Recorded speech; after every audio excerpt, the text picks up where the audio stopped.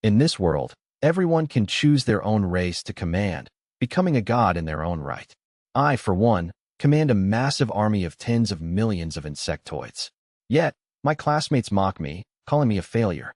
It's all because my chosen race is the Great Locust, the absolute bottom of the barrel, good for nothing but breeding faster than pigs. Everyone else has races like the Thunderbloods or Wolf Cavalry. Even the worst off among them command goblin armies. Just when I thought I'd never amount to anything, I made a shocking discovery. I possess a ridiculously overpowered talent. Life sacrifice. This talent allows me to sacrifice life in exchange for a product of equal value. A bold idea took root in my mind. With the locust's terrifying reproductive rate combined with life sacrifice, I could soar. With that thought, I began breeding them day and night. I poured 200,000 faith power into my talent, accelerating their growth. In just 14 days, I hatched 20 million larvae. Half of them successfully reached their adult stage and began laying eggs with abandon, over 50 million of them. As the number of my insects swelled, so did my faith power, and I funneled every last bit of it back into accelerating their growth. Once my insect population hit 25 million, I activated life sacrifice. A massive, blood-red magic circle materialized over my god domain. I kept 10 million insects to sustain the race and sacrificed the remaining 15 million locusts. Countless fine threads of life energy flowed into the formation. When the ritual ended, 3 options appeared before me, the fruits of my sacrifice. Option 1. 10,000 elite goblin warriors. Option 2. A spring of life, which would endlessly produce life-giving water to nourish life and improve the surrounding environment. Option 3. A level 1 holy relic, the Star of Explosion. When loaded into the god domain core, it grants a chance for core believers to be born with explosive power. Given my current situation, I chose option 3 without hesitation. In an instant, a surge of explosive energy spread through all my core believers. Fiery red patterns appeared on the bodies of some of the remaining 10 million locusts, and they doubled in size. I immediately grabbed one of these new self-destruct locusts and ordered it to detonate. The explosion was as powerful as a cannonball, but that alone wouldn't be enough to kill even an ordinary dwarf. However, if I could overwhelm them with sheer numbers. I had less than 8 hours until school started, which translated to just under 4 months of god domain time. I once again activated my growth acceleration ability to breed the self-destruct locusts. In the blink of an eye, 4 months passed in my domain. Just then, the school bell chimed, and I was instantly teleported to my seat in the classroom. The room was buzzing with classmates chatting and laughing about the state of their god domains. Suddenly, a striking figure walked toward me. The girl's name was Qin Shuang. With her hands on her hips, she looked down at me haughtily. "Lanzong, have you made up your mind? Become my slave, and I guarantee no one will dare bully you until we graduate." I refused without a second thought. But just then, 3 boys swaggered into the classroom. The one in the lead was the school bully who always picked on me, Zhongbing. "Lanzong, did you bring the 100 god power I told you to prepare? Hand it over, and don't make us get rough. Otherwise, we'll smash your god domain core and make sure you never amount to anything." I looked up at the 3 of them. "You want god power? I don't have a single point, but I do have a life. You want that?" My words stunned Zhongbing. In the past, I'd always just taken his abuse in silence. Why was I acting so tough today? A flicker of anger crossed his face. "I think you're tired of living. Believe it or not, I'll lead my dwarf army to crush your god domain and shatter your core," he threatened. I didn't back down. "You've got the guts? Then bring it." Enraged, Zhongbing activated an invasion card on me. The card dissolved into a beam of light that enveloped my body. In the next moment, my consciousness was forcibly dragged into my own god domain. Once an invasion card locks onto a target, it creates a spatial portal in their domain, allowing for an invasion. I could see a giant portal materializing in the desolate desert region of my domain.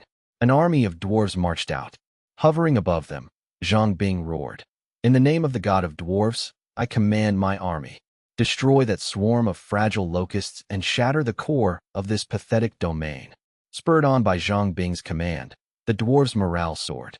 At the same time, my classmates used their god domain auxiliary devices to enter spectator mode. "Look, the one at the front of the dwarf army is an elite unit. He's already produced an elite life form. Lanzong is definitely done for this time." The opinions of my classmates were almost unanimous. No one thought I stood a chance. But now, my divine avatar hovered high in the sky, and below me, a sea of locusts swarmed. After 4 months of breeding, my locusts had reproduced for 2 generations. The number of ordinary locusts alone had reached over 90 million, and I had more than 200,000 elite self-destruct locusts. As the dwarf army charged, I issued my own command. Self-destruct locusts, attack. Instantly, the self-destruct locusts separated from the main swarm, forming a crimson cloud in the sky. The spectating students cried out in alarm. Look, what are those red locusts? Before Zhang Bing could even issue another command, the self-destruct locusts rained down on his army.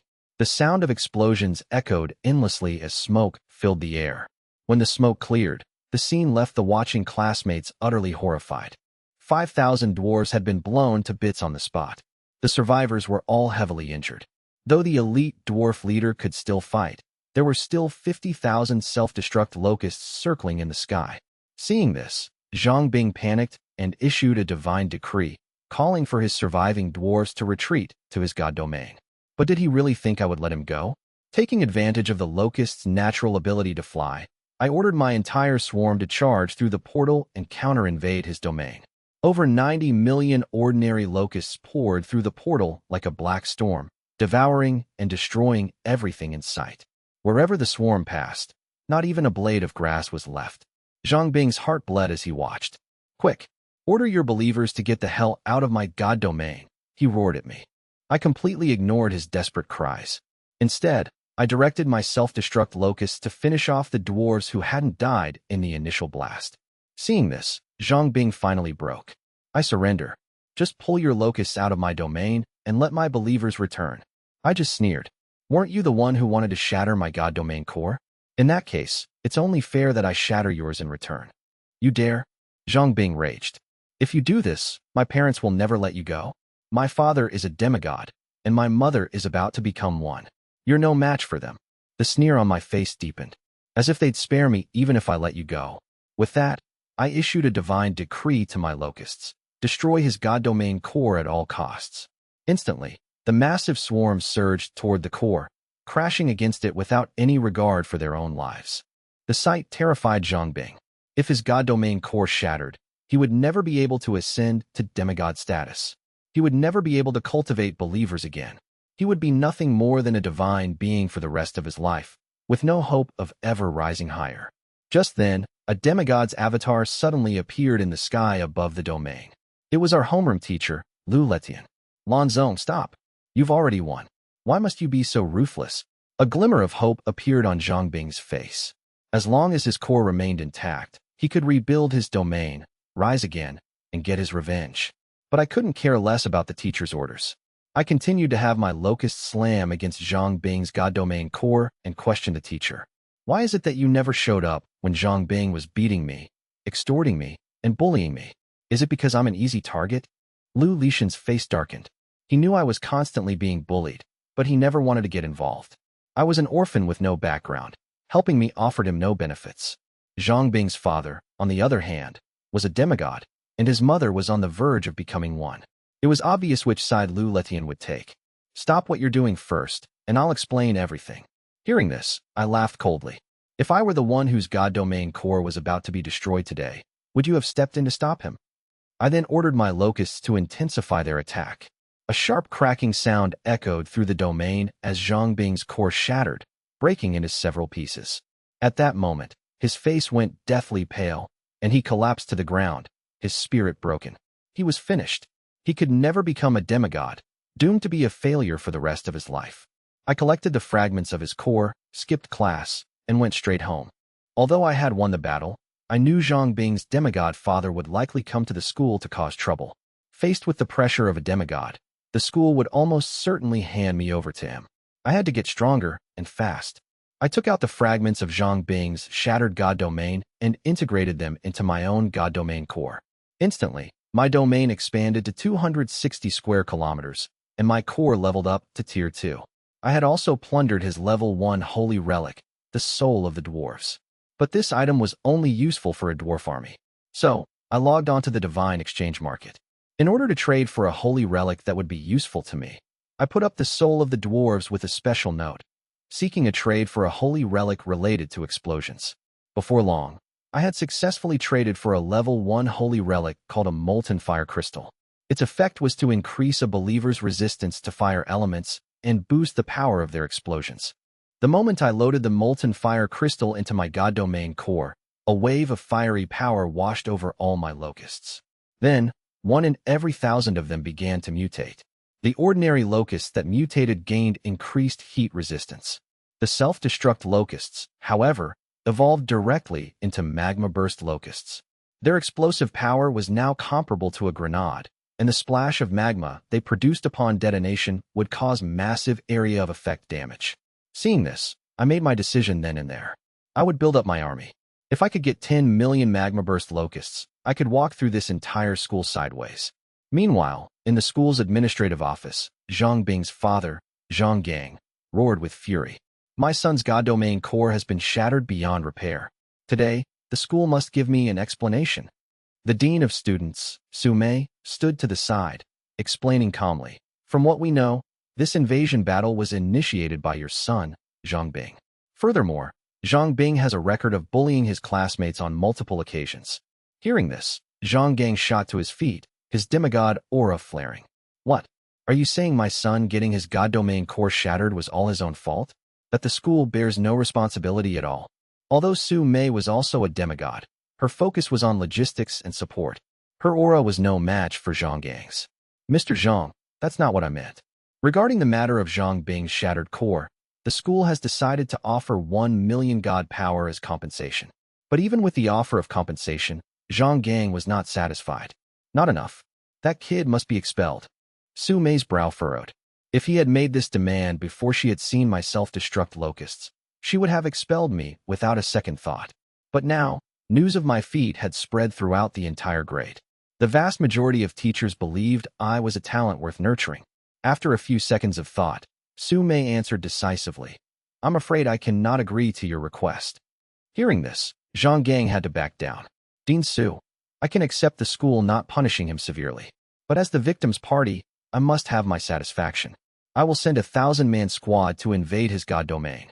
Regardless of the outcome, we will not pursue this matter any further. If you can't even agree to this small request, then don't blame me for disregarding the school's reputation and taking matters into my own hands." A 1,000-man squad might not sound like much, but this was a demigod's 1,000-man squad. Their strength was on a completely different level from a rookie like Zhang Bing, who had just established his god domain. Seeing Zhang Gang's resolute attitude, Su Mei had no choice but to agree. On my end, after repeatedly using my growth acceleration ability, the number of locusts in my god domain had reached a staggering 4.8 billion. In addition, there were nearly 10 billion locust eggs waiting to hatch. Just as I was preparing to perform another life sacrifice, a call request from Dean Su Mei popped up. After a few minutes of conversation, I understood the situation. To increase my strength as quickly as possible and prepare for the battle, I immediately initiated my second life sacrifice. The massive, blood-red magic circle appeared once more, and 4.8 billion ordinary locusts transformed into life energy, pouring into the formation. Soon, 3 new options appeared before me. Option 1. A level 1 holy relic, the blood-red demonic pupil. Grants a chance for core believers to be born with blood-red pupils, which enhance the host's dynamic vision and trigger a primary berserk state upon seeing blood. Option 2. A level 1 skill, world-shaking fireball. Allows core believers to master the primary fireball spell. Option 3. Zhan Tai Jian Feng, a blade edge race, hero-level life form. The first 2 options were certainly good, but considering I would be facing a demigod's 1,000-man army tomorrow, relying solely on fragile locusts wouldn't be enough. So, I chose the third option, Zhan Tai Jian Feng. However, after learning his basic information, I couldn't help but marvel at the power of a hero-level life form. He had 4 skills, one of which was self-created. Even the god domain system couldn't evaluate its mastery level. Zhan Tai Jian Feng had a human-like form, a slender body with pale white hair. His most striking feature was his 2 pairs of arms. Just then, Zhan Tai Jian Feng sensed my gaze and spoke respectfully. "Great God. I, Jian Feng, was born for battle. A hand without a sword is like a gun without bullets." I nodded and immediately spent my remaining 50 god power to buy him a storm greatsword. Zhan Tai Jianfeng took the sword and swung it twice with excitement, stirring up a fierce gust of wind. But then he pleaded again. Great God, I still need 3 more swords. With them, my power can truly be unleashed. Hearing this, I was stunned. Did he think God power grew on trees? He just asks for it and gets it? However, considering the battle with Zhang Gang tomorrow, Zhan Tai Jianfeng's strength was crucial. But with my reputation in class, it was unlikely anyone would be willing to lend me God power. Left with no choice, I had to call Qin Shuang. Back in elementary school, I had saved her once. Since then, Qin Shuang had always kept an eye on me, and she would even step in to help when I was being bullied. But her arrogant, tsundere attitude was just too much to handle. At that moment, seeing my call come in, Qin Shuang was pleasantly surprised. Did he finally agree to be my slave? Hearing her voice, I was speechless. No, I just want to borrow some God power from you. Qin Shuang sneered. You want to borrow God power from me? Let me ask you, what are you going to use to pay me back? That trash race of yours. I was silent for 3 seconds. So, are you lending it or not? How much? After I gave her the amount, Qin Shuang just snorted and hung up. The moment she ended the call, she wanted to slap herself. Why did those sarcastic words just slip out? She felt incredibly guilty. After receiving 150 God power, I immediately bought 3 more Storm Greatswords and gave them to Zhan Tai Jianfeng. Instantly, his faith in me leveled up, and he became a true believer. The next day, I was teleported to the school classroom. Zhang Bing and his father, Zhang Gang, had been waiting for a long time. As soon as the teacher confirmed both sides were ready, Zhang Gang immediately activated the invasion. I was forcibly pulled into his divine domain. A massive portal appeared within my territory, and from it marched a legion of wolf cavalry. Zhang Gang's demigod avatar hovered above his troops, glaring down at my avatar. You little bastard. You shattered my son's divine domain core yesterday. Today, I will return the favor with interest. He issued a divine decree. Wolf cavalry. Destroy his divine domain core. From my vantage point high in the air, my divine avatar watched the wolf cavalry charge with terrifying speed. I waved my hand, signaling the locust swarm to attack. Instantly, 6.8 million locusts took to the skies. Hidden among them were 550,000 exploding locusts. Nearly 7 million elite life forms. A spectating teacher gasped in shock. He only had 20,000 yesterday. To breed nearly 7 million in a single day, that reproductive rate is terrifying. It's scary, sure, but quantity isn't everything against elites like the wolf cavalry, another teacher noted. It's a pity. This student didn't have enough time to grow. He can't withstand this charge. As predicted, the moment the wolf cavalry clashed with the locust swarm, it became a one-sided slaughter. The locusts initiated self-destruct attacks, but their explosions were too weak. The wolf cavalry, clad in full sets of refined iron armor, had astonishing defense. The ordinary exploding locusts couldn't even scratch them. In an instant, 1 million locusts sacrificed themselves in vain, resulting in only minor injuries to a few cavalrymen. Just as everyone thought I was doomed, the magma locusts hidden within the swarm began to detonate. Not only was their explosive power immense, but they also sprayed scorching magma, dealing splash damage. The situation reversed in a heartbeat.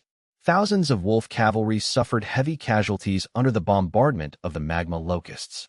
The spectators' jaws dropped. What is happening? What kind of locust creates a magma explosion? Is that a transcendent species? The grade director, Su Mei, was equally stunned. She hadn't expected me to hide such a killer move. Zhang Gang's face turned iron blue. He immediately ordered the wolf cavalry captain to use their transcendent power. Receiving the oracle, the captain howled wildly, unleashing his ability, Ice Aura. Instantly, a freezing chill radiated outward. The temperature plummeted, interrupting the locust's attacks. Taking advantage of the pause, the surviving cavalry launched a counterattack, turning the tide once again. My locust swarm was reduced to less than 500,000, and the magma locusts were exhausted. Zhang Gang still had over 200 wolf cavalry left. He issued another decree, ordering a final charge. The wolf cavalry breached the center of my domain. My core was within reach. Just as everyone believed my core was about to be shattered, a gasp rippled through the crowd. Look, what is standing in front of Han Wu's core? A slender figure stood before the core. It had flowing white hair dancing in the wind and 4 arms. None of the teachers recognized it immediately, except for Su Mei, who realized the answer after a moment of thought. That's a blade wasp, a race born as transcendent life forms. And this is a hero rank life form. Zhang Gang was shocked, but also consumed by intense jealousy. He had struggled for decades and only managed to cultivate one hero rank life form. Yet I, a high school senior, possessed such an outstanding dependent. Zhang Gang's eyes turned red with greed. Snatch it.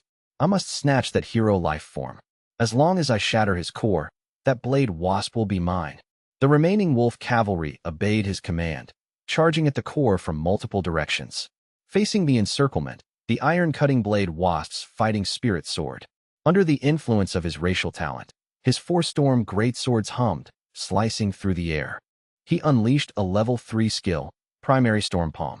Instantly, the greatswords danced wildly, churning the air into a 10-meter-tall tornado that shielded the divine domain core. Any wolf cavalry that got too close was shredded by the wind blades, lightly injured at best, instantly decapitated at worst.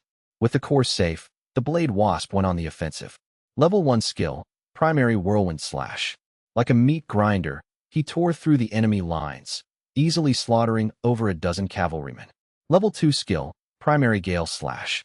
For massive wind blades flew out, slicing cavalrymen in half even from 100 meters away. The wolf cavalry captain roared in fury and activated Ice Aura again, freezing the blade wasp's feet. Seizing the opportunity, the captain drove his wolf forward to strike. But the iron-cutting blade wasp remained unmoved. He raised his four-storm greatswords high, gathering majestic wind energy. It condensed into a 10-meter-long greatsword of pure wind energy. Self-created skill, Zhantai style, activate. The massive sword slammed down on the wolf cavalry captain in an instant. The very ground of the god domain trembled twice, and the captain's flesh and blood rained down upon the earth. The spectating teachers and students watched with their mouths agape. The extraordinary life form, the wolf cavalry captain, had been effortlessly minced into a bloody pulp by a single move from Zhan Tai Jianfeng. At the same time, Zhang Gang's face turned ashen. He couldn't believe it. In a battle against a high school student, he, a battle-hardened demigod, had actually lost. Humiliated and enraged, Zhang Gang roared, "Damn it! Wolf cavalry general, flatten this god domain for me." From the portal, countless more wolf cavalry figures appeared. At their head was a wolf cavalry general, who, like Zhan Tai Jianfeng, was a hero-level life form. Behind him followed a million-strong wolf cavalry legion, including over 1,000 extraordinary-level wolf cavalrymen. This was the true power of a mighty demigod. But the moment these wolf cavalry appeared, an even more immense pressure descended upon Han Wu's god domain. When Zhang Gang saw this new figure, his anger instantly vanished. The newcomer was the school's principal, a powerful true god. "Demigod, do you intend to break your promise?" The true god principal questioned, his voice filled with authority. Terrified by the principal's presence, Zhang Gang didn't dare cause any more trouble. No, of course not," he stammered. With that, he commanded his believers to quickly withdraw from Han Wu's god domain. He himself didn't dare say another word, grabbing his wife and quickly teleporting out of the classroom, afraid the principal would come after him. The spectating teachers and students gasped as the true god principal appeared. The principal was always busy with countless duties. Most students only ever got to see him at the opening ceremony and graduation. To witness the principal's divine might during this test was an unexpected honor. The principal's gaze fell upon Han Wu's god domain, then lingered on the hero-level life form, Zhan Tai Jianfeng. He gave a rare nod and uttered a single word of praise, "Impressive." Then, the principal's form dissipated and vanished. The test was over. The teachers and students were all forcibly ejected from spectator mode. The way they looked at Han Wu had undergone a complete transformation. He possessed magma-burst locusts that could inflict heavy casualties on elite wolf cavalry, and he had a powerful hero-level life form.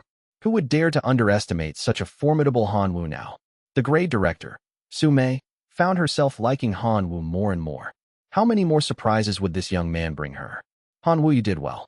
But don't become arrogant just because you have a hero-level life form. They are not invincible. With your current strength, you'd be hard-pressed to even break into the top 3 of your grade. Su Mei offered a word of advice.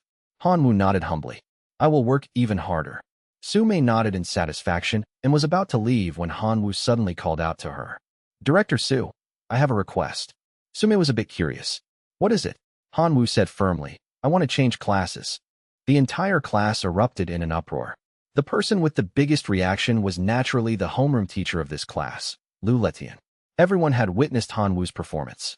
If he continued to develop steadily, he was guaranteed a spot in a first-rate university and could even aim for a top-tier one. He, Lu Letian, would also benefit from Hanwoo's success and receive rewards from the school. If Hanwoo really changed classes, wouldn't the prize that was practically in his grasp just fly away? Lu Letian quickly put on his most amiable expression and tried to persuade him. Hanwoo, I admit that I haven't paid enough attention to you in the past, and for that, I apologize. But your performance today has truly impressed me. I promise that I will guide you well from now on, and I will even allocate more teaching resources to you. So, please, trust me and give me a chance to correct my mistakes.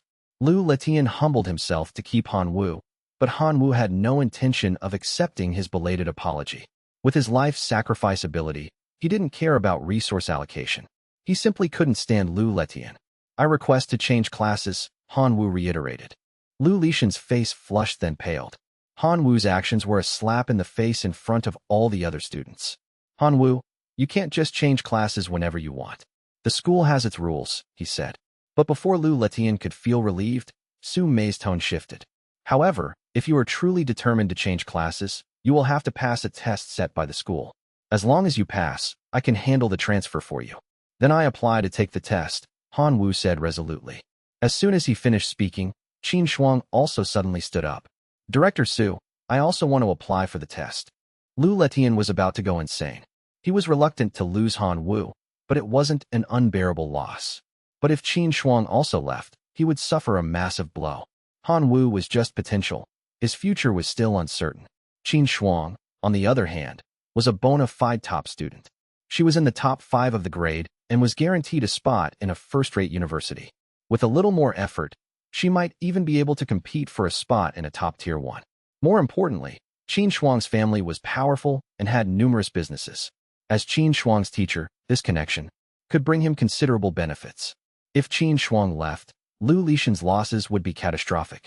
Qin Shuang, if you're dissatisfied with me in any way, you can tell me, and I'll definitely change. There's no need for things to escalate to changing classes, Lu Letian said, forcing a smile. I'm not dissatisfied.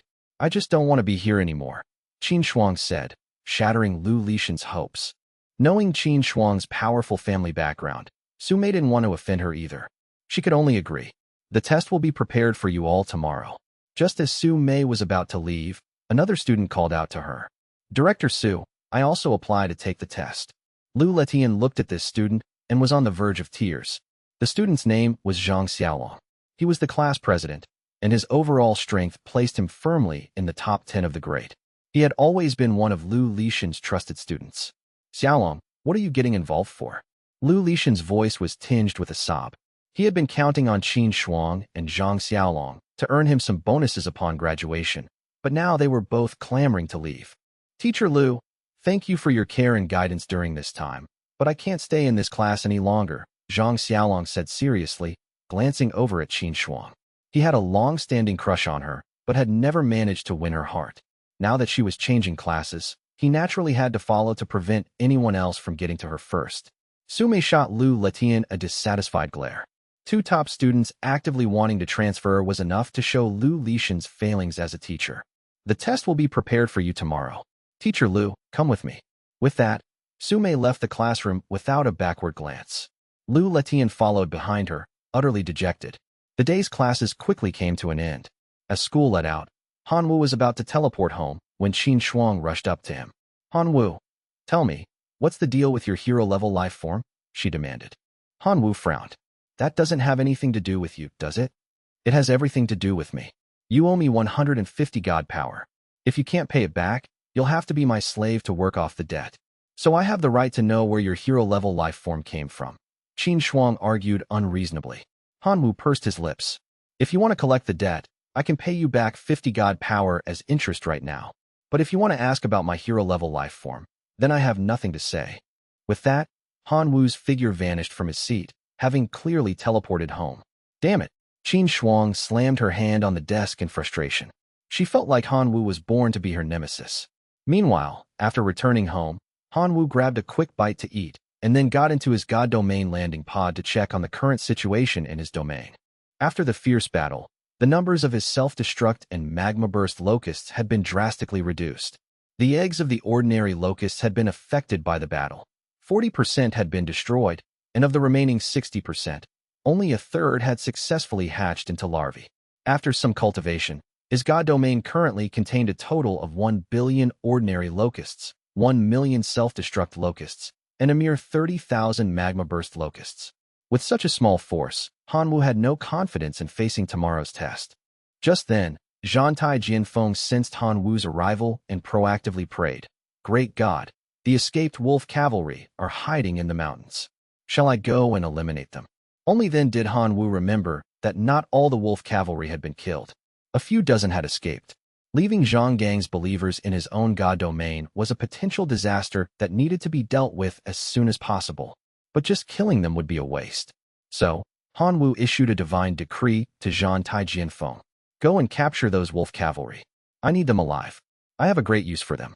Upon receiving Hanwoo's decree, Zhantai Jianfeng immediately took action. Within a few days, he had captured all the wolf cavalry, tied them up, and presented them to Hanwoo. Seeing that it was 11:40 p.m., Hanwoo once again used life sacrifice, offering up over 1 billion ordinary locusts and the dozens of captured wolf cavalry.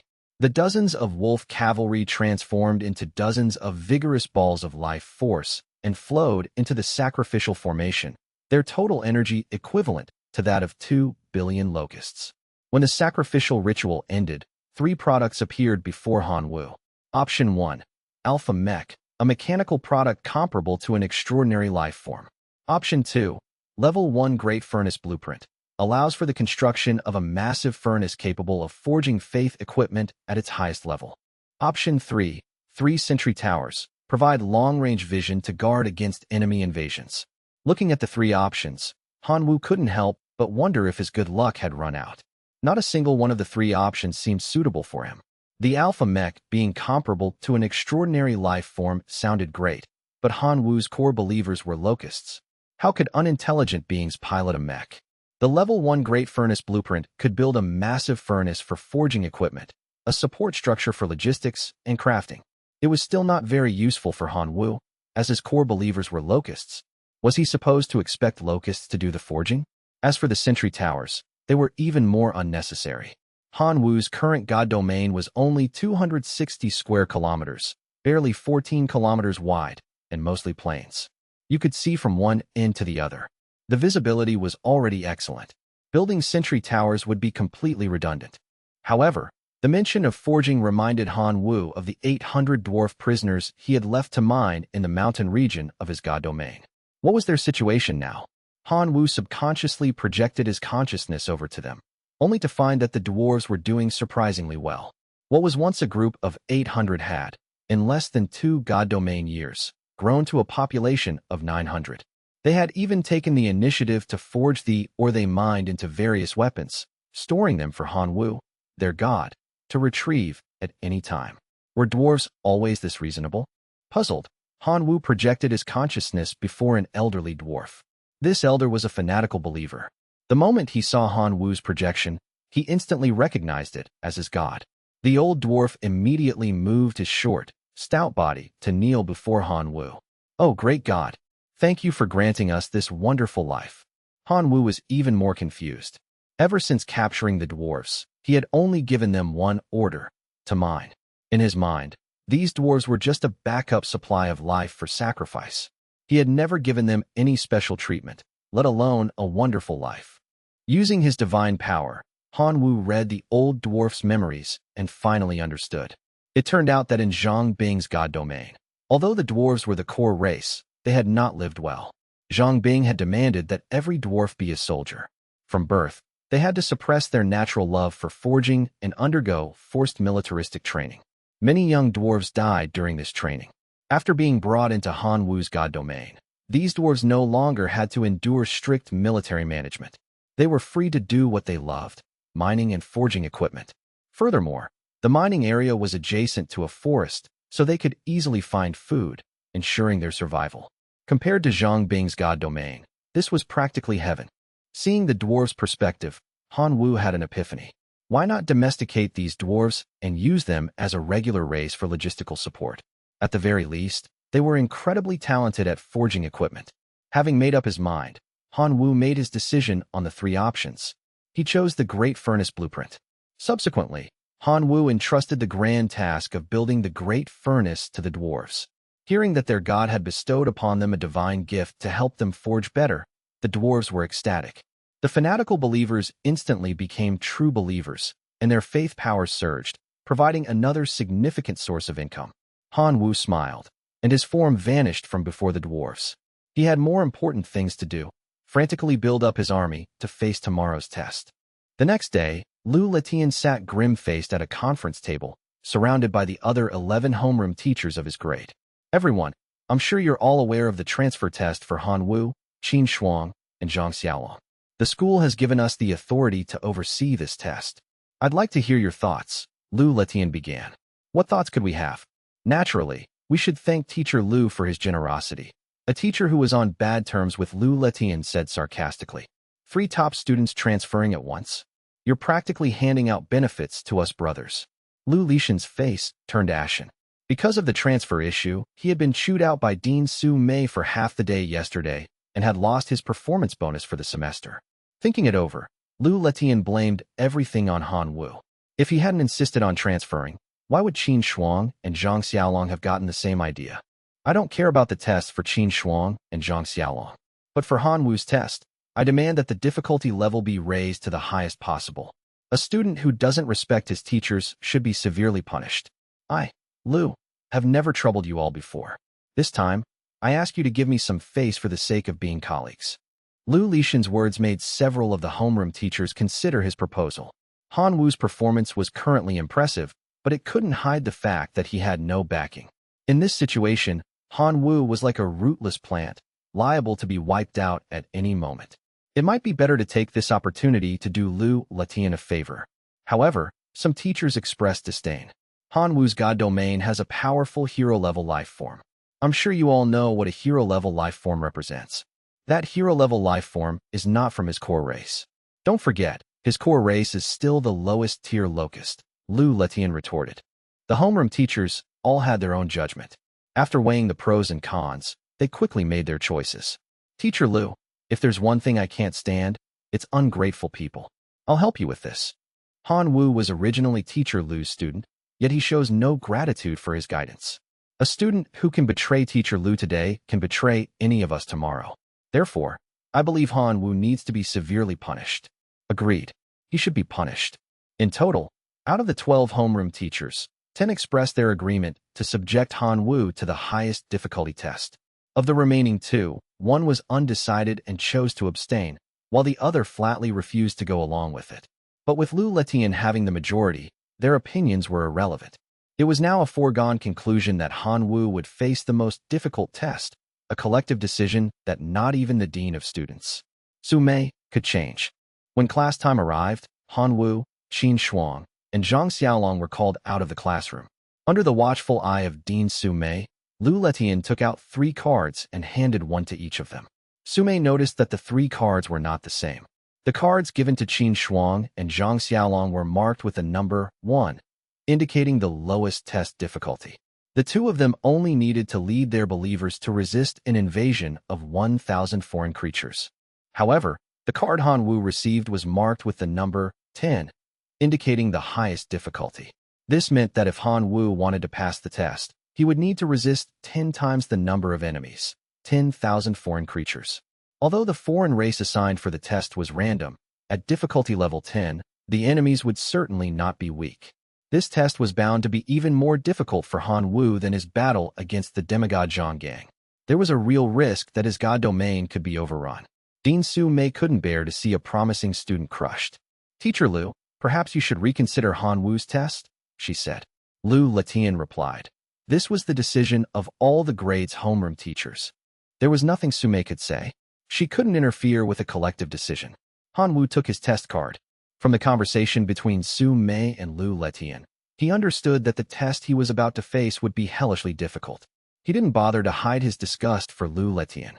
Yesterday, he was feigning sincerity to get me to stay, and when that failed, he resorted to underhanded tactics. A person like that is unworthy of being a teacher. Hanwoo felt even more certain that his decision to change classes was the right one. Even if he lost everything in this test, as long as he could escape Lu Lishan's authority, it would be a victory for him. The three of them took their test cards and went to the God Domain landing pods. Qin Shuang could naturally see that Hanwoo was being targeted. Before entering her pod, she said to him, "My offer still stands. As long as you become my slave, I guarantee that no one in this entire school, besides me, will be able to bully you." Hanwoo gave a faint smile. "I appreciate the thought. We'll see after the test." With that, he entered his landing pod first. Qin Shuang stomped her foot in frustration, muttering, "So ungrateful." She then ducked into her own pod. Zhang Xiaolong witnessed the entire exchange, a dark look in his eyes, before he too entered his landing pod. As the three entered their pods, students and teachers alike entered spectator mode. Qin Shuang and Zhang Xiaolong's tests were nothing special to watch. The 1,000 foreign creatures were quickly annihilated by their core believers, and both of them passed with ease. Hanwoo's test, however, was far from over. The number of foreign invaders in his god domain was not 1,000, but 10,000. And the invading race was the Crimson Goblins, all of them elite life forms. Inside his god domain, seeing the 10,000 elite Crimson Goblins pouring through the portal, Hanwoo felt his breath catch in his throat. For him, the Crimson Goblins were even more troublesome than the demigod Zhonggang's wolf cavalry. This was because Crimson Goblins had an innate attribute, fire resistance. With this attribute, they could withstand higher temperatures, and fire-based attacks would deal significantly less damage to them. And Hanwoo's main advantage was the magma explosions of his magma burst locusts. In spectator mode, a cold smile played on Lu Lishan's lips. Hanwoo, you have only yourself to blame for rejecting my goodwill. An army of 10,000 Crimson Goblins is more than enough to tear your god domain apart. Some of the homeroom teachers on good terms with Lu Letian were already congratulating him. Congratulations, Teacher Lu, on getting your revenge. How can there be revenge between a teacher and a student? After this test, Hanwoo will surely understand our good intentions as teachers, Lu Letian replied with false modesty. Dean Su Mei had no time for Lu Lishan's hypocrisy. Her gaze remained fixed on Hanwoo's god domain. She hoped that Hanwoo could bring her another miracle. As the army of 10,000 Crimson Goblins invaded the god domain, a great battle was about to begin. The battle was joined in an instant. Under Hanwoo's command, a total of 2.6 billion locusts took to the sky, a boundless black cloud that swept toward the Crimson Goblin army. Faced with the massive locust swarm, the Crimson Goblins showed no weakness. They gathered fireballs in their claws and launched them at the locusts. Each fireball incinerated dozens of locusts, and every second, hundreds of thousands were annihilated. The Crimson Goblin's losses, however, were negligible. Hanwoo's divine avatar watched everything. He timed it perfectly and issued another decree. Self-destruct locusts attack. 5 million self-destruct locusts, under the cover of the ordinary locusts, launched a suicide attack on the Crimson Goblin army. The sound of crackling explosions was incessant, and the Crimson Goblin army finally began to sustain casualties. The attack of 5 million self-destruct locusts managed to injure 6,000 Crimson Goblins to varying degrees and kill 400 outright. But for an army of 10,000, this was a minor loss.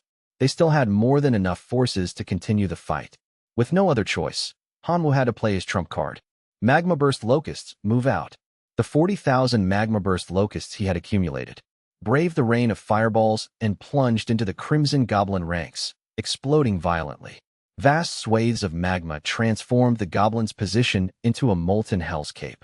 Some of the injured Crimson Goblins, unable to escape, were continuously burned by the high temperatures and eventually died a miserable death in the lava field. But the Crimson Goblins were, after all, fire-based elite life forms.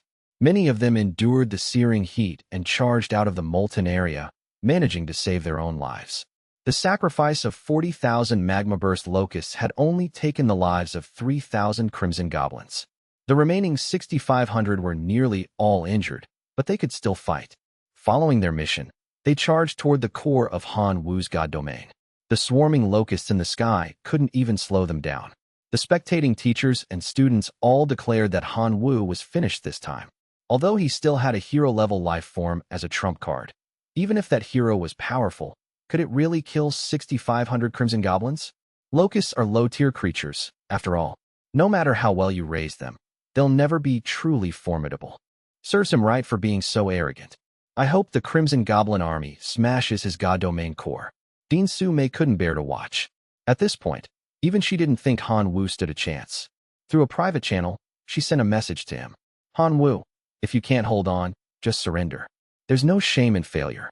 Only by staying alive can you have the chance to wash away the shame of defeat and create a glorious future. I believe that with time, you can rise again. In response to Su Mei's suggestion, Han Wu resolutely shook his head. Director Su, since I've already decided to change classes, I will fight to the end, even if it means sacrificing my very last soldier. Besides, it's not over yet.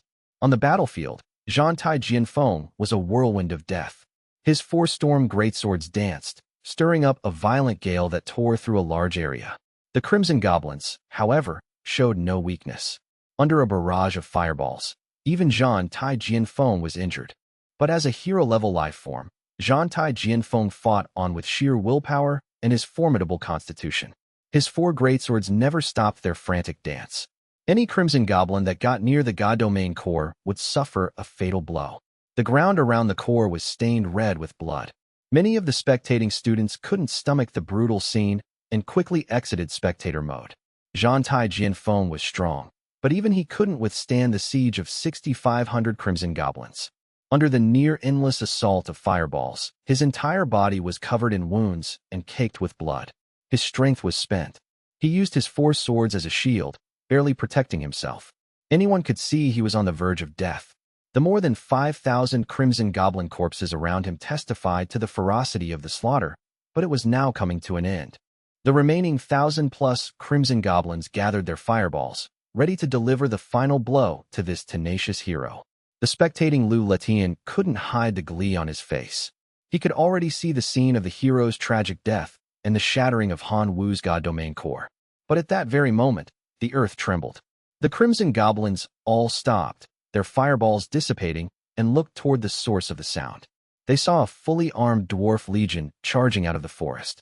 There weren't many of them, only 900, but they were all clad in full iron armor and wielded weapons like warhammers and battle axes. For the god of the mountain, the old dwarf leading them roared. The 900 dwarves responded with a unified, low growl, a sound as stirring as a war chant. The remaining 1,000-plus Crimson Goblins were stunned by the sight. By the time they reacted, the dwarves' iron hammers were already upon them. Kill! The old dwarf swung his great hammer, smashing it down on a Crimson Goblin's head. Blood and gore splattered everywhere. The dwarves following him charged into the fray, clashing with the Crimson Goblins. The sounds of battle cries and explosions once again filled the air, and the battle entered another stalemate. The spectators were all stunned. While watching the whole god domain, they had somehow failed to notice that Han Wu, in addition to his core race of locusts, had also raised a dwarf army. And from the looks of their full armor, he must have been training them for some time. One observant teacher noticed that these dwarves looked familiar. Upon closer inspection, weren't they Zhang Bing's former core race? In just 2 days, Han Wu had cultivated them into believers loyal to him. Asterisk, what a talent. With this kind of ability, he's guaranteed a spot in the top 10 of the grade. Asterisk. This teacher's interest was piqued. Han Wu was taking the test to change classes. If he could bring such a talent into his own class, wouldn't that be like picking up a top student for free? With another top 10 student in his class, his educational performance evaluation for the semester would definitely go up, and the rewards would be substantial. If Han Wu passes this test, I must get him into my class, the teacher thought to himself. Several other teachers had the same idea. They were all just waiting for the final result of the test. Could Han Wu actually pass? In Han Wu's god domain, the sounds of battle grew fainter. The fall of every dwarf and every Crimson Goblin tugged at the hearts of the spectators. Who would win? Soon, the answer was revealed. The last Crimson Goblin had its head smashed in by the old dwarf's hammer. Han Wu's side had achieved the final victory. But this victory was destined to be a Pyrrhic one. Han Wu's locusts were nearly wiped out. His 900-strong dwarf legion had suffered catastrophic losses, with only 54 survivors. The only consolation was that his hero-level life form, Zhan Taijin foam, was not dead. Han Wu is victorious. While the spectators were still processing the battle, Dean Su Mei announced the result. She herself was quite shocked by the outcome, finding it almost unbelievable. All she could say was that Han Wu's victory was a miracle. In his God domain, Han Wu released 2 waves of growth acceleration to help his surviving believers recover before finally logging out. When he emerged from the God domain landing pod, the small classroom was already packed with the homeroom teachers from every class. They looked at the 3 students who had passed the test with eager eyes and extended sincere invitations. Qin Shuang, come to my class. I have resources perfectly suited for your Thunder Sparrows to help your believers level up quickly. Zhang Xiaolong, I have a secret method for cultivating demonic-type believers. If you come to my class, I'll pass it on to you. Han Wu, come to my class. I'm willing to provide you with an even stronger dwarf army. Faced with the enthusiastic invitations from the teachers, Zhang Xiaolong didn't answer rashly, but instead looked at Qin Shuang. Qin Shuang, however, was looking at Han Wu. The teachers immediately realized that the key to getting these top students into their classes was Han Wu. Facing the numerous offers, Han Wu turned to Dean Su Mei and asked, Director Su, may I ask why my test was so difficult? Su Mei replied, the difficulty of an individual's test is decided collectively by all the homeroom teachers of the grade. In an instant, the 10 homeroom teachers who had voted for Han Wu's test to be the most difficult fell silent. I'd like to see their voting records, Han Wu said. Su Mei retrieved the voting records and showed them to Han Wu. Among the 12 homeroom teachers present, 9 had embarrassed looks on their faces, silently cursing Lu Letian countless times. Of the remaining 2, 1 was relieved to have abstained, while the other was sizing up Han Wu. You 2 teachers, Han Wu said, looking directly at the 2 after seeing the votes. If I join your class, what can you give me? Han Wu wanted resources, and the teachers wanted performance. It was a mutually beneficial arrangement. Han Wu was confident that his performance in the test had earned him a higher price. The 2 teachers, appreciating Han Wu's directness, gave their replies. Han Wu, I saw your test today and your ability to cultivate the dwarf race.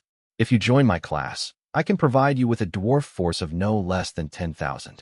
With this force, you will definitely be able to secure a spot in the top 10 of the grade. Entering a first-rate university in the future will not be a dream. The other teachers said, the cultivation of one's core race is the most important. I have several resources that are extremely useful for insectoid races. If you join my class, I can help your locust believers complete a life leap for the entire race. Both teachers offered very high prices, but in Han Wu's view, the second teacher's offer was more logical. The core race was the most important. Teacher, may I ask your name? Han Wu asked the second teacher. Tian 1, the homeroom teacher replied. Han Wu immediately said, Teacher Tian 1, I am willing to join your class. Before Tian 1 could reply, Qin Shuang, who was standing beside him, spoke up. Teacher Tian 1, I am also willing to join your class. Zhang Xiaolong, behind them, quickly followed. Teacher Tian 1, please let me join your class. Tian 1's mouth fell open, his face a mixture of shock and joy. A triple kill. This was the rhythm for winning the Outstanding Teacher Award this year. The other homeroom teachers were green with envy at this result. With 3 top 10 students all flocking to Tian Wen's class, wouldn't his class's overall score skyrocket? But there was nothing they could do about it. Which class a student chose was their own decision. As teachers, they could only entice, not interfere. Excellent. All of you come to my class. Tian Wen said joyfully. He reached into his pocket and took out 3 high-quality cards. These are my welcome gifts for you. Tian Wen distributed the 3 cards. Qin Shuang didn't even look at hers before storing it in her god domain. Clearly, this girl, whose family owned a mine, didn't care much for Tian Wen's reward. Zhang Xiaolong took his card, glanced at it, and a look of pleasant surprise appeared on his face. The card Tian Wen had given him was very suitable for the development of his core race. As for Han Wu, he held the card Tian Wen had given him, and a storm raged in his heart. The card was practically tailor-made for his insectoid race. Level 2 building card, Insect Nest. Occupies 1 square kilometer. Can hatch 1 million insectoids per year. Effect, perfectly manifests the effects of any holy relics embedded in the insect nest. To put it in practical terms, after Han Wu built the insect nest in his god domain, he could embed the 2 level 1 holy relics, the Star of Explosion and the Molten Fire Crystal, into it. The insect nest would then perfectly apply their power to the insect eggs nurtured within. By doing this, Hanwoo would be able to produce 1 million magma burst locusts every year. This was far faster than his current method of using the growth acceleration ability. "Thank you, teacher," Hanwoo said gratefully. "No need for thanks. Achieving better results is the best way to repay me," Tianwen replied. Dean Sume watched this outcome with a gratified look. She was genuinely happy that Hanwoo was able to transfer to a class he was satisfied with. As for how far Hanwoo could grow in the future, that would depend on his own fortune. Teachers, today's test was just a small trial, of little importance. But the unified exam organized by the school in 7 days is of the utmost importance. It will affect the resource allocation for each class in the future. I don't need to explain the significance of that, do I? Sume's words made the expressions of the homeroom teachers present turn serious. "Director Su, we will certainly do our best to educate our students and live up to the school's expectations. My class is reserving one of the 3 top class spots. I have faith in the students of my class." The homeroom teachers all stated their positions. The only exception was Lu Letian. His top students had all defected to another class. After a day of classes in his new environment, Hanwoo teleported home after school and immediately got into his God Domain landing pod. The transfer test had dealt a devastating blow to the believers in his God Domain, and he hadn't had a chance to assess the damage yet. Upon entering his God Domain, Hanwoo immediately used his divine sense to scan the entire area and obtain detailed information. Believer count: locusts, 2,040,000. Self-destruct locusts, 5,000. Magma burst locusts, 300. Crimson deer dwarves, 52. Hero-level life form, Zhantai Jian Foam. This was the entirety of the believers remaining in Hanwoo's God Domain. To describe it in one word, pathetic. If he were to participate in the unified exam in 7 days with this level of strength, his score would probably be at the bottom of the entire grade. "I'll have to continue mass-producing troops and build up the locusts first," Hanwoo muttered, his gaze falling on the new name, Crimson Deer Dwarves. He was certain that the dwarves in his God Domain were just ordinary dwarves. How had their name changed after one battle? Puzzled, Hanwoo projected his divine consciousness to the mining area to see for himself. When his divine avatar saw the dwarves, his first reaction was shock. How had his dwarves turned into this? A short, stout body, sturdy limbs, and abundant hair. These 3 features were standard for dwarves. But the Crimson Deer dwarves had 2 more: crimson skin and magma-like veins. Hanwoo could even see the magma-like blood flowing, forming bright patterns under their red skin. Hanwoo quickly checked the information for the Crimson Deer dwarves. Ordinary believer, Crimson Deer dwarf. An elite race evolved from ordinary dwarves after experiencing a desperate, bloody battle. Believer level, elite life form. Believer talents, forging, magma blood. Faith level, true believer.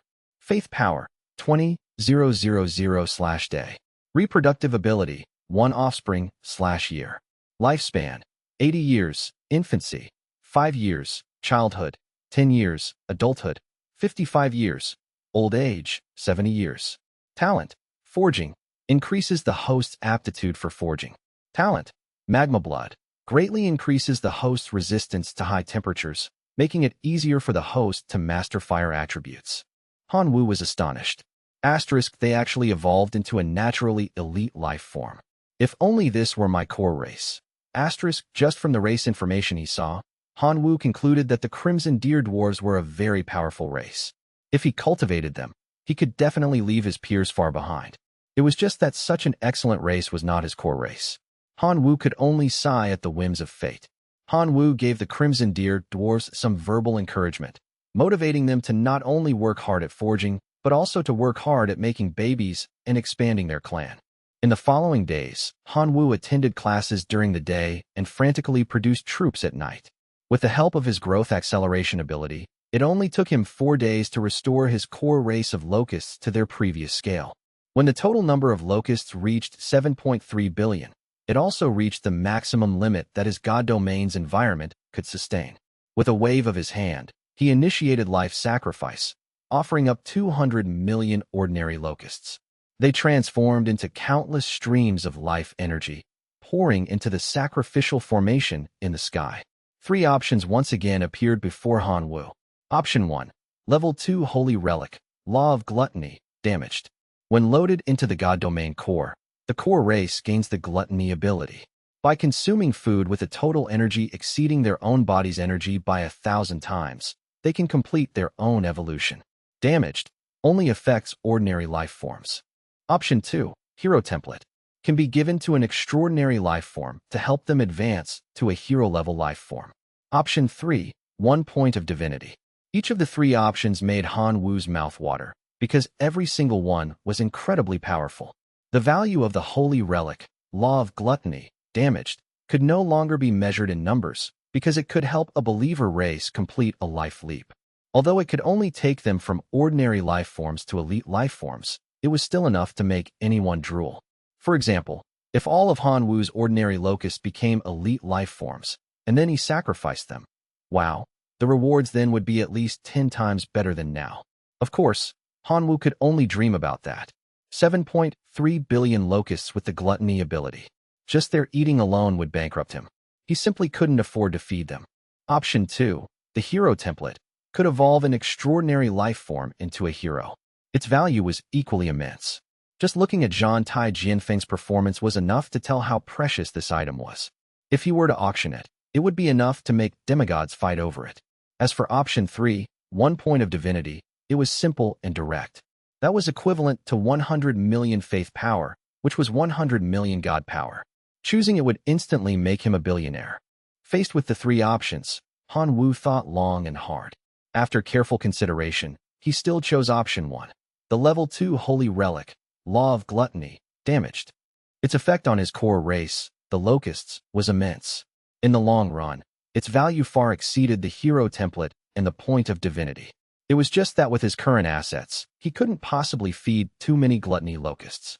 Han Wu had to settle for the next best thing. He would install the law of gluttony on his insect nest and produce 1 million targeted gluttony locusts per year. In the blink of an eye, 3 days passed. The unified exam was upon them. Han Wu entered his god domain, and amidst the billions of insects, his eyes were immediately drawn to a group of giant locusts, each a meter long. They were a new species, an extraordinary life form that Han Wu named the blast plasma locust. The morning sun shone brightly. Han Wu walked into his new classroom and went to his seat. Qin Shuang had been waiting for him for a while. Seeing him arrive, she stood up and walked over. "Have you decided to be my slave yet?" Qin Shuang asked, her tone immediately hostile. Han Wu was speechless. What kind of obsession did Qin Shuang have with making him her slave? "Qin Shuang, my strength isn't weak now. I can protect myself. Let's just drop the whole slave thing," Han Wu replied, rejecting her once again. But Qin Shuang was still not willing to give up. "Having such thoughts just shows how immature you are. Let me ask you, do you have any backing? Do you have any resources? You have neither. You think you can stand out from the children of all those demigods just with your locusts? You're too naive. Your locusts are well-bred, I'll admit, but they're ultimately too weak. And while your taming of the dwarves was impressive, they're not your core race." Qin Shuang went on for a long time, but to Han Wu, it was all just nonsense. "I appreciate the thought. We'll see who's right after the exam," Han Wu replied, then entered his god domain landing pod to wait for the unified exam to begin. Qin Shuang felt like her kindness had been thrown back in her face. She left in a huff. Zhang Xiaolong, seeing the goddess he admired being rebuffed by Han Wu, felt a fire ignite in his heart. "Han Wu, one day, I will make you disappear from Qin Shuang's sight completely." After a short while, the homeroom teacher, Tian Wan, arrived in the classroom. His demigod projection appeared on every student's interface. The unified exam organized by the school is crucial for the future allocation of resources to our class. It's extremely important. I ask all of you, for your own futures, to give it your all in this exam. For students who perform exceptionally well, I will not be stingy with rewards. Holy relics, god domain land, core fragments, believer legions. I have all sorts of reward resources right here. As long as you have the ability, feel free to take them. These simple words made the hearts of the 62 students in the class surge with excitement. Now, I will distribute the rules for the unified exam to everyone. Please check them carefully. The rules were sent to every student's interface.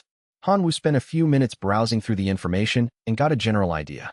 Like in previous years, this year's unified exam was divided into 2 stages, an elimination stage and a ranking stage. In the elimination stage, All students would face a test of the same difficulty.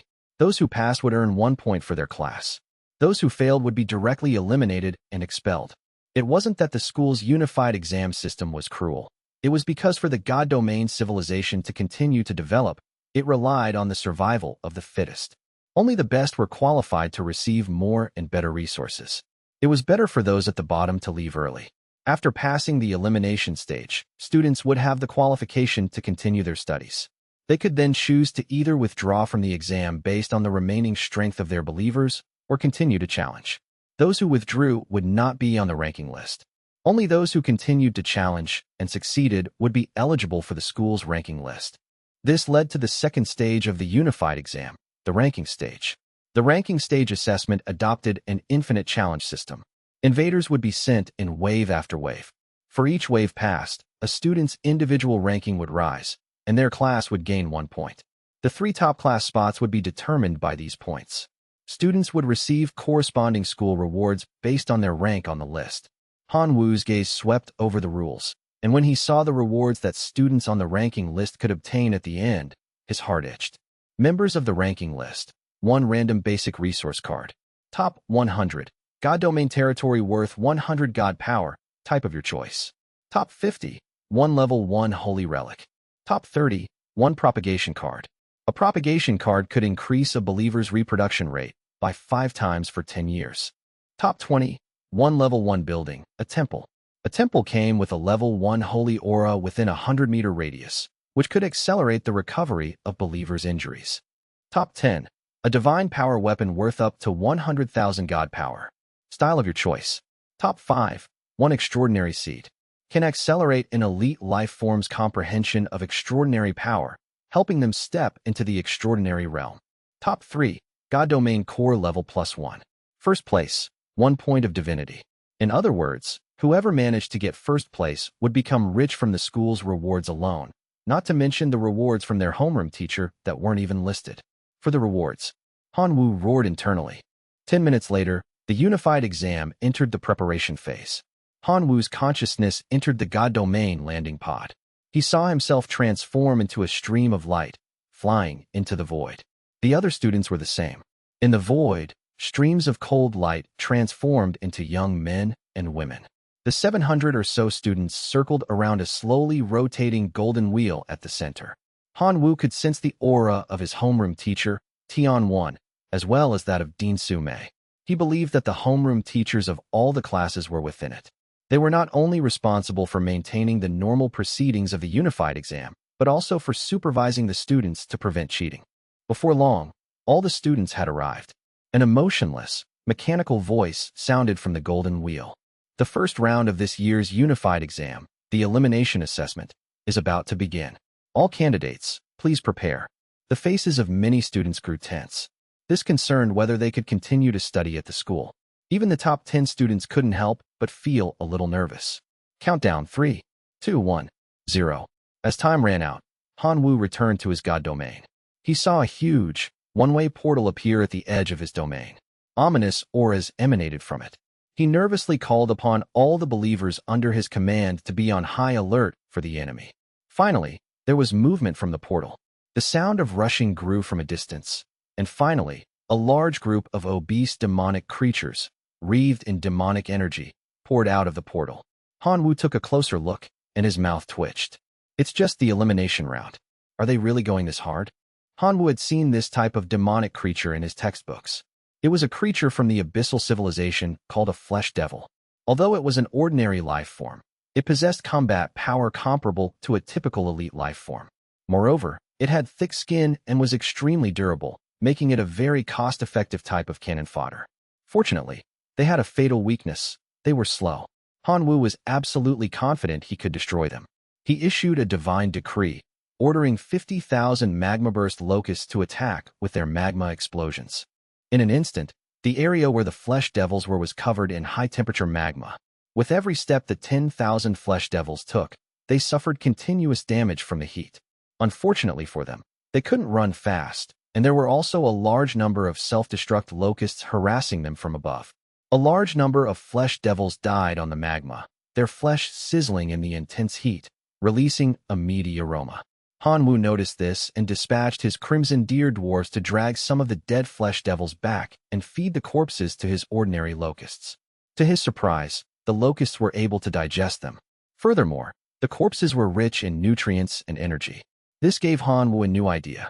He quickly swapped the level 2 holy relic, Law of Gluttony, damaged, which was loaded on his insect nest, with the 2 level 1 holy relics on his god domain core. In an instant, all the locusts flying in his god domain were affected by the god domain core. They felt an intense hunger in their bellies. The flowers, grass, and trees in the god domain became their food, including the corpses of the flesh devils. One by one, the locusts, in their frantic consumption, expanded in size, leaping from ordinary life forms to elite life forms. Han Wu's heart leaped with joy. 10,000 flesh devils as food. In less than 5 hours, he had gained over 5 million elite gluttony locusts. This wasn't an exam, it was a buffet. If the subsequent tests were all like this, then let them come even more fiercely. I'll release the growth acceleration ability and produce more troops, Han Wu said excitedly. The Unified Exams Elimination Assessment was still ongoing. More and more students were suffering under the attack of the flesh devils. In the Golden Wheel, the 12 homeroom teachers had their divine senses spread out, monitoring the situation in all the students' god domains. Sigh, another student has been eliminated. I had high hopes for him. One homeroom teacher lamented. 20 students from my class have already been eliminated. That's a third of them. My class is even worse.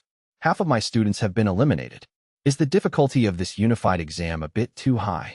Ahem. Dean Su-mei coughed, interrupting the complaints among the homeroom teachers. The principal is leading 3 vice principals on the front lines, fighting the abyssal civilization for a plane. Choosing the flesh devils as the invading enemy for the elimination assessment certainly has its reasons. It's not for us demigods to speculate. Indeed, Director Su is right. We just need to conscientiously complete the tasks assigned by the principal. Don't you all agree? Yes, we firmly support the principal. Only then did Su-mei's expression soften. At this moment, Tianwen suddenly clapped his hands excitedly. Good kid. What others see as a nightmare, the flesh devils, have become food for his believers. He's really got a trick up his sleeve. The other homeroom teachers all turned their divine senses to the interface Tianwen was watching. There are believers who can resist the toxins in the flesh of the flesh devils. I only knew that locusts could ignore the flesh devil's toxins after the exam started. This is a new discovery, worth researching. Seeing Han Wu's locusts devouring the flesh devils, the homeroom teachers all praised him. Lu Letian stood behind the crowd, his face as ugly as if he had eaten shit. It's just dumb luck. He stumbled upon it by chance. In terms of real strength, his locusts are trash, Lu Letian said resentfully. Teacher Lu, I can't agree with you there. Tianwen, who had never gotten along with Lu Letian, naturally seized the opportunity to criticize him. Luck is also a part of strength. And if you look closely, the locusts he has cultivated are not weak at all. With that, Tianwen enlarged the screen, showcasing the blast plasma locust that Han Wu had cultivated. Yo, an extraordinary life form.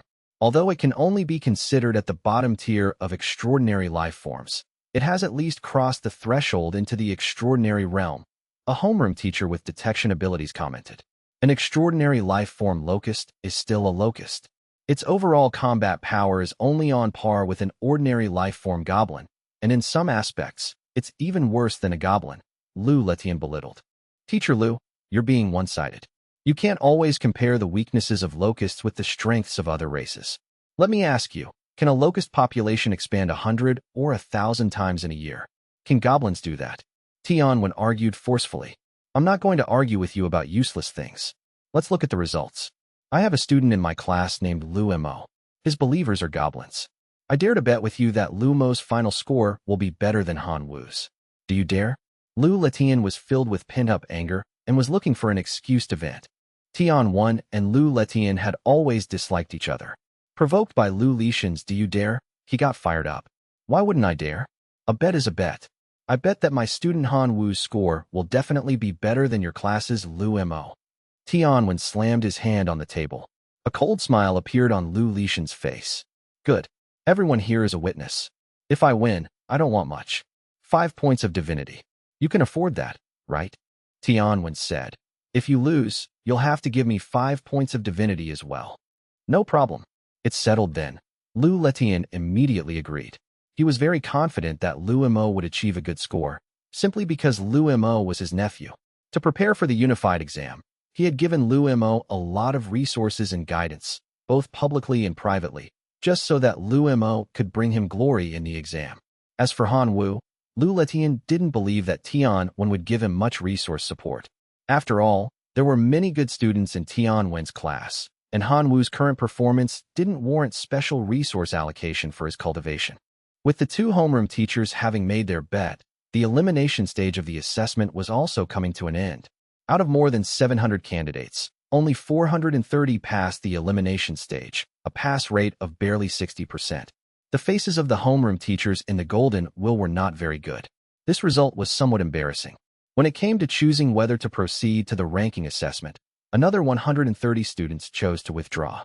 A bunch of good-for-nothings, a hot-tempered homeroom teacher cursed. Don't blame the students. The difficulty of this unified exam is very high. It's normal for some to withdraw. The students who can survive such a difficult battle are the ones we should focus on cultivating in the future. After hearing this, the two homeroom teachers nodded, their gazes falling on the interfaces of the remaining students in their classes. The ranking assessment will now begin, the emotionless mechanical voice announced to the remaining 300 students. A thicker, more ominous aura emanated from the giant portal. A clattering sound came from within.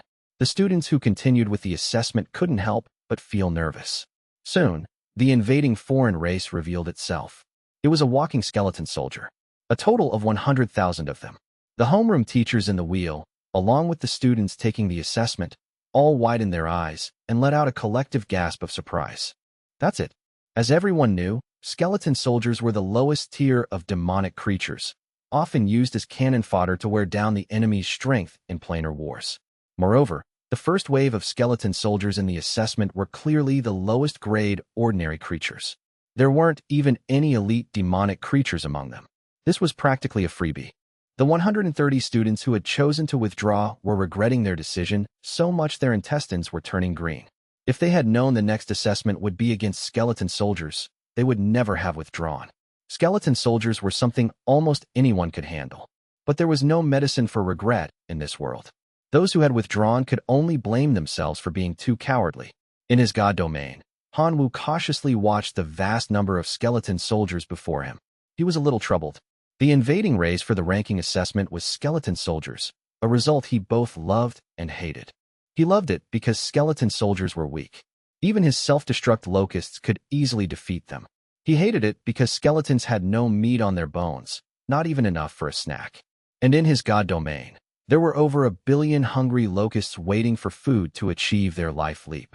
Sigh, I guess I have to fight. Han Wu sighed and issued a divine decree, ordering the billion-plus hungry locusts to attack.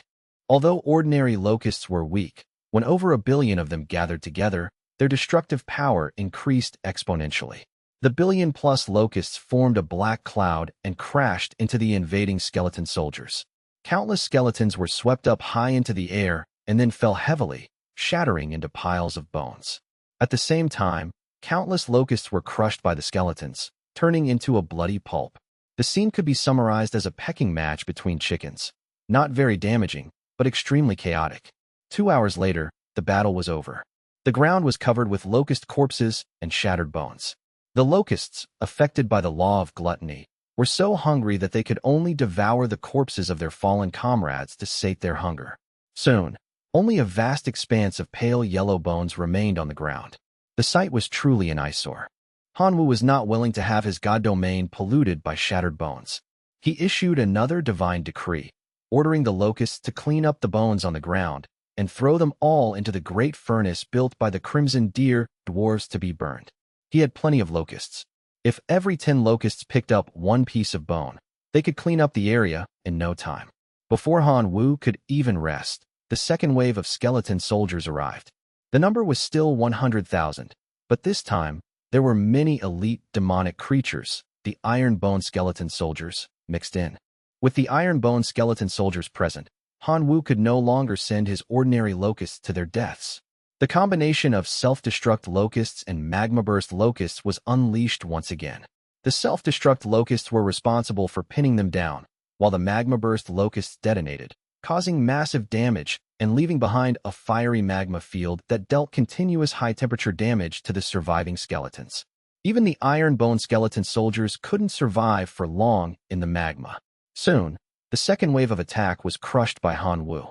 Noticing the effectiveness of the magma field against the skeletons, Han Wu had a new idea. He simply maintained the magma on the ground, occasionally having his blast plasma locust spray some fresh magma on it to maintain the temperature.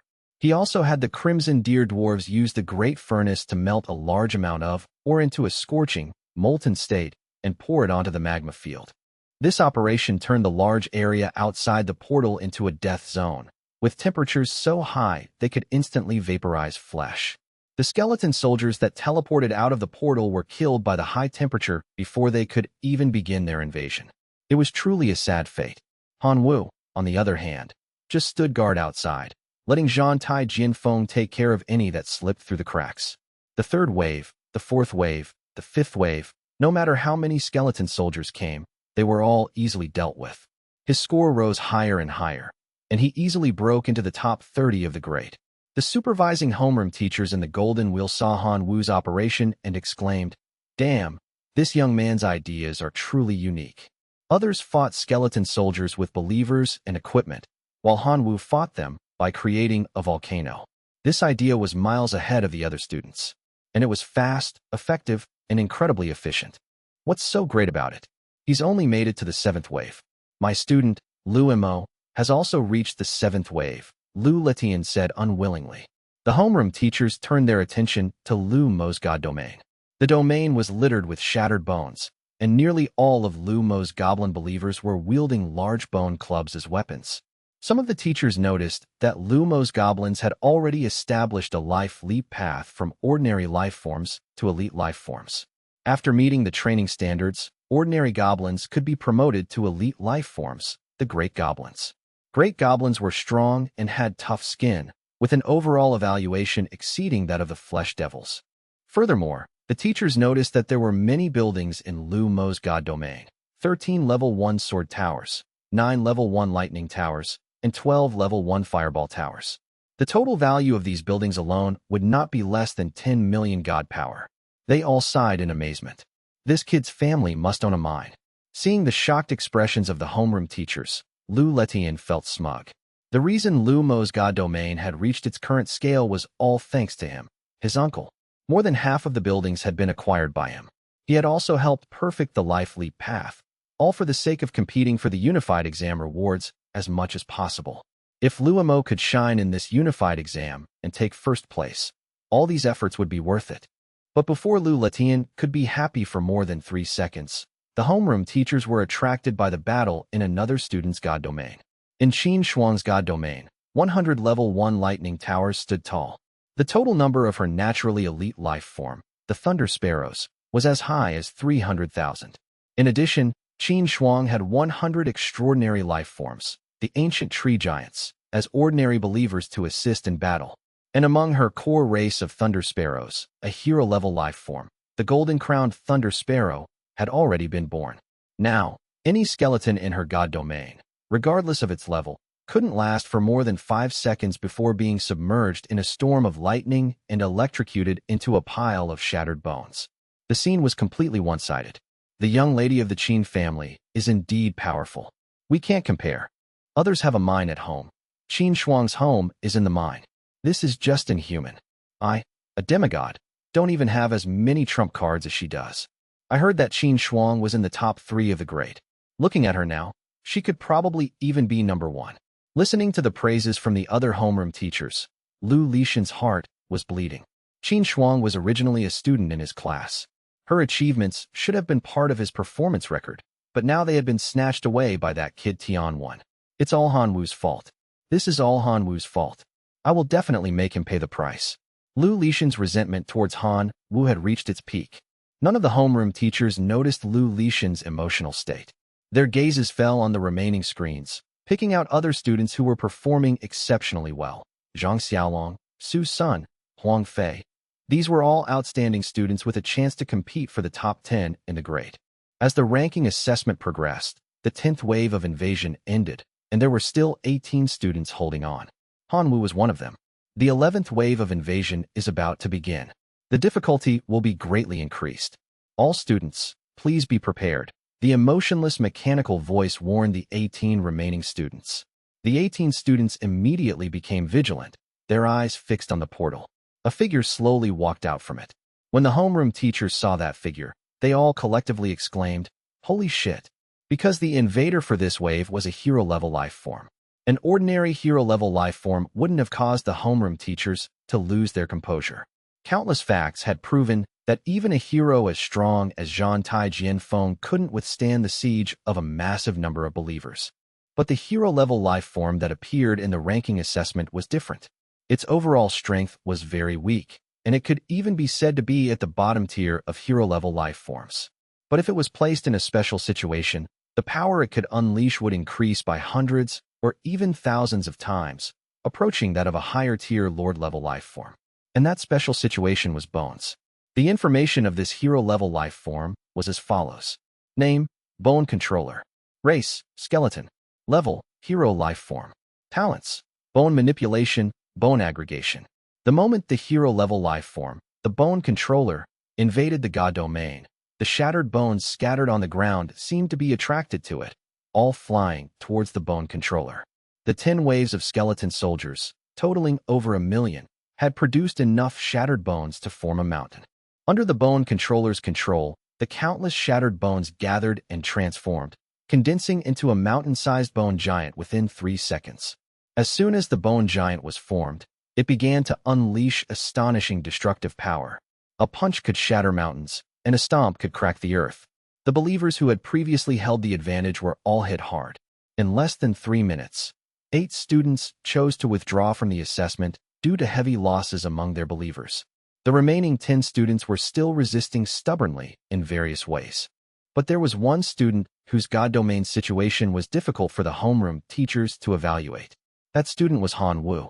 A hero-level Bone Controller had also invaded his God domain. But after entering, the Bone Controller was unable to display its might. Instead, it was being chased around the God domain by the artificial volcano Han Wu had created. This was because there were very few shattered bones in Han Wu's God domain. The vast majority had been melted into ash by the magma. Without the support of shattered bones, the Bone Controller's combat power was pitiful. It was chased down by Zhang Tai Jianfeng and chopped into 18 pieces. Some of its key bones were even taken by the Crimson Deer dwarfs, who planned to forge them into faith equipment. As a result, Han Wu became the first among the remaining 10 to pass the 11th wave of invasion. This is cheating. It's definitely cheating, Lu Letian said with jealousy. Han Wu's easy defeat of the hero-level Bone Controller made him extremely unhappy. The other homeroom teachers also had their doubts. The process of Han Wu dealing with the Bone Controller was too easy, making people wonder if Han Wu had gotten the questions in advance. I protest. Tianwen naturally had to stand up for his student. Tianwen, you're covering for your student. Be careful. I'll report you to the education authorities, Lu Letian threatened. You're openly slandering my student, saying he cheated. Do you have any evidence? Han Wu retorted defiantly. Lu Letian snorted coldly. Do we still need evidence? Everyone here has eyes. Who can't see Han Wu's abnormal behavior in dealing with the skeleton soldiers? Let me ask you, who would actively clean up the battlefield after defeating skeleton soldiers? Unless that person knew in advance that a Bone Controller who could manipulate bones would appear later. Cleaning up the shattered bones on the battlefield can effectively reduce the Bone Controller's strength. I strongly suspect that Han Wu obtained this test question in advance. This is a serious act of cheating. The school must investigate it thoroughly. Tianwen was at a loss for words. Although he believed in Han Wu's character, he also felt that this matter was too much of a coincidence. Ahem. At this moment, Dean Su-mei stood up. Regarding Han Wu's results, let me say a fair word. The content of this unified exam was set by the principal before he left. Even I did not know the specific content before the exam began. If Han Wu knew the content of the exam beforehand, there is only one possibility. The principal leaked the questions to him. Teacher Lu, do you think the principal would do something so foolish? The last question made a layer of cold sweat break out on Lu Lishan's forehead. If he continued to insist that Han Wu had cheated, it would mean that he suspected the principal of helping Han Wu cheat. The authority of a true god was not to be questioned. Lu Letian could not afford the risk of questioning the principal. He could only change his tune. Perhaps I was mistaken. Hanwoo must have defeated the bone controller through his own luck. But even so, Lu Letian didn't want to see Hanwoo achieve a good score. He continued, even if Hanwoo didn't cheat, his score is still greatly inflated, which is very unfair to the other students. The other homeroom teachers looked at Sume. Hanwoo's sudden rise had made them feel a sense of crisis. Only by suppressing Hanwoo would their own students have a chance to stand out and get better rewards. Hearing Lu Lishan's words, a mocking smile appeared on Su Mei's cold face. Teacher Lu, as a demigod, do you realize how ridiculous your words are? The cultivation of seeds in the God domain civilization has never been about fairness, but about the survival of the fittest. No matter how Hanwoo achieved his good results, as long as he didn't cheat, those results belong to him. As for the fairness you speak of, do you think it's fair to the other students that you used your authority to privately give your nephew, Lu Mo, extra resources? Is it fair to the other students that Qin Shuang's family has sponsored her with tens of millions of god power? Lu Letian was instantly speechless. He never thought that the information he had hidden so well was already known to Su Mei. You bastard. So Lu Mo is your nephew. No wonder you wanted to make a bet with me about him. Tianwen finally realized that Lu Letian had planned to trap him. But then he thought about Hanwoo's unexpected rise and his easy defeat of the hero-level bone controller, and he started to laugh. There's a saying, lifting a rock only to drop it on your own foot. My student Hanwoo has already passed the 11th wave of assessment. But your nephew, Lu Mo, is having an unexpectedly difficult time passing the 11th wave. Lu Letian quickly looked at Lu Mo's interface. He saw the bone giant controlled by the bone controller wreaking havoc in Lu Mo's god domain. A large number of buildings were destroyed, and countless elite great goblins were killed. After withstanding a few attacks from the bone giant, Lu Mo couldn't hold on any longer and had to declare defeat. His score was fixed at 7th place in the grade, which was quite good, but it was far from Hanwoo's. The result of the bet is out. My student Hanwoo passed the 11th wave of assessment, and your nephew Lu Mo failed to pass the 11th wave. Teacher Lu, all the teachers here are witnesses. You won't go back on the 5-point divinity bet, will you? Tianwen was now triumphant. Lu Letian really wanted to just walk away, but he couldn't afford to lose face. He had no choice but to grit his teeth and take out 5 points of divinity from his god domain, condensing them into a card and handing it to Tianwen. He didn't forget to warn him. Teacher Tianwen, please take good care of these 5 points of divinity. One day, I will take them all back. Tianwen accepted the 5-point divinity card without ceremony and replied, thank you for your divinity. I won't let that day come. The ranking assessment was still ongoing. After dealing with the hero-level bone controller, Hanwoo had to wait a long time before the 12th wave of invasion arrived. The one leading the charge was still a hero-level bone controller, followed by 10 extraordinary-level skeleton knights. Hanwoo sent out Zhan Tai Jin Feng and 20 blast plasma locusts, easily dealing with this wave of invasion. But the other students didn't have it so easy. In the 11th wave, they had struggled to kill one bone controller, and before they could even clean up the scattered bones, another bone controller appeared in the 12th wave, along with 10 skeleton knights. The psychological trauma for these young geniuses was not small. They were probably all complaining in their hearts. How come there's another one? Is this ever going to end? Unable to withstand the immense pressure brought by the bone controller, another 3 students cursed and withdrew from the assessment. The top 3 were born: Hanwoo, Qin Shuang, and Huang Fei. As for who was first, they would have to wait a little longer. In the 14th wave, Huang Fei's core race suffered heavy casualties, and he chose to withdraw, securing a good 3rd place on the ranking list. In the 16th wave, Qin Shuang's core race, the Thunder Sparrows, were all exhausted. Her lightning towers were mostly damaged, and 60 of her ancient tree giants had fallen in battle. Unable to withstand the next wave of attack, she voluntarily withdrew. Hanwoo automatically became number 1 on the ranking list. But he was so engrossed in the assessment that he didn't know the result yet and was still continuing. As the assessment reached the 20th wave, the first to appear from the portal was still a hero-level bone controller. But behind him, the number of extraordinary-level skeleton knights was a full 5,000. Faced with such a large number, the blast plasma locust's advantage turned into a disadvantage. The explosions caused a huge impact on the dense formation of skeleton knights. It wasn't just the explosions. There was also friendly fire from their comrades being blown into them. After a few waves of bombing, the 5,000 skeleton knights were all shattered and their combat effectiveness greatly reduced. The bone controller wanted to gather the shattered bones to counterattack, but the moment it stepped out of the portal, it was targeted by the equally hero-level Zhan Tai Jianfeng. A single Zhan Tai style sent the bone controller to its death. The remaining skeleton knights were picked off one by Zhan Tai Jianfeng and the Crimson Deer Dwarves' guerrilla tactics. As the 20th wave of invasion was passed, all the homeroom teachers stared at the only remaining screen. The emotionless voice sounded again.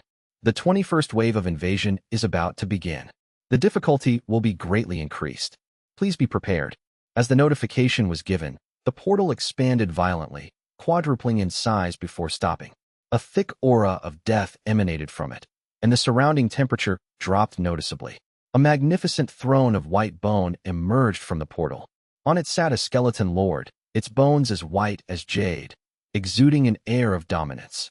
Beside him, two bone controllers stood respectfully, acting as attendants. Below the bone throne, 10,000 skeleton knights, despite being extraordinary life forms, were currently tasked with carrying the skeleton lord's throne. "It's a skeleton lord," the spectating homeroom teachers all exclaimed. To see a lord-level life form in only the 21st wave, one had to know that even the demigods present might not possess a creature of that level. The moment he saw the skeleton lord in his god domain, Han Wu knew his challenge was over. A lord-level life form was something he absolutely could not fight at his current level. Even with the geographical advantage and some clever tricks, it was impossible. He decisively chose to give up. The moment Han Wu announced his withdrawal, a huge suction force emanated from the portal, pulling the skeleton lord back. The bone controllers and skeleton knights couldn't even resist for a second under the powerful suction and were pulled back to their original plane. Only the skeleton lord managed to resist for 5 seconds. During those 5 seconds, the skeleton lord did not attack. Instead, it brutally broke off one of its own ribs and threw it with all its might. The rib transformed into a stream of light, flying to the other end of Han Wu's god domain, escaping the range of the suction. Only after confirming that the rib had landed safely did the skeleton lord give up its resistance and, along with its bone throne, was teleported back to its original plane. Han Wu watched, his heart pounding with fear.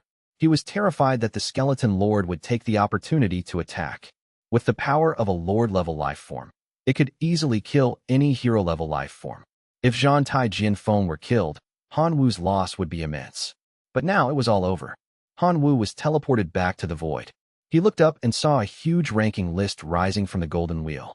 All the students who had participated in the ranking assessment were listed on it. At the very top of the list, in the first place position, the name Han Wu shone brightly. First, Han Wu was both shocked and overjoyed. He had expected to get a good score, but he never thought it would be this good. Immediately after, another list rose from the golden wheel. This one listed the comprehensive scores of the 12 classes. Han Wu only focused on the scores of 2 classes. One was Tian Wen's class, which had a total score of 252 points, ranking first. It was 20 points ahead of the second place, becoming the top of the 3 elite classes. The other was Lu Lishan's class, which had a total score of 192, ranking 8th. Lu Letian, who also saw the list, was so angry he wanted to bang his head against a wall. If Han Wu and the other 2 hadn't changed classes and had stayed in his class, the title of the top elite class would have belonged to him. Lu Letian was filled with regret and resentment, but there was nothing he could do.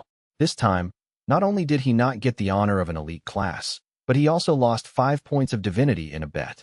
He had truly lost everything, down to his last penny.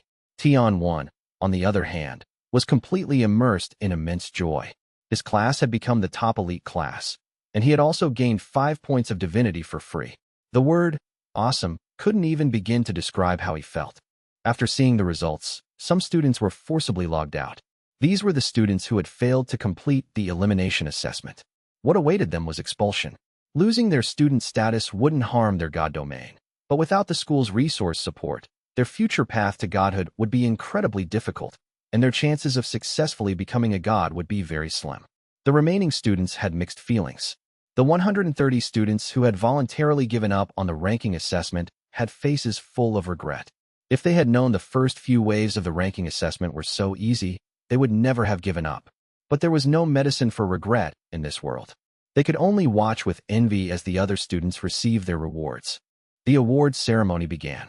First, the students on the ranking list would randomly receive a basic resource card. The golden wheel spun, and a basic resource card was distributed to every student on the list. Hanwoo looked at the one-unit iron or card in his hand and clicked his tongue.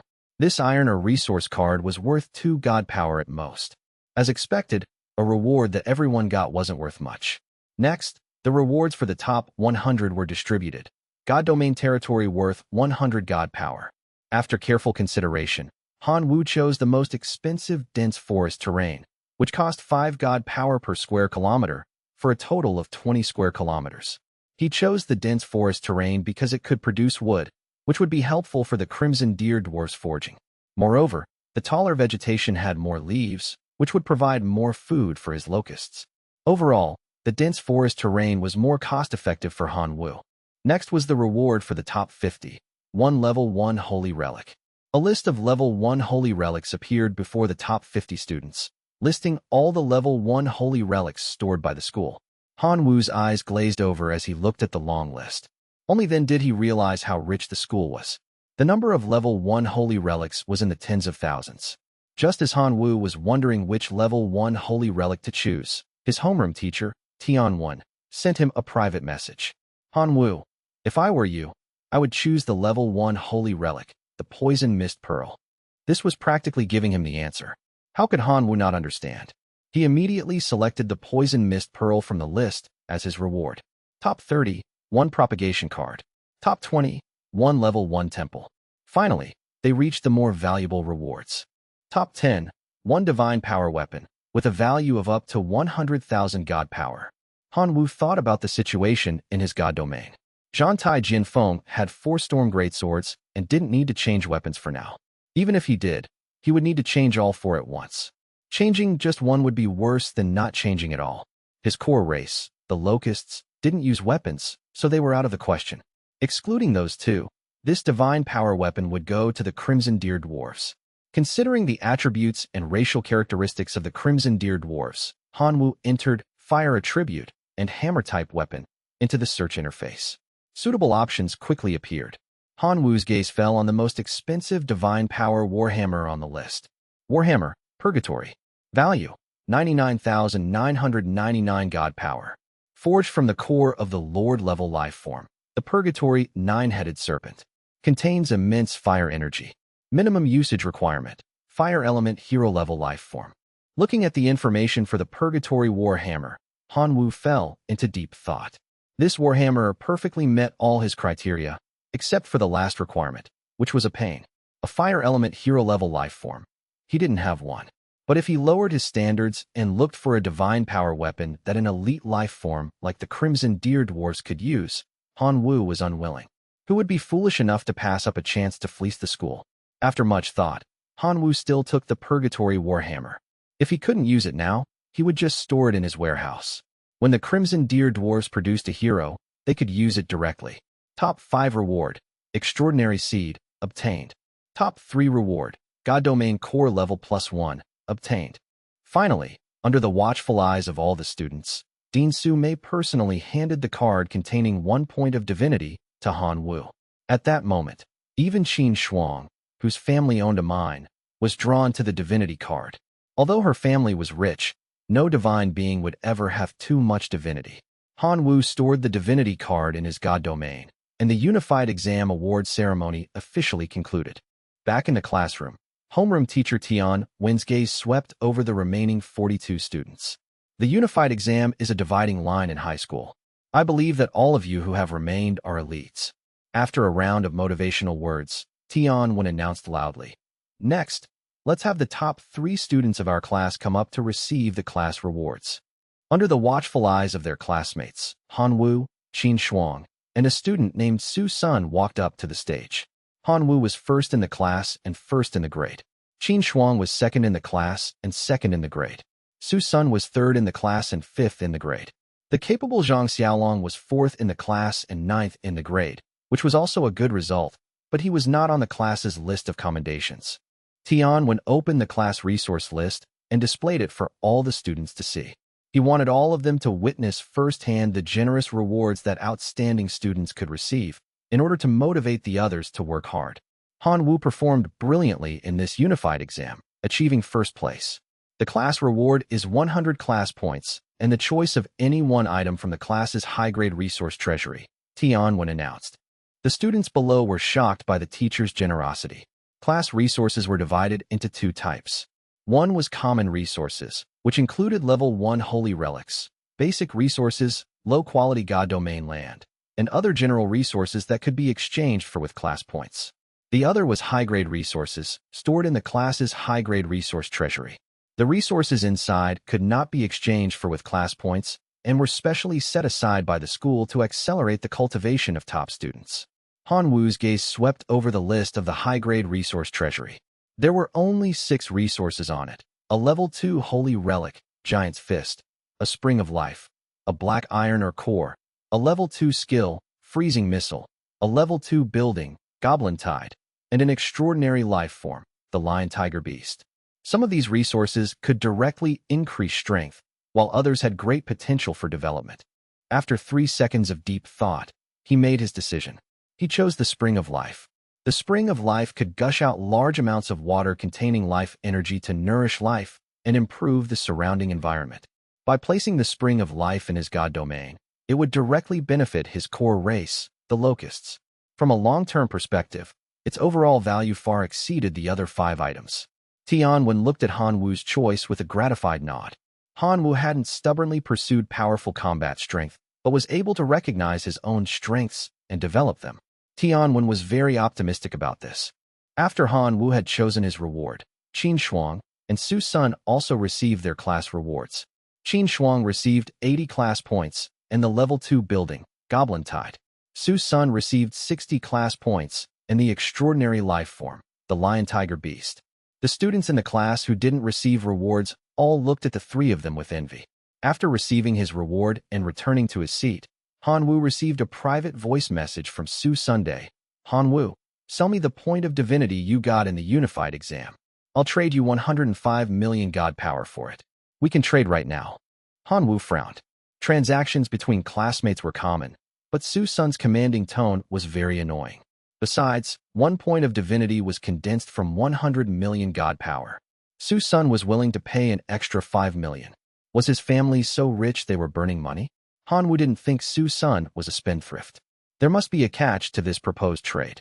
Seeing that Han Wu didn't reply, Su Sun urged him, "What's there to hesitate about?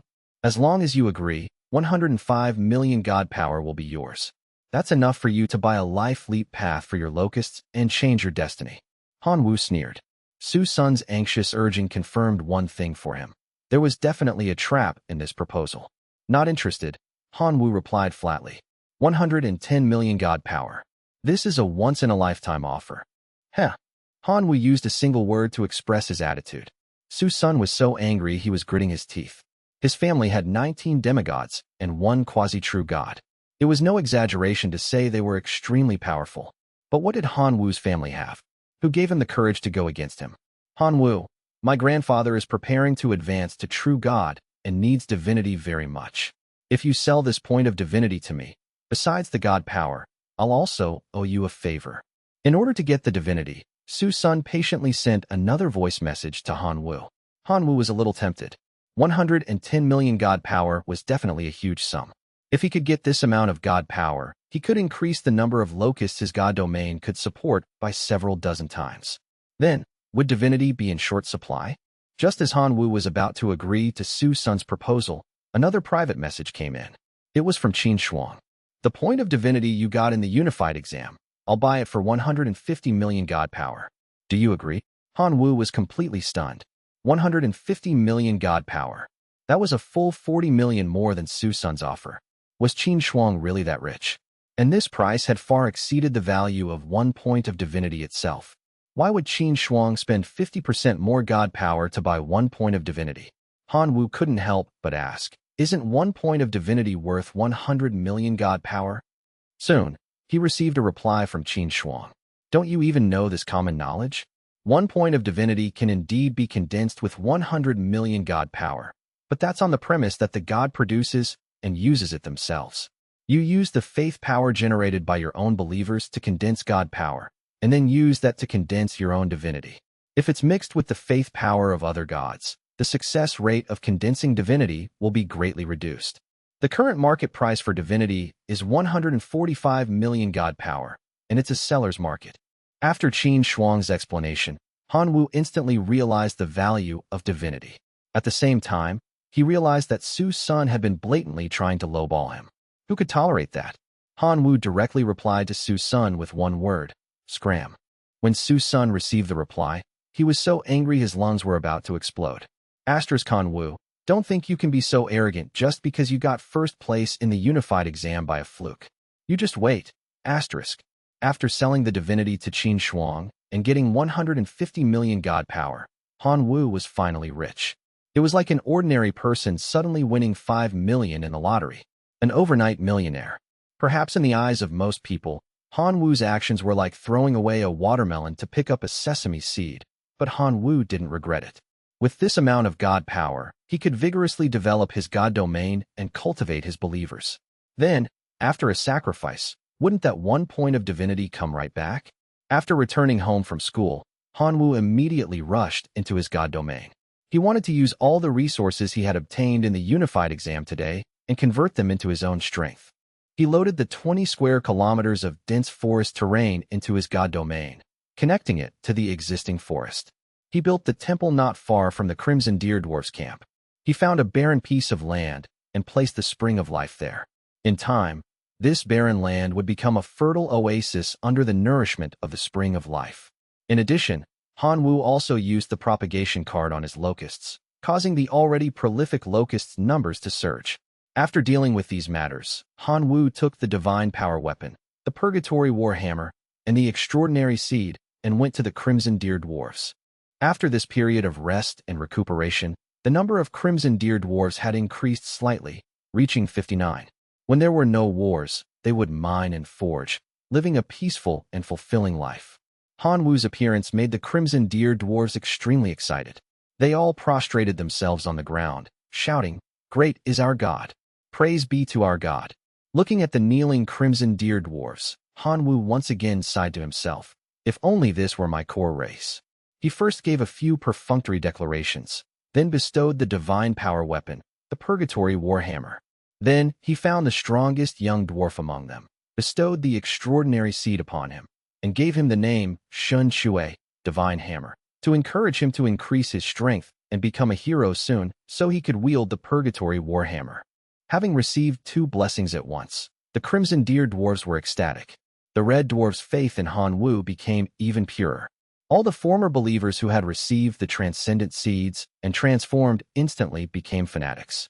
Han Wu nodded in satisfaction, offered a few words of encouragement, and then left.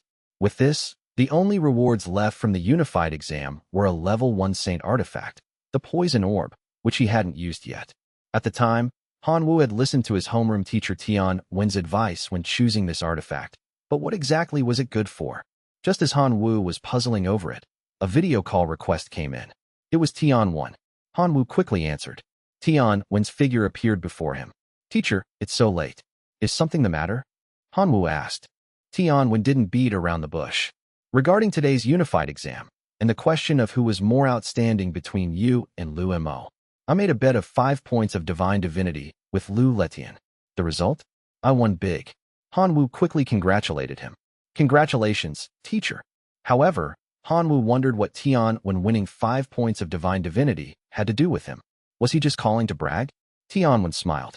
"You played a part in winning this bet, so I plan to share a little with you." As he spoke, Tian Wen opened his hands, and 2 items appeared. One was a divine divinity card that Han Wu was familiar with, a solid 150 million divine power.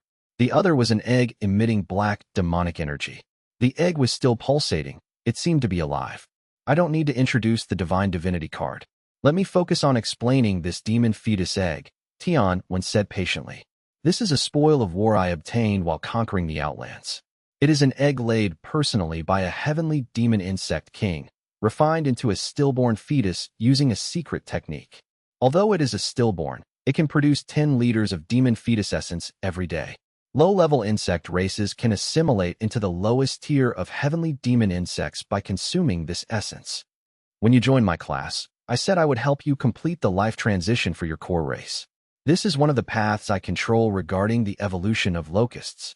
Hearing Tian Wen's introduction, Han Wu's gaze toward the demon fetus egg turned scorching hot. The main reason the school teachers didn't think highly of him was that his core race, the locusts, were trash. If he could master a path of life transition, even if the assimilated heavenly demon insects couldn't compare to naturally elite life forms like Qin Shuang's thunder sparrows, they could at least reach the level of common life forms like goblins or dwarves. Choose one of the two. Consider it your share of the winnings, Tianwen said. Han Wu didn't hesitate. I'd choose the demon fetus egg. He had to grasp the life transition route for his core locust race. Seeing Han Wu choose the egg, Tianwen nodded with satisfaction. Heavenly demon insects have a high compatibility with the poison attribute. You can load the level 1 Saint artifact, the poison orb, into your core. The results will definitely satisfy you. Han Wu's eyes lit up. Teacher, I definitely won't let you down. Tianwen glanced at Han Wu with gratification and prepared to hang up. Han Wu suddenly stopped him. Teacher, wait a moment. I wanted to ask, do you have a channel to provide a large amount of meat? It doesn't matter if the quality is poor. The meat in the mall is just too expensive.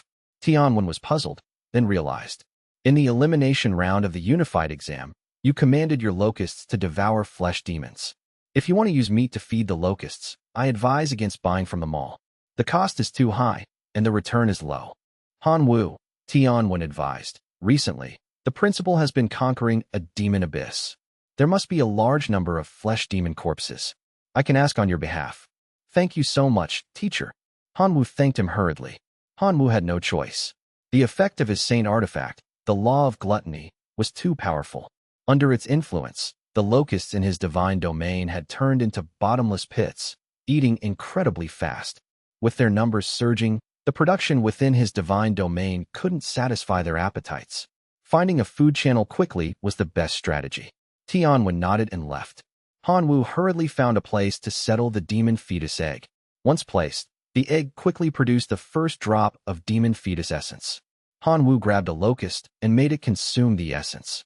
Immediately, bursts of demonic energy rose from the locust's body. The energy quickly formed a cocoon, wrapping the locust completely. Han Wu waited by the demonic cocoon for 2 days before it gradually cracked open. A bug that looked 30% like a locust appeared before him. It was 10 centimeters long, with sharper teeth and a 5 centimeter long sharp horn on its head. Han Wu checked its information. Core race, * heavenly demon insect. Race rank, * common creature. Race talent, * savage. Faith level, * fanatic. Faith power, * 1/day. Life cycle, * 200 days, larva, 30 days, adult, 150 days, old age, 20 days. Although it was still a common creature, its strength was 100 times greater than a locust. This could be judged just from the faith power provided. At the same time, Han Wu noticed that the heavenly demon insect's info lacked the reproduction trait. This meant that heavenly demon insects assimilated from locusts could not reproduce. Every single one had to be assimilated using demon fetus essence. 1 drop of essence could assimilate 1 locust. 1 milliliter contained 20 drops. 10 liters meant 200,000 drops. If things went smoothly, Han Wu could obtain 200,000 heavenly demon insects every day.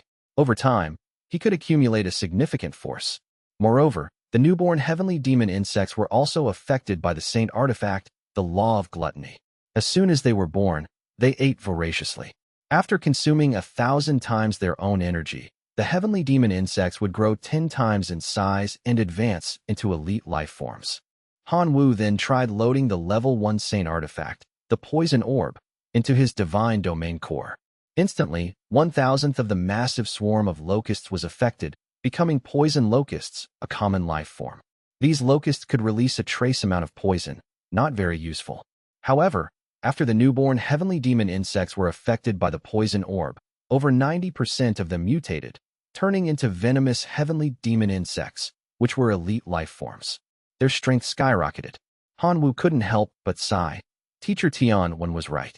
Heavenly demon insects and the poison attribute were indeed a good match. Chapter 20, Making Money While Lying Down. In a certain plane of the demon abyss, Principal Yin Ping looked troubled. Although he was a true god, he had encountered a difficult problem. He had been conquering the demon abyss for 4 years. The number of monsters that had died at the hands of his dependents was uncountable. But as the war progressed, small problems accumulated into major issues. The battlefield was littered with the shattered bones of the skeleton race.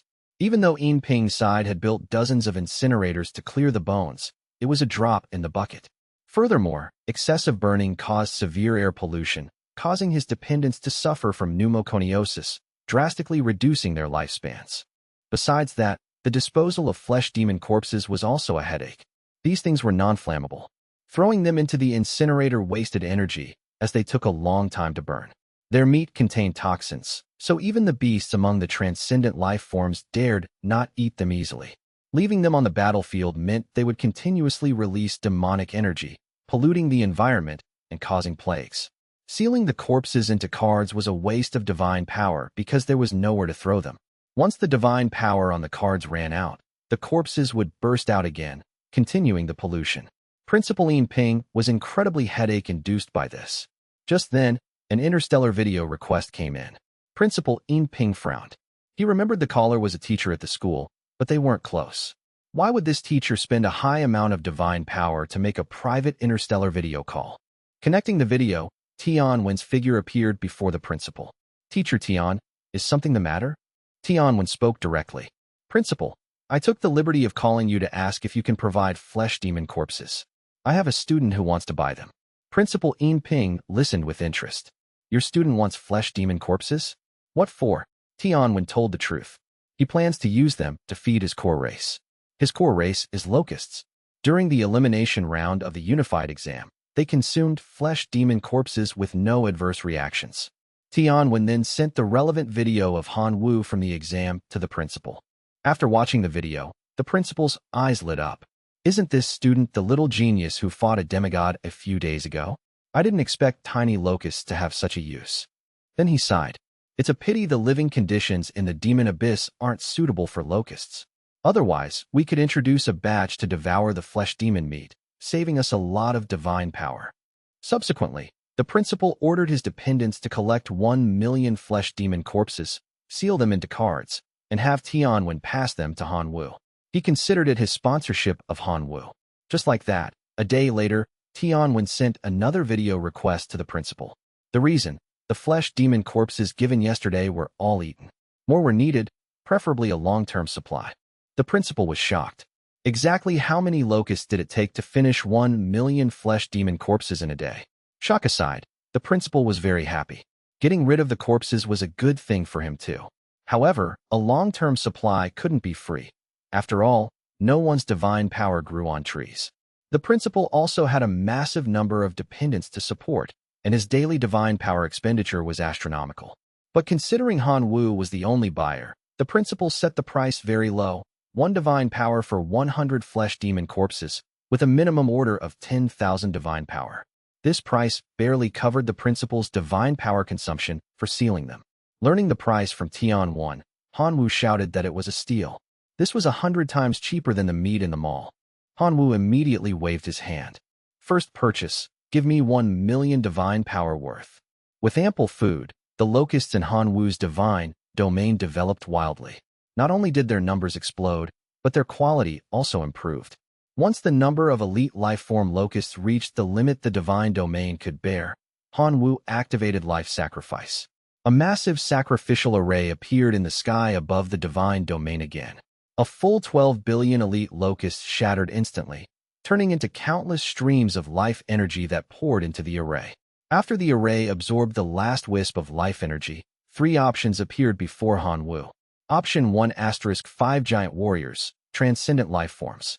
Option 2 * level 3 skill crystal, poison explosion technique.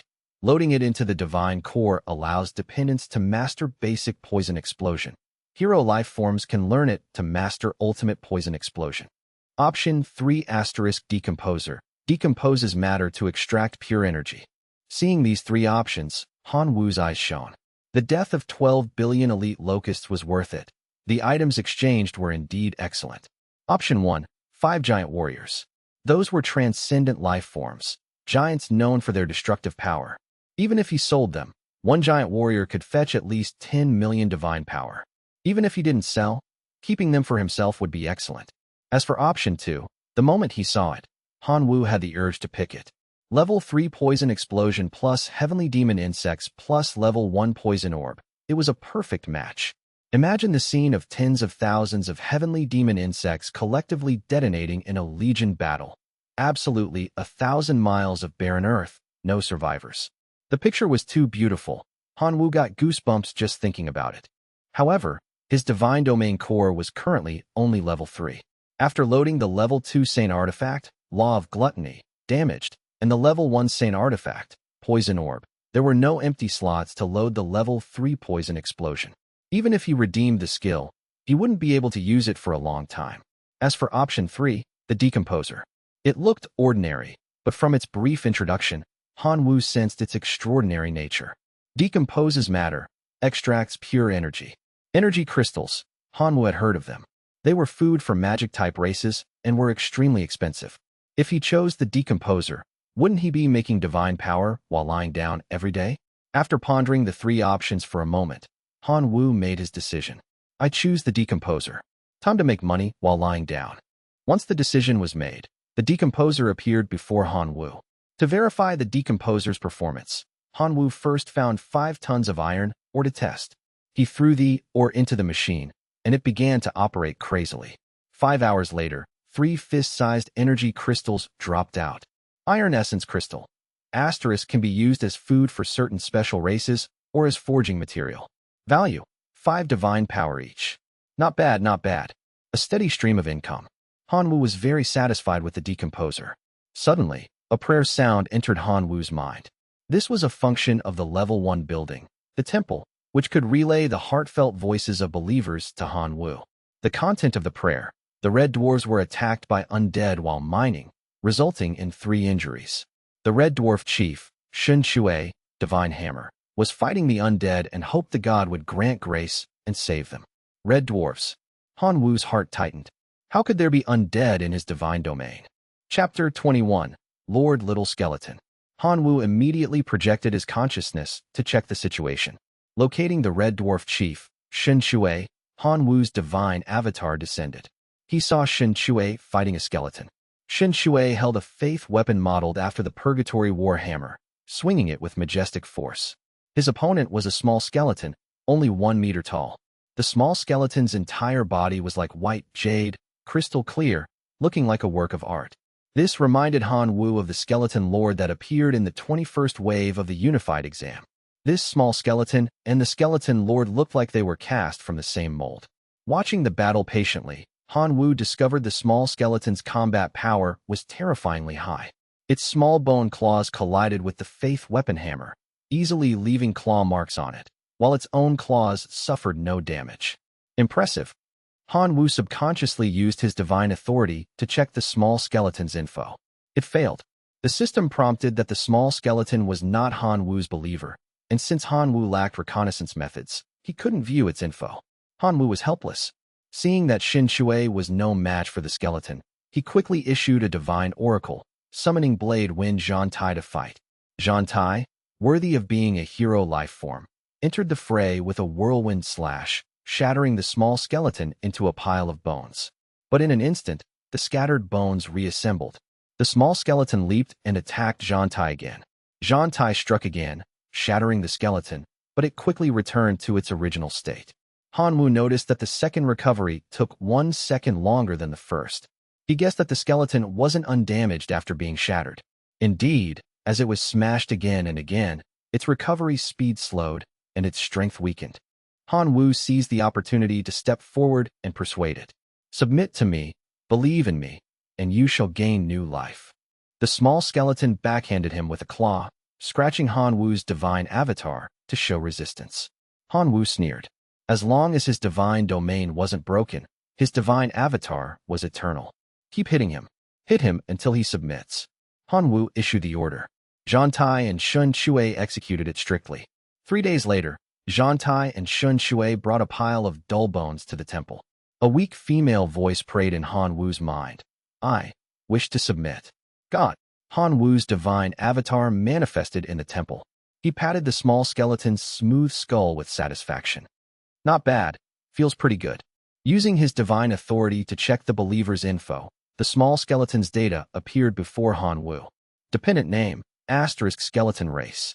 Rank, asterisk lord, undead, weakened, incomplete, sealed.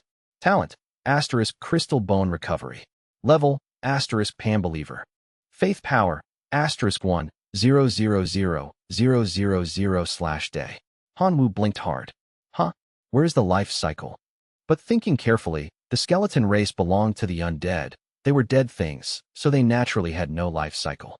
What made Han Wu incredulous was that this small skeleton was a Lord life form. Although it had 3 negative status effects, the essence of a Lord life form remained. With proper cultivation, perhaps he could restore the small skeleton to its lordly glory.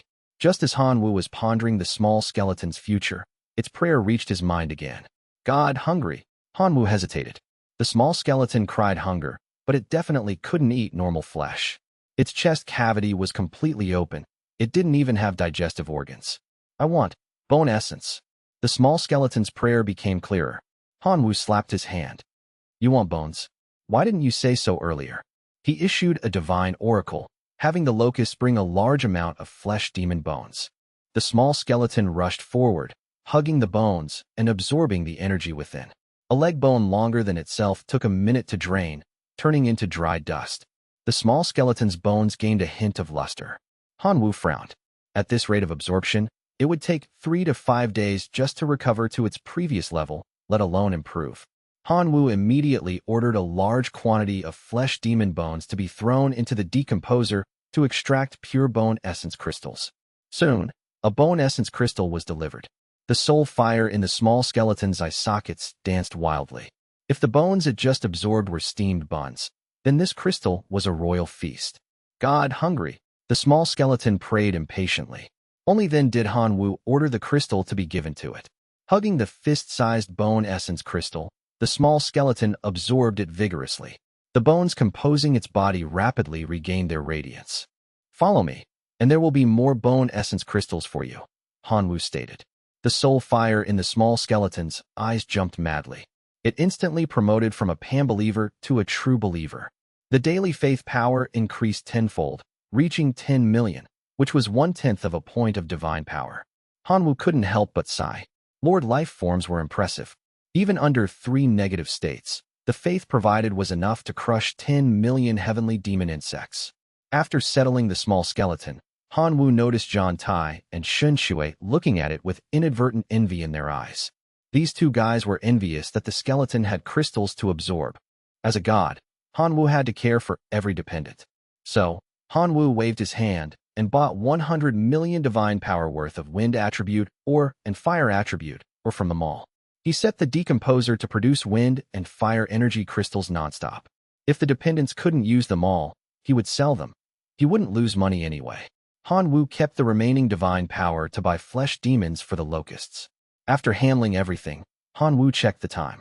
It was 7:59 a.m. in the real world. Time for school. In the next instant, Han Wu teleported to the classroom.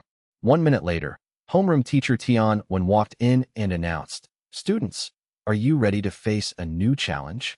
Chapter 22, Demon Abyss Plane. The seated students sat up straight, listening intently as Tian Wen continued. The unified exam has passed. Once again, congratulations to the students who remained. You are all elites. The next exam is the key to truly widening the gap between you. It will even influence which university accepts you in the future. Hearing university acceptance, Han Wu raised an eyebrow. His grandfather's dying wish was for Han Wu to go to the chaotic Star Sea at the Imperial Capital Academy to find his missing parents. And the Imperial Capital Academy was one of the top universities in the Divine Domain civilization. This exam will be held on a microplane cluster controlled by the school. Relatively speaking, the danger level isn't high, but that doesn't mean there is no danger. You will be teleported to plane C, 793826 of the Demon Abyss. Specific exam content will be sent to you via email after arrival. Tian Wen looked around at the students, then spoke loudly. You have 1 hour to prepare. As soon as his voice fell, the classroom exploded with noise. A Demon Abyss plane? I heard it's constantly filled with demonic energy. Dependents entering have a huge chance of being eroded by the energy and becoming mindless, demonized creatures. Only demons and undead can survive normally. I also heard that undead scourges break out frequently there. The undead crazily attack any living creature. Who can withstand that? Which student has demon dependence? Please let me cling to your thigh. Zhang Xiaolong couldn't hide the joy on his face the moment he heard Tian when announced the exam location was the Demon Abyss. Because his core race was demons, he had a natural advantage. In this kind of plane invasion exam, being one step ahead meant being ahead at every step. Zhang Xiaolong already foresaw his rise in this exam. At that time, what bullshit Han Wu, what Su Sun, they would all roll aside. His, Zhang Xiaolong's, era was arriving. Just as Zhang Xiaolong wanted to go find Qin Shuang to show off and send a team invitation, a private message arrived. The caller's name was hidden. Zhang Xiaolong answered with some doubt. Lu Lishan's voice came through. Xiaolong, it's me. Teacher Lu? Is there something you need? Zhang Xiaolong asked cautiously. I need you to help me get rid of someone. Lu Lishan's voice was full of hatred. Is it Han Wu? No need to ask. Just say you'll deal with him. Zhang Xiaolong knew very well. He had heard a few days ago that because of Han Wu, Lu Letian had lost 5 points of divine divinity to Tian 1 in a bet. 5 points of divine divinity was enough to cultivate a low-level demigod, worthy of being the student I favor. If you do this for me, I won't mistreat you. As Lu Letian spoke, he sent an email to Zhang Xiaolong. This is my sponsorship for you. Take it first. It will be useful for your exam. Zhang Xiaolong received the email and opened it. It was a card sealing a transcendent life form, a demonic dragon. A transcendent life form, the demonic dragon. This was a powerful race comparable to hero life forms. Zhang Xiaolong was excited. Thank you, teacher. He hurriedly released the demonic dragon into his divine domain. Other students were basically contacting their families, collecting various items to resist demonic energy intrusion, trying every way to increase their safety index. In a blink, the 1-hour preparation time was up. At Tianwen's signal, the teleportation began. The students in the class were teleported to Demon Abyss Plane C, 793826, randomly distributed to various areas of the plane. After descending, they received an email regarding the exam content. Han Wu took 3 minutes to read the information and exclaimed, "Holy crap! This exam was too cruel for students with weak dependence." Exam requirements *. 1. Participating students have 1 chance for a dependent avatar descent. If the avatar dies, the student will be forced to withdraw. Death of the true body means actual death. 2.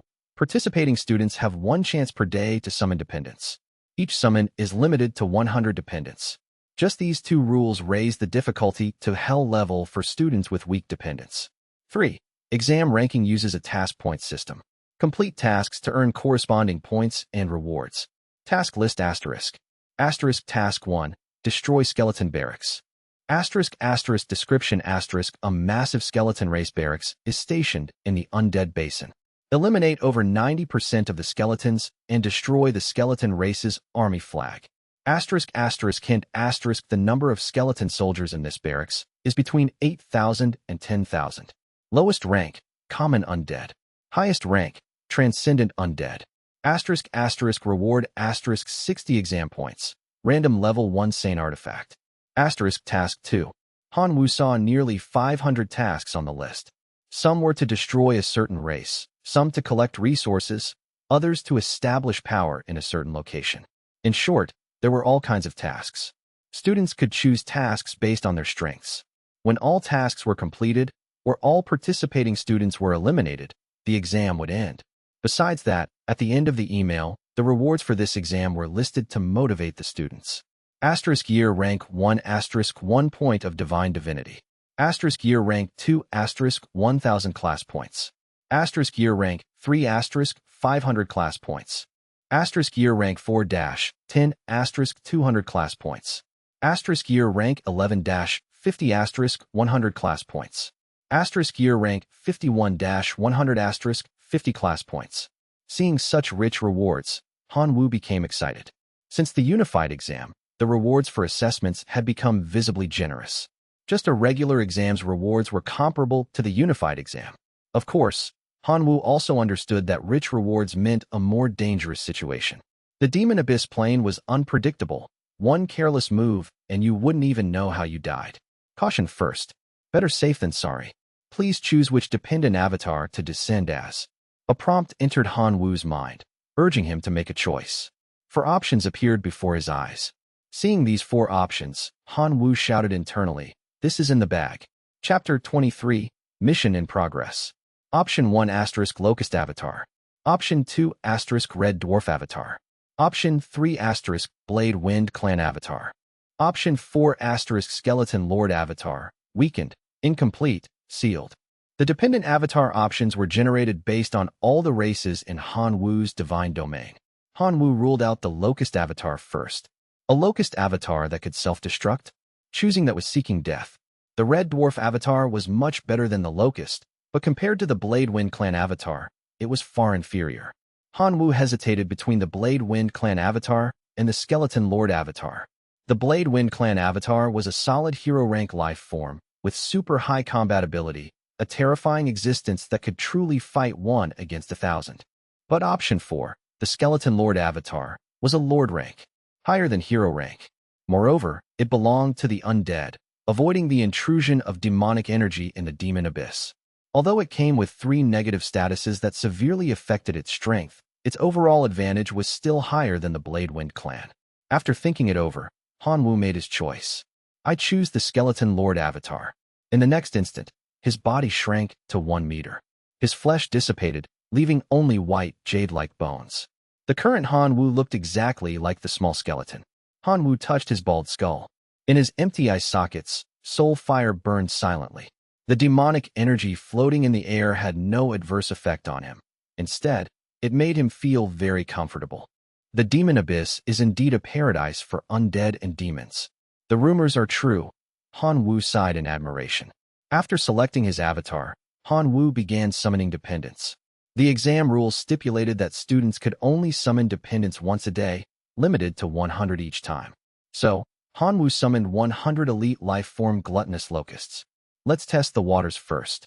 After the 100 gluttonous locusts were teleported to the demon abyss plane, they were immediately eroded by demonic energy.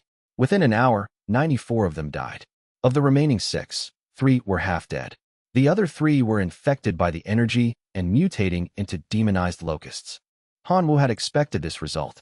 Demonic energy was like poison to living creatures. To avoid death by erosion, becoming a demonized creature was the best choice.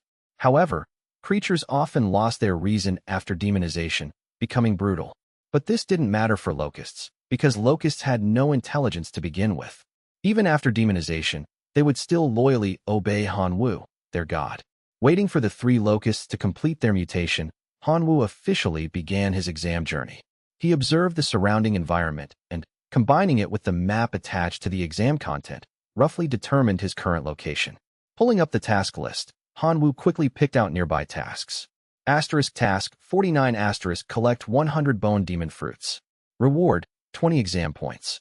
Task 280 clear a flesh demon nest.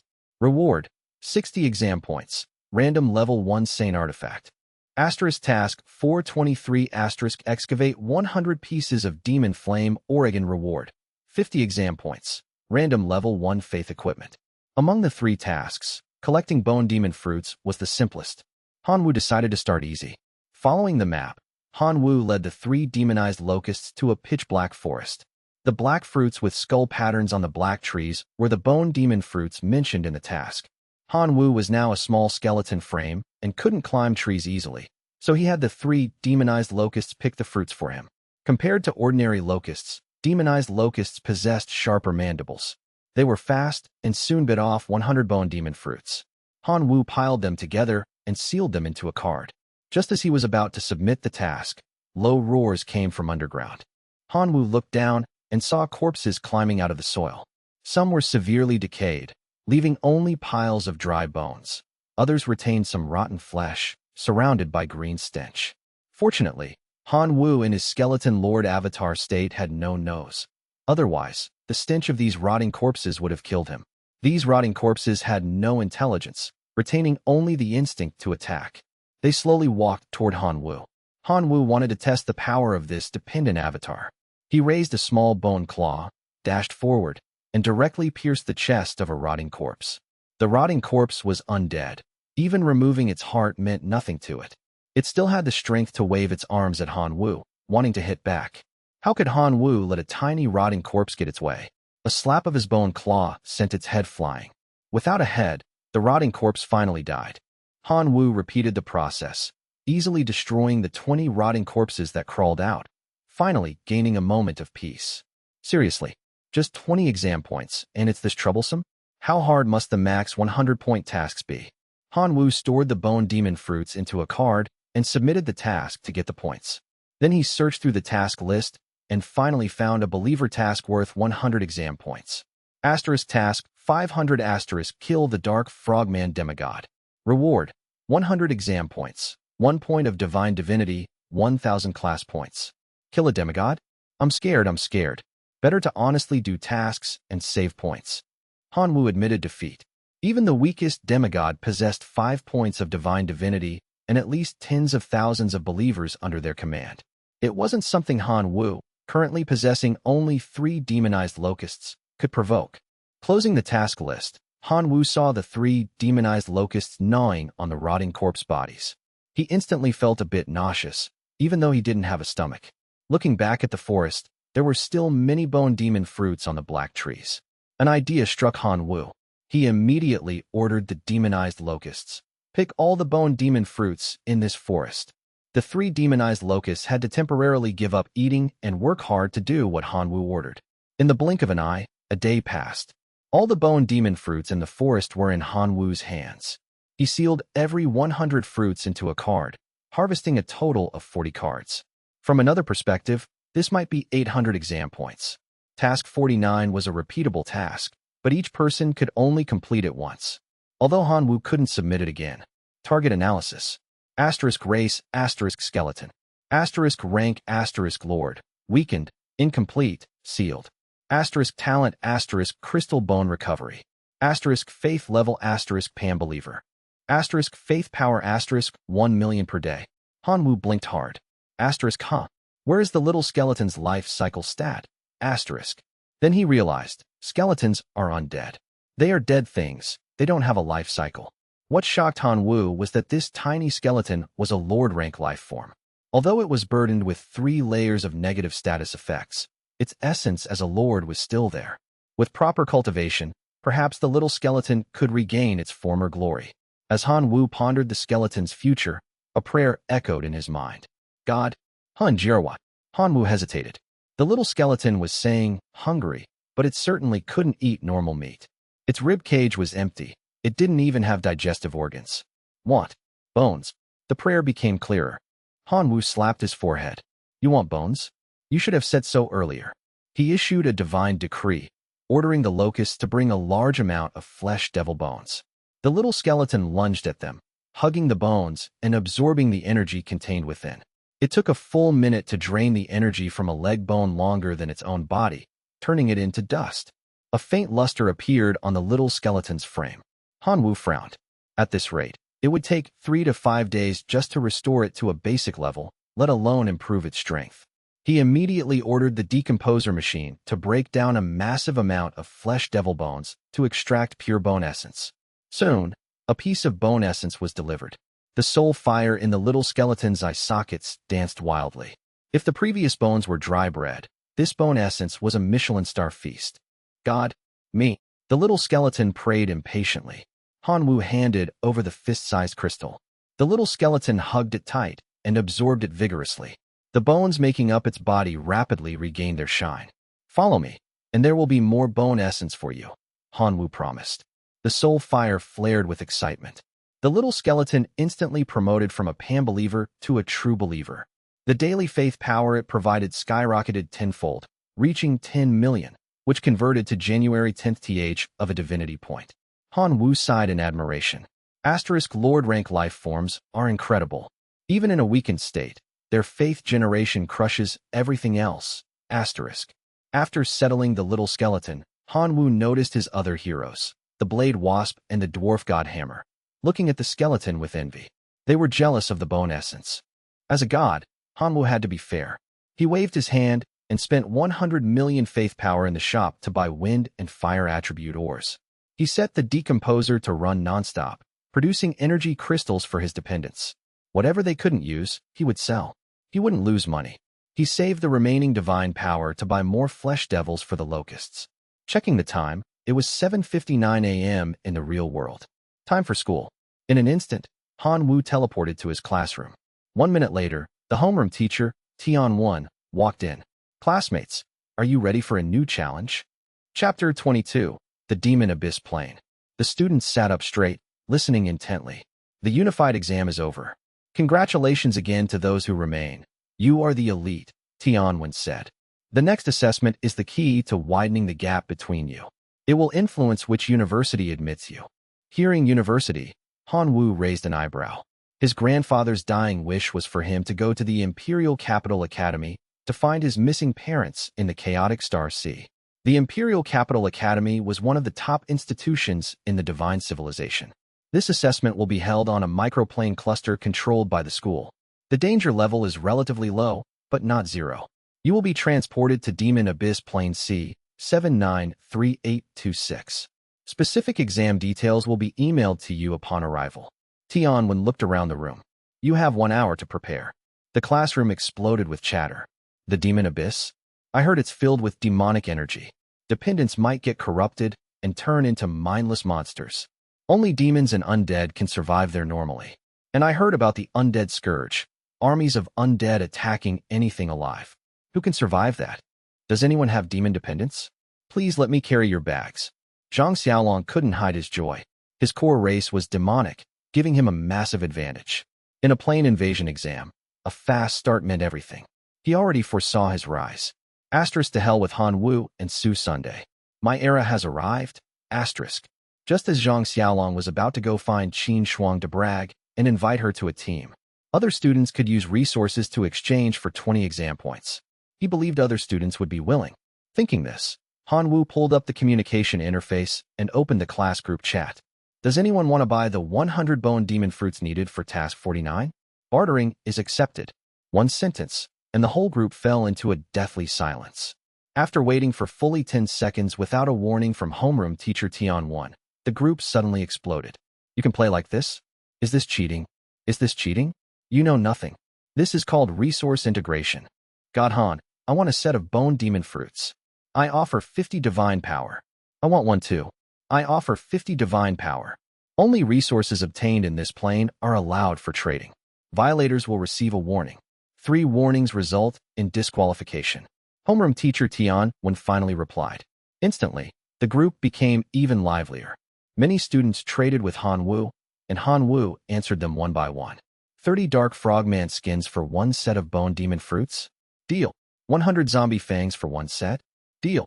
20 black death grass for 1 set? Please. Get lost. Staring at the communication interface, Zhang Xiaolong, transformed into a demonic dragon, sneered in his heart. I was just worrying about how to find you, and you dare to expose your location? Let's see how you die this time. After speaking, Zhang Xiaolong rushed in Han Wu's direction. Behind him, 100 hellhounds followed closely. Chapter 24, Subduing the Skeleton Race.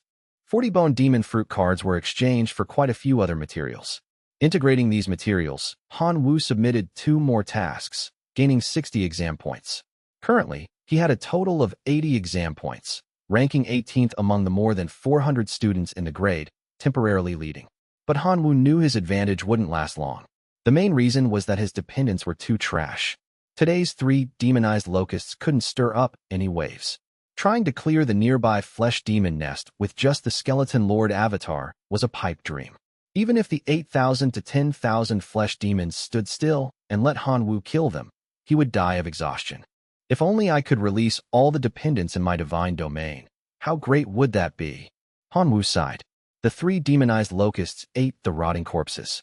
After eating their fill, they began to lay eggs. 1 demonized locust could produce over 100 eggs, but under the erosion of demonic energy, the survival rate of the eggs wasn't high, only about 1%.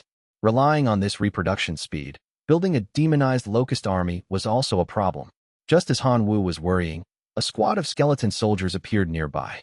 Bone demon fruits were important materials for skeletons to strengthen themselves. They came here to pick the fruits.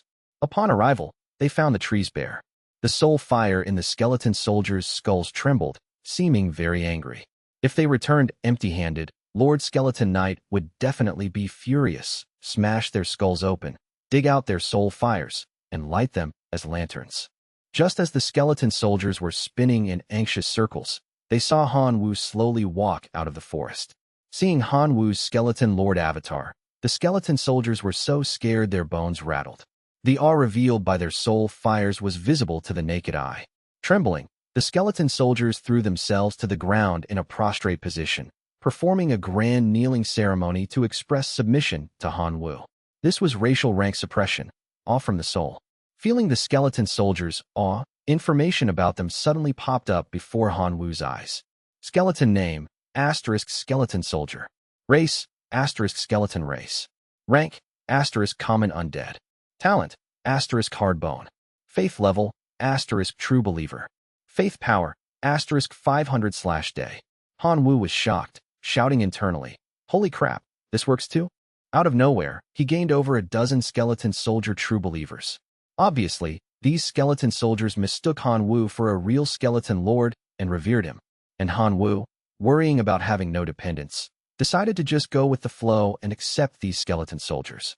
Seeing Han Wu accept their submission, the skeleton soldiers' soul fires danced, seeming very excited. Han Wu indicated he wanted to visit the skeleton soldier camp. The skeleton soldiers led the way. The group walked for about an hour and arrived at a valley. In the valley, thousands of skeleton soldiers were stationed. Han Wu's existence had a soul-shaking effect on these skeleton soldiers. Without even needing a declaration, Han Wu easily harvested their faith. When the skeleton knight saw Han Wu's skeleton lord avatar, although confused about why Han Wu looked so small, it still chose to submit. After all, the intimidation from the soul couldn't be faked. Han Wu was ecstatic. A skeleton knight was a transcendent life form. Its combat power was far beyond that of skeleton soldiers. Gaining the faith of a skeleton army without spending a single soldier, Han Wu once again felt that choosing the skeleton lord avatar for this exam was the most correct choice he had made. After the skeleton knight submitted, its information was clearly visible to Han Wu. Skeleton name, skeleton knight. Race, skeleton race. Rank, transcendent undead. Talent, iron bone, skeleton summoning. Faith level, true believer. Faith power, 50,000/day. Acknowledging Han Wu as master, the skeleton knight began to recount the current situation of this squad. Although it was a silent communication of souls, Han Wu could hear it clearly. This skeleton knight had it rough. It was once a member of a skeleton legion, and its direct superior was a hero life form, a bone controller. But during a confrontation with flesh demons, the squad it led got separated from the main force and had to station here. But stationing here wasn't safe either. Every day they had to deal with invasions from rotting corpses, zombies, and flesh demons. The number of skeleton soldiers decreased day by day. That was why the skeleton knight sent soldiers to find bone demon fruits to improve their strength. Otherwise, they wouldn't last a few days. Han Wu fell into deep thought after listening. Now that this skeleton squad had submitted, he had an obligation to make them stronger. Han Wu soon had a plan. One day passed. Han Wu's exam points were still 80. His rank dropped from 18th to 179th. Many students in the class group were already sighing that Han Wu's era was over. Han Wu dismissed this with a sneer. He ignored it completely. He hadn't even started exerting force yet. When the time reached midnight, Han Wu gained his daily chance to summon dependents. Communicating with his divine domain, Han Wu summoned another 100 locusts. At the same time, he brought out a large amount of equipment and bone essence crystals from the divine domain. Feeling the pure bone energy radiating from the crystals, the skeleton knight was extremely obsessed, standing in place with the soul fire in its skull dancing madly. Han Wu distributed one crystal to the skeleton knight and one to be shared among the remaining skeleton soldiers. After absorbing the energy in the crystals, the skeleton knight's bones became more textured, and its aura rose significantly. Although it was still far from a higher-level hero life form, the skeleton soldiers benefited greatly. Dozens of them evolved, becoming elite life form iron bone skeletons. Then, Han Wu distributed the equipment. The armed skeleton legion's combat power increased greatly. Han Wu finally reached the moment of harvest. He issued an order, commanding the skeleton squad to march toward the flesh demon nest. Chapter 25. The most correct decision. According to the task description, there were about 8,000 to 10,000 flesh demons in the nest. A frontal assault with Han Wu's force of just over 1,000 skeletons would definitely fail. But Han Wu had a brain. If he couldn't win by force, he would use guerrilla tactics to slowly eat them away. The flesh demons, with brains full of muscle, definitely wouldn't figure it out. With such a dirty plan, Han Wu immediately ordered an iron bone skeleton to wander in front of the flesh demon nest. The flesh demons, as expected, couldn't stand other races loitering on their turf.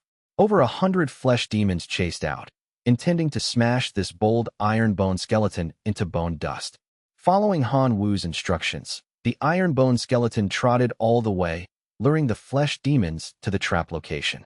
Then, 1,000 skeleton soldiers jumped out and gang-beat the 100-plus flesh demons. It was 10 against 1, plus weapons. The flesh demons were soon wiped out by the skeletons. At this moment, the skeleton knight stepped forward. It used its skeleton summoning ability on the flesh demon corpses one by one. Cute little skeletons detached from the corpses, becoming members of the skeleton soldiers. Han Wu couldn't help but sigh. The skeleton race's method of adding new members was truly unique. After repeating this operation dozens of times, the number of the skeleton legion grew to over 7,000, while the flesh demons in the nest were reduced to about 3,000. Han Wu felt it was time for an all-out attack. However, before the attack, Han Wu distributed some bone essence crystals again, causing the skeleton soldier squad to increase once more. 800 elite life-form iron bone skeletons. The strengthened skeleton soldiers rushed into the flesh demon nest, conducting an organized smash-and-grab operation. In less than 3 hours, all flesh demons were cleared. The skeleton knight searched the nest and found a flesh heart, presenting it to Han Wu. Han Wu looked at the heart, which was covered in flesh and blood and still beating, with some disgust. But anyway, it was a level 1 sane artifact. Its effect was to increase the physical strength of the core race. Although useless for Han Wu's core race, locusts, he gritted his teeth and accepted it. Submitting the task. 60 exam points obtained. Han Wu's rank rose to 108. But Han Wu wasn't anxious.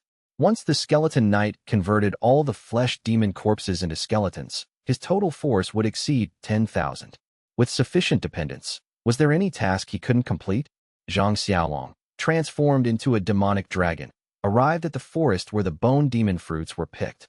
He ordered his 200 hellhounds to search around, but only found a few locust eggs. Damn it! Where the hell did that kid Han Wu run off to? Zhang Xiaolong cursed. Immediately, he noticed a change in Han Wu's ranking. His exam points instantly increased by 60. Combining this with the task list info, Zhang Xiaolong deduced Han Wu's location. Relying on the locust counter to flesh demons, he must have taken the flesh demon nest task. Han Wu, you really exceeded my expectations. Zhang Xiaolong muttered, but your luck ends here. Following the map's guidance, he turned and charged toward the flesh demon nest. Soon, he arrived at the nest and found many skeleton soldiers stationed there. Zhang Xiaolong was puzzled. Wasn't it Han Wu's locusts that defeated the flesh demons? Why were there skeletons stationed here? When he saw the skeleton lord avatar that Han Wu had transformed into, everything became clear. Damn Han Wu, you actually secretly raised a skeleton race dependent? Trying to get a good score in this exam with this? Keep dreaming. Zhang Xiaolong muttered internally and immediately issued a divine oracle. Hellhounds, attack. Hellhounds were strong to begin with. In the demon abyss environment, their strength was boosted, far exceeding ordinary elite life forms like flesh demons. The 100 or so common skeleton soldiers outside the nest didn't even have time to resist before being torn apart by the charging hellhounds. The hellhounds took advantage of the momentum to pounce on Han Wu. The surrounding skeleton soldiers, seeing their leader attacked, stepped forward to block. Common skeleton soldiers formed a wall of bones, shielding Han Wu from the hellhounds' assault. Hearing the commotion outside, the iron bone skeletons and the skeleton knight inside the nest rushed out in a swarm. Thousands of elite life-form iron bone skeletons, plus a transcendent life-form skeleton knight. This scene shocked Zhang Xiaolong. It was only the second day since descending into the demon abyss plane, and Han Wu had gathered so many troops. If he waited a few more days, who could stop him? Realizing that Han Wu would be a huge threat later, Zhang Xiaolong made up his mind to kill Han Wu today and give him no room to grow. Immediately, the demonic dragon that Zhang Xiaolong had transformed into rushed out. Its body, covered in thick scales, charged forward. The elite lifeform iron bone skeletons were easily crushed. Only the transcendent lifeform skeleton knight could withstand a hit. But the skeleton knight's abilities were limited. After being hit several times, its bones were severely shattered. Zhang Xiaolong took some recoil damage but retained most of his combat power. He seized the opportunity to knock back the skeleton knight and faced Han Wu directly. Han Wu had already recognized him. This was his classmate, Zhang Xiaolong. Student Zhang Xiaolong, we have no grievances. Why attack my dependents? Han Wu questioned. Zhang Xiaolong sneered and charged again. I just simply don't like the look of you. The demonic dragon avatar whipped its tail. The power was immense. Rocks along the path were ground into dust. Han Wu resisted with his bone claws, but couldn't withstand the immense force. His jade-like skeleton scattered all over the ground. Seeing this, Zhang Xiaolong thought Han Wu's skeleton avatar was dead. After waiting for a while and not seeing Han Wu's true body descend, Zhang Xiaolong assumed Han Wu was afraid of true death and chose to withdraw from the exam. He couldn't help but let out a roar to express his excitement. Without their leader, the skeleton soldiers' soul fires jumped violently. They seemed to go mad, charging fearlessly at the demonic dragon avatar. Although they were skeletons, they had loyal souls. Their leader was dead. Only by killing all enemies could they pay tribute to their leader's soul. Zhang Xiaolong didn't fear the skeleton soldiers, but fighting them was meaningless. These skeletons weren't a task requirement and had little value. Killing them was useless. Zhang Xiaolong charged again, knocking away the layers of obstructing skeletons, and retreated into the distance. His core race, the Hellhounds, also broke free from the skeleton's encirclement and followed their god away. The skeleton soldiers, unable to catch up, returned helplessly to the nest. The leading skeleton knight's soul fire burned silently in its eye sockets, as if mourning for Han Wu. Although it hadn't submitted for long, the skeleton knight's faith in Han Wu was particularly firm. After all, there was no second skeleton lord in this demon abyss who would distribute pure bone essence crystals to help subordinates improve. But at this moment, the bones belonging to Han Wu suddenly trembled. As if there was some attraction between them, they reassembled. This was one of the skeleton lord's abilities, resuscitation. The revived Han Wu sighed sincerely once again that choosing the skeleton lord avatar to descend into the demon abyss plane was an incredibly correct decision. The skeleton knight, who was still mourning, stood dumbfounded. If it had a face, its expression would be one of disbelief. Don't just stand there. Take all the troops and flee this place immediately. Han Wu knew that he couldn't defeat Zhang Xiaolong right now. That tyrannical demonic dragon avatar was too strong. To continue the exam, he had to hide. Hide in a place Zhang Xiaolong couldn't find, cut off all communication, accumulate strength, and wait until he had enough troops to seek revenge. Zhang Xiaolong, next time we meet will be your death date, Han Wu vowed coldly. On the other side, Zhang Xiaolong completely shook off the skeleton soldier's pursuit before pulling up the exam leaderboard. Students who withdrew or died would drop to the bottom of the list and appear in gray. By the second day of descent, the number of students who withdrew or died reached 10. Perhaps their dependents were too weak to survive in the demon abyss, or they encountered attacks from native life forms and died accidentally. But Zhang Xiaolong didn't find Han Wu's name among them. Disbelieving, he returned to the main list and searched, finding Han Wu's name currently ranked 163rd. This meant he hadn't withdrawn. Instantly, Zhang Xiaolong realized. The reason Han Wu didn't descend in his true body was probably that his skeleton avatar didn't die at all. Damn it! Han Wu actually faked his death. Zhang Xiaolong hurriedly turned around and returned to the flesh demon nest. This time, even if it wasted time, he would kill all the skeleton soldiers and never let Han Wu escape again.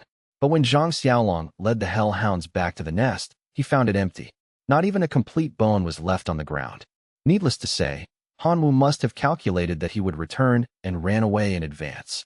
Search 100 miles around. Don't let a single skeleton go. Zhang Xiaolong angrily issued a divine oracle. The hellhounds executed it loyally, scattering to search for traces of the skeleton soldiers. But who was Han Wu? Having been attacked once, how could he give Zhang Xiaolong a second chance? At this moment, Han Wu was leading the skeleton squad fleeing in the opposite direction of Zhang Xiaolong's departure.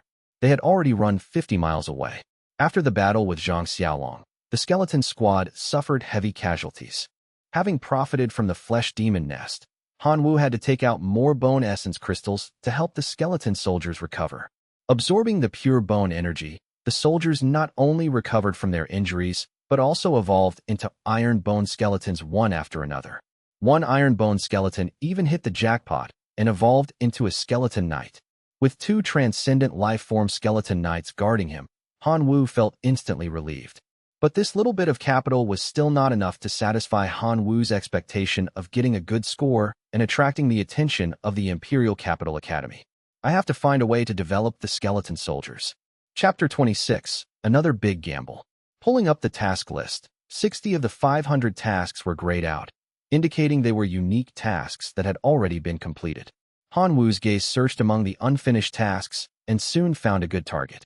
Task 64 Clear the Fallen Devil Tribe.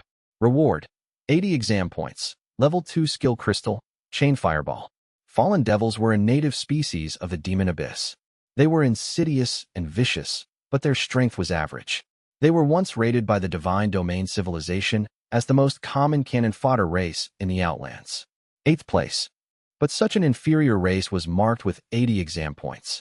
Reading the task details, Han Wu understood. It wasn't a misjudgment. It was because the tribe was massive. Without a full count, the number of fallen devils was at least 1 million. Furthermore, there were several complete life transition paths present. From the most common fallen devil minions, to elite life-form fallen devil warriors and mages, to the transcendent life-form fallen devil prayer, who had the ability to resurrect fallen devils. It was hard to gnaw on this bone. But Han Wu didn't care about completing the task. His real goal was to use the fallen devils to mass-produce skeleton soldiers. Target selected. Han Wu marched toward the objective. In the blink of an eye, 80 days had passed since the descent into the Demon Abyss plane. The number of students who withdrew approached 300. The students who hadn't withdrawn had basically established their own forces and taken root in the planes belonging to their classes. The homeroom teachers checking data in the back end were very concerned about who would take first place in this exam.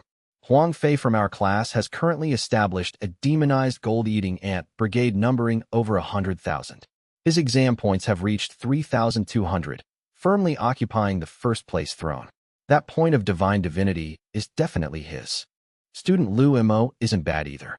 3,010 exam points, currently second place. He also found a life transition path for demonized goblins. With a little effort, maybe he can fight for first place.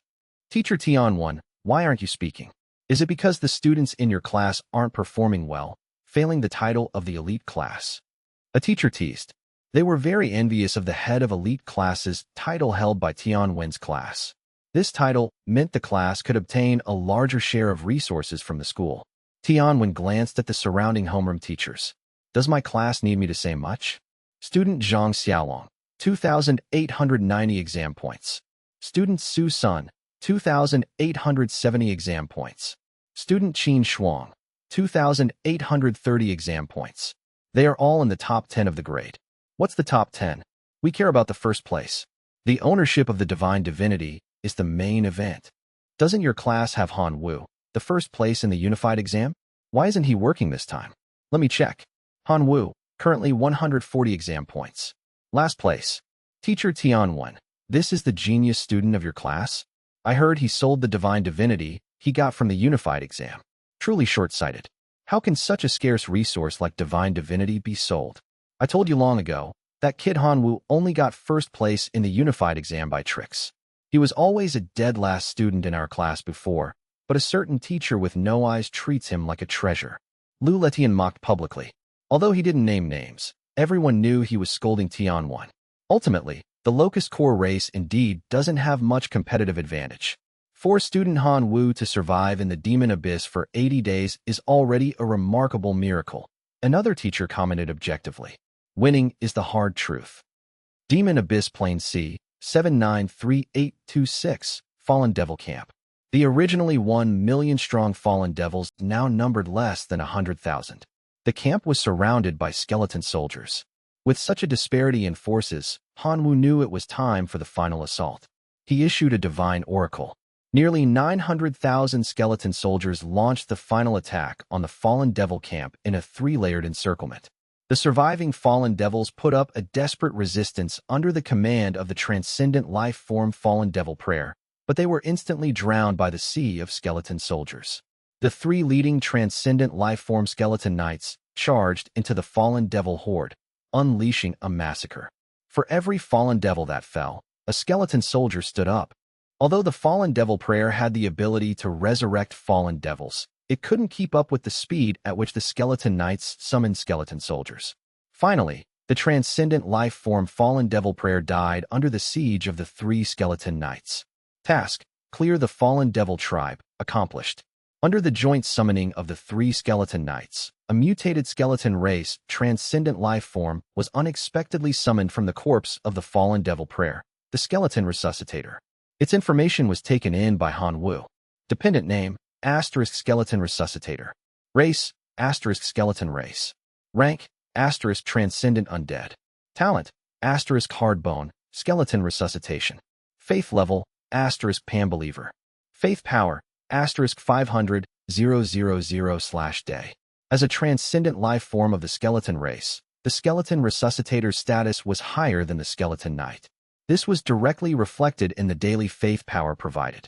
As soon as the skeleton resuscitator appeared, it first respectfully expressed submission to Han Wu, who held a higher racial status.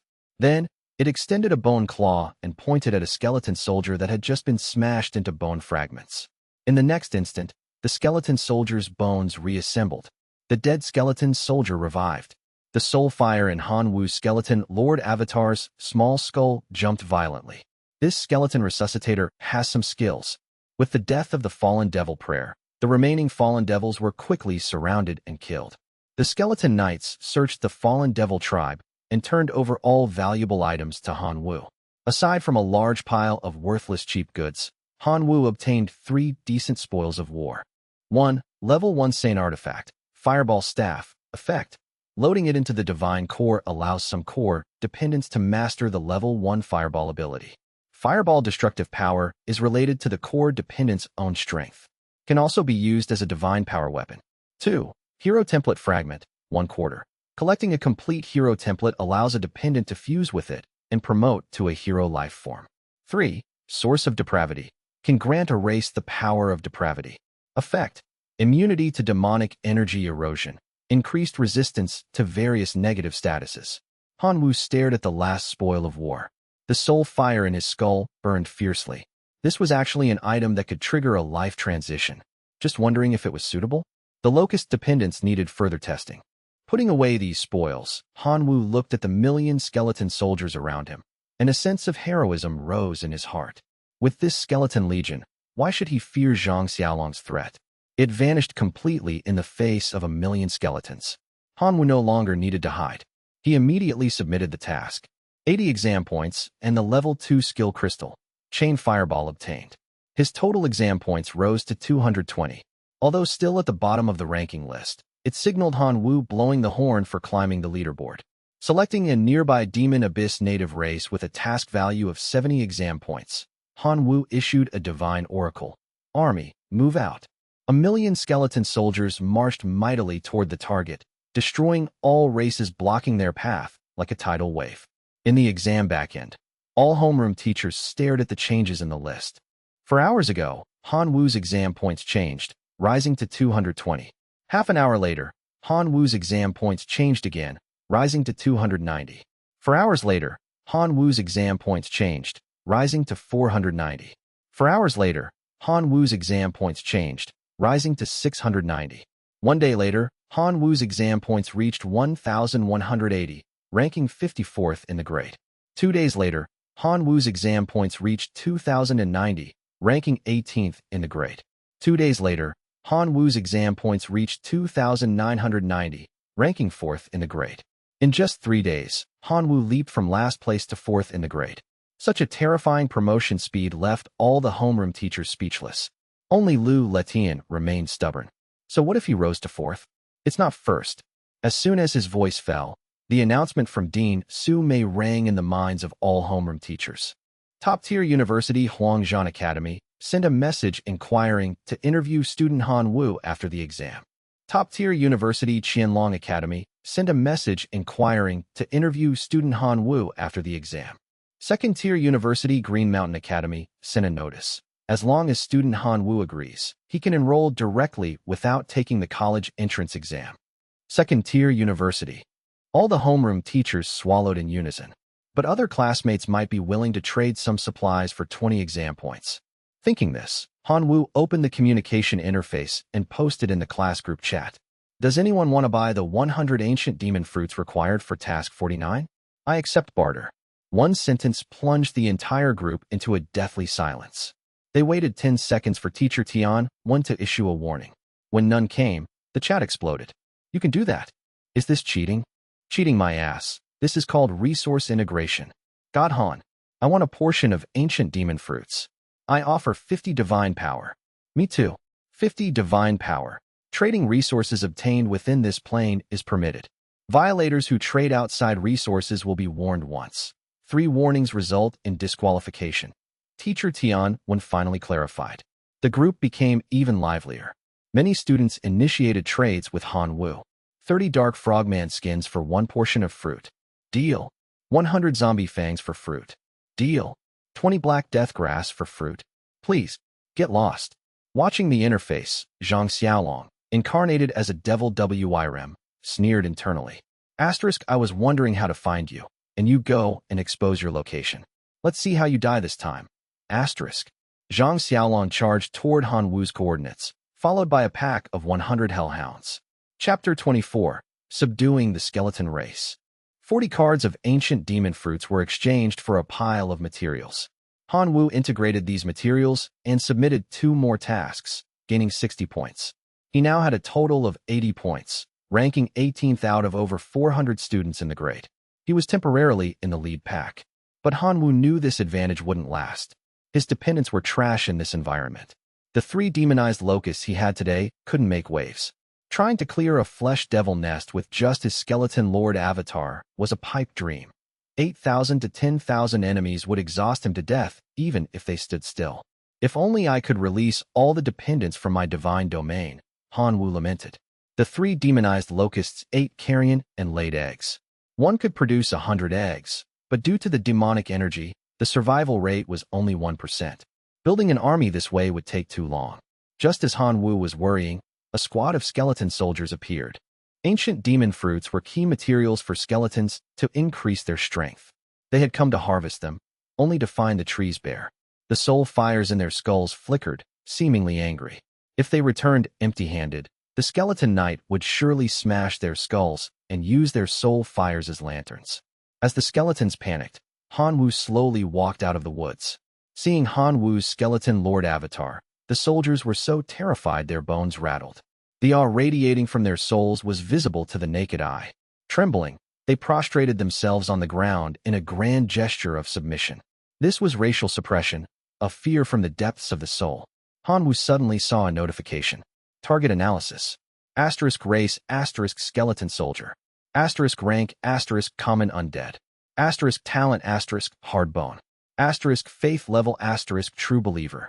Asterisk faith power, asterisk 500/day. Han Wu was shocked. Asterisk holy crap, this works? I just got over a dozen true believers for doing nothing? Asterisk. Clearly, these soldiers mistook him for a real skeleton lord. Han Wu decided to roll with it. Seeing Han Wu accept their submission, the soldiers' soul fires danced excitedly. Han Wu indicated he wanted to visit their camp. The soldiers led the way. After an hour, they arrived at a valley where thousands of skeletons were garrisoned. Han Wu's presence was a spiritual shock to them. He didn't even need to speak to harvest their faith. When the skeleton knight saw Han Wu, he was confused by the lord's small stature, but chose to submit anyway. The pressure on his soul couldn't be faked. Han Wu was ecstatic. A skeleton knight was an extraordinary rank life form. He had gained an entire army without spending a single soldier. Target analysis. Asterisk name, asterisk skeleton knight. Asterisk race, asterisk skeleton. Asterisk rank, asterisk extraordinary undead. Asterisk talent, asterisk iron bone, skeleton summoning. Asterisk faith level, asterisk true believer. Asterisk faith power, asterisk 50,000 per day. The skeleton knight acknowledged Han Wu as his master and began to explain the current plight of his troop through a silent, spiritual exchange. Han Wu understood every word. This skeleton knight had it rough. He was once part of a larger legion led by a hero rank, bone controller. During a battle against flesh devils, his squad got separated from the main force and had to garrison here. But this valley wasn't safe. They faced daily raids from rotting corpses, zombies, and flesh devils. His numbers were dwindling, which was why he sent soldiers to find ancient demon fruits to boost their strength. Without power, they wouldn't last much longer. Hanwoo fell into deep thought. Now that this squad belonged to him, he had an obligation to make them stronger. He quickly came up with a plan. One day passed. Hanwoo's exam score remained at 80 points, dropping his rank from 18th to 179th. Many classmates in the group chat were already sighing that Hanwoo's era is over. Hanwoo ignored them. He hadn't even started trying yet. When the clock hit midnight, Hanwoo gained his daily chance to summon dependents. He communicated with his divine domain and summoned 100 locusts. Along with them, he brought out a massive amount of equipment and bone essence. Sensing the pure bone energy radiating from the crystals, the skeleton knight was mesmerized. The soul fire inside his skull leaped frantically. Hanwoo gave one crystal to the knight and distributed the rest among the soldiers. One crystal shared between 10. After absorbing the energy, the skeleton knight's bones became denser and more textured. His aura skyrocketed, though he was still far from hero rank. The soldiers, however, saw massive gains. Dozens evolved into elite rank iron bone skeletons. Hanwoo then distributed the weapons. Armed and powered up, the skeleton army's combat power surged. It was time for the harvest. He issued a command: march on the flesh devil nest. Chapter 25. The most correct decision. According to the task details, the nest contained 8,000 to 10,000 flesh devils. A frontal assault with only 1,000 skeletons was suicide. But Hanwoo had a brain. If he couldn't win by force, he would use guerrilla tactics to slowly cannibalize them. The muscle-brained flesh devils wouldn't see it coming. Hanwoo ordered an iron bone skeleton to wander in front of the nest. As expected, the flesh devils couldn't tolerate a trespasser. Over 100 of them chased the skeleton out, intending to smash it to dust. Following Hanwoo's instructions, the bait led them into an ambush. Thousands of skeletons jumped out. Outnumbering the enemy 10 to 1 and armed with weapons, they wiped out the flesh devils in minutes. Then, the skeleton knight stepped forward. He used skeleton summoning on the corpses. Cute little skeletons pulled themselves out of the dead flesh devils, joining the ranks. Hanwoo marveled at their recruitment method. Unique indeed. After repeating this operation dozens of times, the skeleton army grew to over 7,000, while the flesh devils were reduced to about 3,000. It was time for the final assault. Hanwoo distributed more bone essence, creating 800 elite iron bone skeletons. They charged into the nest, looting and smashing everything. In less than 3 hours, the nest was cleared. The skeleton knight found a flesh heart and presented it to Hanwoo. Hanwoo looked at the bloody, beating heart with disgust, but it was a level 1 relic that increased the physical strength of core dependents. Even though it was useless for locusts, he accepted it. He submitted the task. 60 points gained. Rank 108. Hanwoo wasn't in a rush. Once the skeleton knight converted all the corpses, his army would exceed 10,000. Completing tasks would be a breeze. Meanwhile, Zhang Xiaolong arrived at the forest where the demon fruits grew. His 200 hellhounds found nothing but a few locust eggs. Damn it! Where did that kid go? Zhang Xiaolong cursed. Suddenly, he noticed Hanwoo's score jump by 60 points. Combining this with the task list, he deduced Hanwoo's location. He took the flesh devil nest task using locusts. Hanwoo, you surprise me, Zhang Xiaolong muttered. But your luck ends here. He turned and marched toward the nest. Upon arrival, he was confused to see skeletons garrisoned there. Asterisk, didn't the locusts clear this? Why are there skeletons? Asterisk. Then he saw the skeleton lord avatar. Damn you, Hanwoo. You secretly raised an undead race. Zhang Xiaolong raged internally. Dream on. He issued a divine decree. Hellhounds, attack. Hellhounds were powerful and boosted by the demon abyss environment. They far outclassed the remaining flesh devils. The 100 skeleton sentries outside were torn to shreds before they could react. The hounds lunged at Hanwoo. The skeletons, seeing their leader attacked, rushed to defend him, forming a wall of bone. Inside the nest, the main force heard the commotion. A swarm of 1,000 elite iron-bone skeletons and the extraordinary skeleton knight burst out. Zhang Xiaolong was startled. Asterisk, it's only the second day. How did he amass such a force? Asterisk. Realizing the threat, Zhang Xiaolong decided he had to kill Hanwoo today. His devil WIRM avatar charged. The iron-bone skeletons were crushed like twigs. Only the skeleton knight could withstand a hit, but even he was knocked back, his bones cracking. Zhang Xiaolong took some recoil damage but kept his momentum. He knocked the knight aside and faced Han Wu. "Student Zhang Xiaolong," Han Wu said, recognizing him. "We have no grievances. Why attack my dependents?" Zhang Xiaolong sneered.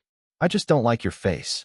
The WIRM's tail swept out with immense force, pulverizing rocks and smashing through Han Wu's bone claw defense. The skeleton lord avatar shattered into a pile of loose bones. Seeing this, and noting that Han Wu's true body didn't descend, Zhang Xiaolong assumed Han Wu had fled the exam in fear of death. He roared in triumph. The leaderless skeletons went berserk. Their soul fires blazed with loyalty. Avenge the Lord. They threw themselves at the WIRM fearlessly. Zhang Xiaolong realized fighting them was pointless. They gave no points and had no value.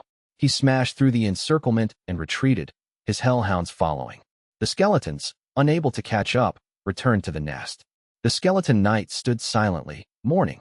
Suddenly, the pile of bones that was Han Wu began to tremble. As if pulled by magnets, they reassembled. Resurrection. Han Wu sighed with relief. Choosing the skeleton lord avatar was the best decision I ever made. The mourning skeleton knight froze, stunned. "Don't just stand there. Take the army and move out," Han Wu ordered. He knew he couldn't beat Zhang Xiaolong yet. He had to hide, cut off communications, and build his strength. "Zhang Xiaolong. Next time we meet, it will be your funeral," Han Wu vowed coldly. Miles away, Zhang Xiaolong checked the leaderboard. 10 students had already failed, grayed out, but Han Wu's name was still active at rank 163. He faked his death. Zhang Xiaolong turned back, furious. "I'll grind every bone to dust." But when he returned to the nest, it was empty. Not even a bone chip remained. "Search. Find them." But Han Wu was already 50 miles away, moving in the opposite direction. "But your luck ends here," Zhang Xiaolong muttered, following the map's guidance and turning back to kill his way toward the flesh devil nest. Soon, he arrived at the nest and found many skeleton soldiers garrisoned there. Zhang Xiaolong was puzzled. Wasn't it Han Wu's locusts that defeated the flesh devils? Why are there skeletons stationed here? When he saw the skeleton lord avatar that Han Wu had transformed into, everything became clear. Damn you, Han Wu. You were secretly raising an undead dependent race all along? Trying to get a good score in this assessment? Keep dreaming, Zhang Xiaolong muttered internally and immediately issued a divine decree. Hellhounds, attack. The Hellhounds were already powerful. In the environment of the demon abyss, their strength was amplified, far surpassing ordinary elite-rank flesh devils. The 100 or so ordinary skeleton soldiers outside the nest didn't even have time to resist before they were torn to shreds by the charging Hellhounds. The Hellhounds then lunged toward Han Wu. Seeing their leader under attack, the surrounding skeletons rushed forward to block them. Ordinary skeleton soldiers formed a wall of bone, shielding Han Wu from the Hellhounds' assault. Inside the nest, the iron-bone skeletons and the skeleton knight heard the commotion outside and swarmed out. Thousands of elite-rank iron-bone skeletons, plus an extraordinary rank skeleton knight. This scene shocked Zhang Xiaolong. It was only the second day since descending into the demon abyss plane, yet Han Wu had gathered so much military power. If he waited a few more days, who would be able to stop him? Realizing that Han Wu would be an endless source of trouble, Zhang Xiaolong made up his mind. I must kill Han Wu today and give him no room to grow. Immediately, the devil WRM avatar that Zhang Xiaolong inhabited charged out. Its body, covered in thick scales, smashed into the ranks. The elite-rank iron-bone skeletons were easily crushed. Only the extraordinary rank skeleton knight could withstand a blow. But the skeleton knight's abilities were limited. After being struck several times, the bones on his body were severely fractured. Zhang Xiaolong took some recoil damage but retained the vast majority of his combat power. He seized the opportunity to knock back the skeleton knight and faced Han Wu directly. Han Wu had already recognized him. "This is our classmate, Zhang Xiaolong. Student Zhang Xiaolong, we have no grievances or enmity. Why are you attacking my dependents?" Han Wu questioned. Zhang Xiaolong sneered and charged. "I just find you purely unpleasant to look at." The devil WIRM avatar swung its skeletal tail with immense power. Rocks along its path were ground into powder. Han Wu raised his bone claws to resist, but he couldn't withstand the force. His frame shattered, scattering bones all over the ground. Seeing this, Zhang Xiaolong assumed Han Wu's skeleton avatar was dead. After waiting a while and seeing that Han Wu's true body did not descend, Zhang Xiaolong concluded that Han Wu was afraid of dying in his true form and had chosen to withdraw from the exam. He couldn't help but let out a roar to express his excitement. The skeleton soldiers, having lost their leader, saw their soul fires leap violently. They went mad, charging fearlessly at the devil WIRM avatar. Though they were skeletons, they possessed souls of loyalty.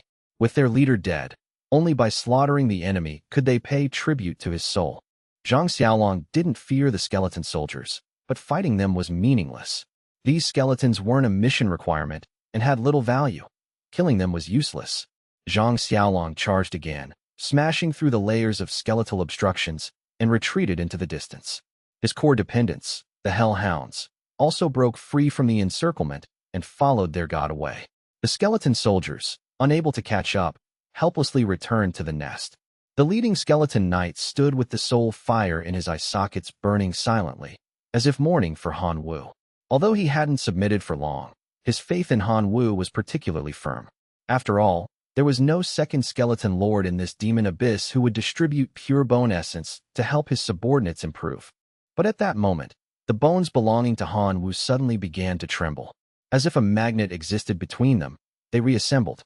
This was one of the skeleton lord's abilities, resurrection. Han Wu, revived, once again sincerely lamented that his decision to choose the skeleton lord avatar to descend into the demon abyss was incredibly correct. The mourning skeleton knight stood frozen in place. If he had a face, his expression would have been one of utter disbelief. Don't just stand there stupidly. Take all the troops and flee this place immediately, Han Wu ordered. He knew that his current self couldn't defeat Zhang Xiaolong's tyrannical devil WIRM avatar. To continue the assessment, he had to hide.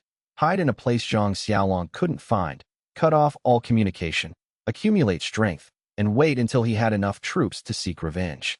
Zhang Xiaolong, the next time we meet will be your funeral, Han Wu vowed coldly. On the other side, Zhang Xiaolong completely shook off the pursuit of the skeleton soldiers before pulling up the assessment leaderboard. Students who withdrew or died would drop to the bottom of the list and appear grayed out. By the second day of descent, the number of students who had withdrawn or died reached 10. Perhaps their dependents were too weak to survive in the demon abyss, or they encountered attacks from native life forms and died accidentally. But Zhang Xiaolong didn't find Han Wu's name among them. Disbelieving, he returned to the main list and searched, discovering that Han Wu's name was currently ranked 163rd. In other words, he hadn't withdrawn. In an instant, Zhang Xiaolong realized the truth. The reason Han Wu hadn't descended in his true body was likely because his skeleton avatar hadn't actually died.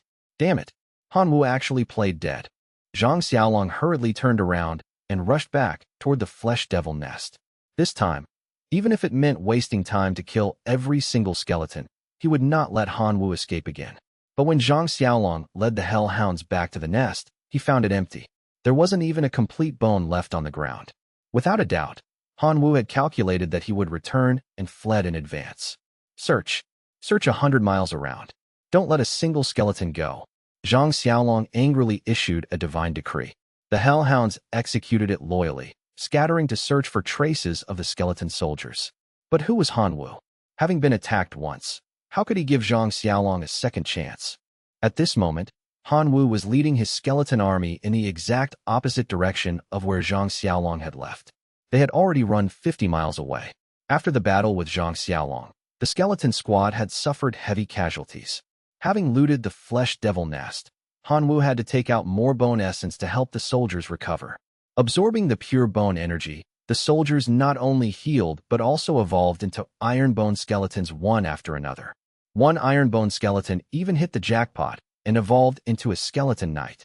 With two transcendent life forms, two skeleton knights, guarding him, Han Wu felt instantly secure.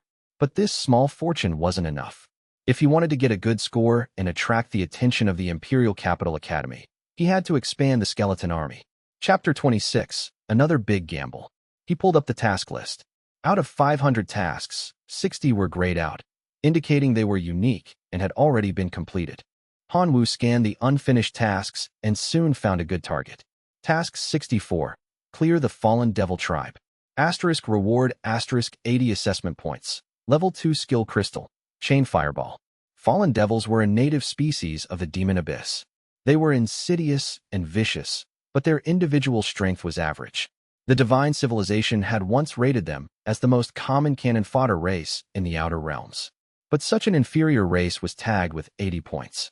Reading the details, Hanwoo realized this wasn't a mistake. The tribe was massive. Without a full count, the number of fallen devils was at least 1 million. Furthermore, they possessed several complete evolutionary paths, from the common fallen devil grunt to the elite rank fallen devil warrior and mage, up to the transcendent rank fallen devil prayer, who had the ability to resurrect fallen devils. Chewing this bone would be hard. But Hanwoo didn't care about completing the task for the points. His real goal was to use the fallen devils to mass-produce skeleton soldiers. Target selected. Hanwoo marched toward the objective. In the blink of an eye, 80 days had passed in the Demon Abyss Plain. Nearly 300 students in the grade had withdrawn. Those who remained had mostly established their own territories. In the back end, the homeroom teachers were keenly watching who would take first place. Our class's Huang Fei has built a demonized gold-eating ant army of over 100,000. His score is 3,200, firmly in first place. That divinity point is his. Lu Emo isn't bad either. 3,010 points, currently second. He found an evolutionary path for demonized goblins. With a little push, he might fight for first. Teacher Tian1, why aren't you speaking? Is your class performing poorly, failing the title of the elite class? A teacher teased. They were envious of the title, which granted more resources. Tianwen glanced at the other teachers. Does my class need introduction? Zhang Xiaolong, 2,890 points. Su Sun, 2,870 points. Qin Shuang, 2,830 points. They are all in the top 10. Top 10? Who cares? We care about first place. The divinity is the main event. Didn't your class have the unified exam champion, Hanwoo? Why is he silent this time? Let me check. Hanwoo, currently 140 points. Last place. Teacher Tian1, this is your genius student? I heard he sold the divinity point he got from the unified exam. How short-sighted. How can you sell such a scarce resource? I told you, that kid just got lucky before. He was always a dead last student, but some blind teacher treats him like a treasure. Lu Letian mocked publicly. Everyone knew he was targeting Tian1. To be fair, locusts as a core race really don't have a competitive edge. For student Hanwoo to survive 80 days in the Demon Abyss is already a miracle. Another teacher commented objectively. Winning is the only hard truth. Demon Abyss Plain C, 793826, Fallen Devil Camp. The originally million-strong Fallen Devil tribe now had less than 100,000 survivors. The camp was surrounded by a sea of skeletons.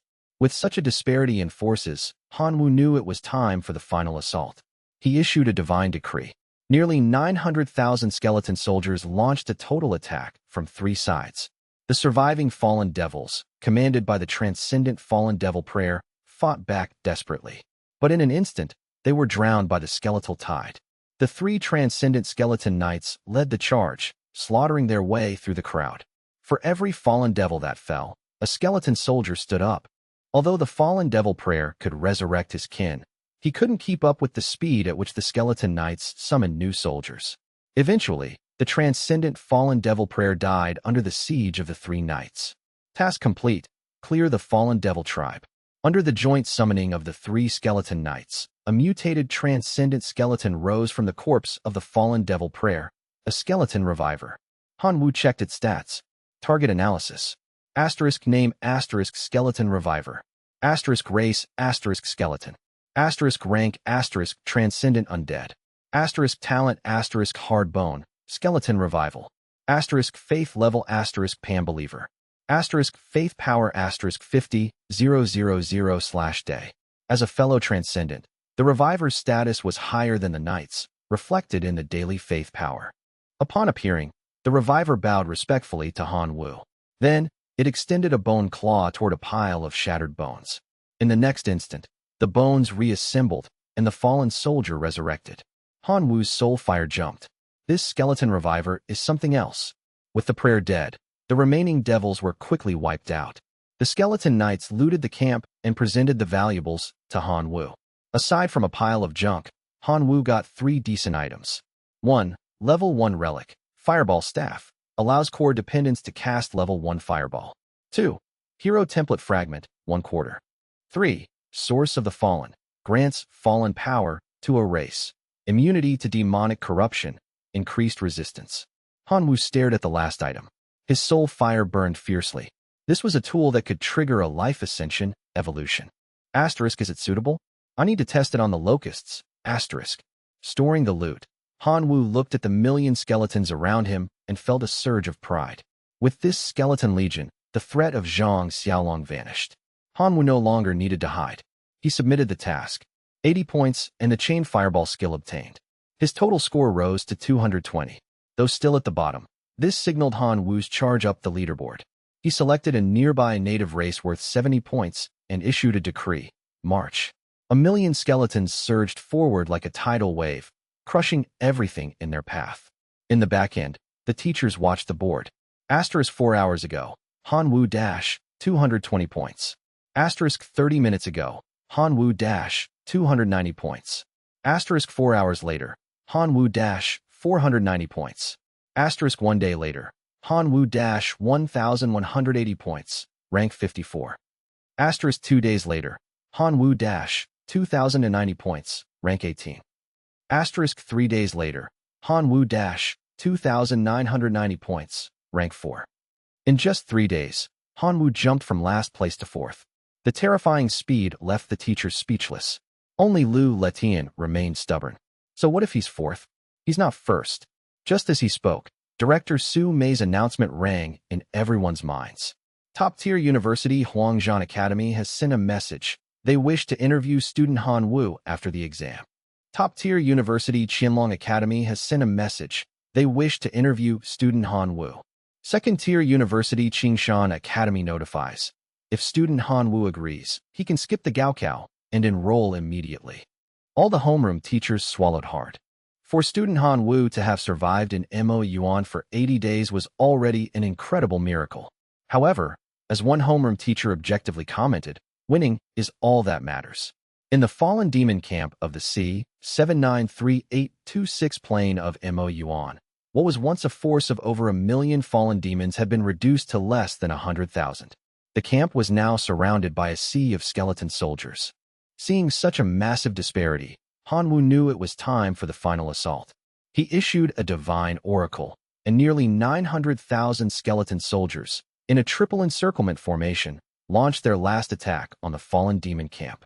The surviving fallen demons, under the command of the transcendent-level fallen demon prayer, fought back fiercely. But in an instant, they were completely submerged by the tide of skeletons. The 3 leading transcendent skeleton knights charged into the demon horde, wreaking havoc. For every fallen demon that fell, a new skeleton soldier rose in its place. Although the fallen demon prayer possessed the ability to resurrect its kin, it couldn't possibly keep up with the speed at which the skeleton knights summoned new soldiers. In the end, the transcendent fallen demon prayer was overwhelmed and killed by the 3 skeleton knights. The mission to clear the fallen demon tribe was complete. As the 3 skeleton knights performed a joint summoning ritual over the corpse of the fallen demon prayer, they unexpectedly raised a mutated, transcendent life form of the skeleton clan, a skeleton reviver. Han Wu immediately absorbed its information. Clan name, Skeleton Reviver. Clan race, Skeleton. Clan level, Transcendent Undead. Clan talents, Hardened Bones, Skeleton Revival. Faith level, Follower. Faith power, 500,000 per day. As a transcendent life form of the Skeleton Clan, the Skeleton Reviver held a higher status than the Skeleton Knights. This was directly reflected in the amount of faith power it provided daily. The moment the Skeleton Reviver appeared, it first bowed respectfully to Han Wu, acknowledging his superior racial status. Then, it extended a bony claw and pointed at a skeleton soldier that had just been smashed to pieces. In the next instant, the soldier's bones reassembled, and the fallen warrior was resurrected. Within the small skull of Han Wu's skeleton lord avatar, the soul fire leaped violently. This skeleton reviver was something special. With the death of the fallen demon prayer, the remaining fallen demons were quickly surrounded and annihilated. The skeleton knights scoured the entire tribe's camp, gathering all items of value and presenting them to Han Wu. Aside from a large pile of worthless junk, Han Wu obtained 3 decent spoils of war. Level 1 Holy Relic, Fireball Staff. Effect: when integrated with the God's Domain core, it can grant a portion of the core clan the ability to cast level 1 fireballs. The fireball's destructive power is linked to the clan member's own strength. Can also be used as a divine power weapon. Hero Template Fragment, 1/4. Effect: collect a complete hero template to allow a clan member to fuse with it and advance to a hero-level life form. Source of Corruption. Effect: can bestow the power of corruption upon a race. Grants immunity to demonic chi erosion and increases resistance to various negative effects. Han Wu stared at the final prize, the soul fire in his skull burning brightly. This was an item that could trigger a life-level leap. He just wasn't sure if it was suitable for his Locust clan. He would need to test it further. After stowing away his loot, Han Wu looked at the million-strong army of skeleton soldiers surrounding him, a surge of pride welling up inside him. With this skeleton legion, what did he have to fear from Zhang Xiaolong's threats? They were nothing before an army of 1,000,000 skeletons. There was no longer any need for him to hold back. He immediately submitted the mission. 80 assessment points and a level 2 skill crystal, Chain Fireball, were his. His total assessment score rose to 220. Though he was still at the bottom of the rankings, this marked the beginning of Han Wu's charge up the leaderboard. He selected a native Mo Yuan race not far from his current location, worth 70 assessment points. Han Wu issued a divine oracle, and the army moved out. 1,000,000 skeleton soldiers surged forward like a tidal wave, crushing every race that stood in their path. In the assessment's backend system, all the homeroom teachers were watching the rankings change. For hours ago, Han Wu's score changed, rising to 220. 30 minutes ago, Han Wu's score changed again, rising to 290. 4 hours later, Han Wu's score changed, rising to 494. An hour after that, Han Wu's score changed, rising to 690. 1 day later, Han Wu's score reached 1,180, placing him 54th in the grade. 2 days later, Han Wu's score reached 2,090, placing him 18th in the grade.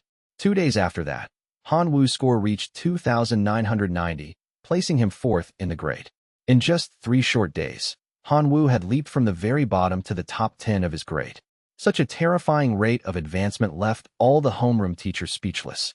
Only Lu Letian remained stubborn. So what if he's 4th in the grade? He's still not number 1.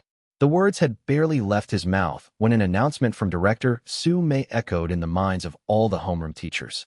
Huangzhan Academy, a first-tier university, has sent an inquiry. They wish to schedule an interview with student Han Wu after the assessment. Xianlong Academy, a first-tier university, has sent an inquiry. They wish to schedule an interview with student Han Wu after the assessment. Qingshan Academy, a second-tier university, has sent a notice.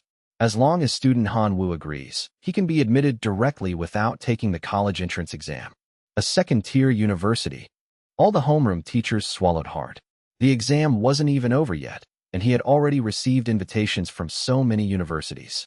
His future was simply bright. Lu Letian shouted, "Director Su, I protest. Why do you only announce university invitations for student Han Wu and not mention other students?"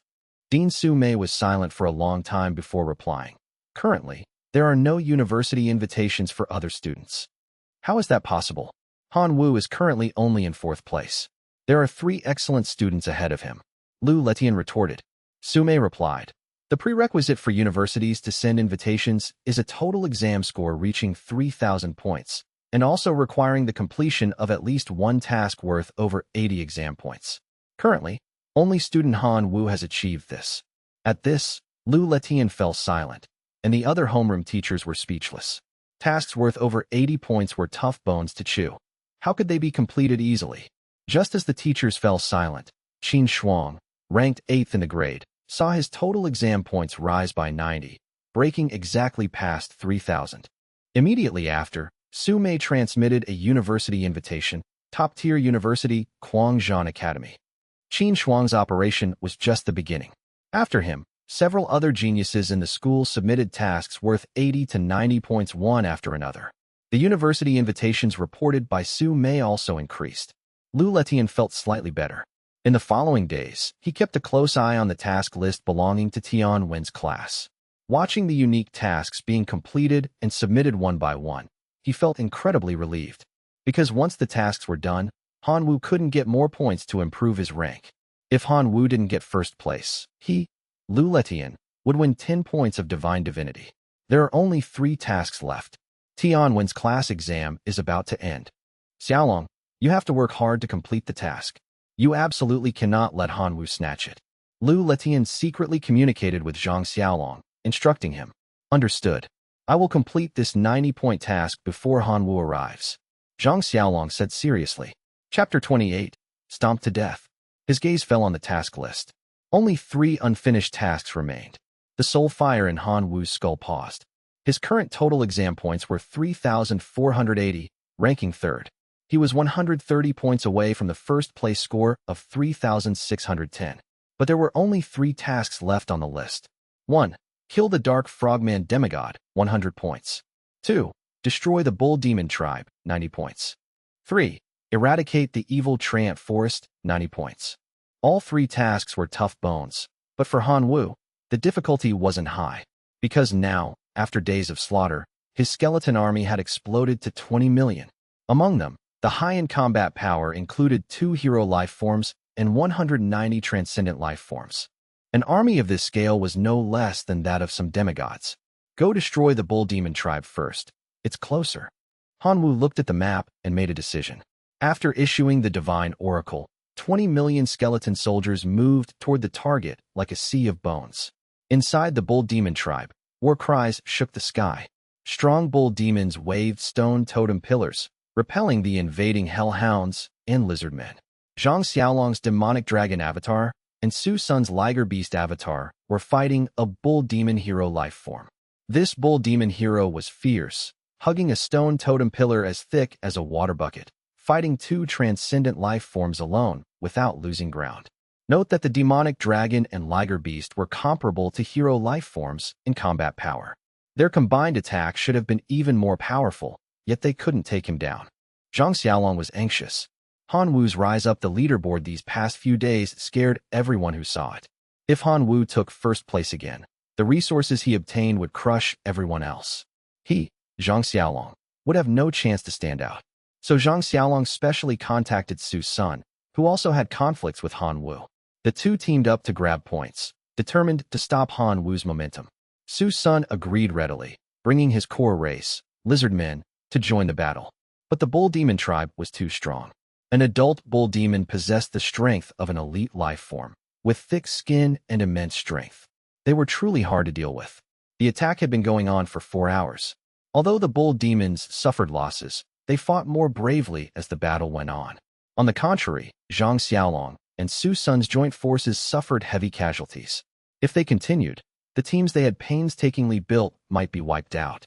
Helpless, the 2 exchanged glances. The battle was incredibly intense. The Bull Demon Tribe was a tough bone. They couldn't chew it even with combined forces, so they assumed Han Wu definitely couldn't chew it either. Holding this thought, the 2 issued divine oracles, calling for their dependents to retreat. But just as the dependents started to move, Zhang Xiaolong and Su Sun realized something was wrong with the surroundings. Unknown to them, a circle of skeleton soldiers had gathered outside the Bull Demon Tribe. Looking into the distance, this group of skeleton soldiers seemed endless, stretching to the horizon. Zhang Xiaolong and Su Sun's expressions turned extremely ugly. A thought occurred to both of them. Did we unluckily encounter an undead scourge? The skeleton soldiers launched a battle against the 3 forces, bull demons, hellhounds, and lizardmen. The scene was incredibly intense. Large swathes of skeleton soldiers were smashed into bone fragments. Any of the 3 races could easily challenge 10 times their number in skeletons. It was like the skeleton soldiers were made of mud. Zhang Xiaolong and Su Sun's faces looked a bit better. They prepared to use the momentum to rush out of the skeleton encirclement. However, Han Wu, commanding the battle, wouldn't let them have their way.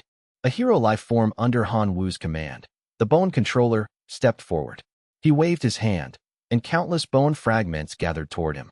In an instant, he transformed into a 20-meter-tall giant skeleton. The giant skeleton strode into the battle group. Just simple stomps and punches caused significant damage. The dead life forms were used by the skeleton knights to cast skeleton summoning, turning into combat power for the skeleton legion. The more they killed, the more skeletons appeared. The scene was despairing. Zhang Xiaolong and Su Sun gritted their teeth and made a decision.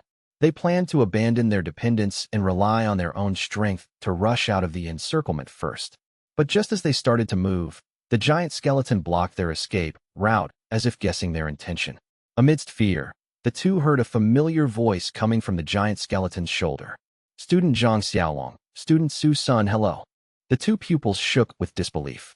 They looked up and saw a small skeleton with jade-like bones standing on the giant skeleton's shoulder. Looking closely, Han Wu's figure appeared above the small skeleton. Han Wu, Zhang Xiaolong's demonic dragon avatar, let out a low roar, seemingly about to snap its sharp teeth. Su Sun's liger beast avatar widened its eyes, unable to believe that the small skeleton was Han Wu. Isn't your core race locusts? Han Wu didn't answer. He commanded the giant skeleton to lift its giant foot and stomp down, directly crushing the demonic dragon avatar, transformed by Zhang Xiaolong. After stomping, he said, "Goodbye, student Zhang Xiaolong." Not far away, Su Sun's entire avatar was scared silly.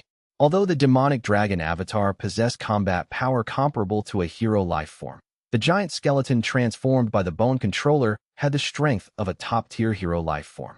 The difference between the two was too vast. The demonic dragon avatar didn't die unjustly, but stomping someone to death before even finishing the greeting? How much hatred was there between them? After the demonic dragon avatar died, seeing that Zhang Xiaolong's true body didn't descend for a long time, Han Wu guessed that Zhang Xiaolong had withdrawn from the exam. Checking the leaderboard, sure enough, Zhang Xiaolong's name turned gray.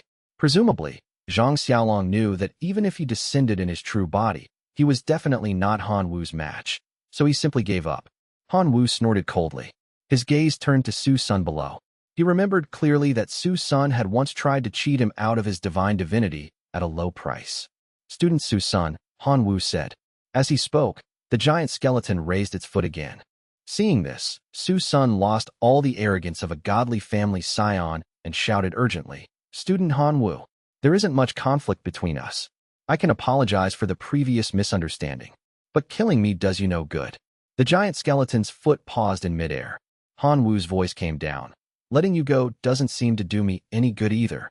I'll give you 30% of the treasures I obtained in this plane. I just beg you to leave me a way out." Su Sun shouted. Han Wu said disdainfully, 30% can't buy the life of a transcendent life form liger beast. 50%. I'll give 50%. Su Sun raised the stakes. His liger beast avatar had absorbed many treasures after descending into this plane. As long as he could teleport back alive, given time, it would definitely evolve into a hero life form. For a hero life form, Su Sun felt that giving up 50% of his gains was acceptable. Han Wu thought for a moment and agreed to Su Sun's condition. Unlike Zhang Xiaolong, who had intended to harm him, Han Wu could let Su Sun off. Besides, it wasn't for free. Su Sun had 3,020 exam points. 50% of his gains wouldn't be small. Seeing Han Wu agree, Su Sun breathed a sigh of relief. Trading 50% of gains for the liger beast avatar's life was secondary. He mainly wanted to complete the exam alive. This exam would have some influence on university selection. Leaving the exam alive versus withdrawing were two completely different concepts in the eyes of universities. Let's sign a contract then, so no one goes back on their word. Su Sun was afraid Han Wu would regret it and actively mentioned it. Han Wu didn't trust Su Sun's contract. He drafted a contract himself using the God login capsules function. Su Sun signed his name on the contract. After paying 50% of his gains, he fled in panic with his remaining dependents. Han Wu continued to control the Skeleton Legion, besieging the Bull Demon Tribe. Chapter 29, The Ultimate Mission. 5 hours later, over 80% of the Bull Demon Tribe was dead or injured. The Skeleton Soldier Legion, however, grew larger and larger under the area resuscitation ability of another skeleton race hero life form, the Skeleton Resuscitator. The chief of the Bull Demon Tribe, the only hero life form in the tribe, chose to give up resistance in such a desperate situation, begging Han Wu to leave a glimmer of life for the Bull Demon Tribe. He was willing to lead the remaining Bull Demons to submit. Han Wu thought it over and agreed. However, the task required Han Wu to kill over 90% of the tribe members to submit it. To this, the Bull Demon Tribe quickly gave an answer. The scene was incredibly intense. Large swathes of skeleton soldiers were smashed into bone fragments. Any one of the 3 enemy dependents possessed combat power that could easily challenge 100 skeletons. It was as if the skeleton soldiers were made of mud. Zhang Xiaolong and Su Sun's expressions finally improved. They prepared to use this momentum to break out of the skeleton encirclement. However, Han Wu, who was commanding the battle, would not let them have their way. A hero-rank bone controller under Han Wu's command stepped forward. He raised his hand, and countless bone fragments gathered toward him. In an instant, he transformed into a 20-meter-tall bone giant. The bone giant strode into the fray. With simple stomps and punches, he dealt massive damage. The fallen life forms were then subjected to skeleton summoning by the skeleton knights, turning into combat power for the skeleton legion. The skeletons grew in number as the battle raged. The scene was despairing. Zhang Xiaolong and Su Sun gritted their teeth and made a decision. They planned to abandon their dependence and rely on their own strength to break out first. But just as they started to move, the bone giant blocked their escape route as if he had predicted their intentions. Amidst their fear, they heard a familiar voice coming from the bone giant's shoulder. Student Zhang Xiaolong, Student Su Sunday hello. Their pupils dilated in shock. They looked up and saw a jade-like little skeleton standing on the bone giant's shoulder. Looking closely, Han Wu's figure superimposed over the skeleton. Han Wu, Zhang Xiaolong's devil WRM avatar, let out a low growl, looking ready to bite Su Sun's lion tiger beast avatar in half out of frustration. Su Sun's avatar stared wide-eyed. I can't believe that little skeleton is Han Wu. Isn't your core race locusts? Han Wu didn't answer. He commanded the bone giant to lift its massive foot and stomp down, directly exploding Zhang Xiaolong's devil WRM avatar. After the stomp, he said, "Goodbye, student Zhang Xiaolong." Nearby, Su Sun was terrified. Although the devil WRM avatar had combat power comparable to a hero-rank life form, the bone giant formed by the bone controller possessed the strength of a top-tier hero. The difference was too vast. The devil WRM died unjustly, crushed before he could even finish his sentence. How much hatred is there between you two? After the avatar died, Zhang Xiaolong's true body did not descend. Han Wu guessed he had withdrawn. Checking the leaderboard, sure enough, Zhang Xiaolong's name had turned gray. He likely knew he was no match for Han Wu even in his true form, so he just gave up. Han Wu snorted coldly and looked down at Su Sunday. He remembered clearly that Su Sun had tried to scam his divinity point for a low price. Student Su Sun, Han Wu said. The bone giant raised its foot again. Seeing this, Su Sun lost all the arrogance of a godly family scion. He shouted urgently, Student Han Wu, we don't have a major conflict. I can apologize for the previous misunderstanding, but killing me does you no good. The bone giant's foot paused in midair. Han Wu's voice drifted down.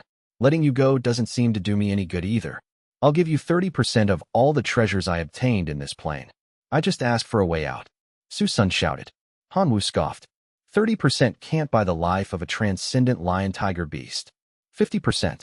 I'll give you 50%. Su Sun raised the stakes.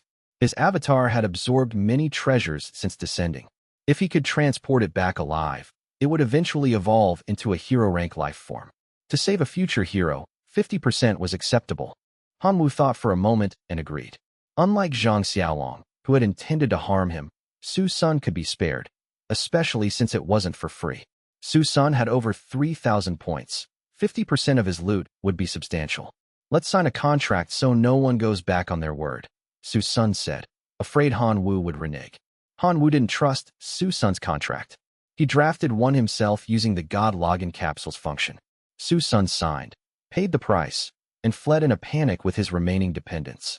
Han Wu then continued to command the Skeleton Legion to besiege the Bull Demon tribe. Chapter 29, The Ultimate Mission. 5 hours later, over 80% of the Bull Demon tribe was dead or wounded. Meanwhile, the Skeleton Legion, under the revival ability of another hero-rank skeleton, the Bone Reviver, grew larger and larger. The chief of the Bull Demon tribe, the only hero-rank life form, chose to stop resisting in such a desperate situation. He begged Han Wu to leave a spark of life for his tribe. He was willing to lead the remaining Bull Demons to submit. Han Wu thought it over and agreed. However, the mission required Han Wu to kill over 90% of the tribe members to submit it. The Bull Demon tribe quickly provided a solution.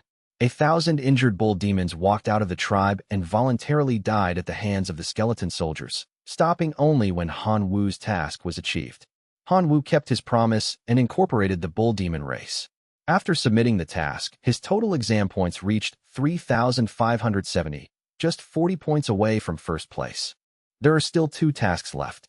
I have a choice, Han-woo sighed. But as soon as his voice fell, another 90-point task turned gray. It was Qin Shuang. Like Han-woo, he completed and submitted the task almost simultaneously. His total exam points reached 3,580. Only 1 task remained on the list. Task 500. Kill the Dark Frogman demigod. The difficulty of this task is just too high. Han-woo was worried. Even with an army of over 20 million skeletons, he was unwilling to challenge a demigod, especially a native demigod who held the home field advantage. But tempted by the huge reward for first place, Han-woo couldn't suppress the desire in his heart. He had a large number of locusts to feed in his divine domain, and many common dependents waiting for resources. He also wanted to fight for first place to attract the attention of the top-tier Imperial Capital Academy. I have to take this task. After making up his mind, Han-woo once again issued a divine oracle. Skeleton Army, advance toward the Dark Frogman territory. In the back end, the homeroom teachers were compiling data. 11 classes had already finished their exams, but none of them had completed the ultimate task on the list, killing the demigod. This was normal. It had been like this for years. After all, the students were still divine nature creatures. Under various restrictions, just surviving in the Outlands was hard enough. Challenging a native demigod with geographical advantages was no different from courting death. Only a fool would try. The teachers also believed no student would attempt that task. The danger index was too high, the cost too great. One careless move, and the dependent avatar would die at the hands of the demigod. All the efforts in this exam would turn to bubbles. Teacher Tian, currently only 3 students from your class haven't returned. A teacher looked at the ranking list. Rank 2, student Qin Shuang, 3,580 points. Rank 3, student Han-woo, 3,570 points. And rank 7, student Su Sun, 3,520 points. What exactly is keeping them? Questioned by the teachers, Tianwen thought it over and released the exam interface of the 3 students. Instantly, the expressions on the faces of the 11 teachers became very colorful. These 2 students of yours are truly audacious. They actually dare to target a demigod. I can understand student Qin Shuang. He currently possesses 4 hero life form thunder sparrows, barely enough strength to clash with a demigod. But this Han-woo, how did he build this skeleton army? Isn't his core race locusts? Student Han-woo actually possesses 3 hero life forms: Bone Controller, Resuscitator, and a Bull Demon Shaman known for brute force. Truly shocking. Look at student Han-woo's avatar. Who can tell what rank that avatar is? Holy crap. A teacher with detection abilities couldn't help cursing. That's actually a skeleton lord avatar. A lord life form. Are you kidding me? Holy crap, it really is. The teachers exclaimed. They finally knew why Tianwen dared to bet 10 points of divine divinity that Han-woo would get first place. If they had known Han-woo possessed a skeleton lord avatar and an army of over 20 million skeletons, they would have bet on Han-woo too.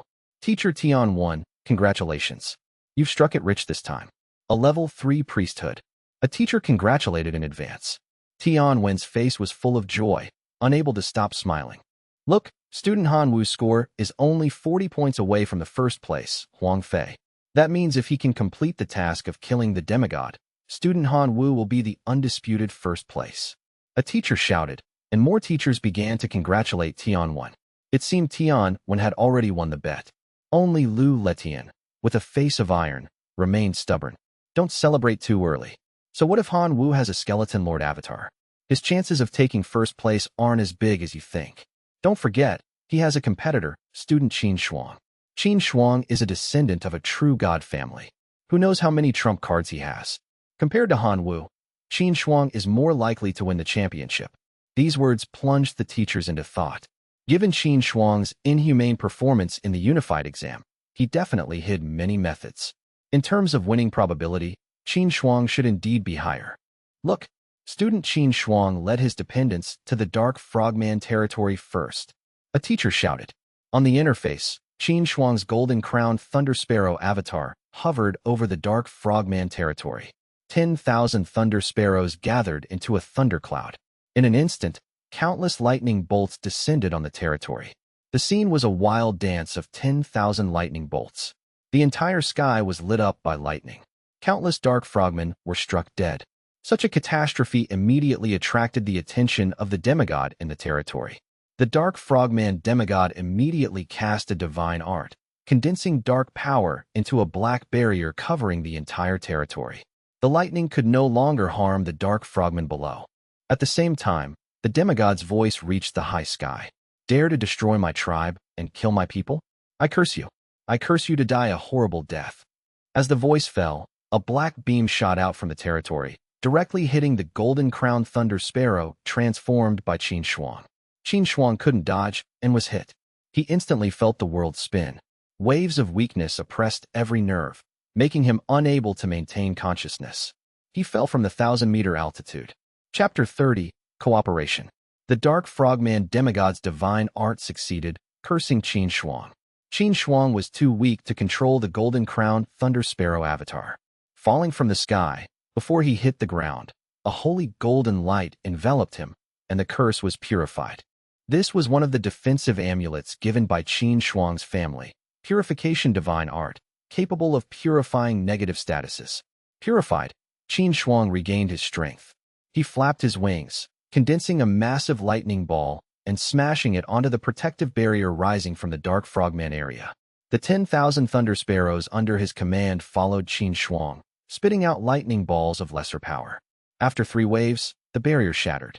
The Dark Frogman territory was exposed to Qin Shuang again. Qin Shuang was smug. In this battle, he held all the advantages and would surely take the top spot. But just then, the Dark Frogman demigod showed his power again. He cast a summoning divine art. A mountain-sized swallowing mountain demon frog was summoned. As soon as it appeared, it spat out a 1,000-meter-long tongue, sticking to the high-flying Qin Shuang. The immense force from the tongue dragged him into the demon frog's belly.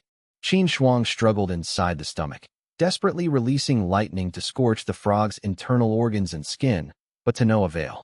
Given the massive size of the swallowing mountain demon frog, this bit of electricity spread out wasn't enough to cause fatal damage.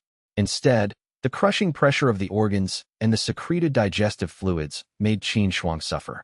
The thunder sparrows belonging to Qin Shuang let out mournful cries, releasing thousands of lightning bolts, but they couldn't blast open the demon frog's thick skin. Instead, the Dark Frogman hero life forms used dark secret arts to shoot down large swathes of thunder sparrows. Lacking Qin Shuang's command, the thunder sparrows were in a passive situation. If the current trend continued, within 3 hours, all thunder sparrows would be slaughtered by the Dark Frogman. Trapped inside the frog, Qin Shuang felt waves of despair. Was he going to lose this exam? He clearly had many trump cards unused. Dying in a frog's belly like this was truly stifling. At this moment, a prompt came from his communicator. Han Wu requests a call. Qin Shuang hesitated. Should he answer? From the task list and ranking board, he could guess that Han Wu had risen suddenly and possessed strong power. This call was likely to seek an alliance. Qin Shuang didn't reject cooperation. He just didn't want Han Wu to see his embarrassing state. But the communicator kept beeping, showing Han Wu's determination. Urged by the device, Qin Shuang finally answered. The interface showed Han Wu's skeleton lord avatar image, tiny and kind of cute. Where are you? Han Wu couldn't distinguish Qin Shuang's location from the background of black and red flesh. None of your business. Qin Shuang replied grumpily. Han Wu was used to Qin Shuang's bad temper and asked directly, "Want to cooperate?" Qin Shuang said stubbornly, "Why should I cooperate with you?" Han Wu replied, "If you don't cooperate, your thunder sparrows will be wiped out in 10 minutes. Qin Shuang wanted to say something tough, like, "So what?" But he couldn't say it. These 10,000 thunder sparrows were carefully cultivated by him, especially the 3 that evolved into hero life form Iron Crown thunder sparrows. If they all died in the demon abyss, it would be a huge blow to him. Let's get this straight first. If we win, I want the Dark Frogman demigod's god body. The rest can be yours. Qin Shuang said. His family was wealthy. He really didn't care about other things. Fine. Hurry up and issue a divine oracle. Have your thunder sparrows pick up my elite troops. Han Wu replied. The interface showed his current situation. The environment where the Dark Frogman lived was a swamp. The thunder sparrows flying over weren't affected, but Han Wu's skeleton army walked. Currently, over 1 million skeletons were stuck in the swamp. Helpless, Han Wu sought Qin Shuang's cooperation. Qin Shuang wanted to say, Agree to be my slave, and I'll send birds to pick you up. But his situation wasn't much better than Han Wu's. He was waiting for Han Wu to save him. Reluctantly, he issued a divine oracle. The surviving Thunder Sparrows broke away from the battle with the Dark Frogmen and rushed toward the distant skeleton army. Han Wu commanded a batch of iron bone skeletons to climb onto the Thunder Sparrows. When they flew over the Dark Frogman tribe, they dropped in free fall. Many iron bone skeletons shattered into dregs. Han Wu didn't care. Before he could send the skeleton army in, these skeletons were the bones for the bone controller to condense the giant skeleton. Reinforcements arrived. The Dark Frogman demigod immediately cast a divine art, condensing dark power into a black barrier that enveloped the entire Dark Frogman territory. The lightning naturally couldn't harm the frogmen below. At the same time, the demigod's voice reached the high sky. You dare destroy my tribe and kill my people? I curse you. I curse you to die a horrible death. As the words fell, a beam of black light shot out from the territory, directly hitting the golden-crowned Thunder Sparrow avatar that Qin Shuang inhabited. Qin Shuang couldn't dodge in time. Hit by the black light, she instantly felt dizzy. Waves of weakness oppressed every nerve, making it impossible for her to maintain consciousness. She fell from an altitude of 1,000 meters. Chapter 30, Cooperation. The Dark Frogman demigod's curse succeeded. Qin Shuang was too weak to control her avatar. Before she hit the ground, a holy golden light enveloped her, purifying the curse. This was one of the defensive measures given to her by her family. Purification divine art, capable of cleansing negative statuses. Regaining her strength, Qin Shuang flapped her wings and condensed a massive ball of lightning, smashing it onto the protective shield rising over the Frogman territory. 10,000 Thunder Sparrows followed her lead, spitting out lightning balls. After 3 waves, the shield shattered. The Dark Frogman territory was exposed to Qin Shuang again. Qin Shuang felt triumphant. In this battle, she held all the advantages and would surely take the top spot.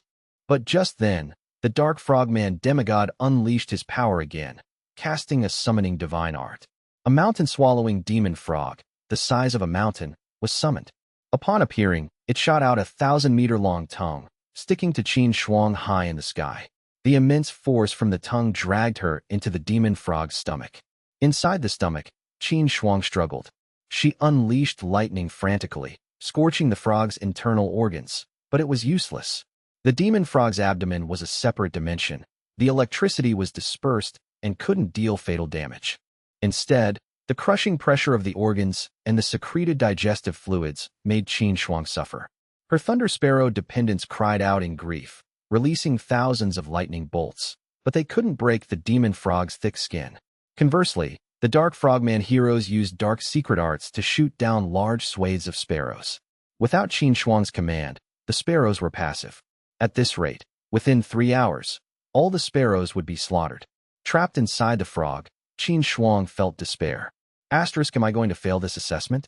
I still have so many trump cards I haven't used. Dying in a frog's stomach is too humiliating. Suddenly, a notification rang on her communicator. Han Wu was requesting a call. Qin Shuang hesitated. Through the task list and leaderboard, she guessed Han Wu had risen suddenly and possessed great strength. This call was likely to ask for help or cooperation. She didn't want Han Wu to see her in this sorry state, but the communicator kept beeping, signaling his determination. Finally, she accepted. The interface showed Han Wu's cute little skeleton lord avatar.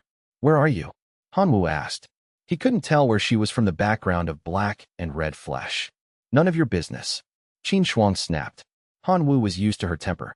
He asked directly, want to cooperate? Why should I cooperate with you? She retorted stubbornly.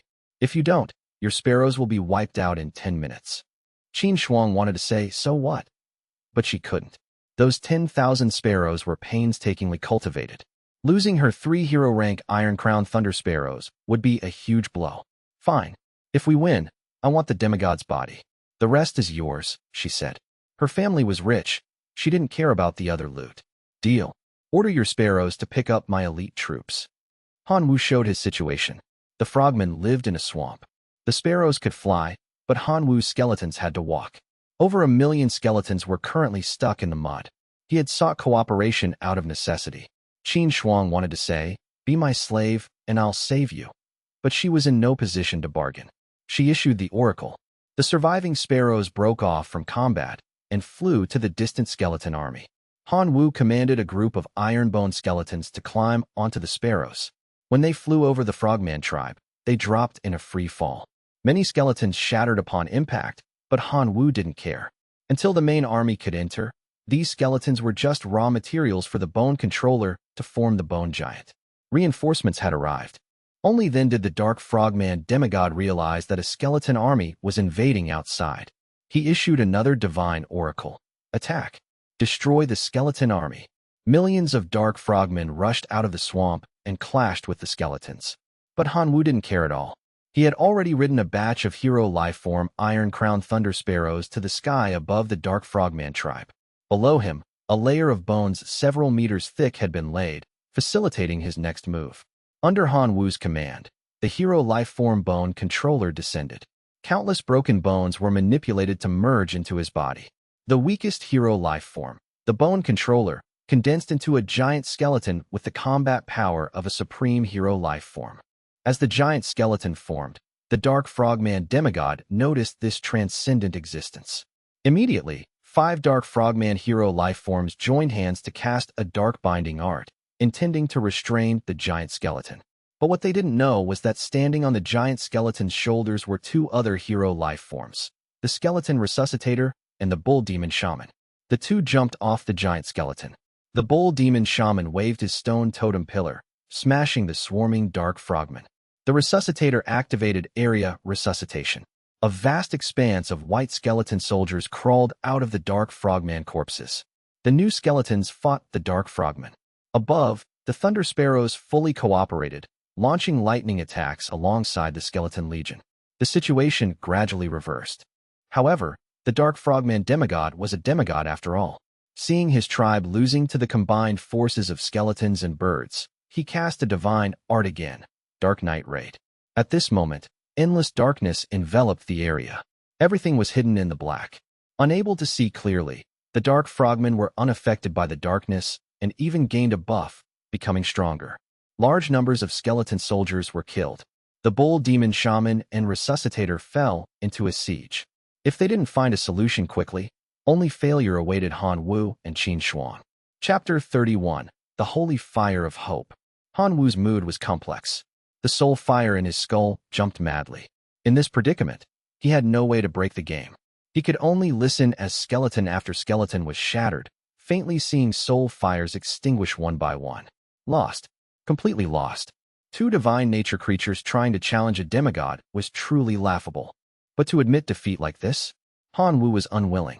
He felt stifled. In Han Wu's divine domain, due to the god's mood change, the sky was covered by thick, dark clouds. Blade Wind Zhan Tai and the Red Dwarf tribe gathered at the temple, praying devoutly. The believers' voices crossed thousands of mountains and rivers, entering Han Wu's mind. God bears the burden for the believers. Believers worship the god. If we can remove worries for the god, believers are willing to give their lives to fight for the god. Blade Wind Zhan Tai requests battle. Red Dwarf clan requests battle. Billions of locusts fly irritably. They had no intelligence, but they were willing to offer their humble lives for the god. Even if doomed eternally, the believers wished to sacrifice their lives to sweep away the haze for the god. Just as midnight passed and a new day arrived, Han Wu opened a teleportation gate with a divine oracle. Blade Wind Zhan Tai, holding 4 storm greatswords, stepped in. The Red Dwarf clan, fully armed, followed.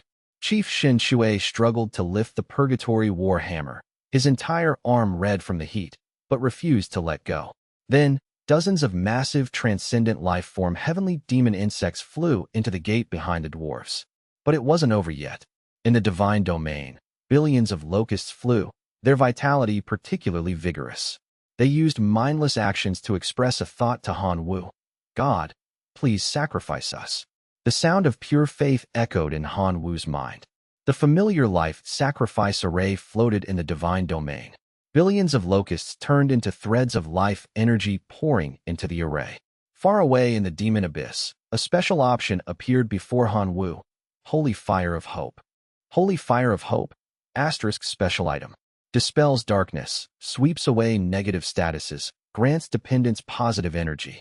A gift from believers to the god. Hope brings miracles. Han Wu took out the holy fire of hope. Instantly, the darkness in the area was dispelled. All negative statuses on the dependents were swept away, and every dependent glowed with holy light. Even the undead skeletons and the demon bull race were no exception. The dark frogman demigod's scream rang through the area.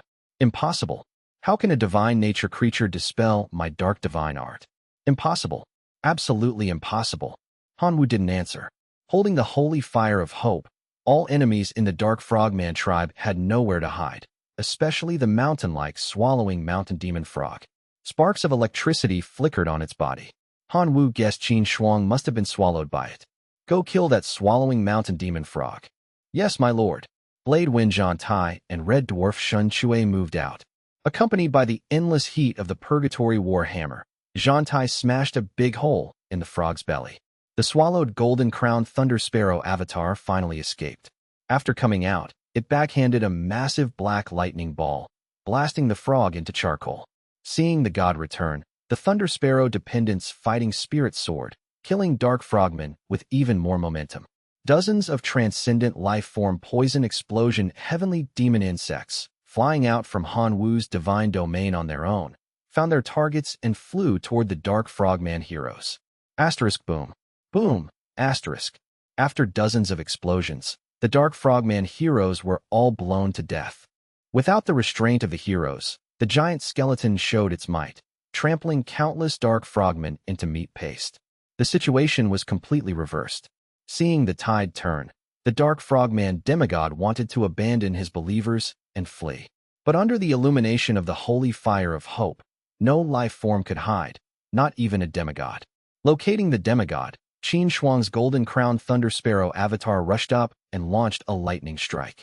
Although the Dark Frogman was a demigod, his combat power was average, especially after casting several divine arts and consuming too much divine power.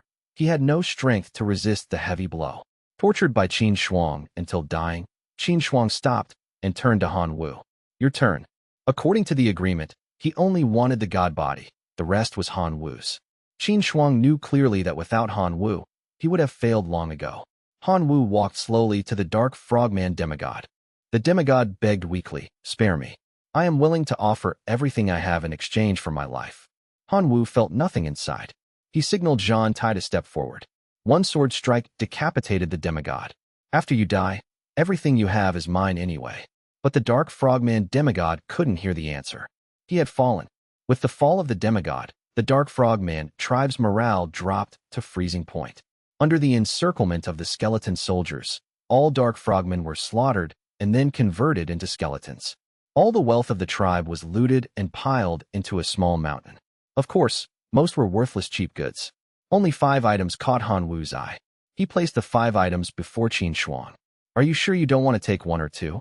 Qin Shuang's golden-crowned Thunder Sparrow avatar stared at a jewelry-like saint artifact, liking it internally, but said, "We agreed long ago.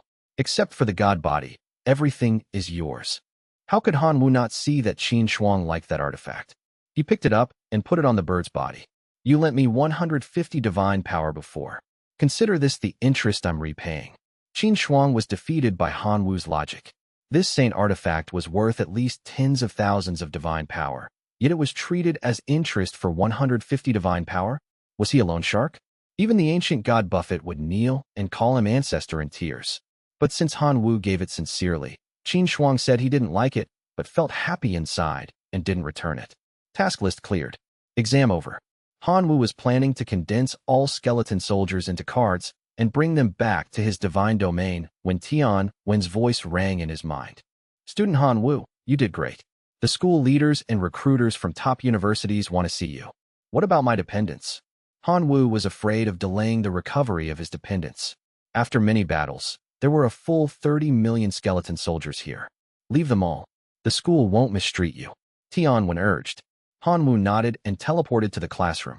Qin Shuang also teleported back. Tian Wen, full of joy, took the two to the dean's office. Chapter 32, Recruitment Talk. On the way, Tian Wen repeatedly instructed the two not to speak recklessly and offend the teachers from the top academies. These teachers were all true gods. Han Wu and Qin Shuang nodded repeatedly. They almost capsized fighting one demigod together. Naturally, they dared not be rude to true gods. Arriving at the office, Han Wu and Qin Shuang were seated. Opposite them sat 3 school leaders and 3 recruiters from top universities. These are the 2 most outstanding students in this exam, student Han Wu and student Qin Shuang. Dean Su Mei introduced. The 3 recruiters' gazes fell on the 2. Being true gods, even without detection abilities, they could easily see through parts of the student's information. Han Wu felt a bit guilty, wondering if they could see his unique divine talent and life sacrifice ability. After checking the 2, the 3 exchanged glances, seeming to communicate. Then the recruiter on the left spoke. We understand your situations, but we have a few points to ask. Let's start with student Qin Shuang. Your family is a true god family, so resources aren't a worry. In this exam, you obtained a god body. If I'm not mistaken, you plan to use this body to create a lord life form, right?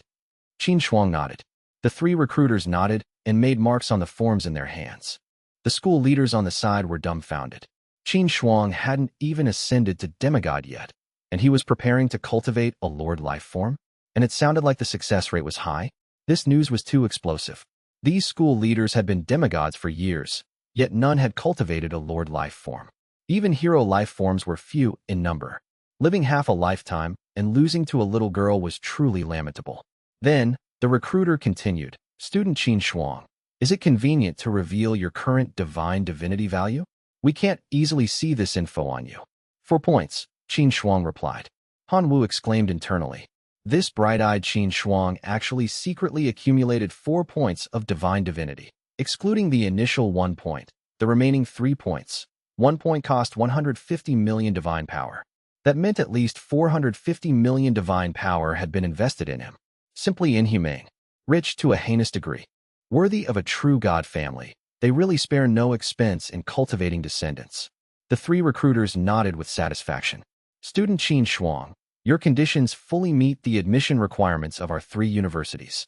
Once you complete the cultivation of the Lord life form, you can apply to any of us for preparatory student procedures to experience university life in advance.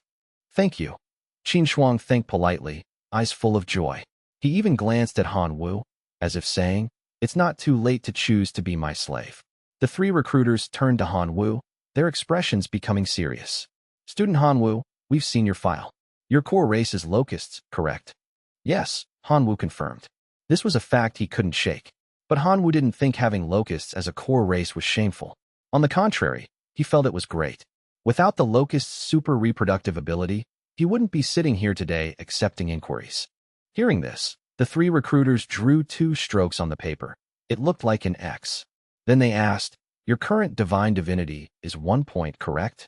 Correct, Han Wu replied. The recruiters disappointedly marked another X. Last question. We are curious how you obtained the Bladewind hero in your divine domain and the weakened skeleton lord avatar you displayed in this exam. Han Wu frowned. It seemed the recruiters didn't see his divine ability. Since that was the case, Han Wu naturally wouldn't rush to reveal it. Whether people believed it or not aside, the life sacrifice ability was his trump card. It was best not to expose it. Can I not answer this question? Han Wu asked.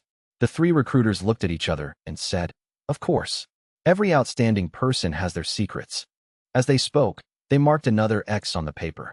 Looking at the 3 X's, the recruiters gave a unanimous reply. Sorry, student Han Wu. Although you are excellent, certain aspects still fail to meet our requirements. If you are still willing to apply to any of our 3 universities, please maintain this excellence until the college entrance exam. The 3 school leaders looked regretful. They could see Han Wu's excellence, but the recruiters obviously looked down on his foundation and potential. I understand. I will work hard. See you at the entrance exam. Han Wu looked at the recruiter from the Imperial Capital Academy, Kyoto Institute, and replied, his attitude neither humble nor arrogant. May your wish come true.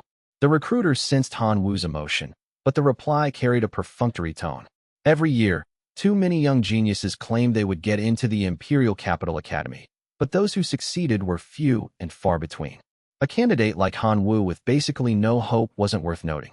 Immediately, the 3 recruiters teleported away. Tian patted Han Wu's shoulder to comfort him. The threshold for top academies is high. That's recognized. It's normal not to get in. If you're willing, there are several first-tier universities that want to invite you as a preparatory student. Teacher Tian, no need. I'm only going to the Imperial Capital Academy, Han Wu said firmly. He had to fulfill his grandfather's dying wish and find his parents. He had to go there. Seeing Han Wu so determined, Tianwen didn't persuade him further, assuming he was just angry and would change his mind later. At this moment, the three school leaders spoke up. Student Han Wu, there is still a long time before the entrance exam. You can consider college later. The school has some matters to discuss with you. Dean Su Mei spoke in a friendly tone. This flattered Han Wu. Why would school leaders need to discuss school matters with him? Chapter 33, Divine Domain Changes. After a discussion with the school leaders, Han Wu held 2 contracts in his hand. The first was an employment contract for the 30 million skeleton soldiers. The school wanted to hire these skeletons to stay in the original plane to mine or for the school. Although the skeletons were weak and stupid, they didn't know fatigue, consumed little, and could work 24 hours a day.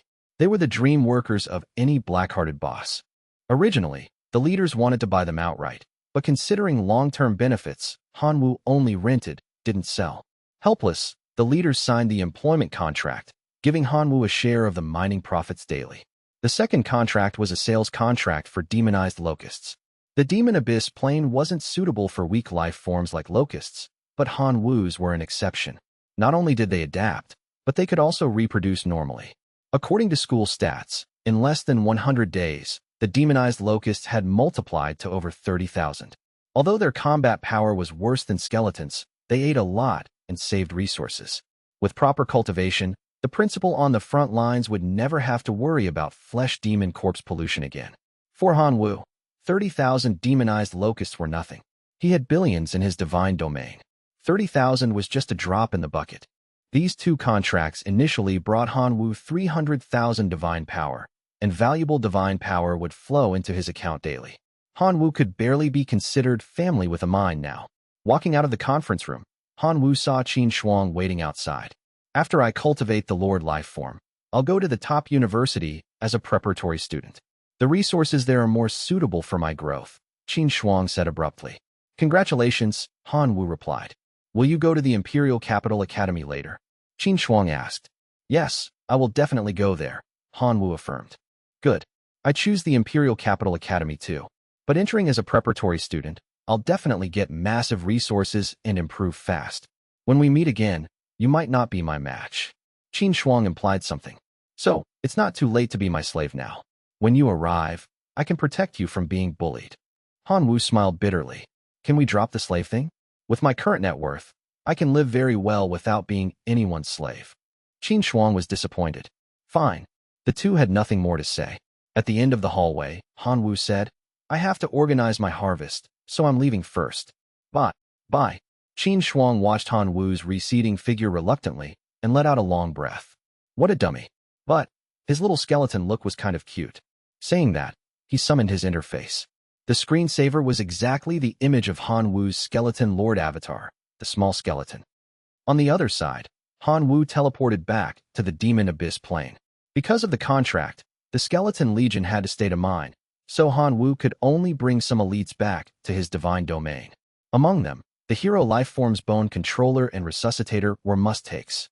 The skeleton knights capable of summoning skeletons also had to be taken. The bull demon tribe was taken entirely. Carrying a full harvest, Han Wu returned to his divine domain. The exam rewards had been distributed to his account. The divine divinity card shone brightly, incredibly noble. Han Wu didn't hesitate this time. He absorbed the point of divine divinity immediately. His information changed. Name, * Han Wu. Rank, * divine nature creature, God. Talent, * chosen one unique. Divine ability, * growth acceleration, life sacrifice, unique. Divine divinity, * 2 points.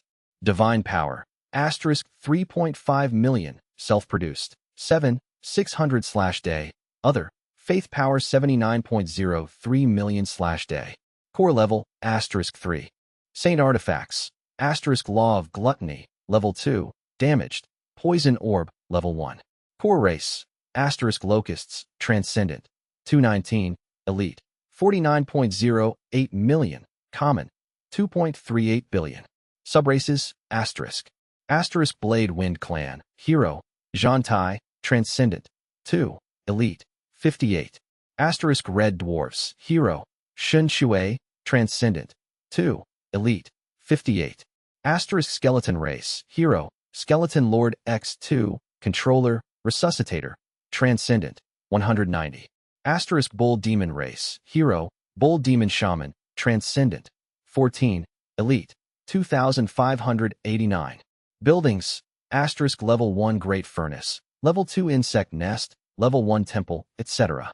Special facilities. Asterisk fountain of life. Decomposer. Holy fire of hope, etc. Hanwoo smacked his lips. Adding 1 point of divine divinity didn't seem different from before. Perhaps the amount was still too low. Putting that aside, Hanwoo integrated all the harvest. Grade rewards plus task rewards. Total, 1,800 class points, several saint artifacts, skills, and weapons. The loot from the tribes was also significant. He gathered 3 hero templates, 2 used on the skeleton race, 1 on red dwarf Shinshui.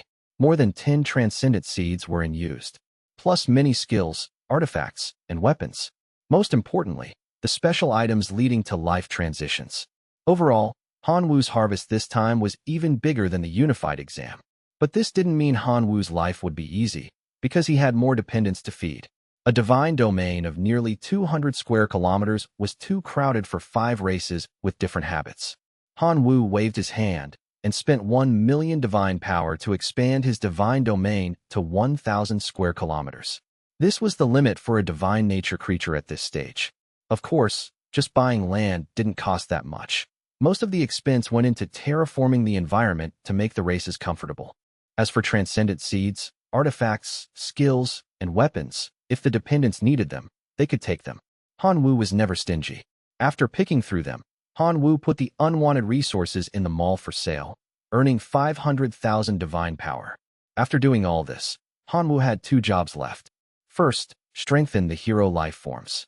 For example, buying suitable skill crystals for Zhan Tai, changing him to 4 powerful divine power weapons. Finding special totems for the bull demon shaman. Providing resources for the skeleton lord's recovery. Adding life-saving means for the controller and resuscitator.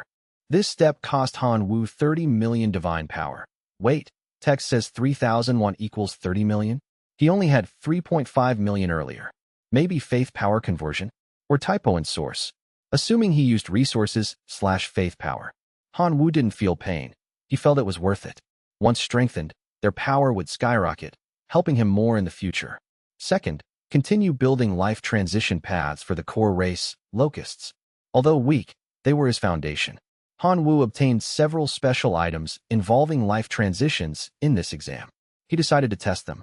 After investing a lot of time, energy, and resources, Hanwoo lived up to his expectations and created 2 more life transition lines suitable for locusts. 1. Path of Depravity * led by the source of depravity from the fallen devil tribe. Grants locusts immunity to demonic energy and enhanced resistance. Success rate, 95%. Locusts passing this path become elite life forms called fallen locusts. They have stronger resistance, vitality, and defense against magic/debuffs. A defensive evolution. 2. Path of Dark Curse * using the harvest from the Dark Frogman tribe as the core. Grants locusts the ability to merge into darkness and carry curses. Success rate, 90%. Called Dark Curse locusts. Elite life forms capable of stealth flight and inflicting negative effects. An assassination route. Combined with the offensive heavenly demon insects, the 3 types complemented each other, greatly enhancing Hanwoo's overall combat power. Chapter 34. I like helping others the most. One day, while Hanwoo was observing the development of the new locusts, an anxious prayer entered his mind. God, please forgive my clansman's stupidity. He accidentally dropped the saint artifact staff granted by the god into the decomposer while decomposing, or, God, please forgive his sin. The string of prayers made Hanwoo widen his eyes. What? Dropped the saint artifact staff into the decomposer? If he remembered correctly, a saint artifact staff could serve as a weapon and was a nice treasure with high value. Dropping it into the decomposer was too wasteful. Frowning, Hanwoo descended his divine avatar to the decomposer. Beside the machine, a transcendent life form red dwarf lay on the ground, trembling. He was the fool who dropped the staff, Shun Shui's brother, Tai Chue, Iron Hammer. Seeing Hanwoo's avatar descend, Tai Chue knelt immediately, apologizing with a trembling voice and begging for forgiveness. Seeing Tai Chue like this, Han Wu smiled bitterly. Back on the Demon Abyss battlefield, Tai Chue was a tough guy who didn't blink even when slashed and bleeding. But now, he trembled like a little chick before Han Wu. This showed Tai Chue's awe and pure faith in Han Wu. Han Wu could only sigh. Faced with such a pure believer, what could he do? Forgive him, of course. Raising his hand to lift Tai Chue up, Han Wu said, "Remember this mistake. Be more careful in the future." Hearing no punishment, Tai Chue, filled with tears of gratitude, and knocked his head on the ground several times. His faith state leaped from true believer to fanatic. He became the second fanatic in the Red Dwarf clan. Han Wu smiled bitterly. The extra faith from Tai Chue, becoming a fanatic, could be considered a tiny compensation for his loss. Then, he looked at the decomposer running crazily. Han Wu was curious. Finally free, Qin Shuang turned around and blasted a massive black lightning ball, turning the mountain-swallowing demon frog into charcoal. Seeing their god return, the Thunder Sparrow dependents soared in morale, attacking the Dark Frogmen with renewed vigor. Dozens of transcendent rank venomous explosion devil insects flew out of Han Wu's divine domain, locking onto the Dark Frogman heroes. Asterisk boom. Boom. Asterisk. After dozens of explosions, the Frogman heroes were blown to pieces. Without the heroes to restrain him, the bone giant unleashed his full power. Countless frogmen were trampled into meat paste. The situation was completely reversed. Seeing the tide turn, the Dark Frogman demigod tried to abandon his believers and flee. But under the illumination of the fire of hope, no life form could hide, not even a demigod. Locking onto his figure, Qin Shuang's golden-crowned Thunder Sparrow avatar dove down, unleashing a lightning strike. Although he was a demigod, his combat power was average. After casting several divine arts, his divine power was depleted, and he had no strength to resist the heavy blow. Qin Shuang tortured him until he was on his last breath, then stopped. She turned to Han Wu. "Your turn." According to their agreement, she only wanted the body. The rest belonged to him. Qin Shuang knew that without Han Wu, she would have failed. Han Wu walked slowly to the demigod. "Spare me. I will give you everything I have in exchange for my life." The demigod begged weakly. Han Wu felt nothing. He signaled Blade Wasp Zhan Tai to step forward. With one slash, the demigod was decapitated. "You're dead. Everything you have is mine anyway," Han Wu said, though the demigod could no longer hear him. He had fallen. With the fall of their god, the Frogman tribes will fight hit freezing point. Under the skeleton army's assault, all frogmen were slain and converted into skeletons. The tribe's wealth was looted and piled into a small mountain. Most of it was junk, but 5 items caught Han Wu's eye. He laid them out in front of Qin Shuang. "Are you sure you don't want to take 1 or 2? Qin Shuang stared at a jewelry-shaped relic, clearly liking it, but shook her head. "We had a deal. Except for the body, everything is yours." Han Wu could tell she wanted it. He picked up the relic and placed it on the golden-crowned Thunder Sparrow. "You lent me 150 divine power before. Consider this the interest." Qin Shuang was defeated by his logic. This relic was worth at least tens of thousands of divine power, yet he called it interest on a 150 loan? Was he a loan shark? Even Warren Buffett would kneel and call him ancestor. But since it was a sincere gift, Qin Shuang accepted it happily, saying she didn't like it while feeling delighted inside. She didn't return it. Task list cleared. Assessment over. Han Wu was about to convert all his skeletons into cards to bring back to his divine domain when teacher Tian Wen's voice rang in his mind. "Student Han Wu, you did a great job. The school leaders and recruiters from top universities want to see you. What about my dependents?" Han Wu worried about delaying the retrieval. After many battles, he had a full 30 million skeletons here. "Leave them. The school won't mistreat you," Tian Wen urged. Han Wu nodded and teleported to the classroom. Qin Shuang teleported back with him. Teacher Tian Wen, beaming with joy, took the 2 of them to the Academic Affairs office. Chapter 32, Recruitment Talk. On the way, Tian Wen repeatedly warned them not to speak recklessly and offend the teachers from the top academies. Those teachers were true gods. Han Wu and Qin Shuang nodded repeatedly. They had nearly died fighting a demigod together. Naturally, they wouldn't dare disrespect a true god. Arriving at the office, they were seated opposite 3 school leaders and 3 recruiters from top universities.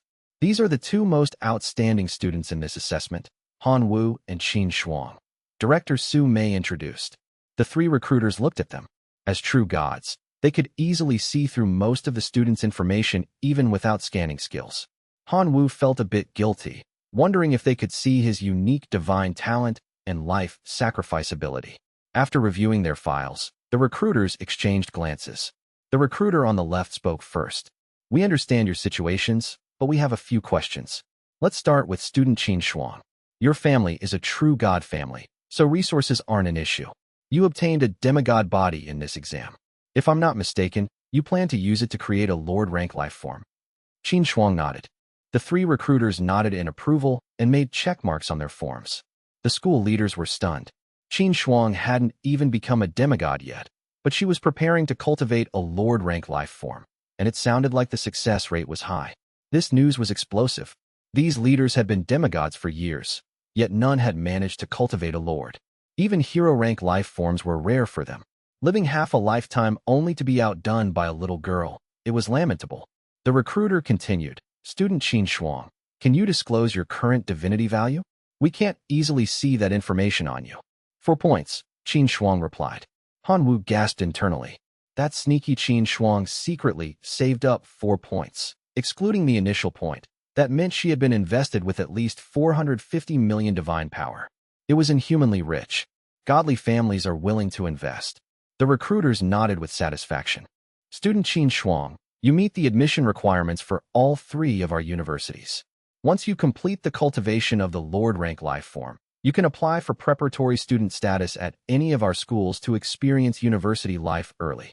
Thank you, Qin Shuang said politely, her eyes full of joy. She glanced at Han Wu as if to say, it's not too late to be my slave. The recruiters turned to Han Wu, their expressions becoming serious. Student Han Wu, we've seen your file. Your core race is locusts, correct? Yes, Han Wu confirmed. He couldn't change that fact, but he didn't think it was shameful. Without the locust's super reproductive ability, he wouldn't be sitting here today. The recruiters drew an X on their papers. Your current divinity value is 1 point, correct? Correct. Another X. Last question. We are curious about how you obtained the Blade Wasp hero and the weakened skeleton Lord avatar you displayed. Han Wu frowned. It seemed they hadn't seen his divine ability. Naturally, he wouldn't volunteer that information. Whether they believed him or not was secondary. Life sacrifice was his trump card. It was best not to expose it. Can I choose not to answer? Han Wu asked. The recruiters looked at each other. Of course, every outstanding person has their secrets. They drew a third X. Looking at the 3 crosses, the recruiters gave a unanimous response. Apologies, student Han Wu. Although you are excellent, you do not meet our requirements in certain aspects. If you still wish to apply to any of our 3 universities, please maintain this excellence until the Gaokao college entrance exam. The school leaders looked regretful. They could see Han Wu's excellence, but the recruiters clearly looked down on his foundation and potential. I understand. I will work hard. See you at the Gaokao. Han Wu looked at the recruiter from the Imperial Capital Academy, Kyoto Academy, and replied neither humbly nor arrogantly. Good luck. The recruiter sensed Han Wu's emotion, but replied perfunctorily. Every year, too many genius youths vowed to get into the Imperial Capital Academy, but only a few succeeded. A candidate like Han Wu, with almost no hope, wasn't worth their attention. The 3 recruiters teleported away. Teacher Tian when patted Han Wu's shoulder. The threshold for top academies is high. That's a fact. Don't take it to heart. If you're willing, several first-tier universities want to invite you as a preparatory student. Teacher Tian, no need. I will only go to the Imperial Capital Academy, Han Wu said firmly. He had to fulfill his grandfather's wish and find his parents. He had to go there. Seeing his determination, Tian Wen didn't persuade him further, assuming he was just angry and would change his mind later. At this point, the school leaders spoke up. Student Han Wu, there is still a long time before the Gaokao. You can consider enrollment later. The school has some matters to discuss with you. Director Su Mei spoke in a friendly tone, which flattered Han Wu. Why would the school need to discuss matters with him? Chapter 33, Divine Domain Changes. After a discussion with the school leaders, Han Wu held 2 contracts. The first was an employment contract for the 30 million skeleton soldiers. The school wanted to hire them to stay in the plane and mine ore.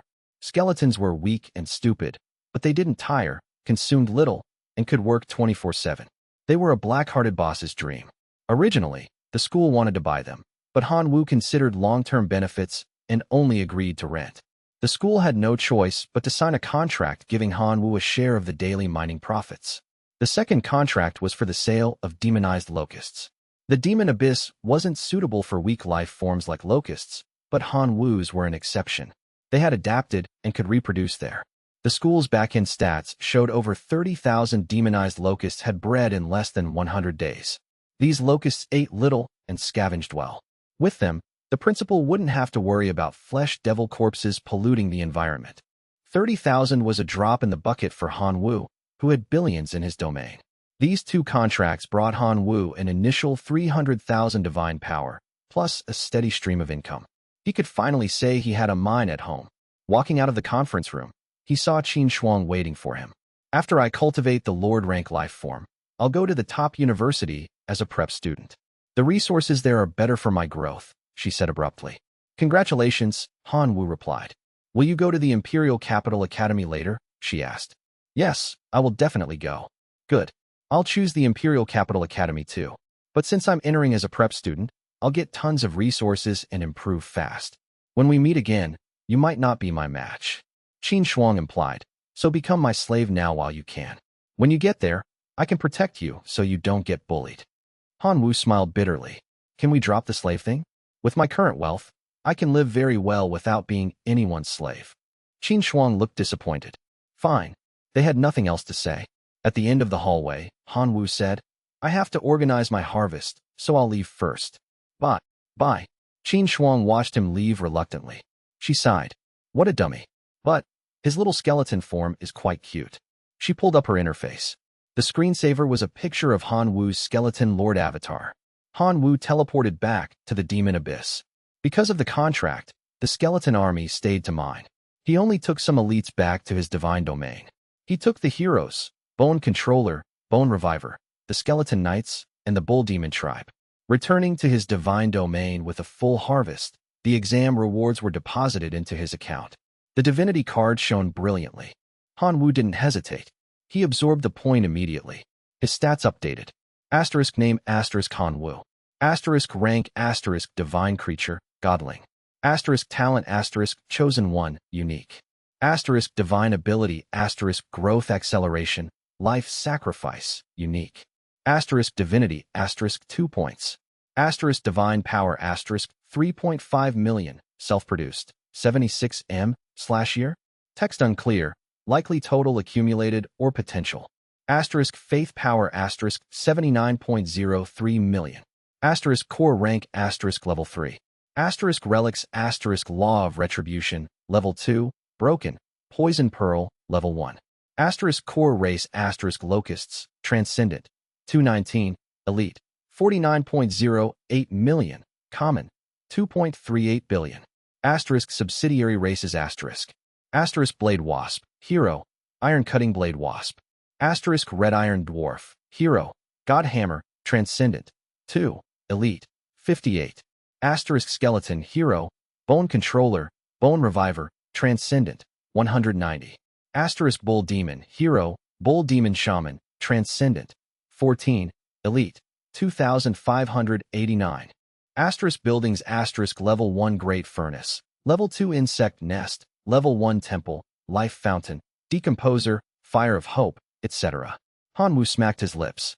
Adding 1 point didn't seem to change much, probably because the total was still too low. He organized his loot.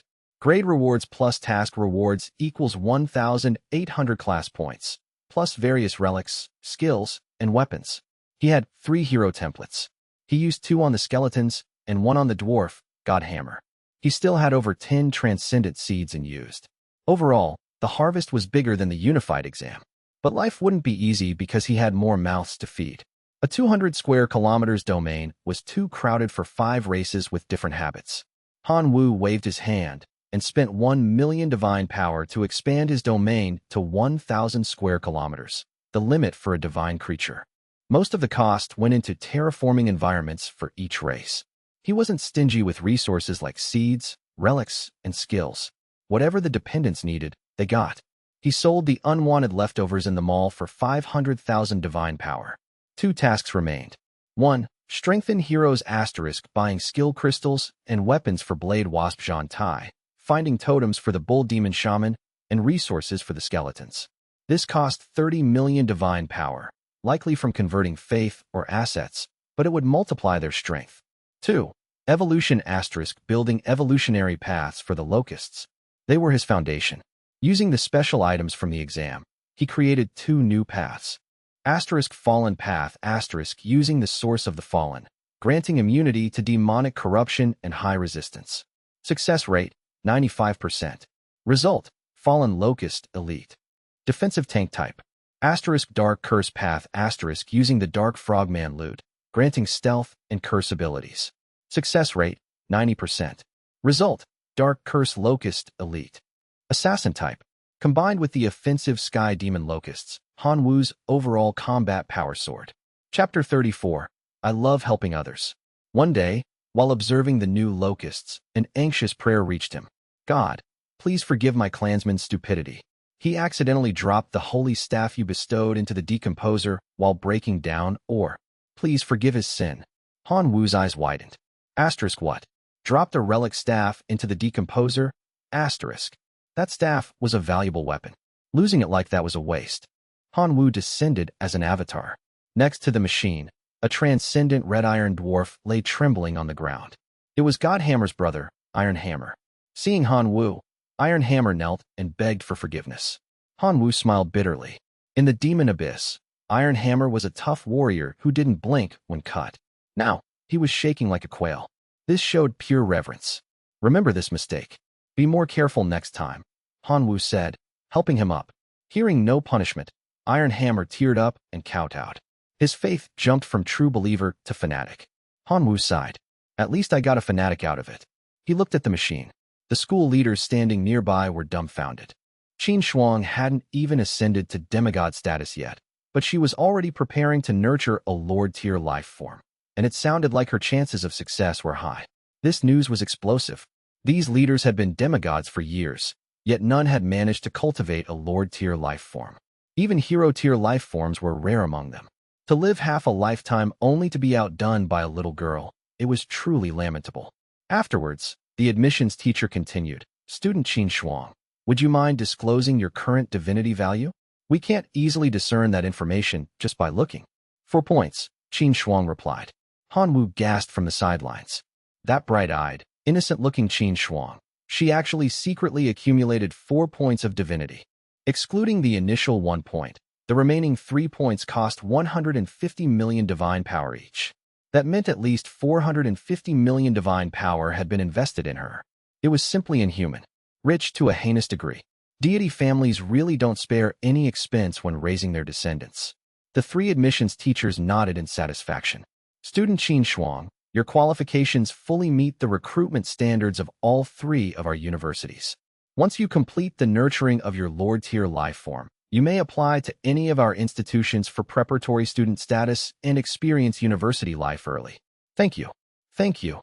Qin Shuang expressed her gratitude politely, her eyes brimming with joy. She even cast a deliberate glance at Hanwoo, her look seeming to say, it's not too late to choose to be my slave. The 3 admissions teachers turned to Hanwoo, their expressions turning somewhat serious. Student Hanwoo, we've reviewed your file.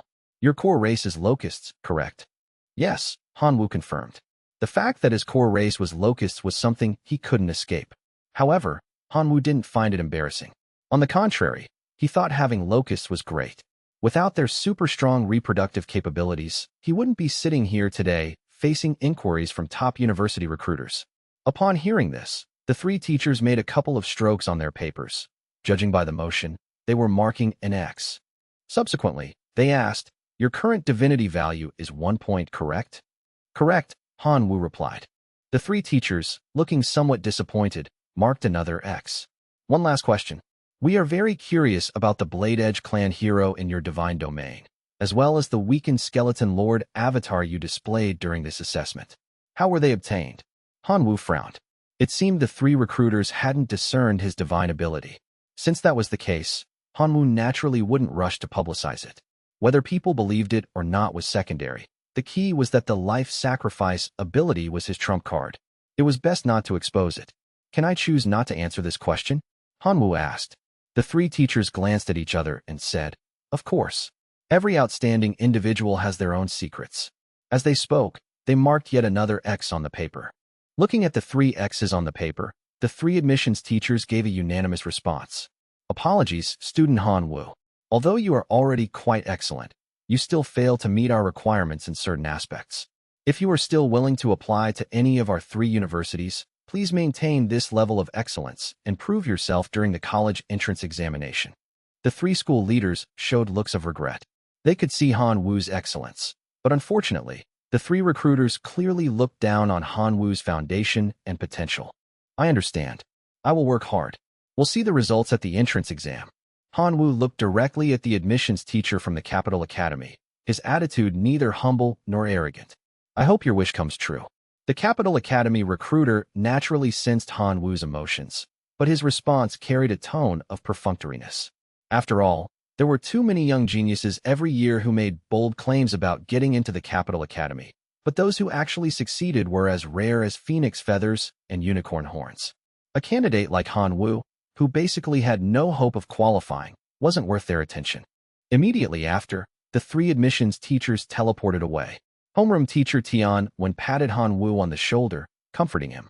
The threshold for top-tier academies is high. That's a universally acknowledged fact. It's normal not to get in. If you're willing, there are still several first-tier universities that would like to invite you to become a preparatory student. Teacher Tian, there's no need. I am only going to the Capital Academy, Hanwoo stated firmly. He still had to fulfill his grandfather's dying wish and find his own parents. The Capital Academy. He had to go there. Seeing Hanwoo's attitude so resolute, Tian didn't try to persuade him further, assuming Hanwoo was just in the heat of the moment and would change his mind after a while. At this moment, the three school leaders spoke up. Student Hanwoo, there is still a long time before the entrance exam. You can consider matters of higher education later. The school, however, has some matters we'd like to discuss with you. The dean of students, Su-mei, spoke in a friendly tone. Her words made Hanwoo feel flattered and surprised. School matters? Couldn't the school leaders just decide? Why did they need to discuss it with him? Chapter 33, Changes in the Divine Domain. After a discussion with the school leaders, Hanwoo found himself holding two contracts. The first was an employment contract for the 30 million skeleton soldiers. The school wanted to hire these 30 million skeleton soldiers to remain in the original plane, to mine resources for the school. Although skeleton soldiers were weak and unintelligent, their advantages were that they never tired, consumed little, and could work 24 hours a day. They were the dream employees of any ruthless boss. Originally, the school leadership intended to buy the skeleton soldiers from Hanwoo directly, but considering the long-term benefits, Hanwoo would only agree to lease them, not sell. The leaders had no choice but to sign an employment contract, agreeing to give Hanwoo a share of the daily mining profits. The second contract was for the sale of demonized locusts. The Mo Yuan plane was not suitable for weak life forms like locusts, but Hanwoo's were an exception. After being summoned to Mo Yuan, they not only adapted to the environment, but were also able to reproduce normally. According to the school's back-end statistics, in less than 100 days, the number of demonized locusts had already grown to over 30,000. While these demonized locusts were even weaker in combat than the skeleton soldiers, they could eat anything and were self-sufficient. With proper cultivation, the principal on the front lines would no longer have to worry about the pollution caused by the corpses of flesh and blood devils. And for Hanwoo, 30,000 demonized locusts was nothing. He had hundreds of millions of locusts in his god's domain. 30,000 was just a drop in the ocean. These two contracts initially brought Hanwoo 300,000 god power, with a steady and significant stream of god power to be deposited into his account daily. Hanwoo could now, just barely, claim to have a mind of his own. Walking out of the conference room, Hanwoo saw Qin Shuang waiting for him by the door. After I cultivate my lord-level life form, I'll be going to a top-tier university as a preparatory student. The resources there are better for my growth, Qin Shuang said out of the blue. Congratulations, Hanwoo replied. You'll be going to Imperial Capital Academy in the future? Qin Shuang asked. Yes, I will definitely go to Imperial Capital Academy, Hanwoo said with conviction. He had to go to the Chaotic Star Sea at Imperial Capital Academy to find his lost parents. Good. I'll choose Imperial Capital Academy too. But since I'll be entering as a preparatory student, I'll definitely receive a lot of resources and improve quickly. By the time we meet again, you might not be my match. There was a hidden meaning in Qin Shuang's words. So, it's not too late for you to become my slave now, before I'm officially a student there. When you get to Imperial Capital Academy, I can protect you and keep others from bullying you. Han Wu gave a wry smile.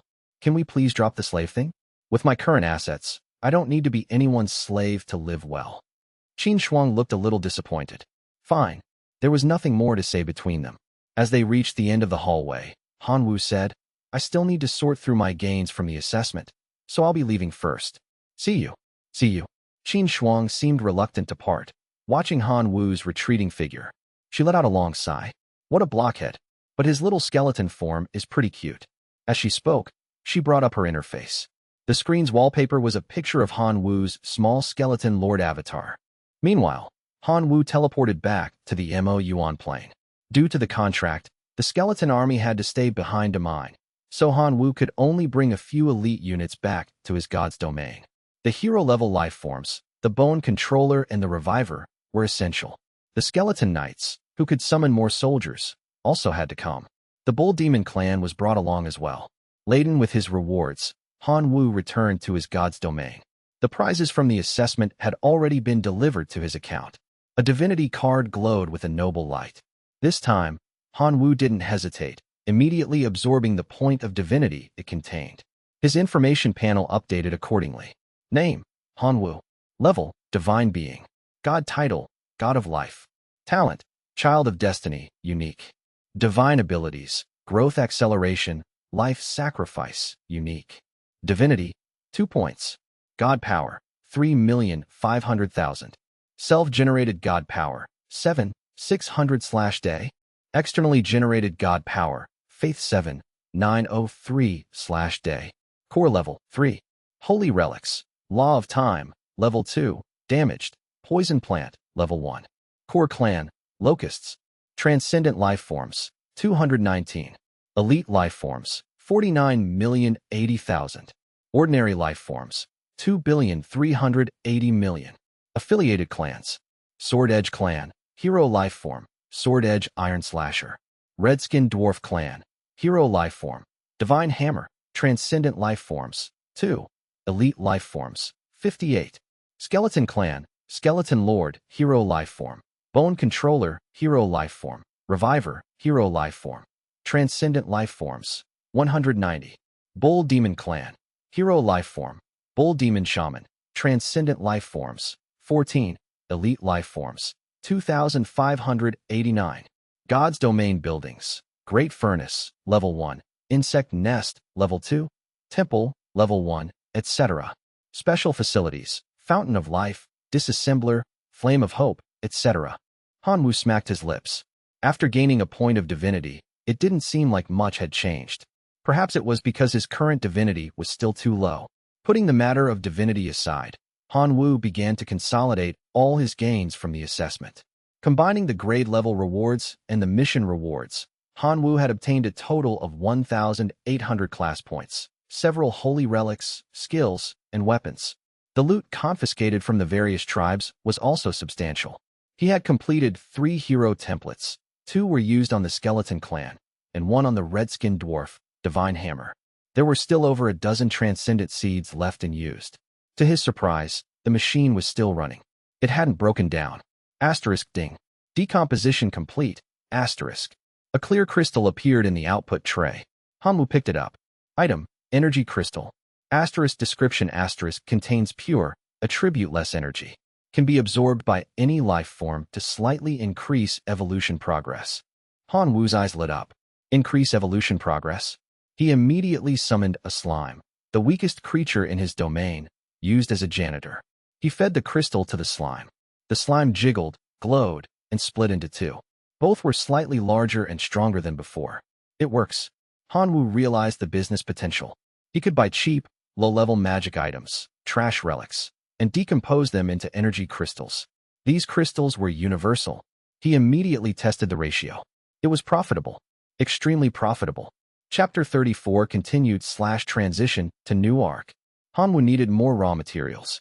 He heard about radiation or being a high-energy substance. He traveled to the God River ruins, a neutral zone where adventurers and merchants gathered. This recommendation is paid content, the guide said. How much? Not much. 10,000 divine power. Hanwoo almost cursed. Asterisk 10,000 for a name? Is this robbery? Asterisk. My lord, the person I recommend is the biggest mine owner in the ruins, the guide insisted. Hanwoo paid. Follow me. They arrived at a humble shop. My lord, this is Mr. Black. Mr. Black, this guest wants radiation Oregon. Mr. Black looked Hanwoo up and down. He couldn't see Hanwoo's stats due to a masking mask, but he judged Hanwoo to be young. Little brother, I'm not bragging. I, Blackie, am the biggest dealer here. 70% of the ore comes from me. Hanwoo frowned. Didn't a god king go bankrupt recently buying low quality ore from you? Hey, don't spread rumors. I do honest business. That god king was greedy and bought from small mines with mixed purity. My goods are top tier. Hanwoo didn't trust him easily. I need samples. Give me 10,000 divine power worth of every purity level. Chapter 57, Radiation Risks, Mutation Caution. Hanwoo paid 40,000 divine power for 4 cards of ore. He went to a hotel with a god login capsule, since he was still a divine creature and needed it to return to his domain. Back in his domain, he fed the ores into the decomposer. Asterisk 10% purity dash 8 crystals. Asterisk 15% purity dash 6 crystals. Asterisk 20% purity dash 4 crystals. Asterisk 25% purity dash 3 crystals. Asterisk result asterisk lower purity or was more cost-effective for the machine. He collected the 21 energy crystals and logged out. He needed to test their effects on real monsters in the ruins. He bought a map and went outside the town. He found a mutated wolf. It was a level 1 mutant, originally a common wolf. Due to gene disorder, it had 20 centimeters saber teeth and spiky fur. Its lifespan was only 20 days unless it ate more radiation to mutate further. It's a race against death. Hanwoo threw a crystal. The wolf sensed the energy and licked it. Instantly, its teeth grew, and its fur became metallic. It evolved to level 2 mutation in 1 bite. Its combat power now rivaled a weak transcendent. The wolf swallowed the whole crystal. Under intense radiation, it continued to mutate. What exactly could be extracted from a sacred item after it was put inside? He had entertained similar ideas before, but had never tested them. After all, sacred items were extremely expensive. Even the lowest, most useless grade 1 sacred item could sell for 300 divine power. Hanwoo knew his family was ordinary and his wealth was limited, so he didn't dare to be wasteful. After 10 minutes, the decomposition machine finally stopped. With a clank, something was ejected. Hanwoo hurriedly took out the contents, 2 fire crystal stones and a golden nugget that pulsed with a peculiar power. Hanwoo immediately checked the golden nugget's information. Source of sacred items. The fundamental element in the formation of sacred items can be used to upgrade and repair them. Holding the source of sacred items, Hanwoo's mind turned to the damaged grade 2 sacred item in his god's domain core, the broken law of the boulder. It was a damaged item. Perhaps this source of sacred items could be used to repair it. With the thought of giving it a try, Hanwoo took out the law of the boulder and brought the source of sacred items into contact with it. A magical scene unfolded. The moment the source touched the law of the boulder, it transformed, melting into thread-like strands that merged into the artifact. A faint light flickered across the law of the boulder, and Hanwoo felt its function change. Previously, an ordinary life form needed to consume energy equivalent to 1,000 times its own to evolve into an elite life form. Now, that number had changed to 999. The energy requirement had been lowered by a tiny fraction. Hanwoo's eyes lit up. This was great news. If he had enough sources of sacred items, could he completely repair the law of the boulder? And what kind of function would a fully restored law of the boulder possess? Hanwoo was filled with anticipation. The only problem was that sources of sacred items had to be extracted from sacred items themselves. A single, high-quality grade 1 sacred item had only yielded 1 source. To completely repair the law of the boulder would surely require a massive amount, more than Hanwoo could afford, even if he sold everything he owned. Was there any way to obtain sacred items at an extremely low price? With this naive thought, Hanwoo opened the network, ready to see what the netizens had to say. After browsing for a while, he found their answers were all over the place, none of them reliable. However, one post did catch his attention. The post was marked with the insignia of a true god, indicating the poster's status. And this particular true god was currently facing a problem. During a campaign in the Outer Realms, his weapon, which was both a divine artifact and a sacred item, had been damaged. Without his artifact, his combat power was greatly diminished. So, he had posted online seeking a capable individual from the God's Domain civilization to help him repair it. He didn't care how much divine power it would cost. As long as someone could fix his artifact, he was willing to sell everything he owned. Below the post were countless comments from master blacksmiths, most of them telling the true god to give up. His divine artifact was from the Outer Realms, forged by a nearly extinct civilization, and the method of its creation had been lost. With the resources needed for repair, he would be better off forging a new artifact.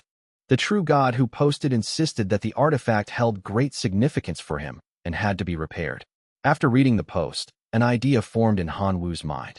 Repairing this weapon that was both a divine artifact and a sacred item, perhaps the source of sacred items would work. Han Wu immediately left a comment under the post. Perhaps I can help. If you need me, please contact me privately. A few minutes later, someone contacted Han Wu. Can you really restore my weapon? The tone was laced with skepticism. Han Wu replied, I can only say I'll try. You've had this post up for a long time without finding a solution. What's the harm in one more try? The person on the other end waited a minute before replying. I'll trust you this once. But I must state beforehand, my divine artifact is not allowed to leave my sight. Han Wu replied, I don't need to touch your artifact. My method is a bit special. It requires consuming sacred items for refinement. If you trust me, send me a few sacred items first, and I'll get back to you as soon as possible. The other person hesitated again. After a while, he replied, I've already downloaded the God's Domain Anti-Fraud Center app. Don't even think about tricking me. Tell me, what grade of sacred items do you need? Anything below grade 4, I can give you now. Grade 4 and above will take some time. Han Wu couldn't help but marvel at the true god's wealth. Grade 1 is fine, he replied. The true god on the other end hesitated for a minute, feeling as if his artifact had been offended. How could mere grade 1 sacred items be worthy of his powerful artifact? But since it was the master's request, the true god reluctantly agreed. He casually pulled 100 grade 1 sacred items from his god's domain, packaged them, and sent them to Han Wu. When Han Wu received the package and saw the 100 top-quality grade 1 sacred items inside, he was utterly shocked. Should I just block him and run? After taking 3 seconds to calm his racing heart, Han Wu abandoned the greedy thought. He didn't want the God's Domain Anti-Fraud Center on his tail. With an expression of deep regret, Han Wu tossed the 100 sacred items into the decomposition machine. The machine whirred to life, running frantically. 2 hours later, a large number of crystals poured out, various energy crystals, 400 in total, and sources of sacred items. There were 109 of them. He probably won't notice if I keep 9, Han Wu muttered to himself. He picked out 100 sources of sacred items, packaged them, and sent them back. 10 minutes later, he received a message from the other party. Master, you are my savior. My name is Yuan Zhong. Master, you must help me. Yuan Zhong sounds like grievance seed. The name fits, Han Wu muttered. He glanced at the 400 energy crystals and the 9 sources of sacred items he had pocketed, then quickly replied, You're too kind. My greatest pleasure is helping others. Chapter 35, Bloodstar Arena. At school, under the watchful eyes of numerous homeroom teachers, Lu Letian reluctantly handed over the grade 3 divine vocation, healing. Tianwen accepted it with a wide grin. He had made a killing this time. Teacher Tian, life is long. We'll see about this, Lu Letian said with hatred in his voice before turning to leave. The other homeroom teachers clamored for Tianwen to treat them to drinks, and it had to be the good, expensive kind. Tianwen readily agreed. After eating and drinking his fill, Tianwen returned to his teacher's apartment, looking at the grade 3 healing vocation in his hand with a flicker of temptation. During his time in the academy, he had majored in logistics, and healing was an indispensable part of it. This healing vocation was grade 3. While it was a far cry from the highest grade 5, it was still of decent quality. After all, every grade 5 divine vocation was a treasure one could only hope to encounter by chance. Tianwen knew his own limits and wouldn't dare to dream of absorbing it. After some thought, Tianwen absorbed the divine vocation for his own use. Soon, the vocation was fully absorbed. His own strength was enhanced, bringing him one step closer to becoming a true god. Tianwen was overjoyed. Of course, he hadn't forgotten the reason he had acquired so many rare resources in such a short time. It was all thanks to student Hanwu. Tianwen was a man who believed in repaying kindness. A drop of water should be repaid with a gushing spring, let alone the immense favor he owed Hanwu. Just as he was about to contact Hanwu, a communication request from Hanwu came through first. Tianwen accepted the call, asking with some curiosity, "Student Hanwu, what can I do for you?" Hanwu said, "Teacher Tian, it's nothing major. I just wanted to ask if you know how to obtain resources to upgrade my God's domain core. I searched online but couldn't find anything." Tianwen smiled. Rare resources like divine vocations, divinity, and core fragments would never make their way onto the open market online. They were snapped up by major corporations the moment they were listed, leaving no chance for common folk like Hanwu to even get a look. Moreover, these materials were extremely expensive. Even if Hanwu had tens of millions of divine power, he wouldn't be able to buy much. "I happen to have some in my personal collection. I can allow you to exchange for them using your class points," Tianwen said generously. As a demigod, the items in the class treasury were already beneath his notice. He was willing to make the exchange mainly to repay Hanwu's favor. "Thank you, Teacher Tian." Hanwu immediately transferred all his class points, a total of 1,950, to Tianwen. In return, he received 13 God's Domain core fragments of varying sizes. After integrating these fragments into his God's Domain core, Hanwu's core level increased by 2, reaching level 5. It was barely enough for now, but Hanwu wanted to raise the core level even higher so he could load more sacred items in the future. Understanding Hanwu's needs, Tianwen thought of a way. Back in his academy days, he had once been unable to load a sacred item with good attributes because his God's Domain core level was too low. A senior he was close with had given him an idea and taken him to a place called the Bloodstar Arena. He was told to participate in the competitions, where the winner of each match would receive God's Domain core fragments as a reward from the organizers. However, Tianwen's major was logistics. After participating in several matches, he hadn't won a single one and had suffered heavy losses. Helpless, he had no choice but to give up, and the matter had gradually faded from his memory. Today, Hanwu's need for core fragments had stirred this long-buried memory. "Student Hanwu, if you were to fight against other God's Domain citizens, or even races from other civilizations, a process that might lead to the deaths of many of your kin, but winning would reward you with God's Domain core fragments, would you be able to accept such a competition?" Tianwen asked. Hanwu had just spent a fortune cultivating his kin and was looking for an opportunity to test their strength. He immediately replied, "No problem. I'm short on everything except kin. All right, I'll arrange it for you immediately." Tianwen contacted his old senior and obtained the current coordinates of the Bloodstar Arena. Then, Tianwen called Hanwu to the school. Using his teacher's authority, he accessed the school's teleportation station, input the coordinates, and after a long 15-minute teleportation, the two finally arrived at their destination. The Bloodstar Arena was established on a super-large plain, belonging to one of the Outer Realm civilizations. It was said to be the property of a god king. It did not discriminate against any race or civilization, but it required all who entered its domain to abide by its rules. The most important of these was that fighting was prohibited outside the arena. Violators would be expelled by the owner of the Bloodstar Arena. Hanwu had never been to such a novel place before. He was like a child from the mountains visiting a big city for the first time, looking around with curiosity. Tianwen smiled. He had been no different on his first visit, but now, Tianwen was a seasoned veteran. For safety, he took out 2 masks he had prepared from his God's Domain. He put one on himself and gave the other to Hanwu.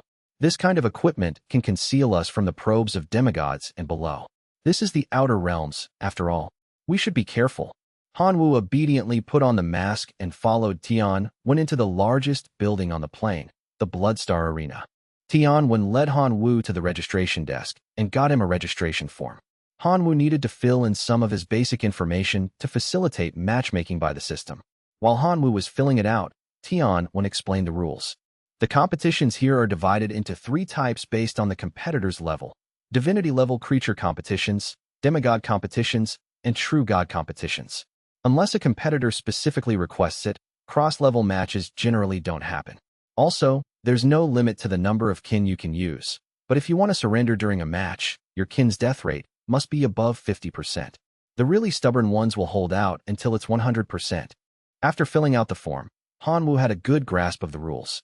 Since he was a newcomer, a match notification was issued just 5 minutes after he submitted his form.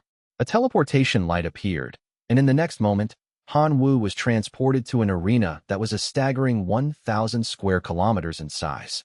From the stands, the sparse sounds of audience discussion could be heard clearly even from dozens of kilometers away. This kid looks like a newbie, no experience. A hothouse flower. He'll learn how vicious the outer realms are after a few beatings. Poor thing. His first match is against the cruel Rat Disciple. From the audience's chatter, Hanwoo learned that his first opponent was named Rat Disciple, who seemed to have a bad reputation as a cruel fellow. Chapter 36, Locust Plague. As he pondered, a line of large text materialized before Hanwoo's eyes. Contestant, please release your kin. The competition will begin in 3 minutes. At the same time, Hanwoo saw his opponent for the first match. The man was short and small, with dark skin and a hunched back, and he kept letting out sinister cackles. Kid, although I can't see through your information, I dare say you're a newbie. Don't you worry. Uncle Rat here takes the best care of newcomers. This match will be over soon. As he spoke, Rat Disciple summoned his kin with a wicked smile. One by one, Ratmen only half a meter tall appeared, densely packed, their total number easily reaching 300 million. Kid, I bet you've never seen so many kin before. Scared? If you're scared, then obediently give up resisting. After Uncle Rat kills all your kin, I'll let you leave. Hee.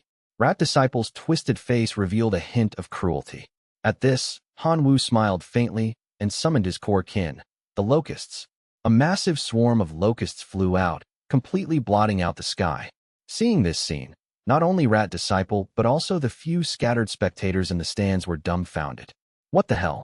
So many locusts? Do those things even have any combat power? Elite-level locusts, interesting. This is a battle of numbers. It's really hard to say who will win or lose. Rat Disciple's expression froze when he noticed that Hanwoo's released kin were locusts. He had thought his Ratmen kin were unbeatable in a numbers game, but he never expected his opponent's kin to be the even more numerous locusts. So your core kin are locusts. How pitiful. Don't worry. Uncle Rat keeps his word. I guarantee this competition will be over very soon. Rat Disciple was even more confident about this match. Locusts? How strong could they be? They were just flying targets. As the 3-minute countdown ended, the competition began. The Ratmen summoned by Rat Disciple all reached behind their backs and pulled out small, compact crossbows. They pulled the triggers, and a volley of arrows shot towards the locust swarm in the sky. A total of 300 million arrows flew towards the locusts like a rainstorm. Hanwoo immediately issued a command through his god's domain. Sinking bugs, protect. From the vast swarm of locusts, larger bugs with thick carapaces flew out, the sinking bugs. They formed a defensive line in front of the rest of the swarm and met the first wave of arrows. Some arrows hit their carapaces, but most were deflected. The locust army's losses were negligible. Seeing that the first wave of arrows had no significant effect, Rat Disciple grew annoyed. He ordered them to continue their attack. The slow-witted kin began to skillfully reload their crossbows. Hanwoo, however, continued to issue commands. Sky Devil Bugs, ambush. Shadow Curse Bugs, fly and merge with the shadows. The Shadow Curse Bugs silently crept up behind the Ratmen and unleashed their curses: slowness, weakness, blindness. Almost all the Ratmen were simultaneously affected by the curses, unable to reload their arrows properly. Hanwoo issued another command: Sky Devil Bugs, charge. Countless Sky Devil Bugs flew past the sinking bugs' defensive line, vibrating their wings and raising their long, poisonous stingers towards the Ratmen. In an instant, a large number of Ratmen were stung. But that wasn't all.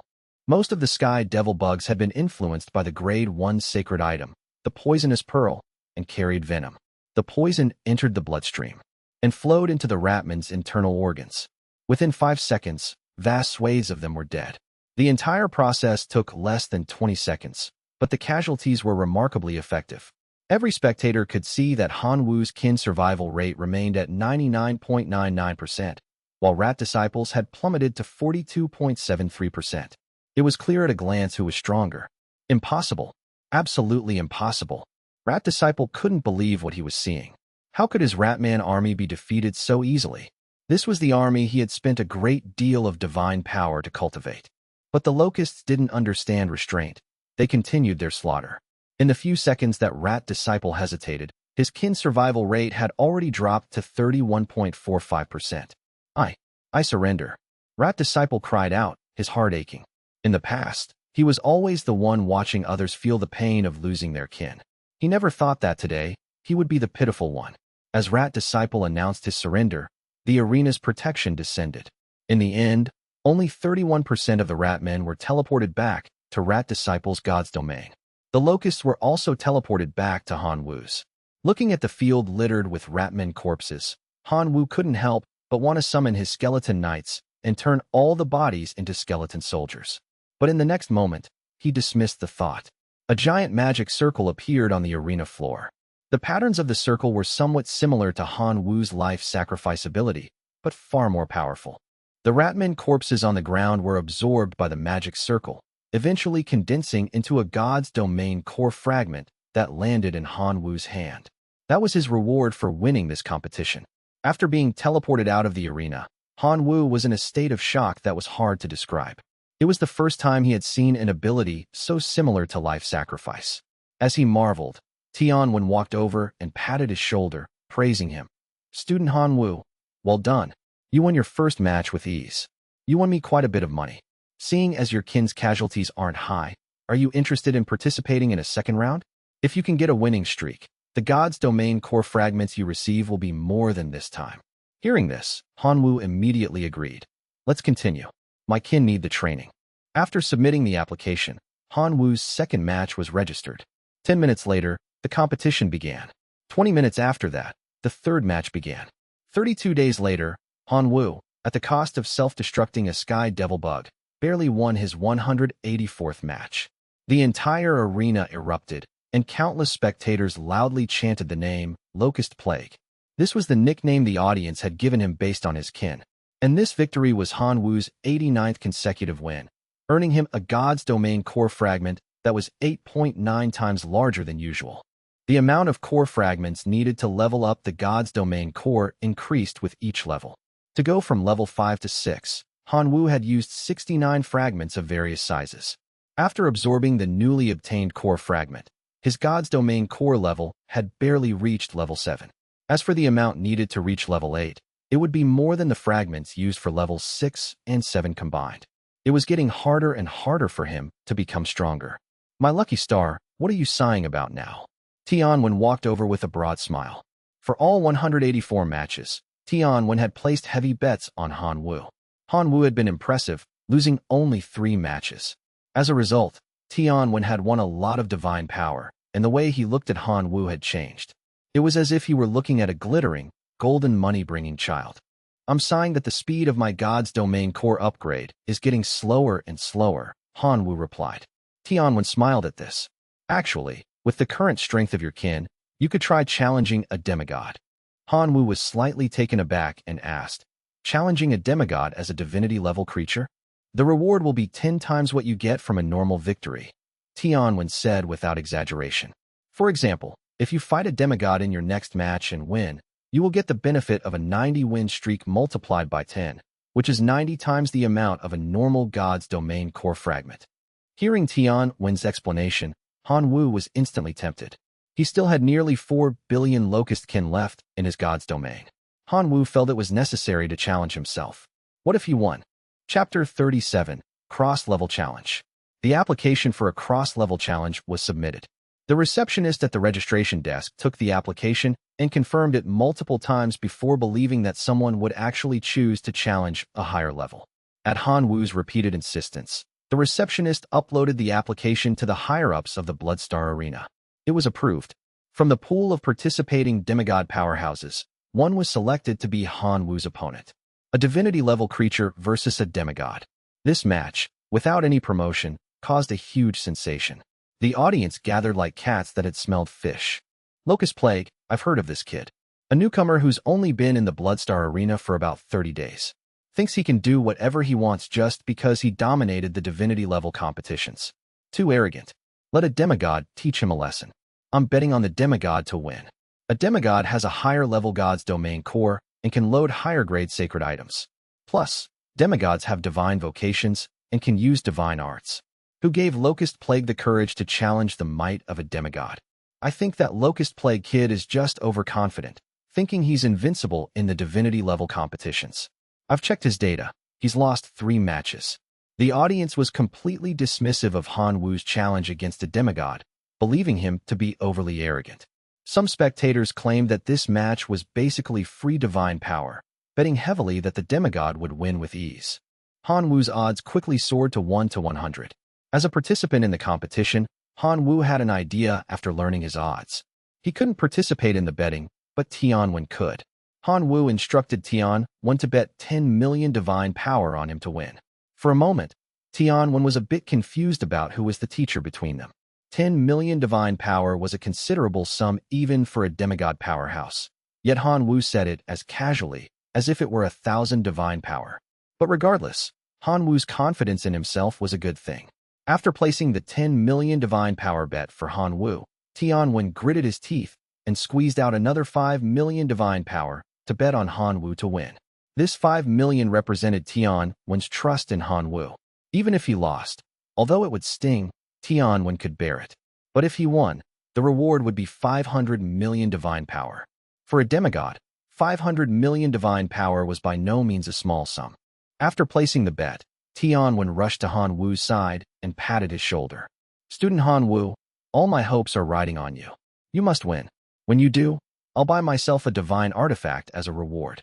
"Thanks, teacher," Han Wu replied offhandedly. But then he realized, Tianwen buying a divine artifact to reward himself? What did that have to do with him? He had gotten excited for nothing. Ignoring Tianwen, Han Wu used the Bloodstar Arena's God's Domain login device to enter his domain once again. After upgrading his God's Domain core, he hadn't had time to add new sacred items.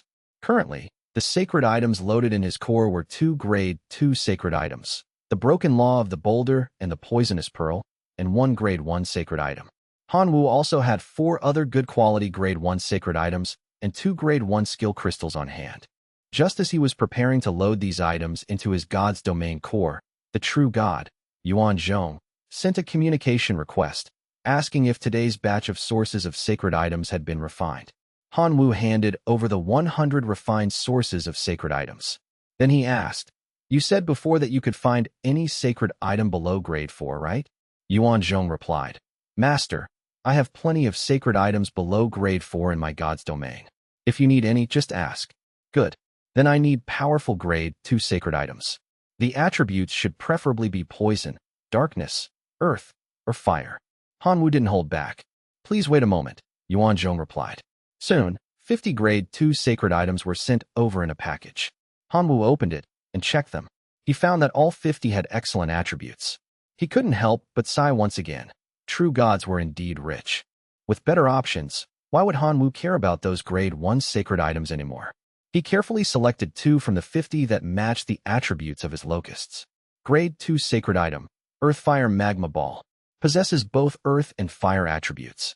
It can enhance the defense and resistance of kin and improve their recovery rate. It's suitable for the sinking bugs that evolved from locusts after the life transition. Grade 2 sacred item, Shadow Nail, a dark attribute sacred item. When loaded into the God's Domain core, it allows compatible kin to comprehend the Grade 2 skill, Shadow Nail. Shadow Nail restricts an opponent's movement by pinning their shadow, achieving a binding effect. It has a high degree of compatibility with the Shadow Curse bugs. He loaded the 2 Grade 2 sacred items into his God's Domain core. Instantly, the locust kin within his domain received a jolt from their life source. Some locusts showed no change, but some underwent physical mutations.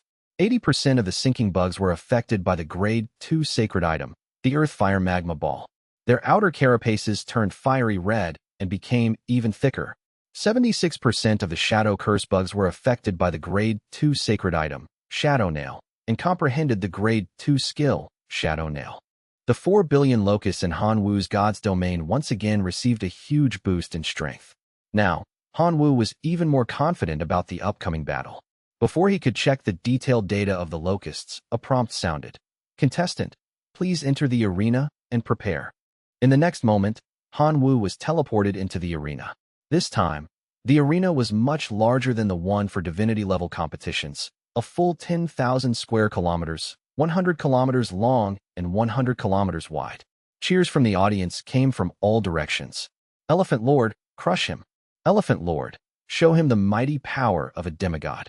Locust Plague, you better last at least 3 seconds, or I'll lose big time. These cheers reached Han Wu's ears. The vast majority of them held no confidence in him.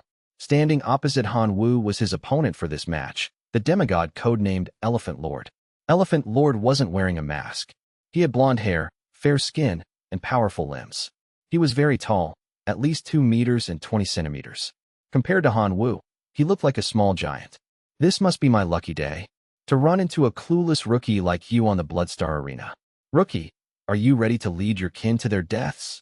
The demigod Elephant Lord said proudly, his demeanor clearly showing he didn't consider Han Wu a worthy opponent. Han Wu offered no reply. He preferred to let the facts speak for themselves. Rookie, I admire your courage for challenging a demigod, but courage isn't strength. Today, I will give you a profound understanding of how terrifying a demigod can be. Elephant Lord announced loudly. Come forth, my giant mammoth legion. Behind Elephant Lord, a massive portal materialized. Leading the charge was a hero-level creature, a giant thunder mammoth, standing a full 10 meters tall and 5 meters long, its entire body crackling with fine arcs of electricity.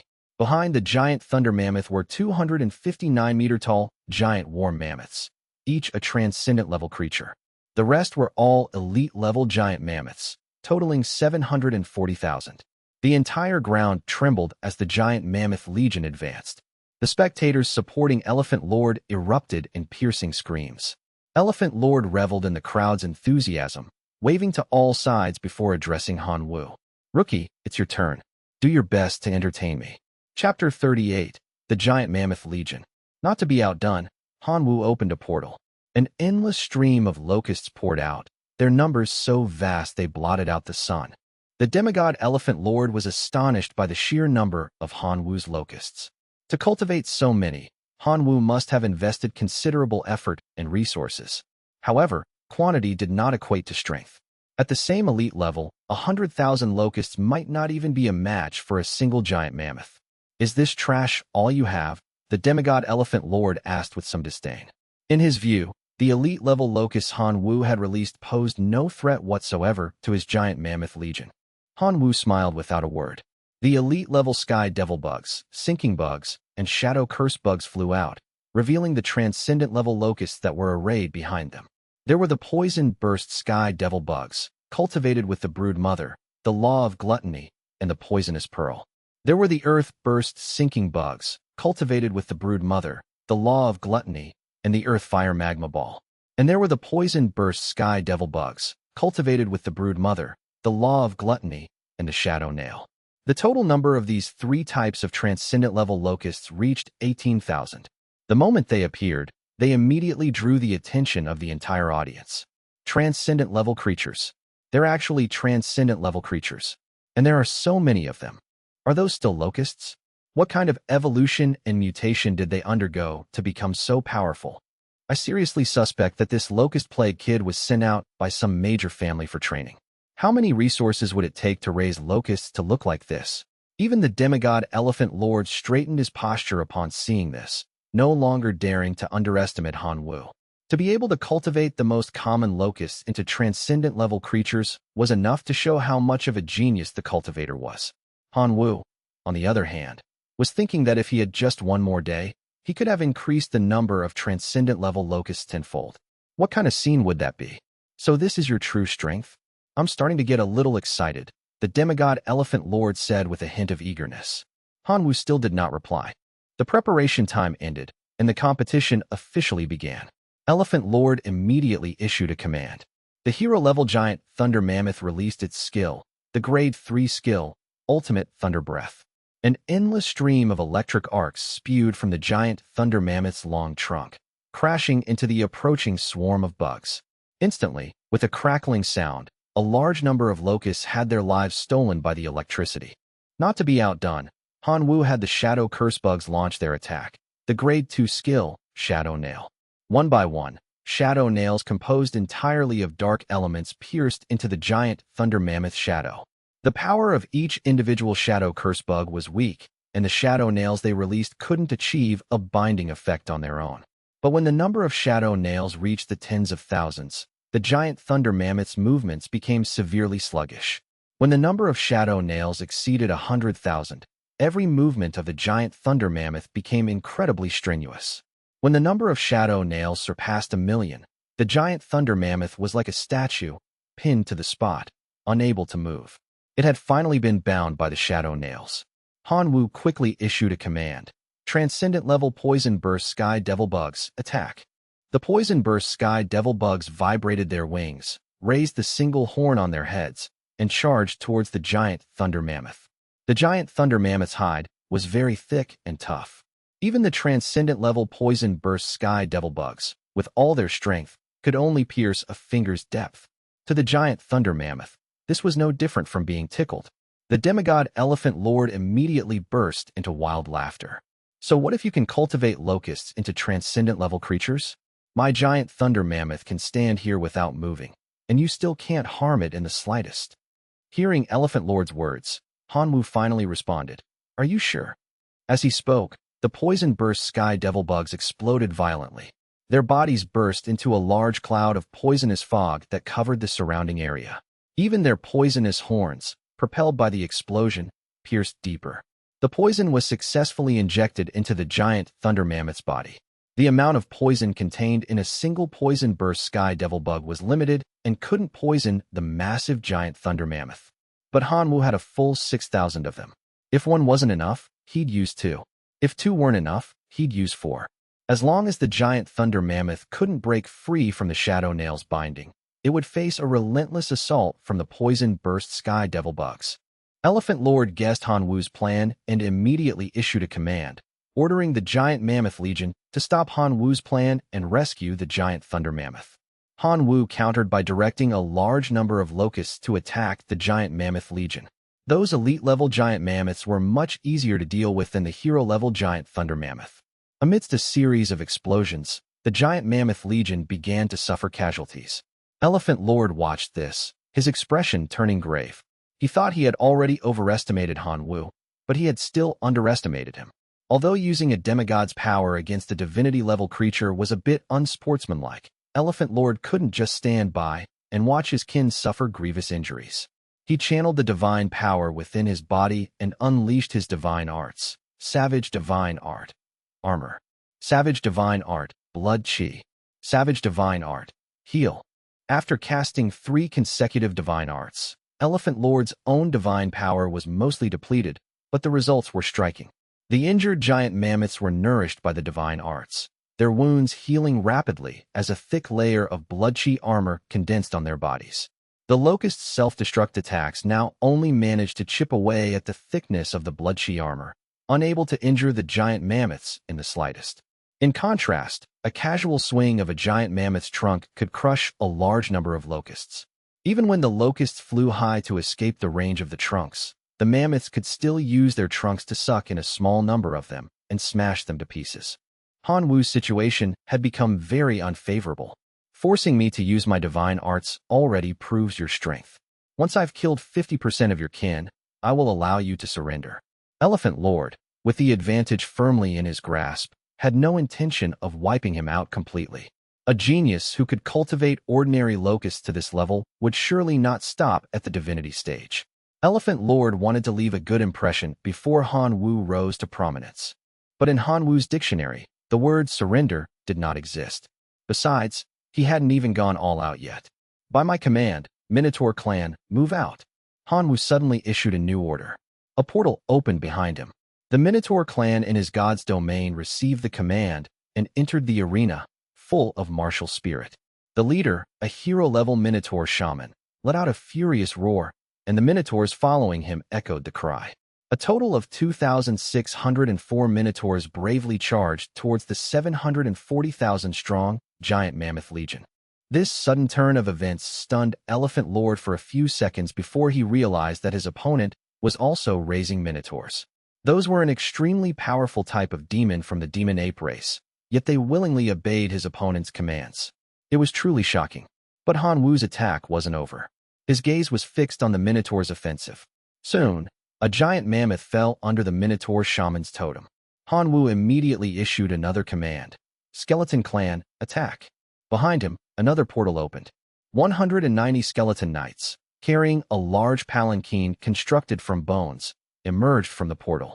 The skeleton lord sat on the palanquin's throne, its comical size striking an extremely majestic pose, giving off the impression of a child playing with a big gun.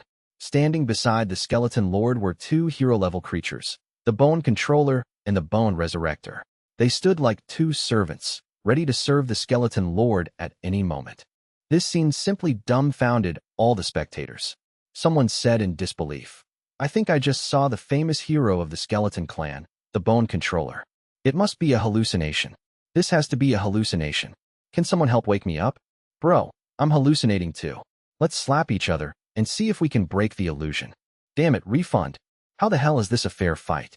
The demigod only has one hero-level creature, while a divinity-level creature summons 3, plus a special existence that seems to be a lord-level creature.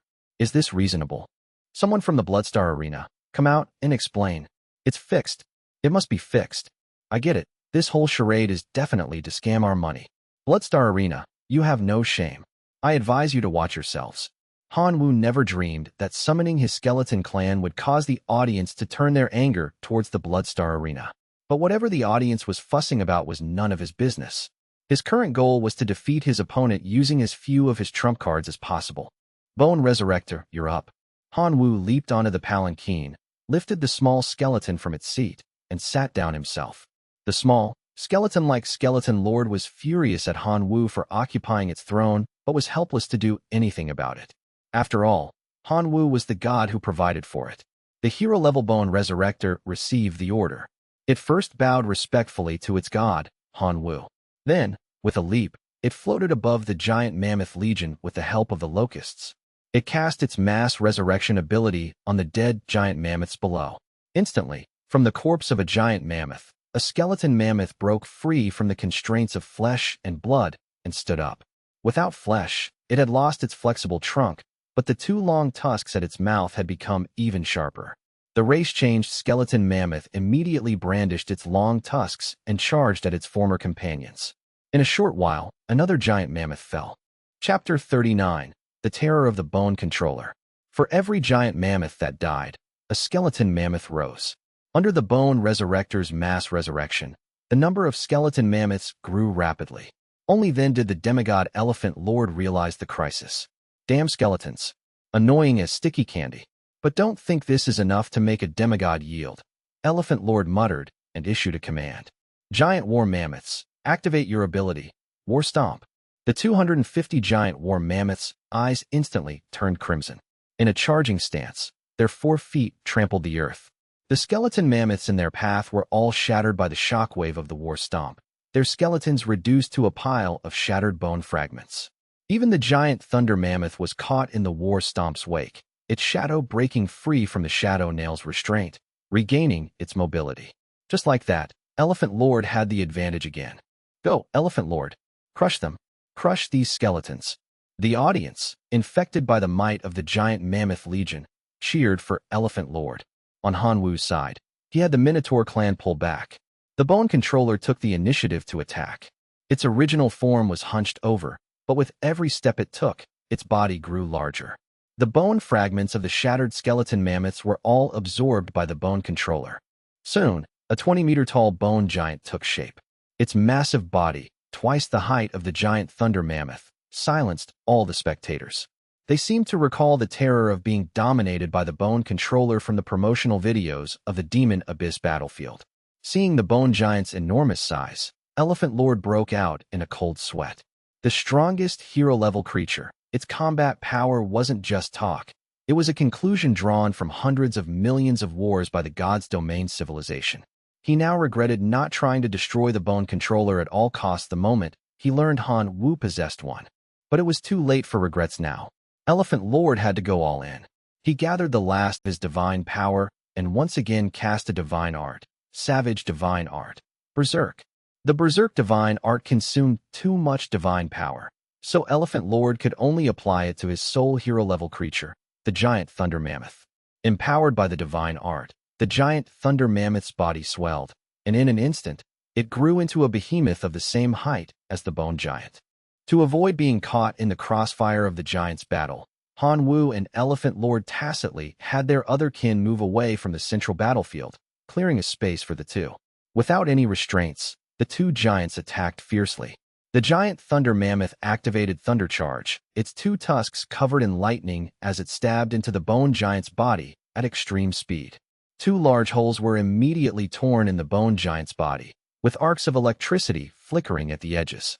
But this damage was nothing to the bone giant. Instead, it gave the bone giant an opportunity to attack.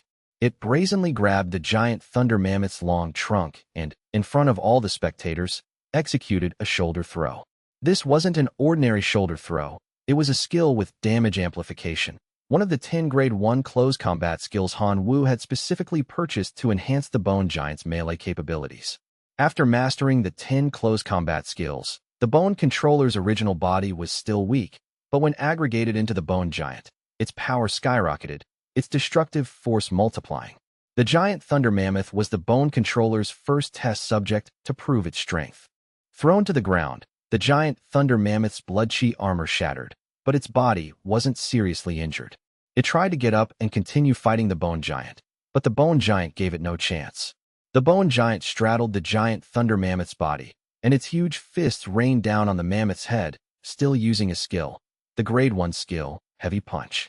After taking several punches, the giant thunder mammoth gathered enough strength to roll over and get up, planning to follow up with a thunder stomp combo while the bone giant was thrown off. But the bone giant was extremely cunning. After being thrown to the ground, it used another skill, a rolling dodge, to escape the range of the giant thunder mammoth's attack. Then, with a powerful flying kick, it knocked the giant thunder mammoth down again. It then got on top of the giant thunder mammoth again, delivering a flurry of punches to its face. After a few punches, the bone giant even broke off one of the giant thunder mammoth's iconic tusks. Elephant Lord was completely stunned. He had never imagined that his painstakingly cultivated hero-level creature, the giant thunder mammoth, would be so fragile in front of the bone giant. Also stunned was the giant thunder mammoth itself. As a hero-level creature, it had its own intelligence. Having its tusk broken was the ultimate humiliation for an elephant. It struggled madly to fight back, but the bone giant dodged with rolls, then found another opportunity to kick it down and continue with heavy punches to the face. And every punch was aimed at its other tusk, as if trying to break that one off too. This fight was just ridiculous.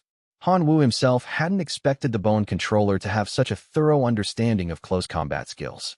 Not only could it apply them flexibly, but it had also added its own unique insights, turning close combat into something akin to a street mugging.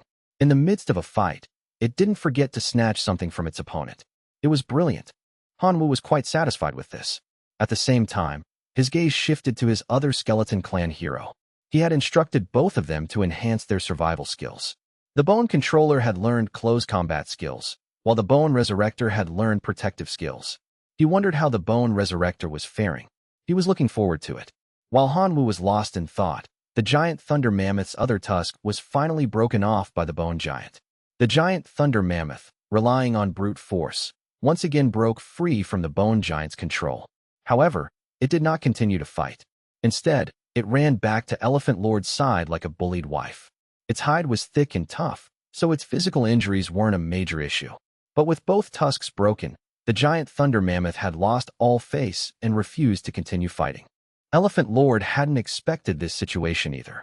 He comforted the giant thunder mammoth while commanding the rest of his mammoths to surround and attack the bone giant, to avenge the giant thunder mammoth. If a one-on-one fight didn't work, he could only resort to the dumbest but simplest method, a group attack. Even if it was a battle of attrition, he would wear down the bone giant. Chapter 40. Heir of the Bloodstar Arena. Facing the attack of a large number of giant mammoths, the bone giant was completely fearless. It performed all the skills it had learned, from shoulder throws to leg sweeps. The 7 to 8 meter tall giant mammoths were like toys to its 20-meter height. One slap could send several of them flying. But there's a saying, enough ants can bite an elephant to death. The bone giant was ultimately just one, while the giant mammoth legion numbered nearly 740,000. 15 minutes later, after taking out 20,000 giant mammoths, the bone giant's energy was depleted and its form crumbled. This was the opportunity Elephant Lord had been waiting for. He ordered the giant mammoths to crush the bone controller that emerged from the bone giant at all costs. It had to be killed. The giant thunder mammoth wanted revenge. Han Wu's side did not back down. He ordered the somewhat recovered Minotaur clan to charge into the giant mammoth's encirclement and rescue the bone controller. Another chaotic battle ensued, the scene a mess of primitive bloodshed. Some mammoths were torn apart, some minotaurs were trampled, and countless locusts were crushed into meat paste. All the kin were fighting for their god's glory with their lives. The audience felt their blood boil. They hadn't seen such an intense battle in a long time. Some spectators who had initially not been optimistic about Han Wu, after witnessing the ferocity of his kin, turned from haters to fans and began to cheer for him. Go, Locust Plague! Go, Locust Plague! Use your skeletons to crush those giant mammoths. Locust Plague, your kin are so cool. I want to have your babies. Hearing people cheering for him, Han Wu smiled calmly and continued to watch the battle's progression.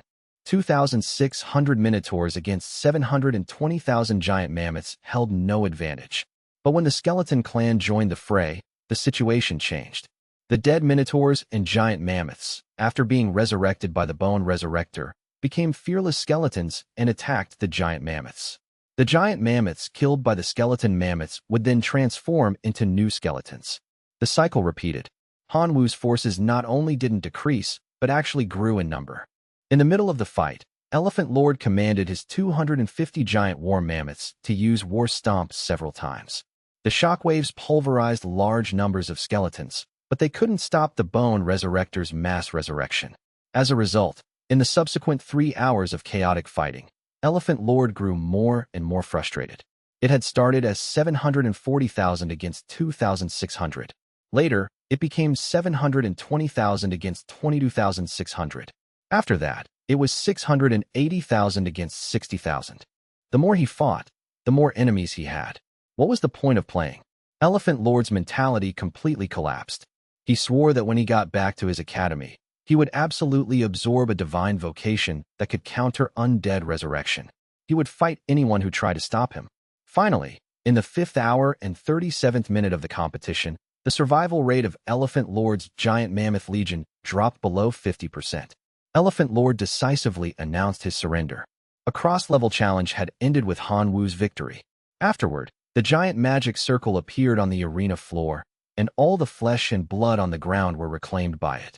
Even the newly born skeleton soldiers couldn't escape the rules and were absorbed into the magic circle, transformed into energy to construct the god's domain core fragment. Han Wu sighed. The Bloodstar Arena really played by the rules, not giving him any chance to exploit loopholes. He accepted the god's domain core fragment condensed by the magic circle. Just as he was preparing to leave the arena, a notification sound suddenly echoed in his ear. Student Han Wu, the management of the Bloodstar Arena invites you for a meeting. In the next instant, he was teleported to a magnificent room. Do not be afraid. We are the management of the Bloodstar Arena. We will not harm you. A majestic voice sounded around Han Wu, but the speaker was nowhere to be seen. Han Wu feigned composure and asked, "Why have you brought me here?" "We watched your match. Although there were some clever tricks involved, it also proved your ability. You are qualified to become an heir of the Bloodstar Arena," the majestic voice said. Han Wu's expression was strange. He didn't understand what that meant. The majestic voice continued. The Bloodstar Arena was originally a test to select an heir for its master. Any contestant who can win a cross-level challenge is qualified to become an heir of the Bloodstar Arena. Are you willing to become an heir of the Bloodstar Arena? At this question, Han Wu's heart pounded. He subconsciously began to calculate the value of the Bloodstar Arena. It was established on a super large plane, and that plane alone was worth thousands of divinity. Not to mention, many races came and went every day, some to compete, some to gamble. The divine power earned from them daily was no small sum. But would such a huge prize fall into his lap so easily? A cross-level challenge was difficult, but Han Wu refused to believe he was the only one who had ever completed it. There had to be a catch. Han Wu took a deep breath. Before I decide whether to become an heir, I need to know how many heirs the Bloodstar Arena has, what benefits I will receive, and what responsibilities I will have to bear. Student Han Wu, you were not blinded by immediate benefits. This is truly beyond our expectations. Since you have asked sincerely, we will explain. The Bloodstar Arena currently has 349 heirs. Among them, 221 are divinity-level creatures, 118 are demigods, 9 are true gods, and 1 is a main god. After becoming an heir, you will receive the permanent coordinates of the Bloodstar Arena. You can perform unassisted, fixed-point teleportation from any plane recorded by the Bloodstar Arena. Each teleportation costs 1 million divine power. You will also receive authorization to build a special Bloodstar Arena in your god's domain to train your kin. As for your responsibility, when the number of heirs reaches 500, the Bloodstar Arena will hold an inheritance ceremony to select the most outstanding heir to become the master of the Bloodstar Arena. At that time, you must attend the ceremony. The majestic voice explained in detail. Han Wu frowned subconsciously. Knowing the Bloodstar Arena's style, the inheritance ceremony would definitely not be a simple ceremony. It was highly likely that the 500 heirs would be made to fight each other, and only the last one standing would become the master. However, even if he became an heir, the total number would only be 350. There was still a long way to go to 500. By the time the 500th heir appeared, he might have already become a god king. After weighing the pros and cons, Han Wu made his decision. I am willing to become an heir of the Bloodstar Arena. The majestic voice congratulated him. Congratulations on becoming the 350th heir of the Bloodstar Arena. Immediately, a ray of blood-red light shot towards Han Wu, leaving a mark exclusive to the Bloodstar Arena on his arm. This was the permanent coordinate. In the future, as long as he was on a plane recorded by the Bloodstar Arena, he could perform unassisted, fixed-point teleportation to the Bloodstar Arena. In the next instant, Han Wu was teleported back to the main hall. Tianwen sensed Han Wu's presence and ran over excitedly. Student Han Wu, you are truly my lucky star. We've struck it rich this time. As he spoke, Tianwen handed Han Wu a card. Stored on it was 1 billion divine power. This was what Han Wu had won from betting on himself. Han Wu's hand trembled as he held the card. He had never seen such a huge fortune in his past life, or this one. With so much money, what should he do? For a moment, Han Wu was lost in the troubles of the rich, unable to extricate himself. Chapter 41. Elephant Lord repays malice with virtue. Seeing Han Wu's expression, Tianwen could guess his thoughts. As his teacher, Tianwen offered his advice. Student Han Wu, 1 billion divine power is too much for you. You can't use that much at the divinity level stage. I suggest you keep a small amount for your god's domain's development and use the rest to buy a suitable divine artifact. A divine artifact, Han Wu repeated. He knew that the equipment in the god's domain civilization was divided into 4 types: ordinary equipment, faith equipment, divine power equipment, and divinity equipment. Divinity equipment was a divine artifact, which only gods could control. I'm still just a divinity-level creature, not even a demigod. Can I control a divine artifact? Han Wu asked doubtfully. No problem. Choose a gentle divine artifact. Even a divinity-level creature can control it. I know a shop that sells divine artifacts and can definitely help you find one that suits you, Tianwen said, patting his chest in assurance. All right, let's go now, Han Wu said, a little impatient. Just as they were about to leave, a figure suddenly rushed towards him, shouting, Locust Plague, I finally found you. Seeing who it was, Han Wu quickly asked Tianwen for help. Teacher, save me. The person was none other than the demigod Elephant Lord he had defeated in the arena. Han Wu could only think of one reason for him to be here, and that was to get revenge for the half of his kin that Elephant Lord had lost. When Tianwen saw Elephant Lord, he also assumed he was here for revenge. He immediately shielded Han Wu, saying, As long as I'm here, no one will harm my student. Elephant Lord wore a helpless expression. Don't misunderstand. I'm not here to retaliate against you, he explained. Seeing that Elephant Lord's expression didn't seem fake, Han Wu breathed a sigh of relief and asked, Then what are you looking for me for? I'm not going to compensate you for your kin's losses. At the mention of his lost kin, Elephant Lord's face darkened. He had thought being chosen to fight a divinity-level creature was a lucky break, but he ended up kicking an iron plate. Not only did he lose face, but half his kin were wiped out. Who could he even complain to? The frustrated Elephant Lord said, I came over because I think you're quite strong, and I want to be your friend. I'm a freshman at Capital Academy. My real name is Xiangming. As he spoke, Xiangming proactively extended his hand. A student from Capital Academy? A pleasure, a pleasure. Hanwoo also extended his hand and shook Xiangming's. You look quite young. You probably haven't taken the college entrance exams yet, right? Which academy's preparatory program are you in? Xiangming asked. Hanwoo touched the mask on his face, a little confused as to how Xiangming could tell his age. I'm not in any academy's preparatory program.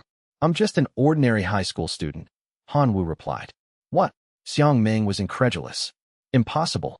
No way. You're joking with me, right? Why would I lie to you? This is my teacher right here. He can vouch for me, Hanwoo said, pointing to Tianwen. Tianwen said, Student Locust Plague is indeed not a preparatory student. Although many academies have sent him invitations, Student Locust Plague has lofty ambitions and only wishes to join Imperial Capital Academy. However, the admissions teacher from Imperial Capital Academy is not interested in him. I see. Xiangming had a sudden realization and then smiled. I didn't realize you have such good taste. Imperial Capital Academy is the strongest of the 3 top academies. Just for your taste alone, I have to make you my junior. I will report this to the academy. They will most likely give you a test. When you go back, do your best to improve your core kin. You might be able to seize this opportunity to get on Imperial Capital Academy's preparatory student list. Hanwoo's expression was one of surprise. He pressed, Will you really help me? After all, according to normal logic, Hanwoo had wiped out half of Xiangming's kin. He should be thanking his lucky stars that Xiangming didn't come for revenge, let alone repaying malice with virtue. Xiangming laughed heartily. Don't misunderstand. The reason I'm willing to help you is partly because I see your potential and want to befriend you, but it's mostly out of selfish reasons. The path to godhood is long. Having a few partners to rely on is naturally easier than fighting alone. You are qualified to be my friend. Also, if I recommend you to the academy and you pass the test, the school will give me a resource reward. Why wouldn't I take a free reward? And finally, only if you become my junior will I have a chance to get back at you for the loss of half my kin. If you go to another academy, I'm afraid I'll never have the chance to get compensation from you. After hearing Xiangming's reasons, Hanwoo felt that this was plausible. Then I'll have to trouble you, Brother Ming. Hanwoo said gratefully. It's a small matter, but you still have to be strong yourself. In the near future, you should appropriately invest some resources in your core kin. It would be best if you could cultivate a hero-level creature. Passing Imperial Capital Academy's test is no easy feat, Xiangming advised. From Xiangming's repeated mentions of core kin, Hanwoo understood that his top priority now was to improve the strength of his core kin. After bidding farewell to Xiangming, Hanwoo followed Tianwen to a street called 10,000 Treasures Road. Both sides of the street were lined with shops selling equipment. From the lowest grade ordinary equipment to the highest grade divinity equipment, they had it all. Under Tianwen's guidance, the two arrived in front of a very quaint-looking shop. Hanwoo looked up at the shop's sign, Treasure Pavilion. A very classic name, has a sense of history, but it's a bit tacky. Let's go in. Tianwen pushed open the door and walked inside. A beautiful female demigod at the front desk greeted the two of them warmly, not treating Hanwoo differently just because he was only a divinity-level creature. Welcome to the Treasure Pavilion. What grade of equipment are you looking to buy? Or which master blacksmith would you like to see? Help me contact Master Tony. Just say that old Tian is visiting, Tianwen said, clearly irregular. Hanwoo, standing to the side, frowned. Master Tony? Is he a professional at forging divine artifacts? The female demigod contacted Master Tony through the Treasure Pavilion's communication system. Soon, a portal appeared. Tianwen called Hanwoo to go through the portal with him to Master Tony's forge. Hanwoo saw a burly, fierce-looking bald man with a hammer in one hand and tongs in the other. He turned to the two of them and asked, Old Tian, is the fat sheep you brought this time fat enough? For a moment, a thought crossed Hanwoo's mind. Is it too late to run? Chapter 42, The Divine Artifact of a Lost Civilization. Tianwen coughed awkwardly twice. Tony, be serious. This is my student. Master Tony stood up and rubbed his bald head. Old Tian student? Then I have to tell you my shop's service principle. We don't cheat anyone, young or old, so there's no student discount. Hanwoo screamed internally. What the hell? Is that how you use that idiom? There should totally be a student discount. It's not easy for students to make money. I had to fight tooth and nail in a match just to earn 1 billion divine power. Tianwen quickly explained to Hanwoo. Student Hanwoo, Tony has a sharp tongue but a soft heart. He talks tough, but the equipment he forges is really good. Old Tian, After all these years, I finally hear something human from you, Master Tony sighed. Instantly, Tianwen wanted to leave too. To hell with this decade-plus friendship. After calming himself down for a while, he reluctantly swallowed his anger. If he could beat Master Tony, he would have done it long ago. I'll show you his works, Tianwen said, walking into Master Tony's exhibition hall like he owned the place. The hall displayed over 100 divine artifacts, each engraved with Master Tony's mark, indicating he had forged it himself. Tianwen filtered by price, leaving 30 various divine artifacts for Han Wu to choose from. Then, Tianwen skillfully introduced the pros and cons of each artifact. His professionalism and detailed explanations made Han Wu suspect that being a teacher was just his side job for social security benefits. His real job was being a salesman at Master Tony's shop. After introducing all 30 artifacts, Tianwen asked Han Wu, "Student Han Wu, which one do you like?" Han Wu had listened carefully to Tianwen's introductions and selected 3 artifacts that best suited his current situation. Ancient Gourd, 2-star divine artifact. Function 1. Bone refining. Contains an internal space that can hold up to 100,000 insect-type creatures for a bone refining ritual. The insects will fight each other, and the sole survivor has a chance to increase its grade, with the potential to create a hero-level creature. Function 2. Attach divine art. Insect lure. Can attract nearby insect-type creatures. The range depends on the amount of divine power invested. Myriad Races Edict. 3-star divine artifact. Function 1. Deterrence. Possesses a natural aura of majesty that can instill fear in life forms below the hero level. Function 2. Majesty Storage. Collects the faith of myriad races. The more races' faith it records, the stronger the artifact becomes. Function 3. Attach divine art. Domination. Can forcibly control the actions of one life form. The strength of the art depends on the intensity of the majesty and the amount of divine power invested. Undead Banner. 2-star divine artifact. Function 1. Attach divine art. Undead enhancement. The strength of the art depends on the amount of divine power invested. Function 2. Attach divine art. Undead enhancement. The strength of the art depends on the amount of divine power invested. No matter which of the 3 Han Wu chose, his strength would be greatly enhanced. But considering the upcoming test from Capital Academy, his eyes focused on the 2-star Ancient Gourd. This gourd was worth 4 divinity, which was less than 600 million divine power. From a long-term perspective, it was definitely a profitable investment. Han Wu gritted his teeth. "I want the 2-star divine artifact, the Ancient Gourd." Tianwen smiled with satisfaction. The Ancient Gourd wasn't overwhelmingly powerful, but it was the most suitable artifact for Han Wu. Master Tony was also happy when he learned Han Wu had made a choice. He showed his payment code. 4 divinity or 580 million divine power. "How would you like to pay?" Tianwen pulled Master Tony aside for a long talk. At the height of their discussion, it looked like they were about to start a fight. In the end, for Tianwen's sake, Master Tony rounded off the price for Han Wu, charging 600 million divine power and throwing in a 0-star divine artifact, the Eye of Detection. The 0-star Eye of Detection had only one function: to detect a creature's information. It could detect almost any non-divinity life form and was a very popular item. Its official price was 50 million divine power.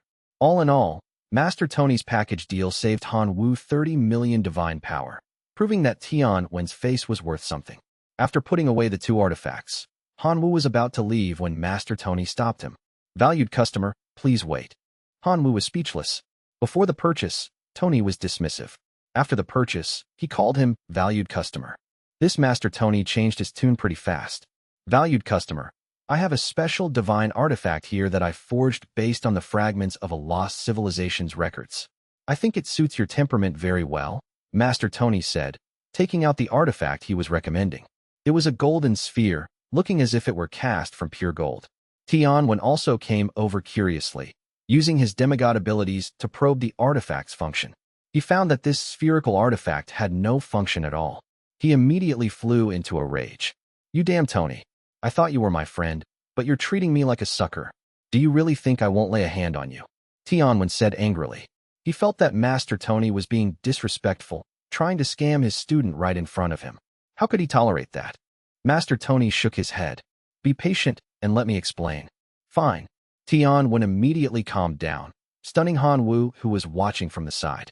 Teacher Tian is a bit too obedient, isn't he? This divine artifact is named Gluttonous Wolf. It comes from a long-lost civilization. It grows by devouring other divine artifacts. This piqued Han Wu's interest. Master Tony, please elaborate. Seeing that Han Wu knew his stuff, Master Tony patiently explained the information about the Gluttonous Wolf. The Gluttonous Wolf comes from a lost civilization. That civilization thrived on plunder and often looted divine artifacts. As we all know, a divine artifact binds to its master. Before the god dies, their artifact cannot be used by other gods. Looking at priceless divine artifacts that could only be treated as scrap metal, the ruler of that civilization felt great pain. He called upon all the skilled craftsmen of the civilization, and after several epochs of research, they finally forged the Gluttonous Wolf. The Gluttonous Wolf can grow by devouring divine artifacts and inherit the abilities of the artifacts it consumes. But because the Gluttonous Wolf was too powerful, it angered dozens of civilizations.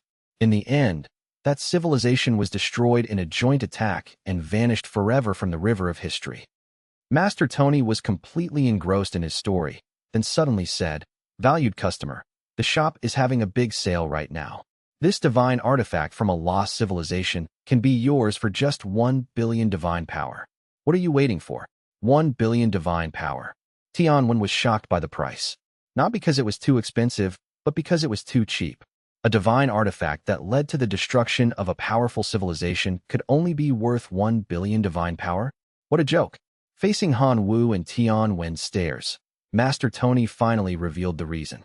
"Well, I only got fragments of the records. This Gluttonous Wolf has a tiny little flaw. It can still devour divine artifacts and grow, but the growth efficiency is 10 times slower. After devouring an artifact, it can only inherit some passive effects, not the attached divine arts." "Isn't that just junk?" Tianwen said bluntly. Compared to the original Gluttonous Wolf, this flawed version was completely useless. Never mind 1 billion divine power, Tianwen wouldn't even want it for free.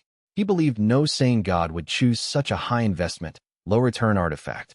Master Tony got a little angry. "Old Tian, you can insult my character, but you can't insult my work. You made something so crappy, and you won't let people talk about it?" Tianwen argued back.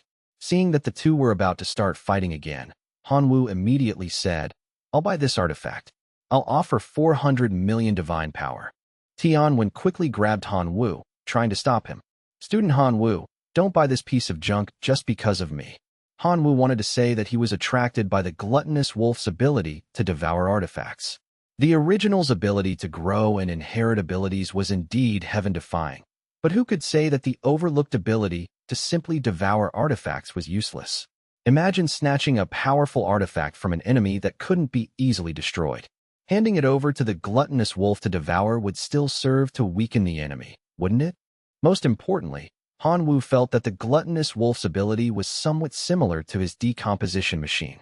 It was worth buying to study later. Having made up his mind, Han Wu replied, "Teacher Tian, you've misunderstood me. I genuinely admire the artifact Master Tony has forged. The fact that he could create the Gluttonous Wolf from just fragments is enough for me to be willing to support his craft with all my divine power. Unfortunately, I am too poor and only have 400 million left. I wonder if Master Tony would be willing to part with it." Master Tony rubbed his big bald head, feeling a little touched and a little suspicious. "You really admire this artifact?" "Really," Han Wu said firmly. Master Tony saw the sincerity in Han Wu's eyes. He rubbed his bald head again. "All right, for 100 million it is. A true friend is hard to find. The Gluttonous Wolf is yours." Han Wu handed over the card with 400 million divine power and took the golden sphere, the Gluttonous Wolf. Then, under Tianwen's escort, he teleported back home. He needed to complete the artifact binding ritual to feel at ease. Chapter 43, God's Domain Development. Entering his God's domain through the login cabin, Han Wu followed the instructions that came with the artifacts. He consumed a small amount of divine power to form a binding array. Then, he placed the artifacts in the array and dripped his blood on them one by one. Han Wu's blood seeped into the artifacts, spreading across their surfaces like tiny blood threads. The first to complete the binding was the 0-star divine artifact, the Eye of Detection.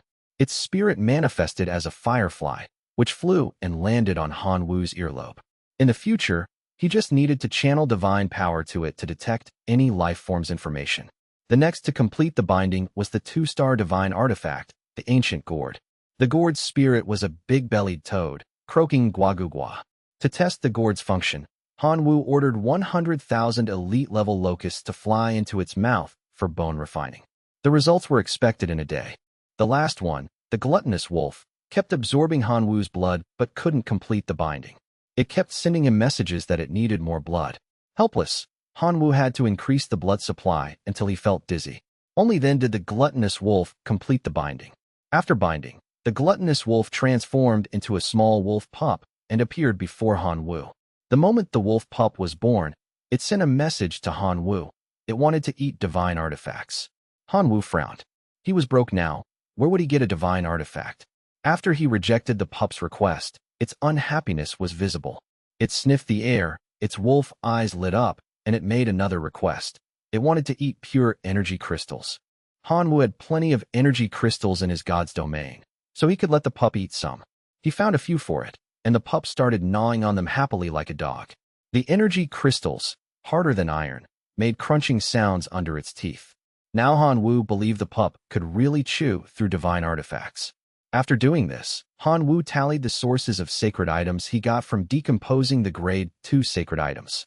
48 Grade 2 sacred items had yielded 428 sources. He packaged 400 of them and sent them to Yuanzhong to continue repairing his artifact. The remaining 28, Hanwoo invested into the broken law of the boulder.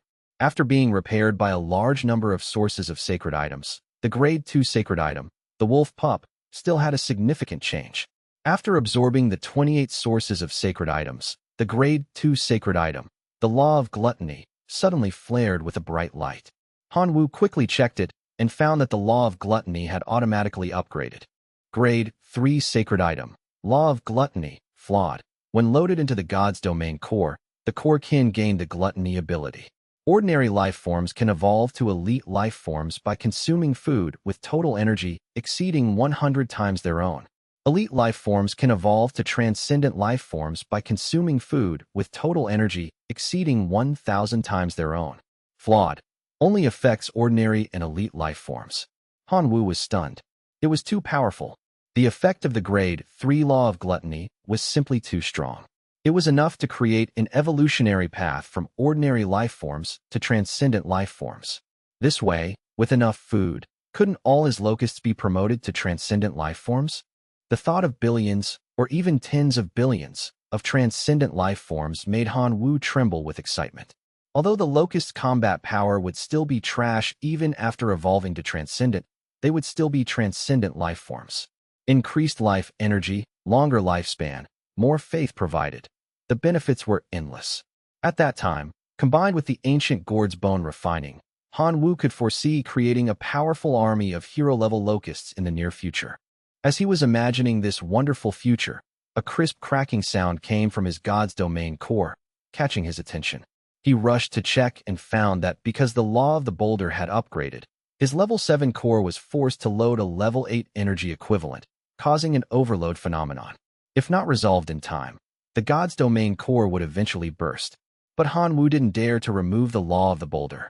He was only a divinity-level creature and theoretically couldn't load a Grade 3 sacred item. The only reason he could was because it was already on the god's domain core. If he removed it, he might have to wait until he became a demigod to reload it. In a way, Hanwoo was enjoying the benefits of a Grade 3 sacred item ahead of time, like exploiting a small bug. To resolve the hidden danger and make space for the law of the boulder, Hanwoo removed the Grade 1 sacred item, the poisonous pearl, planning to reload it when his god's domain core had extra levels. But unexpectedly, the moment the poisonous pearl was detached from the god's domain core, it shattered directly. Hanwoo, not knowing why, lost a sacred item for nothing. He didn't understand and immediately went online to search. The result was that once a god's domain core exceeded level 5, the sacred items loaded on it could not be removed at will. Once removed, the sacred item would be damaged. Hanwoo had a sudden realization and sighed in relief that he hadn't chosen to remove the law of the boulder or the other 2 Grade 2 sacred items, or the loss would have been greater. He casually tossed the fragments of the poisonous pearl into the decomposition machine and felt the changes in his god's domain. The locust kin, influenced by the law of gluttony, were eating voraciously. Every moment, locusts were evolving. His other 4 ordinary kin were also living fulfilling lives. The iron-slicing sword edge was comprehending skills. The red deer dwarves were mining and forging. The Minotaur clan was creating new totems. The skeleton clan was feasting on ancient crystals. The skeleton lord, the little skeleton, after being nourished by ancient crystals for a long time, had its 3 negative statuses reduced to 2. Its strength had improved, reaching the hero level, and it had unlocked an ability, Summon Skeleton Knight. This meant the little skeleton could directly summon a skeleton knight from the corpse of a transcendent life form. This skill would definitely be effective on the battlefield. Hanwoo nodded in satisfaction, then frowned. He noticed a new building had appeared somewhere in his god's domain. He quickly sent down his divine incarnation to check. He found that the building was a Bloodstar arena.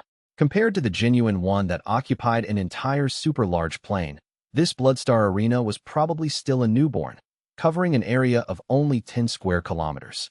It allowed kin to enter and compete. The winner had a certain chance of evolving. Transcendent life forms even had a tiny chance to bypass the hero template's guidance and directly advance to the hero level. This effect made Hanwoo's eyes light up.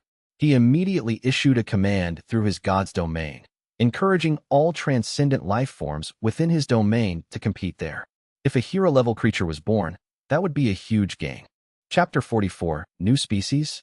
Locust Men ***. Life in the god's domain was simple, yet fulfilling. Hanwoo attended classes during the day and entered his domain at night, constantly using his growth acceleration ability. After a few days, the number of locusts in his domain exploded to 14 billion. Among them, 10% were ordinary life forms, 30% were elite life forms, and 60% were transcendent life forms. Such a high proportion of transcendent life forms would surely make countless gods' jaws drop if word got out. Not just demigods. Even true gods might not be able to field 8 billion transcendent creatures. But raising so many transcendent locusts was also very expensive for Hanwoo. Just the flesh and blood demon corpses used as feed cost at least 1 million divine power per day. And recently, the supply of demon corpses from the demon abyss had decreased, and the price had risen slightly, making Hanwoo's already tight finances even worse. With his savings dwindling, Hanwoo had to steel himself and perform a life sacrifice. He only kept 1 billion transcendent locusts for emergencies. The remaining 13 billion locusts were all sacrificed. The sacrificial array covered the entire domain, and countless locusts turned into life energy, flowing into the array. 3 options appeared before Hanwoo. Option 1 * 10,000 Night Demon Clan Locust Archers, Transcendent. Option 2 * 3-star Divine Artifact, Tyrant Steelblade. Function 1 * both a divine artifact and a sacred item. Can be used as a grade 3 sacred item. Function 2 * Core can gain the ability to summon steel blades as weapons. Function 3 * damage to beasts increased by 15%. Function 4 * attached divine art, Tyrant Body. Option 3 * grade 2 sacred item, Enlightenment Stone. When loaded into the god's domain core kin have a certain chance to be enlightened into a semi-humanoid form. Core kin must be non-humanoid and non-demi-human. Hanwoo's gaze fell on option 3. When he first saw the words, grade 2 sacred item, he thought he had misread. How could the reward for sacrificing 13 billion locusts still be a grade 2 sacred item? Was it a bug? But after reading all the information about the Enlightenment Stone, Hanwoo exclaimed, insane. The first 2 options had no competitiveness at all compared to the third. The Enlightenment Stone could transform his core kin into a semi-humanoid form. It sounded ordinary because semi-humanoid races were common in the god's domain civilization, like minotaurs, lizardmen, and even ratmen. But common didn't mean weak. On the contrary, the semi-humanoid form brought great buffs to a race. The most direct manifestation was that they could use weapons like humans. If locusts could also use weapons, combined with their ability to fly, they would be a proper air force. The more Hanwoo thought about it, the more excited he became. Without hesitation, he chose option 3. The grade 2 sacred item, the Enlightenment Stone, fell into his hand. Hanwoo instantly appeared before his god's domain core. After some thought, he removed the grade 2 Earth-Fire Magma Ball and replaced it with the Enlightenment Stone. The Earth-Fire Magma Ball shattered upon removal, but Hanwoo didn't care at all. He was now focusing all his attention on the 1 billion locusts in his domain. He sensed that among the 1 billion locusts, 1 in 1,000, about 1,000,000 locusts, were affected by the Enlightenment Stone and began to transform into a semi-humanoid form. This would take time. Han Wu's consciousness locked onto a transforming transcendent locust, watching its every change. A month passed in the god's domain. The 1 million locusts completed their transformation. They became a new species. Race name * locust man. Kin level * transcendent. Kin talents * flight, low-level intelligence, humanoid body. Faith level * locust worshipper. Faith power * 50,000 per day. Reproduction ability * 5 times. Produces higher quality locust eggs. Lifespan * 10 years. Looking at the locustman's information, only 2 words remained in Han Wu's mind. Awesome. After transforming into locust men, the locusts had leaped to the transcendent level, not only gaining a humanoid body, but also low-level intelligence. Low-level intelligence was roughly equivalent to a 3- or 4-year-old child. But for Han Wu, this was a huge improvement. The previous locusts had no intelligence, so dumb they only had instincts. Looking at the 2 key factors for judging a race's quality, faith power and lifespan, a single locust man, even without any other promotions, could provide Han Wu with nearly 180 million faith power over its limited lifespan. That was equivalent to 1.8 divine power. Han Wu had always cultivated his locusts in the tens of billions. Even with a 1 in 1,000 conversion rate, that was 10 million locust men. In reality, one day could generate 1.8 million divine power. 10 days would be 18 million, and 100 days would be 1.8 divinity. Han Wu could almost see divinity waving at him. After some calculation, the future looked brighter and brighter. Becoming a demigod was just around the corner. As Han Wu was muttering, a video call request came in. It was his homeroom teacher, Tian Wen. Teacher Tian Wen told Han Wu that Capital Academy had issued a notice for his reevaluation. An admissions teacher would come to the school tomorrow to test him, so he should prepare in advance. Han Wu acknowledged the matter and then continued to devote himself to the great cause of cultivating locust men. The next morning, Han Wu teleported to the classroom on time for class. His arrival attracted the attention of several classmates. After all, having taken first place in the grade twice, Han Wu was already like a god of studying in their eyes. Han Wu's gaze fell on Qin Shuang's seat and found it empty. He didn't know if she was at home cultivating her lord-level creature or had already gone to Capital Academy's preparatory class. Student Han Wu, good morning. Su Sun walked over and greeted Han Wu enthusiastically. Ever since witnessing Han Wu's strength in the last exam, Su Sun had completely dropped his arrogance as a scion of a quasi-true god family in front of Han Wu. Han Wu nodded in acknowledgement. Student Han Wu, how's your god's domain development going? If you're short on resources, you can tell me. My family has some connections for rare resources that can't be bought online, Su Sun offered. He had already determined that Han Wu was a prodigy who would definitely be admitted to a first-tier or even a top-tier university. Befriending him early would be beneficial for his own future. Han Wu was just thinking about getting more God's domain core fragments. The ones he won from the Bloodstar Arena had already been used to repair the cracks in his core. If he could get more and raise his core level to the limit for a divinity-level creature, level 10, that would be for the best. Can your family get God's domain core fragments? Han Wu asked tentatively. Su Sun didn't expect Han Wu to ask for such a rare resource right off the bat. But on second thought, if it wasn't rare, Han Wu wouldn't need to ask him to try his luck. We can get them. But the price of God's domain core fragments is a bit steep. Even at cost, it's not a small sum, Su Sun said. As long as you can get them. I need enough to go from level 7 to level 10. Ask your family to estimate how much divine power it will cost. Han Wu asked for the price first. Su Sun communicated with his family and quoted a price. 400 million divine power. That's the cost price. Han Wu was troubled. 400 million divine power was not a small sum. Even though he now had the Locust Men as a cash cow, he couldn't come up with that much in a short time. Su Sun added, my family said if you can sell us 1,000 transcendent-level skeleton knights, it can be used to offset the cost of these knights. In the last assessment, Su Sun had personally experienced how insane the skeleton clan was. The despair of them growing in number as you fought was something few could withstand. The family wanted to acquire skeleton knights with the intention of cultivating a batch of skeletons for campaigns in the Outer Realms. The Skeleton Knight's ability to summon skeletons was of great strategic value. Transcendent-level Skeleton Knights. Han Wu said with some surprise. That's right, Transcendent-level Skeleton Knights. If you're willing to sell the hero-level bone controller, I can even negotiate with my family for a further discount on the God's Domain core fragments, Su Sun replied. Compared to the Skeleton Knights, he coveted the bone controller even more. The bone giant it formed was widely recognized by the God's Domain civilization as the strongest combat power at the hero level. Even demigods couldn't help but drool over it. Unfortunately, the Skeleton clan had always been stubborn, and cases of surrender and submission were extremely rare. The only reason Han Wu had their loyalty was due to the Skeleton Lord's bloodline suppression. Otherwise, even if Han Wu ground the skeletons to dust, he wouldn't have gained their allegiance. Seeing that the admissions teacher from Capital Academy hadn't arrived yet, Han Wu decided to complete the transaction for the core fragments first. You can forget about the bone controller. I can sell some transcendent-level Skeleton Knights. However, I have one condition. What condition? Name it, Su Sun said excitedly. If he could facilitate the deal for the Skeleton Knights, he would definitely be rewarded by his family.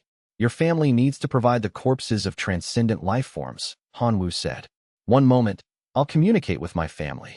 Su Sun directly made a video call to his family. Soon, Su Sun brought a card sealed with 1,000 transcendent life form corpses. Han Wu took the card, entered his God's domain through the desk's login device, and gave the card to the Skeleton Lord. Following Han Wu's command, the Skeleton Lord quickly transformed the 1,000 transcendent life-form corpses into Skeleton Knights of the same level. Han Wu sealed the 1,000 Skeleton Knights into a card and gave it back to Su Sun. Soon, Han Wu received the God's Domain core fragments he wanted. Just as he was about to upgrade his God's Domain core, Teacher Tian walked into the classroom. He called out to Han Wu, "Student Han Wu, come out for a moment." Han Wu guessed that the admissions teacher from Capital Academy had arrived. Chapter 45, The Outer Realm Civilization, Duolong City. Following Tian went all the way to the dean's office. The admissions teacher from Capital Academy was waiting there. It was the same teacher as before. He looked at Han Wu with a hint of surprise in his eyes. He hadn't expected Han Wu to have connections at Capital Academy. After failing the open selection, he was planning to take the internal recommendation route. Then he sneered inwardly. Asterisk, so what if he can take the internal route? The Capital Academy's test is much harder than the high school assessment. And to reduce external influence and prevent cheating, the test is restricted to only core kin. For students with weak core kin, this test is a disaster. Very few can pass. Asterisk. Student Han Wu, next, I will be conducting the test on behalf of Capital Academy. Do you have any questions? The admissions teacher asked officially. No, Han Wu replied. All right, I will now explain the content of the test. The teacher continued in a businesslike manner. This test involves invading an outer realm. Your target is a small border city of a vast civilization named Duolong City. That civilization has a complete system of levels and professions. Upon entering their territory, you and your kin will be affected. At the same time, you will be identified by their system as a disastrous monster. The professionals in Duolong City will actively hunt you down until you are completely eliminated. As for your mission, there is only one. Kill at least one of the heroes guarding Duolong City.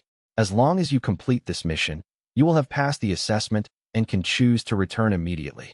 Teacher, I'd like to ask, what is the total military strength of Duolong City and how many heroes does it have?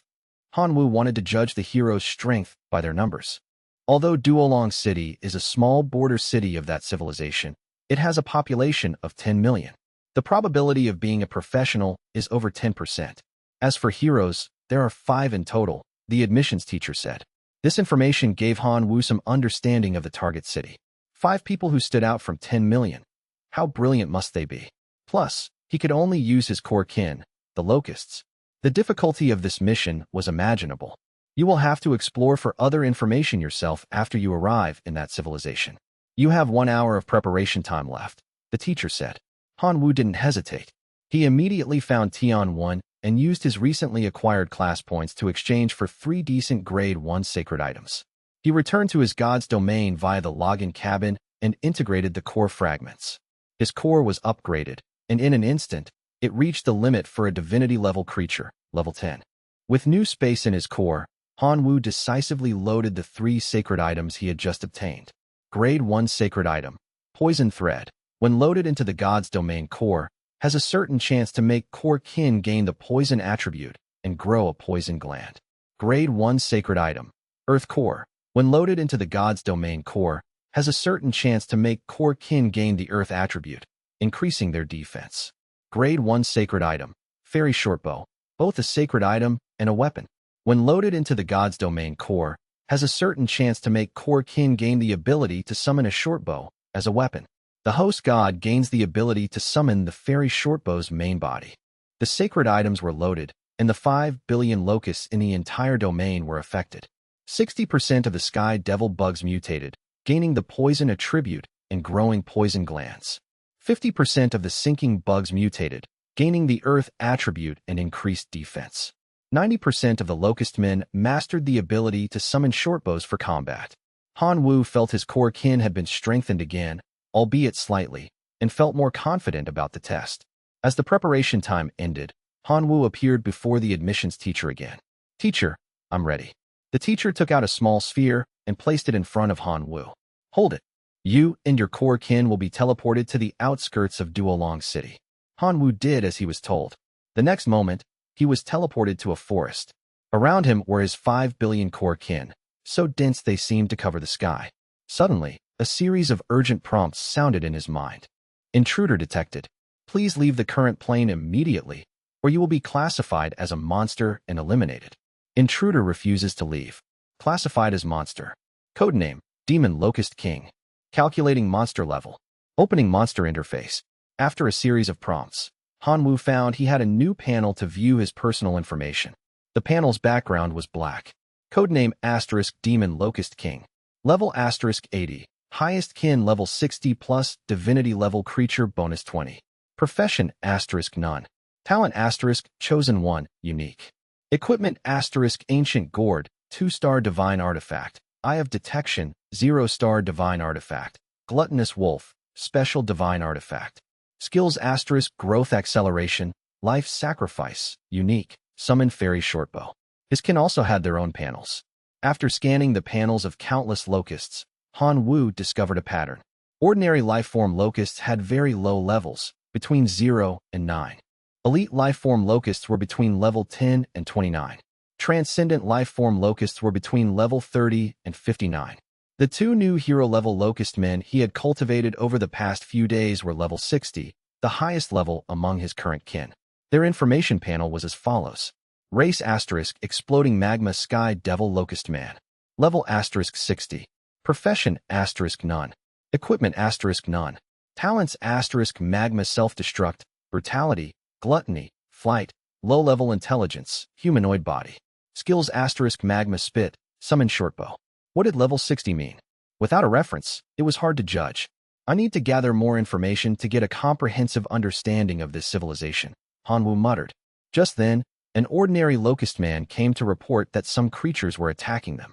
Han Wu jumped onto the back of a transcendent sinking bug and went to check. Chapter 46. Outer Realm Profession, Adventurer.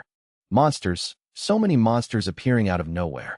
A warrior holding a greatsword looked at the seemingly endless swarm of locusts before him, his expression slightly tense.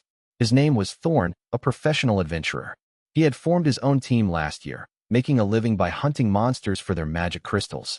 His team had 4 members.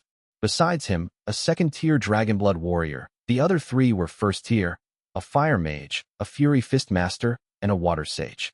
The 3 were using their professional advantages to kill the approaching locusts. Thorn, you should be happy. More monsters mean more bounty for us. Once we save up enough money, we can also advance to the second tier and improve our team's strength, the Fury Fistmaster said, casually shattering an incoming locust with a punch. That locust was an elite life form, level 13, but it couldn't withstand the force of the Fury Fistmaster's punch. Its body was shattered, dissipating into black mist. A thumb-sized magic crystal dropped and was picked up by a small sprite summoned by the water sage in the rear, who stored it in a pouch. No matter how many of these weak locusts come, I'll kill them all. The fire mage waved her staff, releasing flames that instantly incinerated dozens of locusts. Seeing his companions deal with the locusts so easily, Thorn's worries lessened somewhat.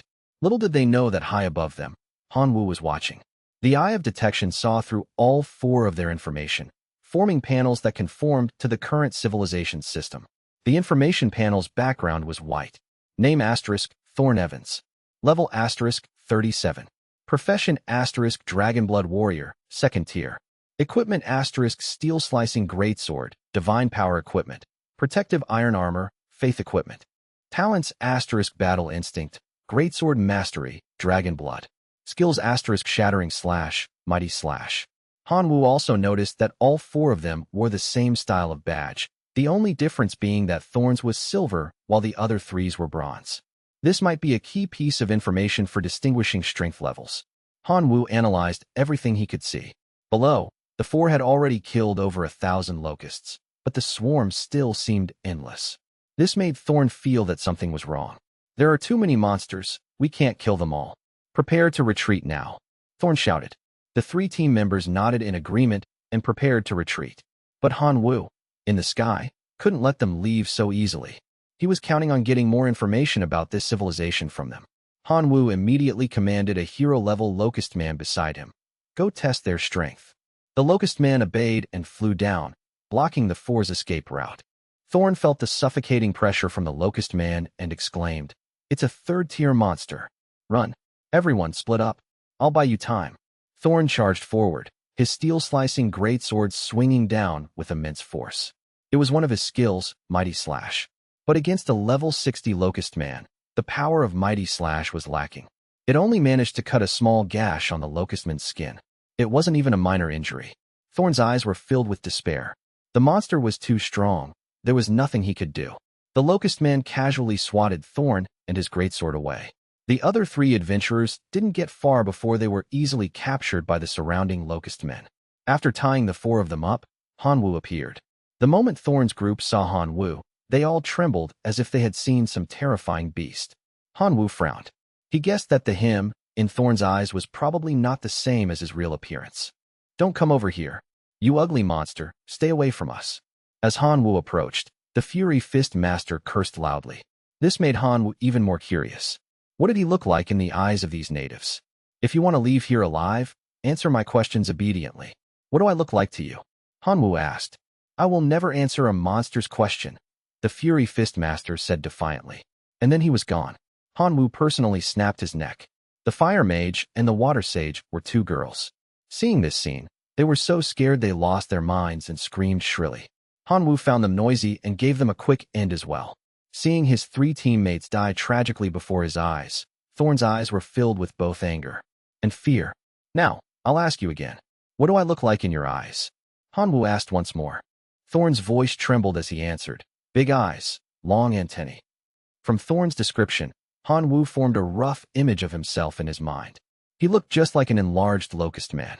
This must be the native worlds while deliberately uglifying intruders. "Very good. Continue answering my questions. What does the badge on your chest represent?" Hanwoo continued. 3 hours later, Hanwoo had asked all the questions he wanted to know. Thorn, to save his own life, answered everything. The information he provided gave Hanwoo some understanding of this world's rules. "All right, that's all I wanted to ask. You can go," Hanwoo said, untying Thorn. Thorn seriously suspected Hanwoo was toying with him. It wasn't until he had carefully run a long way off and still saw no pursuers that he believed Hanwoo had really let him go.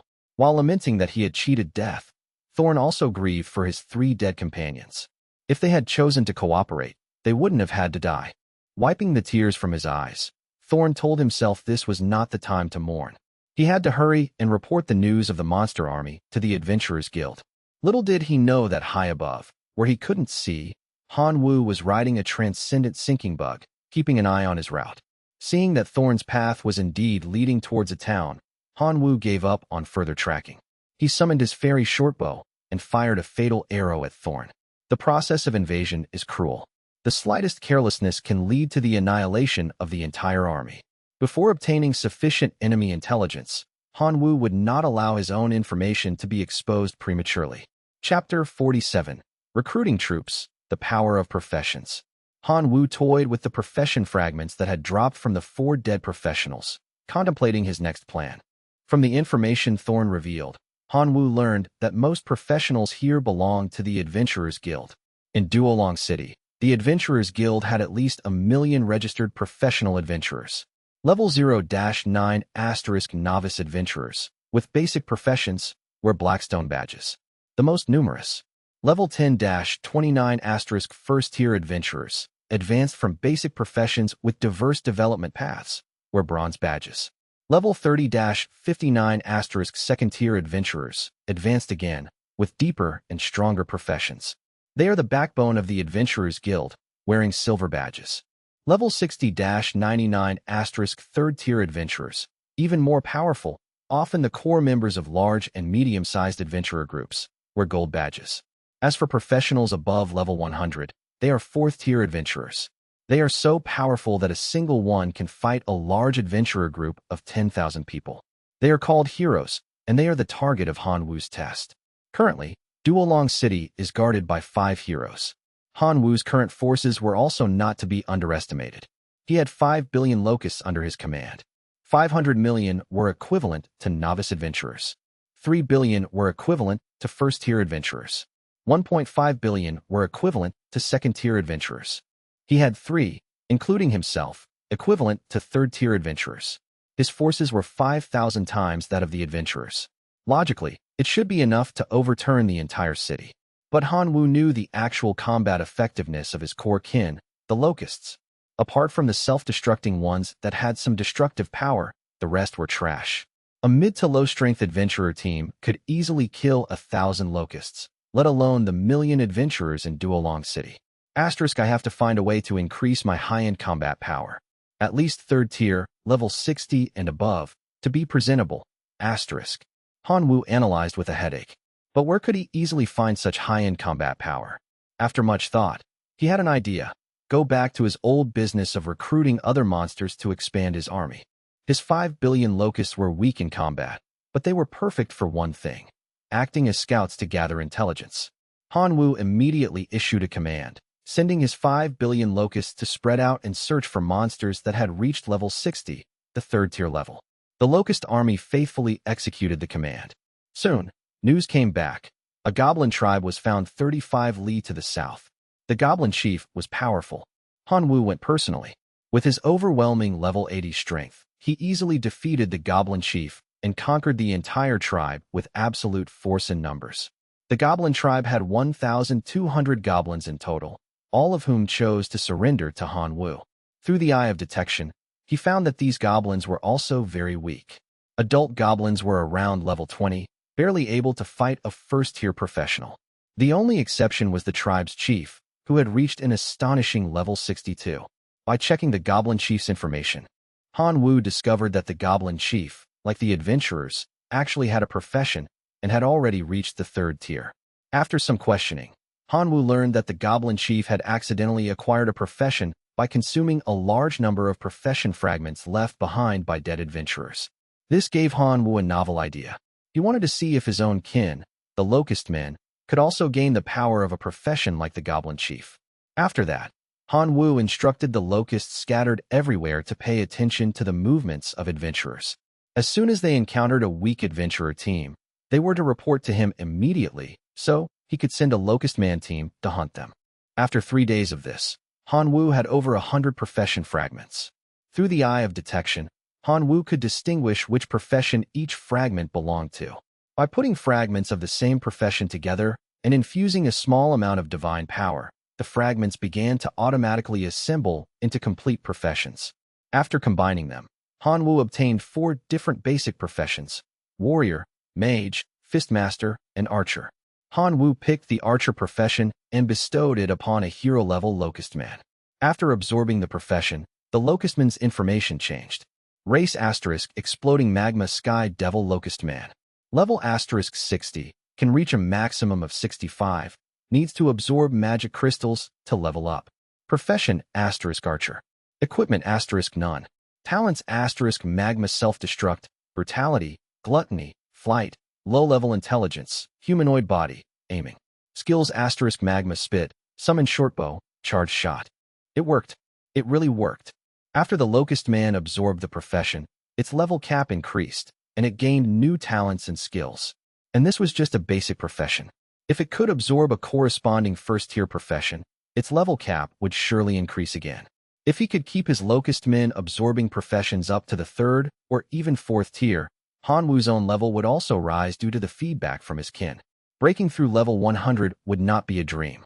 At that time, even without relying on his kin, he could face a 4th-tier hero head-on with his own level. However, higher-tier profession fragments were difficult to obtain. Even if he got them, assembling a complete profession was purely a matter of luck. Hanwoo could only hope that more adventurers with the same profession would voluntarily deliver themselves to his doorstep, helping him piece together a higher-level profession. While collecting profession fragments, the recruitment of troops continued. One day, Hanwoo received a report from his locust men. They had found a cave, and the pressure emanating from it made them afraid to approach. Hanwoo's interest was immediately piqued. Chapter 48, The Black Dragon, Elphus. Led by the locusts, he flew 100 kilometers to a small cave. Looking at the entrance, only 1 meter high and half a meter wide, Hanwoo sighed. It was a good thing his locusts were numerous and small, with wide coverage. Otherwise, this entrance would be easily overlooked. He ordered the accompanying locust men to widen the entrance. Hanwoo walked in. After 100 meters, the path opened up. At the same time, Hanwoo felt an extremely terrifying aura emanating from the depths. This aura was very strong, mixed with a hint of divine power. It's worth investigating, Hanwoo muttered and continued forward. After walking a few more kilometers, the terrifying aura became even denser. The locusts that came with Hanwoo were all intimidated by this aura, instinctively afraid to approach. Only the 2 hero-level locust men still had the courage to stay by his side. Hanwoo had the fearful kin wait there. He and the 2 hero-level locust men continued deeper. After another 1,000 meters, they finally reached the source of the terrifying aura. It was a huge stone cavern, as large as 10 football fields, with a ceiling 100 meters high. And in the center of this cavern, a black dragon was curled up. 13 pitch-black chains bound it tightly, rendering it immobile. The terrifying aura emanated from the black dragon, spreading through the cave for several kilometers, still able to make the locusts tremble in fear. This was enough to show how powerful this black dragon was. A seal. He remembered his teacher mentioning in class that some outer realm civilizations often sealed enemies they couldn't easily kill. The black dragon before him was likely one of those poor souls sealed here by a powerful being. Using the eye of detection, Hanwoo checked the black dragon's information. The result was a bit disappointing. The eye of detection could only read partial information, but even this partial information was enough to shock Hanwoo. The information panel's background was black, indicating the dragon was a monster. Name * Black Dragon Elphus. Level * 103, sealed state. Original level 149. Profession * Renegade, special race profession. Equipment * Divinity. Talents * Dragon Bloodline. Equipment * Dark Breath. As Hanwoo was checking the black dragon's information, the dragon sensed it was being probed. It opened one eye. Its pure black pupil seemed to have the magical power to suck away souls. The 2 hero-level locust men were affected and began to walk towards the black dragon's mouth. Fortunately, Hanwoo stopped them in time, preventing the 2 from becoming food for the black dragon. Seeing the delivered food being dragged away, the black dragon was furious. You dare interrupt the great rebel, Black Dragon Elphus, while he is eating? I will corrode your soul and devour your flesh. As he spoke, the black dragon struggled to open his mouth, and dense dark energy gathered within his maw. This devastating strike was not something Hanwoo could currently withstand. He decisively ordered his 2 hero-tier life forms, the Locust Men, to fly outward and escape. After the black dragon released the dark energy, Hanwoo returned. Insignificant scum, you actually dare to tease me? The great rebel, Black Dragon Elphus, will never forgive this. After speaking, another ball of dark energy was fired. Hanwoo ran again, only to return a while later. After 2 failed strikes, the black dragon had no strength left to release dark energy. The pitch-black chains bound him tightly. The more he struggled, the more stubborn the seal became. Seeing that the black dragon was no longer raging, Hanwoo finally spoke. I didn't come here to provoke you.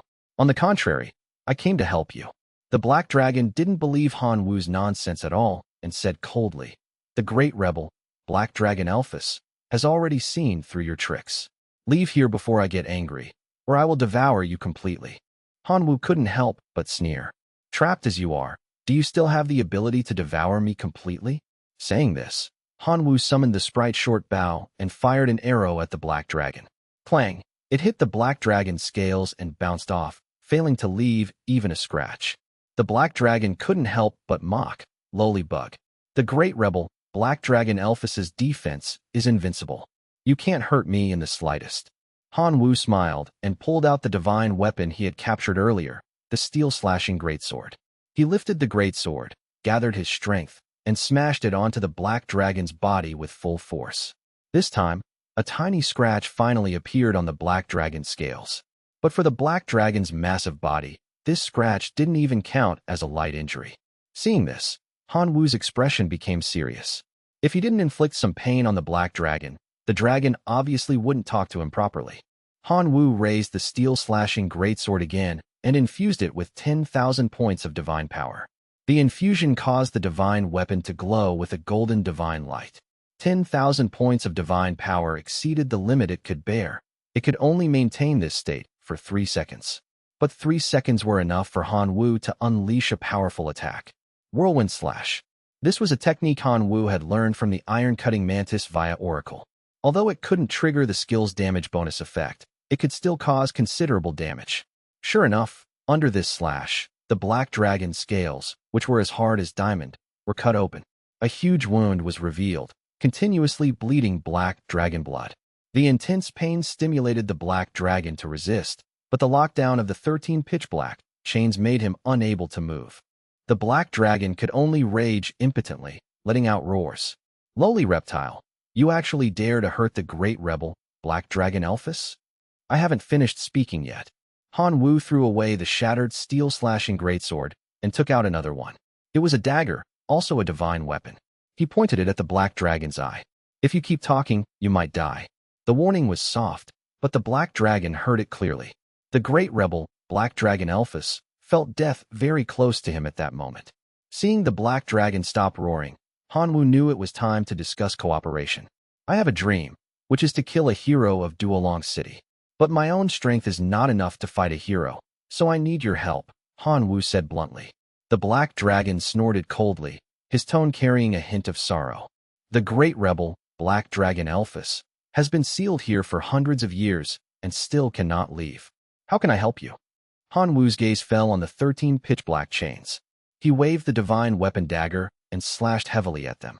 The result, the divine weapon dagger shattered, but the chains remained undamaged. Hanwoo didn't believe in evil.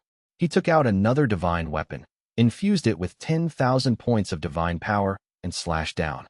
A heavy blow sufficient to break the black dragon Elphus's scaled defense landed on the pitch black chain, yet it still didn't leave a single mark. The pitch black chains seemed to have some kind of indestructible enchantment. The black dragon sighed. It's useless. These chains are artifacts specially created by the Adventurers Guild to seal me. Even my dark power cannot corrode them in the slightest, let alone your weapons. Hearing the black dragon's words, Hanwoo's eyes lit up. You're telling me these chains are artifacts? That's right. The great rebel, Black Dragon Elphus, disdains lying, the black dragon said. Then I have a way, Hanwoo said happily. Saying that, he took out a golden sphere. It was his artifact, Greedy Wolf. He placed the sphere on one of the pitch-black chains. The sphere turned into a golden fluid and wrapped around the chain. A crunch sound constantly came from the golden fluid. 50 minutes later, the pitch-black chain snapped. Black Dragon Elphus's dragon eyes widened. Looking at the broken chain on the ground in disbelief, his dragon mouth agape in shock. The artifact that trapped him, the chain actually broke. He couldn't suppress the excitement and joy in his heart and ordered Hanwoo. Quick, help me break the other chains. The great rebel, Black Dragon Elphus, commands you. Hanwoo, however, recalled the artifact Greedy Wolf at this moment and stared at the black dragon. The black dragon was anxious.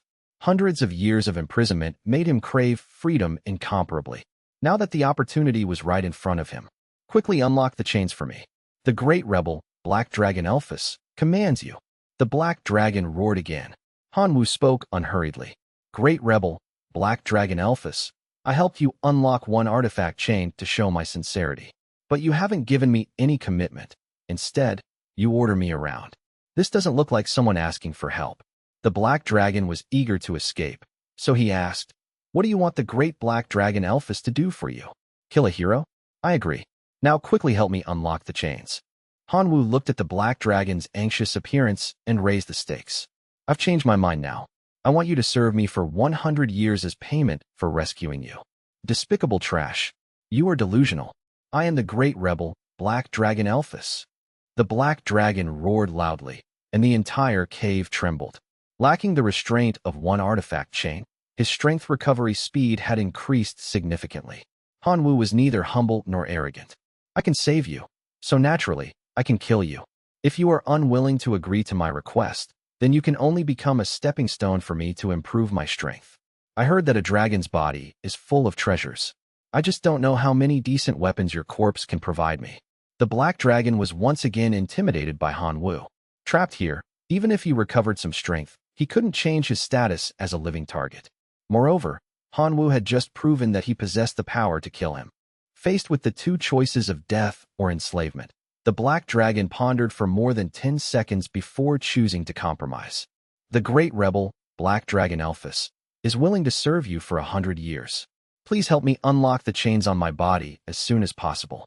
I don't want to stay bound by chains for even one more second. Don't rush. Hanwoo naturally wouldn't fully trust the black dragon's verbal promise. In any civilization, any life form had the potential to break their word, so contracts were born. Hanwoo spent a heavy capital of 100,000 divine power this time to draft a contract for the black dragon to serve him for 100 years. In addition to stipulating the black dragon's responsibilities and obligations, this contract also had extremely strong restrictions. The party that violated the contract would suffer an extremely severe backlash. Even if you are as strong as a giant dragon, you cannot withstand it. As long as you sign this contract, I will help you break free. Hanwoo passed the contract to the black dragon's eyes. After reading the contract, the black dragon felt his dignity as a giant dragon was greatly insulted. Because there was a clause in the contract stating that the black dragon must unconditionally obey any of Hanwoo's orders during the contract period. Isn't this just being a slave? He, the great rebel, Black Dragon Elphys, would rather be killed here, trapped by the artifact chains until death, than be a slave. Just as he was preparing to tear up the contract and fight Hanwoo to the death, he saw Hanwoo take out a dark crystal from his pocket the next second.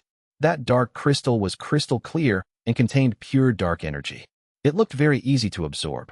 Having not eaten food for hundreds of years, the black dragon disappointingly drooled. I can feel that you are very weak now. After you sign the contract, this dark crystal will be given to you as a snack. Hanwoo tempted deliberately. He knew very well the temptation of such high-purity energy crystals to life forms. Even the skeleton lord had been tempted by energy crystals to work for him honestly, let alone a black dragon who hadn't eaten for hundreds of years. Sure enough, under the temptation of the dark crystal, the black dragon completely forgot his dignity as a giant dragon and numbly signed the contract. The contract was established and turned into two golden lights, rushing into the eyebrows of both parties. Whoever breached the contract would suffer extremely severe punishment. Hanwoo was satisfied and tossed the dark crystal in his hand into the black dragon's mouth. The black dragon savored the taste of the dark crystal with great enjoyment, humming comfortably. Hanwoo released the artifact Greedy Wolf again and ordered it to bite through all the remaining 12 artifact chains. Greedy Wolf finally got to gnaw on artifacts and executed Hanwoo's order happily. 10 hours later, all the chains were broken. The black dragon's strength was recovering rapidly, and the energy in the air gathered toward him. The great rebel, Black Dragon Elphys, is back. The black dragon roared to the sky. A black pillar of light rose from his body, shattering the entire cave. The massive prestige made the monsters within 100 miles kneel on the ground, trembling. Even the adventurers in Duolong City felt the pressure belonging to the black dragon. In the conference hall of the Adventurers Guild in Duolong City, 5 heroes gathered. They guarded Duolong City for the purpose of watching over the black dragon and preventing him from breaking the seal. They thought it was a retirement job, but they didn't expect the black dragon to actually break the seal. The black dragon has just broken the seal. He must still be in a weakened state. Let the 5 of us combine our strength to eliminate him. The hero Extreme Martial Saint proposed. The black dragon has broken the seal and will definitely find a hidden place to hide and recover his strength. The area outside the city is vast. To find him, We need the help of all adventurers in Duolong City, said the hero Rose Saintus. Hero Icefire Swordsman added, the dark power emitted by the Black Dragon will cause a large number of monsters to strengthen. Before the monsters initiate a riot, we must strike first to seize the initiative. The young hero Windwalker felt that the previous 3 heroes were too cautious. It's just a black dragon that just broke out of the seal. Is it worth you guys being so nervous? Don't you think so, Big Brother Dragon Slayer?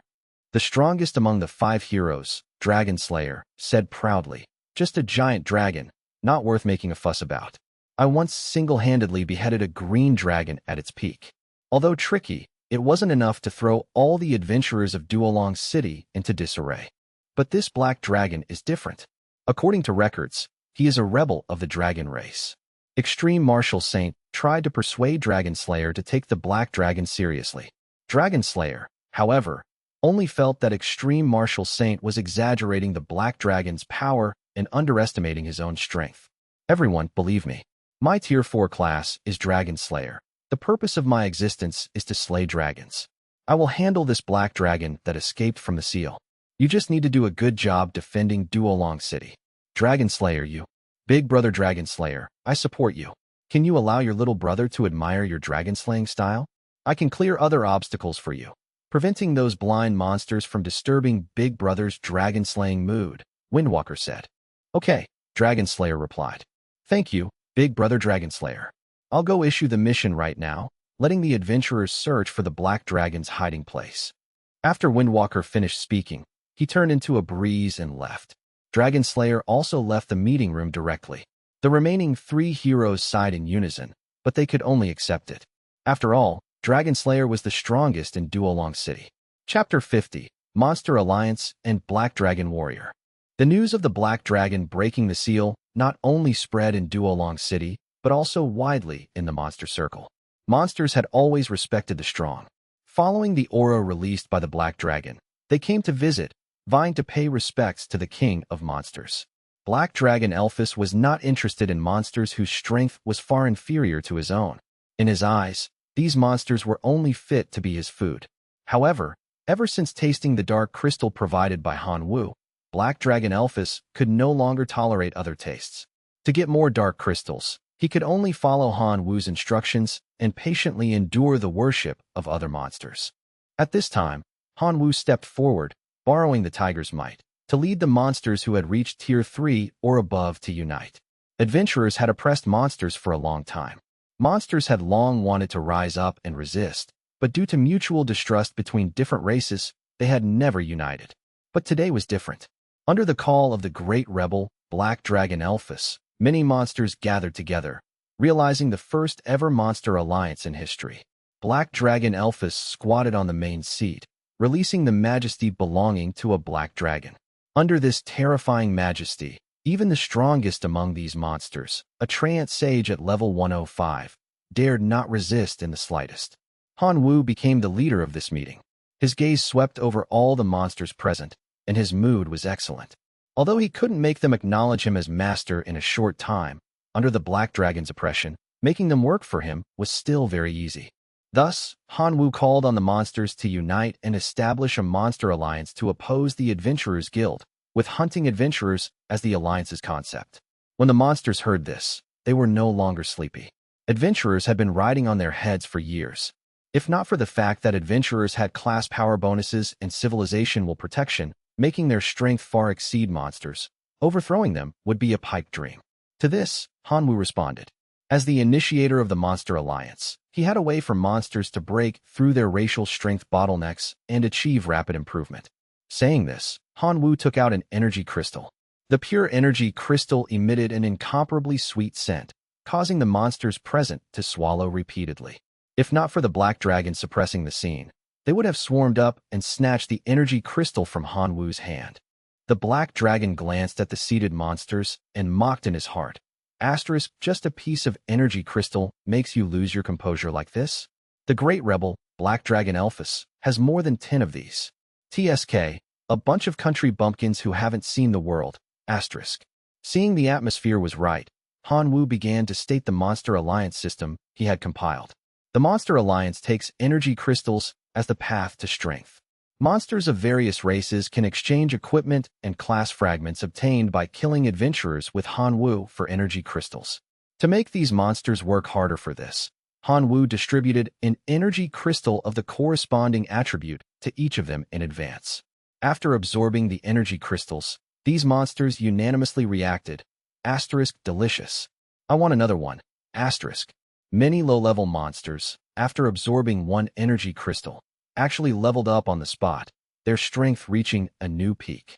Witnessing the power of the energy crystals, the monsters, under the Black Dragon's pressure and the binding of interests, agreed to join the Monster Alliance and actively launched hunting operations against adventurers. In the following days, Hanwoo collected money until his hands were soft. His locust dependents had become the messengers for exchanging supplies between him and various monsters. Every day, swarms of locusts brought large amounts of class fragments and captured equipment to Hanwoo. Hanwoo would also distribute an appropriate amount of energy crystals as rewards for the monsters killing adventurers. Both sides were in harmony. Of course, the basis for this relationship was the presence of the powerful Black Dragon. Without the Black Dragon, the monsters would have long lost their patience and hunted down Hanwoo to get more energy crystals. After all, monsters who dared to risk killing adventurers were not benevolent types. Hanwoo, through the obtained weapons and class fragments, was also cultivating his own dependence. After consuming a large amount of resources, the strength of the locust dependents had greatly improved.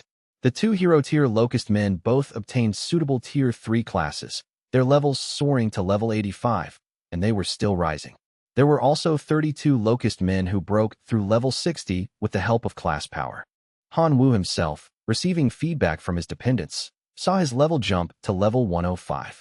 Possessing such strength, Hanwoo felt unprecedentedly powerful. With a casual strike, he could snap a century-old ancient tree in half. But Hanwoo understood very well that compared to adventurers of the same level in Duolong City, he was still lacking. This was mainly reflected in the use of skills. Professional adventurers' skills had been used thousands of times. Their control over force and timing was excellent. But Hanwoo's skills were his shortcoming. Growth acceleration was used to assist life sacrifice, limited to once a day for his own dependents.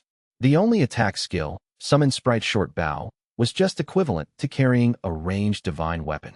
Hanwoo thought it over and made a decision. He would also use class power to improve himself.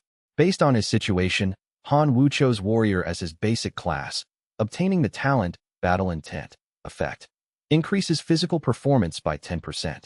Mastered skill, Heavy Strike. Tier 1 class, Magic Warrior. Obtain talent Element Sensing effect. Increases resistance to all elements by 20%. Mastered skill, Enchant Fire, Enchant Light, Enchant Darkness. Tier 2 class, Dragon Blood Warrior. Obtain talent Dragon Blood effect. Increases physical performance by 20%, increases resistance to all elements, increases strength. Mastered skill, Tyrant Dragon Slash. As for the Tier 3 class, Hanwoo didn't have one on hand, mainly because there were too few adventurers killed who reached Tier 3, so he couldn't scrape together enough complete Tier 3 class fragments. However, the Black Dragon sensed the faint smell of dragon blood on Hanwoo. He took the initiative to propose that he could help Hanwoo, but the premise was that Hanwoo needed to pay 1,000 grams of dark crystals. Where would Hanwoo get so many dark crystals? After some bargaining, the deal was settled at 500 dark crystals, paid in installments. Even so, the Black Dragon was still very excited, feeling that he had made a huge profit. After negotiating the conditions, the Black Dragon began his help. His method was to find a big pot, fill it with his own blood, and then let Hanwoo soak in it for a whole day. At that time, the Black Dragon's blood would replace the thin dragon blood in Hanwoo's body, prompting Hanwoo to obtain power comparable to a Tier 3 class. Hanwoo did as told. In the somewhat foul-smelling black dragon blood, Hanwoo soaked for a whole day. During this time, under the pretext of accelerating absorption, the Black Dragon added a fire under the big pot, letting Hanwoo truly experience what it meant to be stewed in an iron pot. Although the process was somewhat comical, the effect was quite good. Replacing the thin dragon blood in his body completely with black dragon blood, Hanwoo's Tier 2 class automatically advanced to the Tier 3 class, Black Dragon Warrior. Obtain talent, Black Dragon Blood effect. Increases physical performance by 50%, significantly increases resistance to all elements and strength, obtains dark attribute affinity. Mastered skill, Black Dragon Transformation. Activating the skill, Hanwoo heard his whole body's bones creaking. His muscles felt a swelling pain, and his skin gradually turned black and hard. 3 seconds later, the body changes stopped. Hanwoo had completely turned into a humanoid black dragon. His whole body was covered with highly defensive black dragon scales. A pair of solid and powerful dragon wings grew from his back. His muscles swelled, as if possessing the power to destroy everything. Hanwoo felt this power, and his information panel appeared before his eyes. Panel. Background black. Codename Demon Emperor King. Level 125, 85 plus, dependence max level plus 20 divine creature level plus 20 class power level. Class Black Dragon Warrior, Tier 3. Talents Chosen Son, Unique, Battle Intent, Dark Element Sensing, Black Dragon Blood. Equipment Ancient Who, 2-star Artifact. Detection Eye, 0-star Artifact. Greedy Wolf, 1-star Artifact. Skills Growth Acceleration, Life Sacrifice, Summon Sprite Short Bow, Heavy Strike, Enchant Darkness, Tyrant Dragon Slash, Black Dragon Transformation. Hanwoo looked at it with satisfaction. It actually leveled up on the spot, reaching a new peak of strength.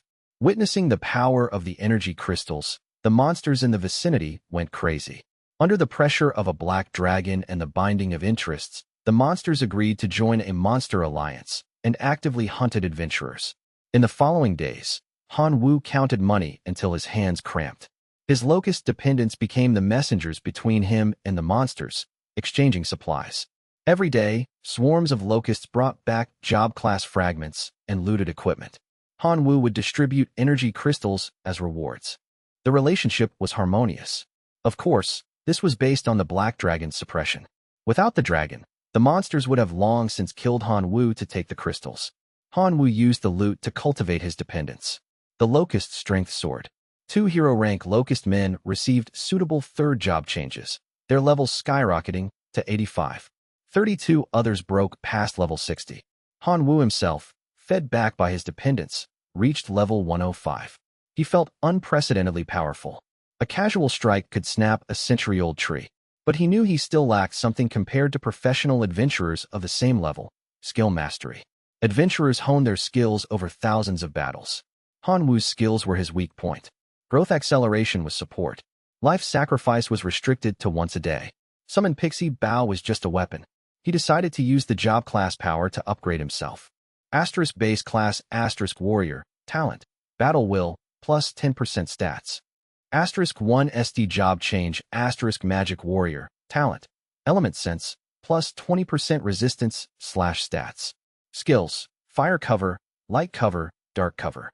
2 ND Job Change Dragon Blood Warrior, Talent, Dragon Blood, plus 20% stats / resistance, increased strength. Skill, Tyrant Dragon Slash. For the 3 RD job change, Hanwoo didn't have a class scroll. The adventurers they killed rarely dropped complete third job items. However, the Black Dragon sensed the faint dragon blood in Hanwoo and offered to help, for a fee. 1,000 grams of dark crystal. I don't have that much. They settled on 500, paid in installments. The Black Dragon's method was simple: find a big pot, fill it with his own blood, and have Hanwoo soak in it for a day. Hanwoo did it.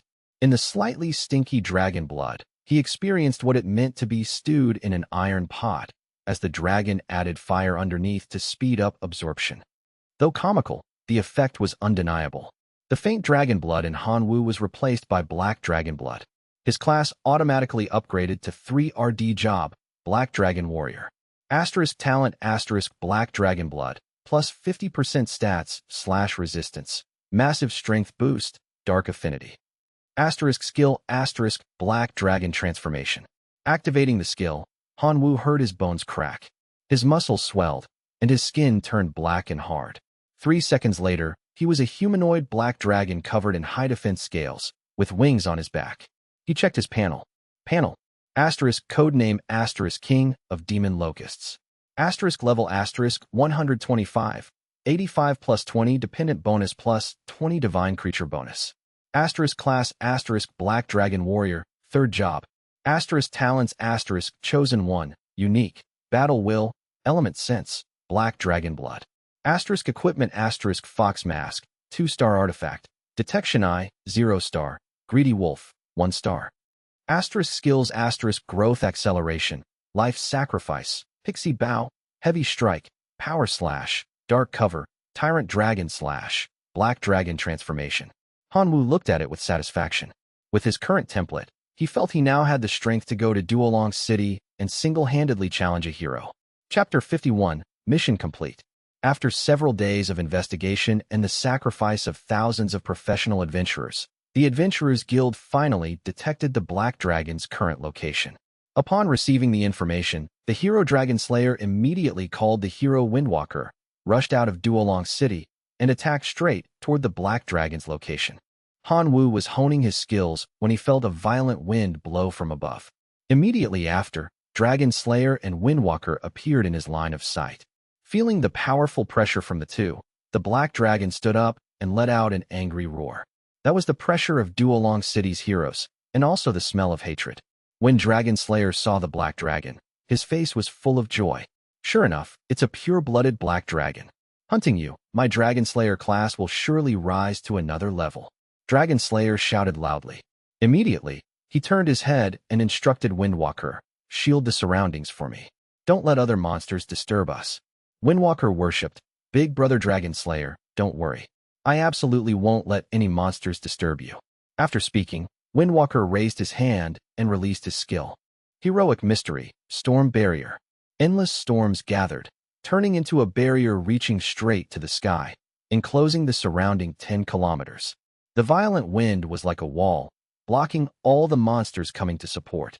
For a while, they couldn't break through it all. Inside the barrier, the Black Dragon and Dragon Slayer confronted each other. Violent energy turbulence clashed. Weak monsters couldn't survive under the shockwaves of the two, but there were exceptions.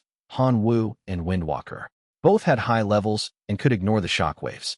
Windwalker looked at Hanwoo, his eyes reflecting an enlarged image of a locust man. Hanwoo realized that Windwalker was probing his information. Level 125, Demon Emperor King. I didn't expect there to be such a powerful monster outside Duolong City, Windwalker exclaimed. But I won't let you hinder Big Brother Dragon Slayer's battle. Hanwoo sneered. He had intended to master his skills before going to Duolong City to kill a hero, but he didn't expect a hero to deliver himself to the door. Through the detection eye, Hanwoo also found out part of Windwalker's information. Name Carl Smith. Level 131. Class Windwalker, Tier 4 class. Equipment Wind God's Blade, 1-star artifact. Divinity/talents Dagger Mastery, Windwalker, Wind Body, Storm Avatar. Skills Heroic Mystery, Storm Barrier, Backstab, Wind Blade Slash. Although he couldn't see all of Windwalker's information, Hanwoo was certain that Windwalker was very strong. Instantly, the battle between the two unfolded. Hanwoo directly activated his strongest skill, Black Dragon Transformation, turning into a humanoid Black Dragon. Holding 2 divine weapon greatswords, he smashed toward Windwalker. Windwalker's figure moved strangely. A figure completely condensed from the storm appeared beside him. This was his talent, Storm Avatar. The Storm Avatar possessed all of Windwalker's skills except for the Heroic Mystery, and it had an elemental body, fearing no damage. As long as Windwalker was still alive, the Storm Avatar would launch attacks endlessly. Under the coordination of Windwalker and the Storm Avatar, Hanwoo quickly fell into a disadvantage. Fortunately, Hanwoo had a suit of solid Black Dragon scales and high elemental resistance. He could withstand a few attacks, but this was not a long-term solution. While taking a beating, Hanwoo secretly issued an oracle to the locust dependents outside the storm barrier, ordering them to find a way to break the barrier and come to the rescue. On the other side, the Black Dragon situation was even worse than Hanwoo's. Dragon Slayer's Heroic Mystery, Dragon Slaying Domain. This domain was extremely effective against the dragon race. Once the domain unfolded, any dragon slaughtered by him would be summoned to fight for him. The Black Dragon was currently being besieged by dozens of subdragons. A green dragon, also of the giant dragon race, spewed powerful wind blades at him. The wind blades, containing dragon power, could easily shatter the Black Dragon's scales. Dragon Slayer held 2 emerald green broadswords, both made of dragon fangs, which also had the effect of breaking dragon scale defenses. Slashing at the black dragon, every cut was a critical hit.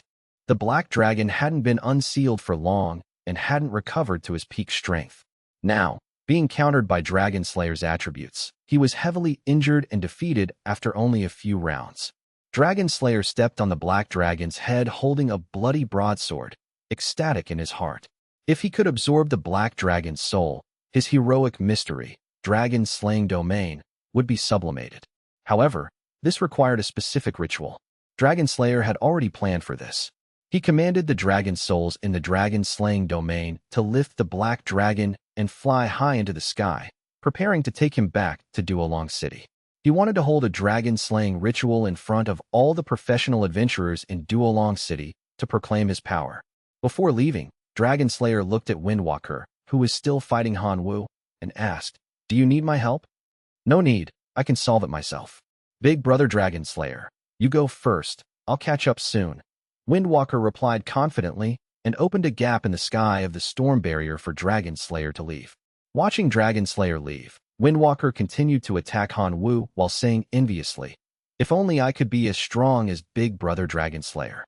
Hanwoo witnessed the black dragon being taken away and was even more anxious.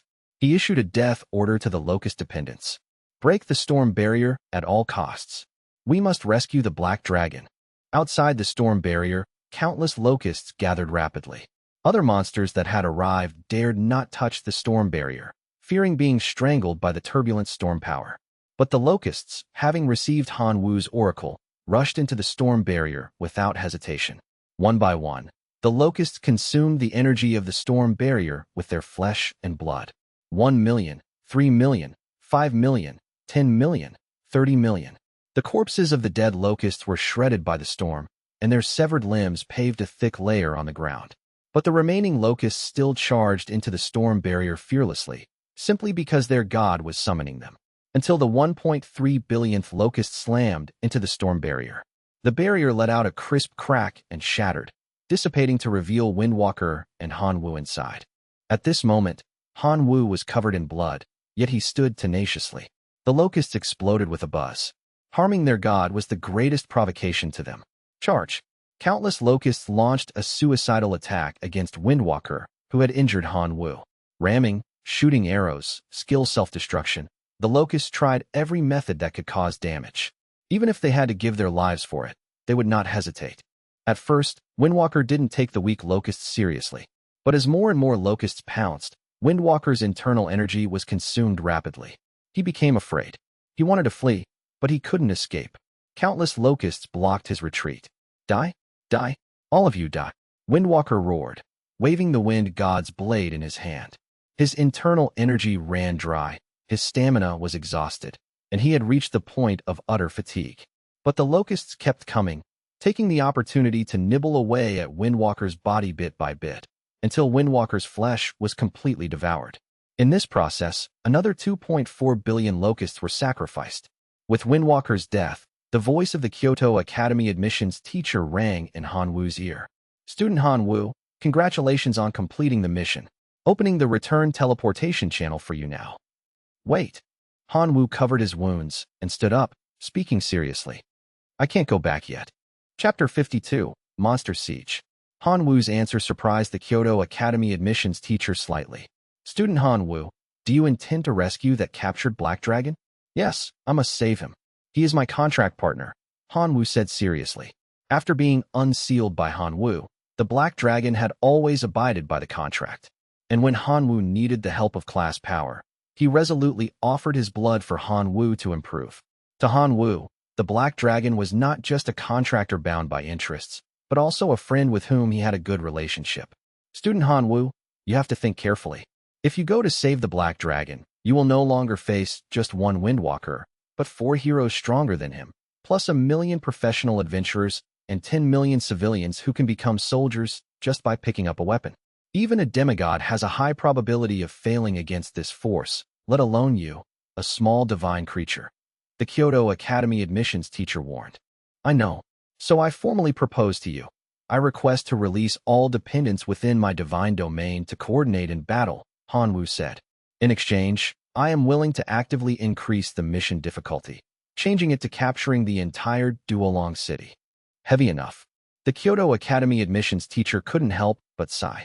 He remembered the last time he met such an interesting student was more than 10 years ago, and now that student had surpassed him, promoted to main god, and become the youngest vice director of Kyoto Academy. I admire students like you who dare to challenge. I agree to your request. Thank you, teacher. Hanwoo thanked him. The Kyoto Academy admissions teacher had no obligation to care about his feelings, yet he still agreed to his request. This was a favor. Finally, let me give you one more piece of advice. You have descended in your true body. Do not fall here. As the voice fell, a huge teleportation gate emerged. Out of the teleportation gate walked Hanwoo's 4 major dependent races. Stepping into this civilization, the information of the 4 major dependent races also changed with the local will. Asterisk Blade Mantis Clan Asterisk Iron Cutting Mantis, Hero Life Form, Level 132. Asterisk Red Deer Dwarf Clan Asterisk Divine Hammer, Hero Life Form, Level 106. Asterisk Bull Demon Clan Asterisk Bull Demon Shaman, Hero Life Form, Level 128. Asterisk Skeleton Clan Asterisk Skeleton Lord, Lord Life Form, Incomplete Seal, Level 127. Bone Controller, Hero Life Form, Level 70. Avenger, Hero Life Form, Level 80.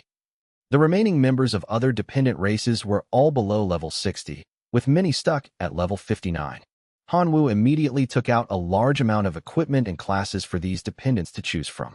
After obtaining the blessing of class power, the levels of these dependents ushered in a surge. The one with the biggest change was the Iron Cutting Mantis. It transferred from the basic warrior class to the Tier 1 class swordsman, then passed the Tier 2 advancement to become a storm swordsman, its level soaring to level 140. The pressure emanating from it was enough to rival the not yet fully recovered Black Dragon. Other hero life forms also improved their levels more or less after obtaining class power, and their strength was enhanced. But Hanwoo still felt that the combat power to attack Duolong City was insufficient. There were still over 1.3 billion locust dependents left. Although the number was staggering, their actual combat power was touching, in a bad way. Only a few 100,000 were presentable, which was simply not enough to oppose Duolong City. Thus, Hanwoo needed to find other combat forces to join in to be sufficient to confront the entire Duolong City.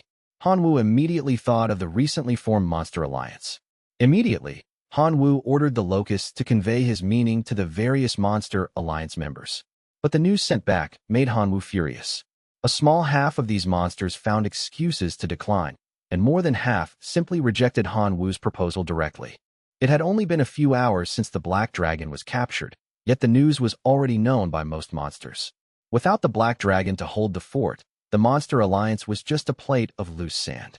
Especially after these monsters absorbed the energy crystals and became stronger, their ambitions grew. They even thought of taking the opportunity to mobilize their tribes to imprison Hanwoo, thereby obtaining more energy crystals. Good, very good, excellent. Hanwoo laughed in anger. Since that group of monsters burned bridges, don't blame him, Hanwoo, for not following the rules. Immediately, Hanwoo issued an oracle. Crush those monster tribes that refuse to fight. Using Hanwoo's current scale of dependence to oppose Duolong City was nearly impossible to succeed. However, dealing with these monsters who confined themselves to their territories was a piece of cake. His hero life forms, led by the Locusts, marched toward various monster tribes. In just one night, they continuously wiped out 73 tribes, including many large tribes with populations of over 10,000. The remaining monsters, witnessing Hanwoo's strength and bowing to the threat of death, could only agree to Hanwoo's plan. With the arrival of dawn, countless monsters, under Hanwoo's order, marched together toward Duolong City. Inside Duolong City, there was jubilation. They were preparing for the dragon-slaying ritual. The huge black dragon was bound in the Duolong City square for all adventurers to view. Dragon slayers sat proudly on the high platform, drinking fine wine while supervising the progress of the ritual arrangement below. At this time, a Tier 3 adventurer wearing a gold badge trotted to Dragon Slayer's side. Lord Dragon Slayer, Lady Rose Saintis asks you why Lord Windwalker has not returned together with you. Dragon Slayer frowned slightly. 12 hours had passed since he returned to Duolong City. Windwalker had delayed his return for so long. Could he have encountered trouble on the way back? However, out of trust in Windwalker's strength, Dragon Slayer didn't think too much in a bad direction. He commanded. Perhaps he was delayed on the road. Tell Rose Saintis not to worry. After the dragon-slaying ritual is held, I will personally go find Windwalker. Just as his voice fell, Dragon Slayer felt the earth trembling slightly. Immediately after, the urgent sound of horns rang out in Duolong City. Alarm. It's an alarm. A large number of monsters are attacking Duolong City. All adventurers prepare to engage. Monsters are sieging the city. Women and children retreat to the underground shelters. All adventurers and men pick up weapons and go out of the city to fight. Defend Duolong City. Shouts echoed through the streets and alleys of Duolong City. 4 large adventurer groups received orders and led scattered adventurers to set up defenses outside the city first. Trance, goblins, trolls. These monsters actually all mobilized. And there are a large number of flying monsters. Those are locusts. Mages use magic to shoot down this group of flying monsters. Quick! Before the words were finished, a rain of arrows fell, and a large number of adventurers were turned into sieves. It was the attack of the Locust Men. They received Han Wu's order to solve the adventurers blocking the very front, opening the way for the monsters coming from behind. The adventurers were not vegetarians either. As one wave of adventurers died miserably, more adventurers rushed out of the city, launching magic attacks on the flying monsters in the sky. The Locust Men already had a countermeasure. They flew high into the sky one after another, breaking away from the range of magic attacks to reduce casualties. At this time, the monster armies of other races arrived. The slaughter began. Every minute and every second, thousands of adventurers and monsters died. Outside Duolong City became a battlefield. The hatred between monsters and adventurers over the years was settled on this day. Han Wu stood on a transcendent life-form locust, looking down at the situation on the battlefield. Because it happened suddenly, the adventurers were caught off guard without sufficient preparation and suffered heavy losses. But adventurers were ultimately more disciplined than monsters. After timely adjustments, the adventurers began to shake off the disadvantage, showing faint signs of a counterattack. How could Han Wu let this group of adventurers get their wish? Little Skeleton, Avenger, you guys prepare to set off. Immediately, Little Skeleton and Avenger each rode a transcendent life-form locust and flew into the battlefield. The moment the two appeared, a large number of adventurer corpses began to mutate. White bones detached from the flesh, turning into skeleton soldiers or skeleton knights. They picked up their former weapons to attack their former companions. Such a bizarre scene played out everywhere on the battlefield, catching the Duolong City adventurers off guard. The advantage the adventurers had just established was instantly toppled. Under the tenacious fighting of the skeleton soldiers, the monster army pushed forward in one go, directly breaching the city gate of Duolong City. The 4 heroes commanding from behind finally couldn't sit still. Rose Saintis took action resolutely. She activated her heroic mystery, Rose Forest. Endless rose vines grew and entangled together, turning into an incredibly thick rose wall, blocking the path of the monster army that had just broken through the city gate. The monster army tried to destroy the rose wall. On the hero side, Icefire Swordsman took action. A skill, Flowing Fire Slash, ignited the rose wall. The soaring flames burned countless monsters to death, keeping the monster army out. This move bought time for the adventurers inside Duolong City to prepare. A large number of adventurers obeyed commands and set up formations. Many mages gathered together to cast spells jointly. Meteor Fall, Blizzard, Thunderstorm, various powerful combination magics, with the cooperation of adventurers, formed and killed a large number of monsters. Furthermore, in the square of Duolong City, the dragon-slaying ritual was about to be completed. Dragon Slayer picked up 2 blood-colored dragon fang broadswords in his hands, ready to slaughter the black dragon at any time to complete the dragon-slaying ritual. In this situation, Han Wu could only use his strongest weapon of mass destruction. Bone Controller, attack. The short bone controller was thrown onto the battlefield, very inconspicuous. However, the broken bones on the ground became active because of the bone controller's appearance. Countless broken bones flew toward the bone controller, becoming part of a bone giant. As a massive amount of broken bones aggregated into one body, a 20-meter-tall bone giant took shape. Han Wu could view the bone giant's information through the detection eye. Asterisk Bone Giant Asterisk Level 149, Strongest Hero Life Form Combat Power. The newly formed bone giant charged brazenly toward the burning rose forest. The endless flames could not cause effective damage to its skeletal body. It grabbed the rose vines and exerted force violently, uprooting a large number of rose vines. The road to Duolong City was open. Amidst the monster swarm, Han Wu and his hero life forms took the lead, rushing in front of the four heroes. "Elphus, I've come to save you," Han Wu roared loudly. Located in the center of the ritual, the dying black dragon opened his eyes weakly, trying to see, seemingly wanting to confirm if he was hallucinating before death. He saw that familiar figure, under the morning sunlight, as tall as a mountain. Chapter 53, the title of Great Rebel. The four heroes glared angrily at the intruding monsters. Although Duolong City was a border town established nearly 100 years ago, it had never faced a situation where monsters breached the city gate. But now, this history was broken. A shameful record of being beaten to the door by monsters would be permanently added to the resumes of the four heroes. Mere monsters, dare to be presumptuous in Duolong City. Watch me beat you into meat paste. Extreme Martial Saint roared, his whole body filled with explosive power. He leaped and charged at Han Wu, the leader. He had already seen that Han Wu was the leader of this monster riot. As long as Han Wu was killed, the monster siege would be leaderless. But the dependents around Han Wu were not vegetarians. Bull Demon Shaman stepped forward, blocking Extreme Martial Saint's fist with a newly made steel totem. "Those who insult my god must die." Bull Demon Shaman roared in a muffled voice. The steel totem sent Extreme Martial Saint flying. Subsequently, he followed up and brawled with Extreme Martial Saint. Having obtained the blessing of class power, the Bull Demon was now level 139. In terms of level alone, he was on par with Extreme Martial Saint. The other three heroes were also unwilling to fall behind. Rose Saintess summoned huge hunting vines to entangle Han Wu. The Red Deer Dwarf, Divine Hammer, activated the Purgatory Warhammer. The fire power contained within turned into a Purgatory Hydra, burning the vines to ashes.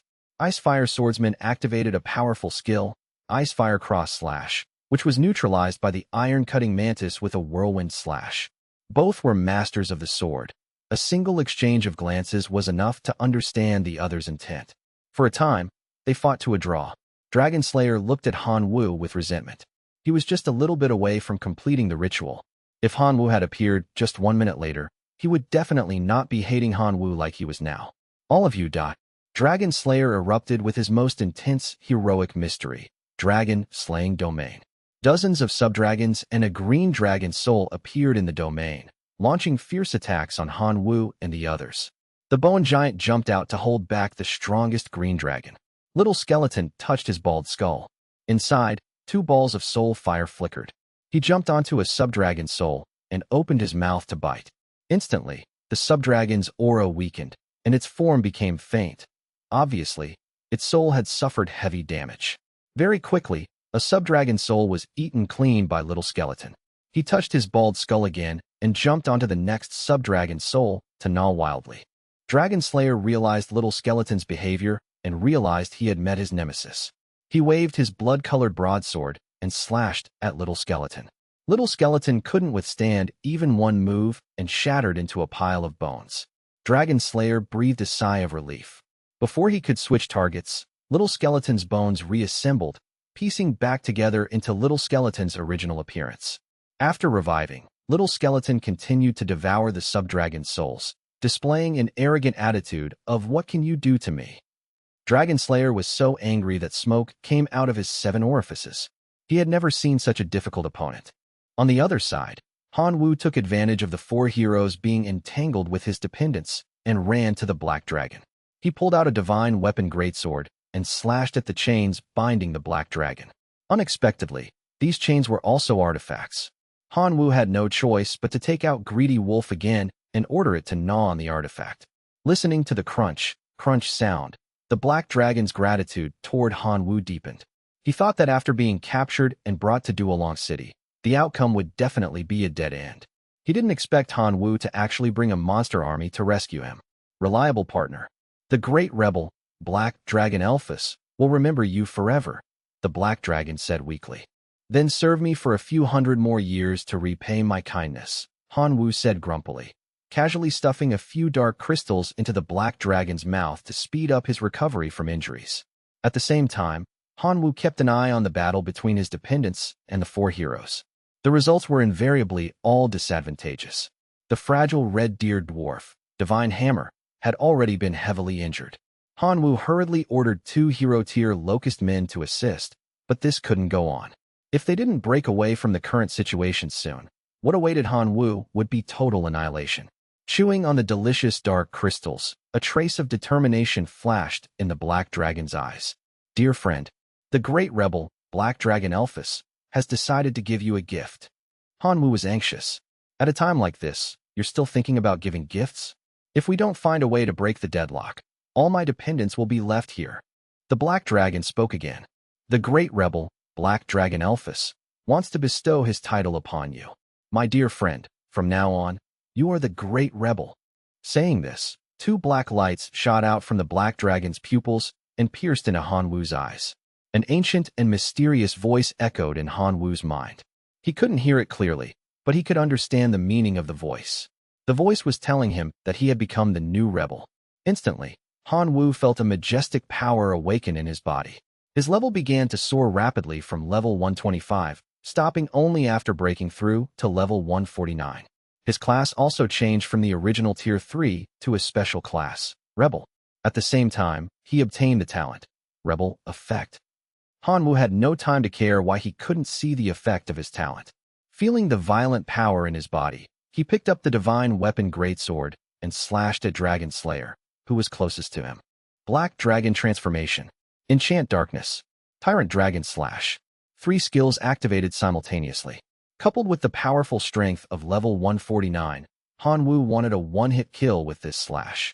Chapter 54, Stable Portal. Dragon Slayer was battle-hardened.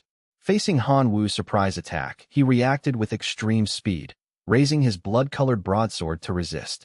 Hanwoo's powerful force of level 149 poured down with full strength.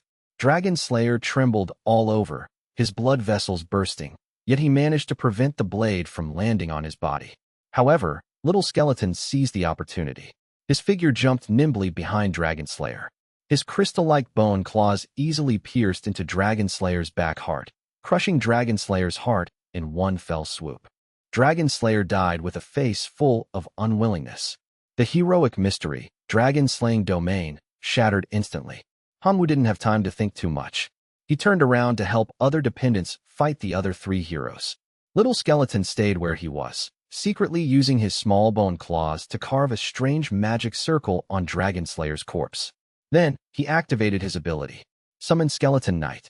Dragon Slayer's corpse trembled, and his flesh instantly withered.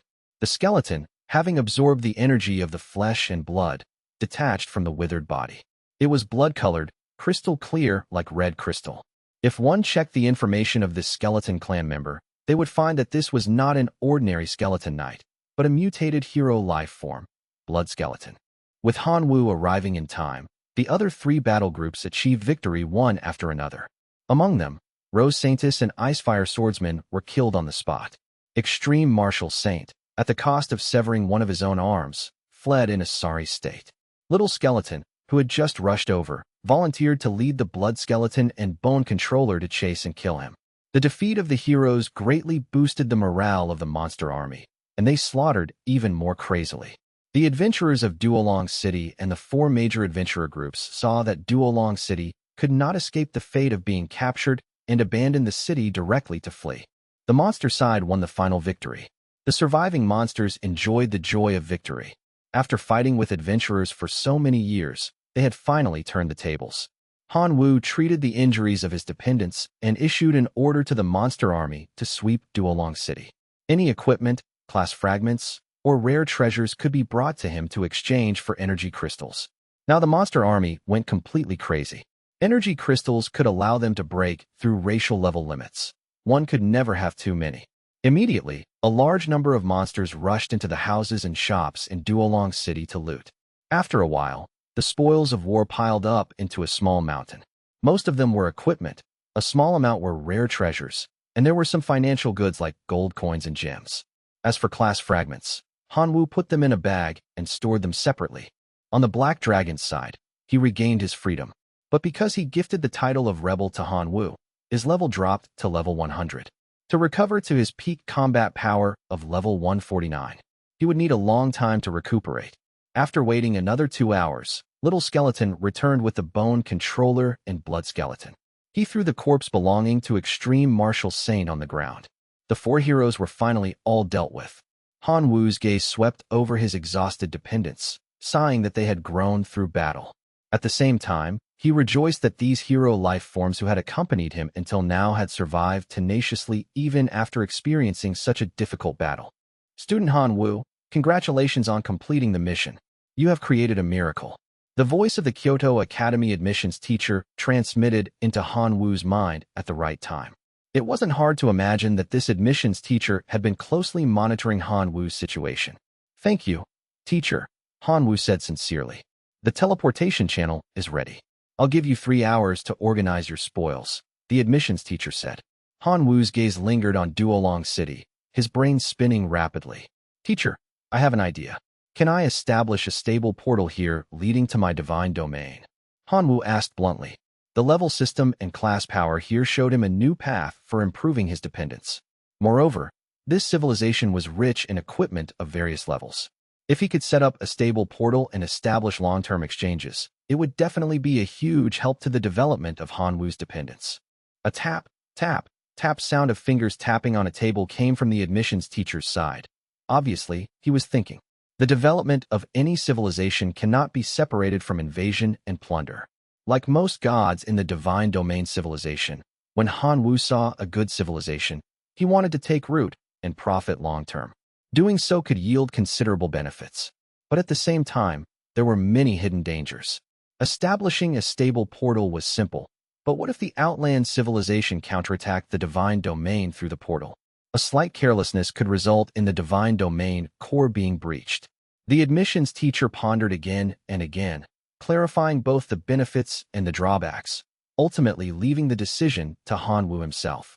Since Han Wu made this request, he was determined to do it. He insisted on choosing to build a stable portal in Duolong City to facilitate future interactions. The admissions teacher respected Han Wu's decision. However, the divine power consumed to build the stable portal had to be paid by Han Wu himself. The total price was about 1.5 billion divine power. Han Wu naturally didn't have this huge sum, but he had many artifacts. The spoils of war from Duolong City, the 5 heroes each had an artifact in their hands. Now that they died in battle, the artifacts became ownerless items with high value. After mortgaging their artifacts to the admissions teacher, the teacher promised to help Han Wu build the stable portal within 10 days and give him a set of early warning devices as a gift. As long as a strong person from the outland civilization used the portal to teleport, the other end of the portal would issue an alarm. From the alarm sounding to the teleportation arrival, the whole process would take about 10 minutes, giving Han Wu some time to prepare for resisting foreign enemies. Han Wu thanked the admissions teacher again for his thoughtful consideration. In the 10 days, Han Wu actively dealt with various problems, completely turning Duolong City into a city of monsters. The Monster Alliance replaced the Adventurers Guild as the core force of the city. Before leaving, Han Wu specially left the Skeleton Clan, Bull Demon Clan, and a large number of Locust dependents to guard this place, preventing professional adventurer teams from counterattacking. He repeatedly instructed Little Skeleton, if Duolong City cannot be kept, hurry up and teleport back to the divine domain. Don't lose too many dependents for this. Little Skeleton raised his bald skull and replied with the voice of the soul, understood. Only then did Han Wu rest assured and return to the divine domain with all the spoils, the Red Deer Dwarf Clan, the Iron-Cutting Mantis, and the Black Dragon who wanted to recuperate. After returning, Han Wu didn't have time to organize his harvest. He first teleported back to school. The quota for Kyoto Academy preparatory students was the most important thing right now. Appearing in front of Tian Wen and the admissions teacher again, both of them looked shocked seeing Han Wu's current image. Student Han Wu, what's wrong with your eyes? Tian Wen asked hurriedly. Han Wu picked up a mirror suspiciously and looked. Pitch-black pupils, seemingly possessing the magic power to suck souls into them. Could it be because of the special class rebel? Han Wu hurriedly checked his current information. Chapter 55. 1 point of divinity stumps a hero.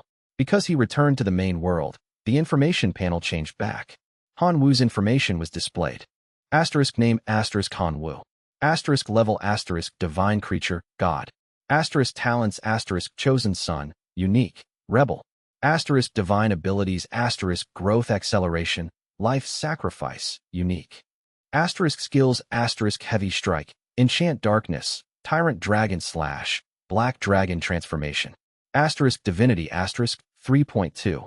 Asterisk self-produced divine power asterisk full, 100 million automatically condenses 1 point of divinity. Asterisk divine power asterisk 200,000, self-produced 50,000. Asterisk other divine power, faith power 24.03 million. Asterisk core level asterisk 10. Asterisk artifacts asterisk gluttony law, tier 3, incomplete, enlightenment stone, tier 2. Shadow nail, tier 2. Poison gland, tier 1. Earth core, tier 1. Sprite short bow, tier 1. Asterisk core dependence asterisk. The content displayed on the information panel was slightly different from before. After comparing and checking one by one, Han Wu determined that the change in his eyes should be related to the extra talent Rebel. He tried clicking on Rebel to view its effect, but was prompted that he needed to reach the demigod level to have the qualification to view this talent. Han Wu could only give up. Although Tian 1 and the admissions teacher didn't know what effect the change in Han Wu's eyes had, they could conclude it was a good thing. As for the specific effect, it would be revealed after Han Wu became a demigod. Student Han Wu, you have excellently completed Kyoto Academy's test and obtained the quota for a Kyoto Academy preparatory student. But to enroll, you still need to meet certain conditions, the admissions teacher mentioned. What conditions? Han Wu asked doubtfully. To become a preparatory student of Kyoto Academy, one must have special strengths. At least 2 of the following 4 conditions must be met. 1. Core dependents are naturally elite life forms. 2. Cultivated a hero life form. 3. Own divinity reaches 4 points or more. 4. Possess a saint. Your current situation already meets condition 2. You need to meet 1 more condition to enter Kyoto Academy as a preparatory student, the admissions teacher said. Isn't this too difficult? Han Wu worried. Condition 1 relied on the potential of the core dependence. Although he was confident that his locus dependence wouldn't be worse than natural elite life forms after cultivation, it didn't count as meeting the condition. Condition 3 seemed easy to achieve, but in reality, it required sufficient financial resources. 1 point of divinity was worth 145 million divine power, and it was priceless in the market. Even Han Wu, without special opportunities, couldn't scrape together a point of divinity. As for condition 4, it was the hardest of the 4 conditions. A saint is the highest existence among believers, belonging to the god's most loyal subordinates. Not only does it require the most devout faith, but it also requires transcendent wisdom. Although Han Wu had countless fanatics, not a single one reached the level of a saint. Student Han Wu, work hard. The gate of Kyoto Academy is open for you. The admissions teacher encouraged him, left a contact method, and departed. Han Wu looked at his homeroom teacher worriedly. Teacher Tian 1, do you have any way for me to get a point of divinity as soon as possible? Tian 1 frowned. Next time there's an assessment, the school will offer a point of divinity as a reward. But there are still 28 days until the next assessment. Then, teacher, why don't you lend me some? Han Wu negotiated. Tian 1 spread his hands. Too late. If you said this a day earlier, I could have spared a point of divinity for you. But now, my divinity has been used up by me. Student Han Wu, put away your suspicious look. Teacher swears on his reputation that he is telling the truth. Han Wu sighed deeply. Then I'll think of a way myself. Teleporting back to the divine domain, Han Wu began to calculate statistics. In this test, Han Wu's biggest harvest was earning a black dragon. Although the black dragon was not yet a believer and couldn't provide faith power for Han Wu believed that as long as the black dragon stayed in his divine domain, sooner or later he would be trained into a believer. The second biggest harvest was establishing a stable portal with Duolong City. In the future, Han Wu had a new place to cultivate dependence and obtain resources, which was a long-term investment. The third biggest harvest was the rebel talent that Han Wu couldn't see through. Currently, he didn't know its specific talent, but since it made the Black Dragon proud, the title shouldn't be bad. The fourth harvest was the spoils of war in Han Wu's hands. They were things of limited value. Han Wu let the Red Deer Dwarfs pick some to arm the dependents, and the rest were all listed on the online mall for sale, selling for 23 million divine power. It was a considerable fortune. However, Compared to a point of divinity, there was still a huge gap. Han Wu looked at the divine power balance in his account and inevitably had a headache. Do I really have to wait 28 days to enter Kyoto Academy as a preparatory student? Kyoto Academy's resources were definitely not comparable to his current school. Even entering one day earlier was better than the current situation of not starving but not full. In his helplessness, Han Wu could only put his mind into cultivating dependence. He continuously released the growth acceleration ability, prompting the locust dependents to accelerate their growth and development. One day later in the main world time, the locust dependents reached 8 billion. Han Wu planned to try his luck and carried out a life sacrifice. 7 billion locusts turned into life energy and merged into the sacrifice circle. 3 options appeared before Han Wu's eyes. There was no divinity option. He could only choose the highest value item among the 3 options, the iron golem design blueprint. The second day, he continued to sacrifice. Still no divinity option. Han Wu chose a Tier 2 artifact, Poison Gland. The third day, 7 days in a row, Han Wu's luck seemed to have run out. He never encountered the divinity option. Han Wu was extremely depressed. He regretted it somewhat. Once, there was a divinity card held in his hand. He didn't cherish it, but sold it for 150 million divine power. Only now did he regret it. If heaven gave him another chance, he would definitely hold that divinity card tightly and never sell it, even if beaten to death. Coincidentally at this time, Han Wu received a message from his old customer, Yuan Zhong. He was asking for today's supply of artifact source. Han Wu suddenly woke up. Yuan Zhong was a true god, asking him to borrow a point of divinity. He shouldn't be without it, right? If worst came to worst, borrowing 120 million divine power would also work. Immediately, Han Wu sent a message to Yuan Zhong, proposing a request to borrow divinity or divine power. Yuan Zhong replied with a string of ellipses. The two were netizens and hadn't met. Yuan Zhong had always thought Han Wu was similar to him, if not a true god, then at least a senior demigod. If Han Wu had asked for a large number, like 5 points of divinity or 1 billion divine power, Yuan Zhong might have lent it. But Han Wu only wanted 1 point of divinity or 120 million divine power. Yuan Zhong was really worried Han Wu wouldn't pay it back. It wasn't that Yuan Zhong cared about this small amount of divine power, but it was his property after all. Giving it away for free didn't fit Yuan Zhong's character. But after thinking for a moment, Yuan Zhong didn't lend it. Instead, he mailed a ticket to Han Wu. Han Wu picked up the ticket, frowned at the information on it, and asked, God River Ruins? What does this mean? Han Wu didn't quite understand. Chapter 56, God River Ruins and Gene Stones. After checking online, Han Wu finally understood what the God River Ruins were all about. The God River Ruins originated from the God River civilization. That was a civilization at the peak. Even the Divine Domain civilization had to admit that the God River civilization was one of the top existences among known civilizations. The God River Ruins were an engineering project abandoned by the God River civilization during its development. Because of excessive research, the mineral structure of that plane changed, carrying a certain amount of radiation.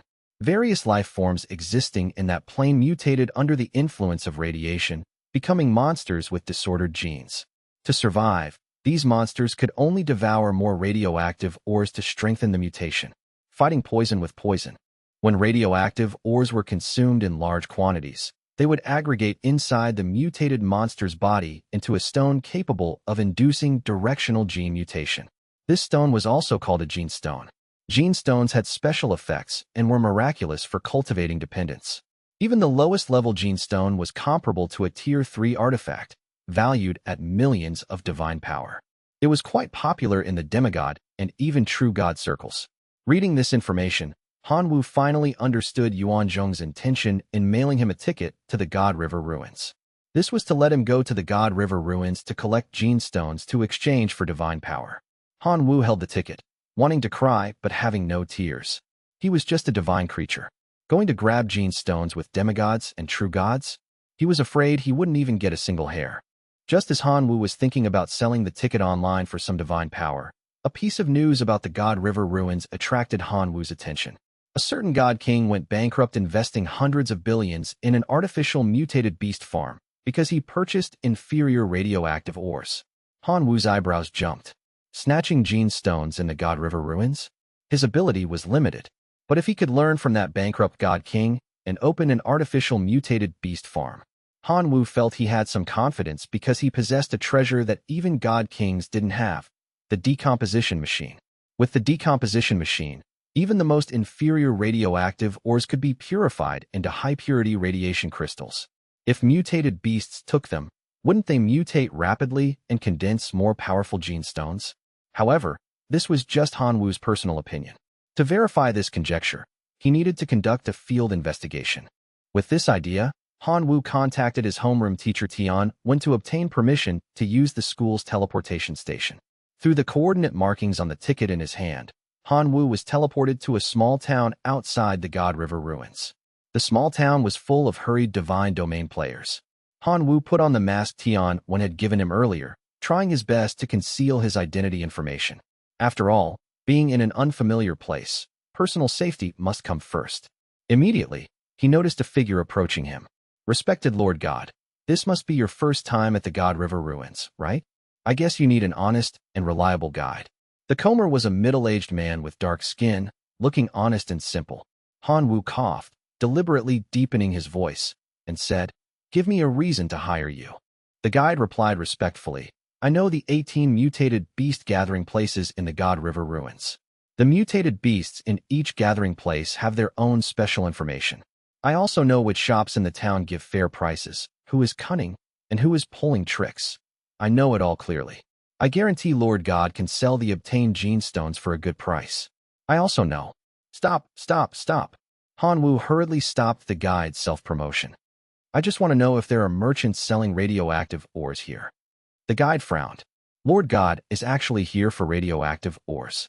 You may not know, but recently a Lord God King went bankrupt because he bought inferior radioactive ores, causing the mutated beasts to fail to complete the strengthened mutation in time and die.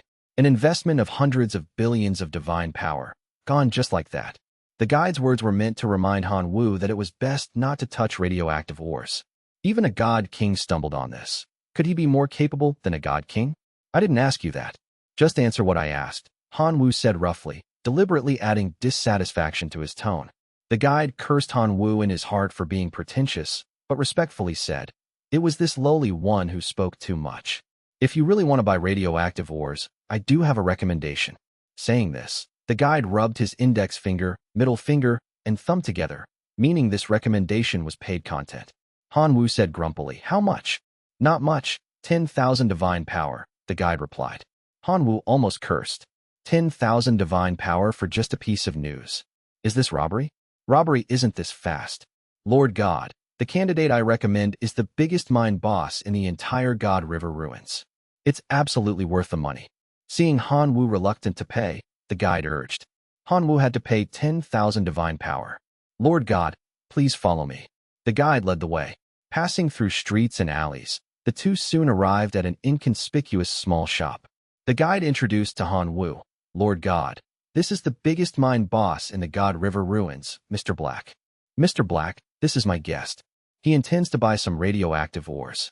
The mine boss, respectfully addressed as Mr. Black, looked Hanwoo up and down. Being only a demigod, he couldn't detect the information of Hanwoo, who was wearing a shielding mask. But from Hanwoo's temperament, Mr. Black concluded that Hanwoo was definitely not old. "Little brother, I'm not bragging to you. I, Blackie, Hazy, am the biggest radioactive ore merchant in the entire God River ruins. More than 70% of the radioactive ores in the God River ruins come from me." Blackie patted his thick chest and said. Hanwoo frowned. "Did the inferior radioactive ores purchased by the bankrupt God King recently also come from you?" Blackie immediately waved his hand to deny it. "Little brother, don't talk nonsense. I, Blackie, have always been fair and just in business. I never pass off inferior goods as high quality. Those inferior radioactive ores were produced by some small mines with uneven purity. Plus, the God King was greedy for small bargains, which led to that tragedy. You can rest assured, I absolutely don't have that kind of inferior goods here." Hanwoo wouldn't believe Blackie's words easily. Before trust was established, he needed to test it personally. "I need some samples to take back to the divine domain for testing. Give me 10,000 divine powers worth of ores for each purity level." Chapter 57. Radiation has risks. Mutation requires caution. After paying 40,000 divine power to get sample cards of radioactive ores of 4 purity levels, Hanwoo specially found a hotel with a divine domain login pod. After all, he was just a divine creature. Under normal circumstances, returning to the divine domain required the assistance of a divine domain login pod. After returning to the divine domain, Hanwoo checked the quantity of radioactive ores in the 4 cards. Asterisk 10% purity radioactive, or 80 units. Asterisk 15% purity radioactive, or 40 units. Asterisk 20% purity radioactive, or 20 units. Asterisk 25% purity radioactive, or only 10 units. For nearly every 5% increase in purity, the price of radioactive ore doubled. But these were not important. The output rate of the decomposition machine was the key. Hanwoo first shielded the surrounding dependents, then took the radioactive ores out of the cards and threw them into the decomposition machine. The decomposition machine rumbled, decomposing the 4 portions of radioactive ores with different purities separately. From low to high purity, it produced 8, 6, 4, and 3 completely transparent green radiation crystals respectively. This result was enough to show that buying radioactive ores with lower purity had a higher cost-performance ratio. Collecting the total of 21 radiation crystals into a card, Hanwoo exited the divine domain. He still needed to test the efficacy of the radiation crystals. Spending 1,000 divine power to buy a detailed map from the hotel, Hanwoo went straight to the God River ruins outside the town. Not far out of the town, he encountered a mutated beast. Checking through the detection eye, this mutated beast was just the most common E-grade mutated beast. Its original body should be a wild wolf of ordinary life form level. However, due to genetic disorder, 2 saber teeth fully 20 centimeters long grew from the corners of its mouth, and the fur on its body stood up straight, looking very much like hedgehog spines. Moreover, its life was shortened due to genetic influence. Its life cycle was only 20 days. To continue living, it had to consume radioactive ores to strengthen the mutation. When the mutation reached grade D, its lifespan would be extended due to increased radiation, but still not for too long. Only by continuing to strengthen the mutation and continuously increasing strength would it live longer. This felt like a race against the Grim Reaper. If you don't get stronger, you die. Hanwoo tentatively took out a radiation crystal and threw it near the wild wolf. The wild wolf could sense the aura of the radiation crystal and turned to search. When it found that it was an incomparably pure radiation crystal the size of a fist, the wild wolf became excited. It happily extended its tongue to lick the radiation crystal.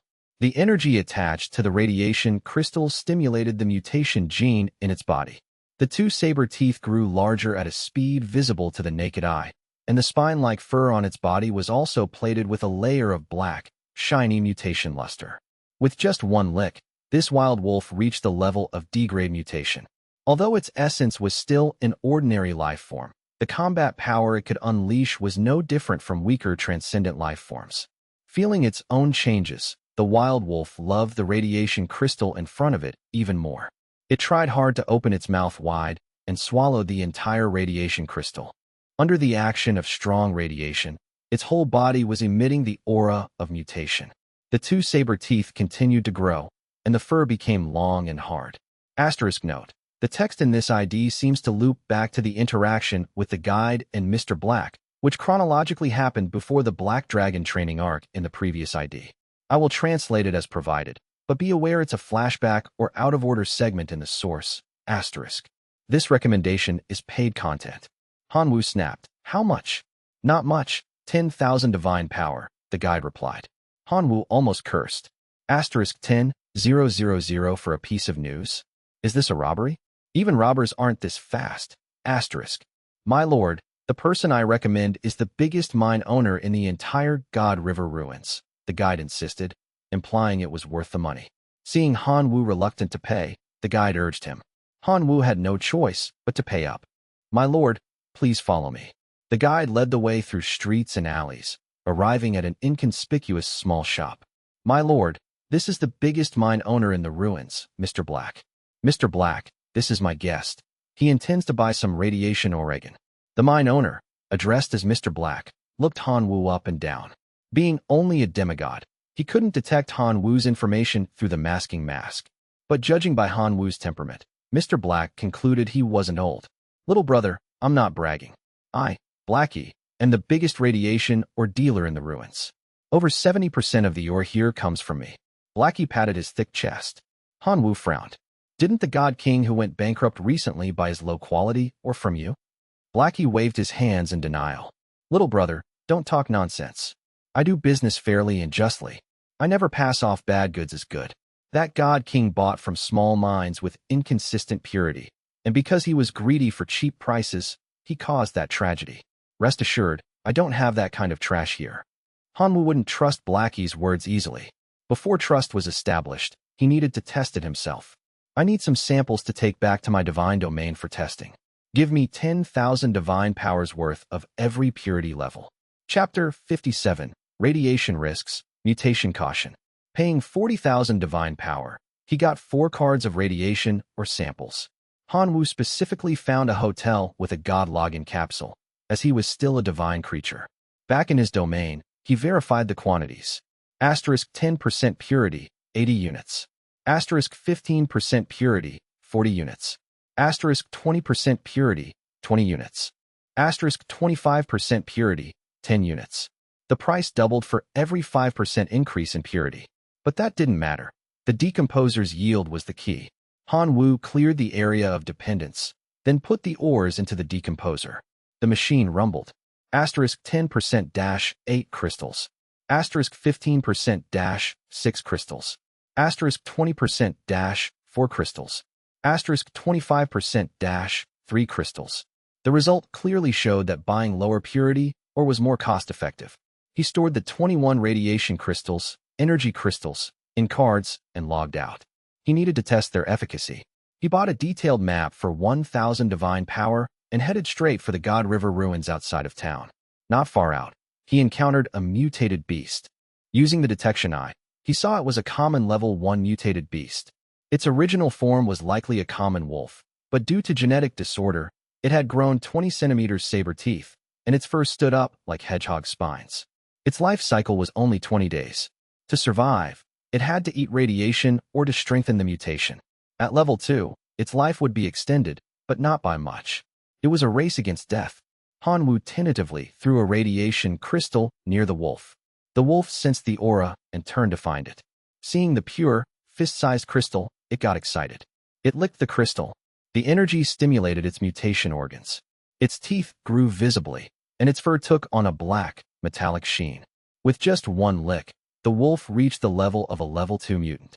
Although its essence was still a common life form, its combat power rivaled a weak transcendent. Feeling the change, the wolf loved the crystal even more. It opened its mouth wide and swallowed the whole thing. Under the strong radiation, its entire body emitted a mutating aura. Its teeth continued to grow, and its fur became long and hard. A mutation crystal eye inexplicably grew on its forehead.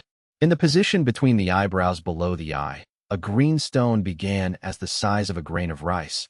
But as the wild wolf absorbed the energy released by the radiation crystal, the green stone grew larger and larger until it was the size of a lychee, before slowing down its growth. Hanwoo watched from a distance, his breathing slightly rapid. He was absolutely certain that the green stone between the wild wolf's eyebrows was a gene stone. It was just unclear what effect this gene stone had. With the birth of the gene stone, the wild wolf successfully entered the level of C-grade mutation. The aura radiating from its whole body was enough to rival a powerful, transcendent life form. Growing from an E-grade mutated beast to a C-grade mutated beast, its strength skyrocketed at least 100 times, and the time consumed was less than 10 minutes. Hiding in the dark, Hanwoo was shocked by such a terrifying speed of strength improvement. The radiation crystal was so powerful, it created a powerful combat force in such a short time. Just as Hanwoo was calculating whether to conduct related experiments in his divine domain, he heard a bang. The wild wolf exploded. Exploded on the spot, flesh and blood splattering everywhere. The newly born gene stone and the undigested radiation crystal happened to fall not far from Hanwoo, still covered with some flesh and blood. Hanwoo stared blankly at this scene. The thought of doing experiments that had just arisen was instantly dispelled. Radiation has risks. Mutation requires caution.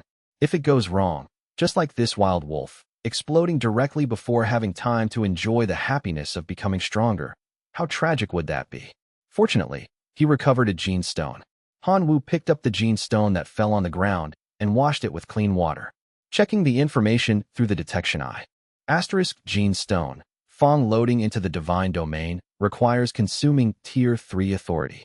Effect: can induce mutation in the teeth genes of dependence, making teeth large and long. Side effect: the life cycle of the mutated tooth clan is reduced by 3 years. Hanwoo frowned slightly. It seemed that gene stones couldn't be used indiscriminately. Not only were they specific, but they also had extremely strong side effects. For dependents with short lifespans like locusts, once the gene stone was loaded, the life cycle would be reduced completely. Being born meant death. It was completely harmful and unbeneficial to the development of dependence. However, the experiment with the radiation crystal could be considered a phased success. Half a radiation crystal could catalyze a gene stone. This discovery was also a considerable harvest. Just as Hanwoo picked up the small half of the radiation crystal to recycle it, a familiar voice sounded from behind him.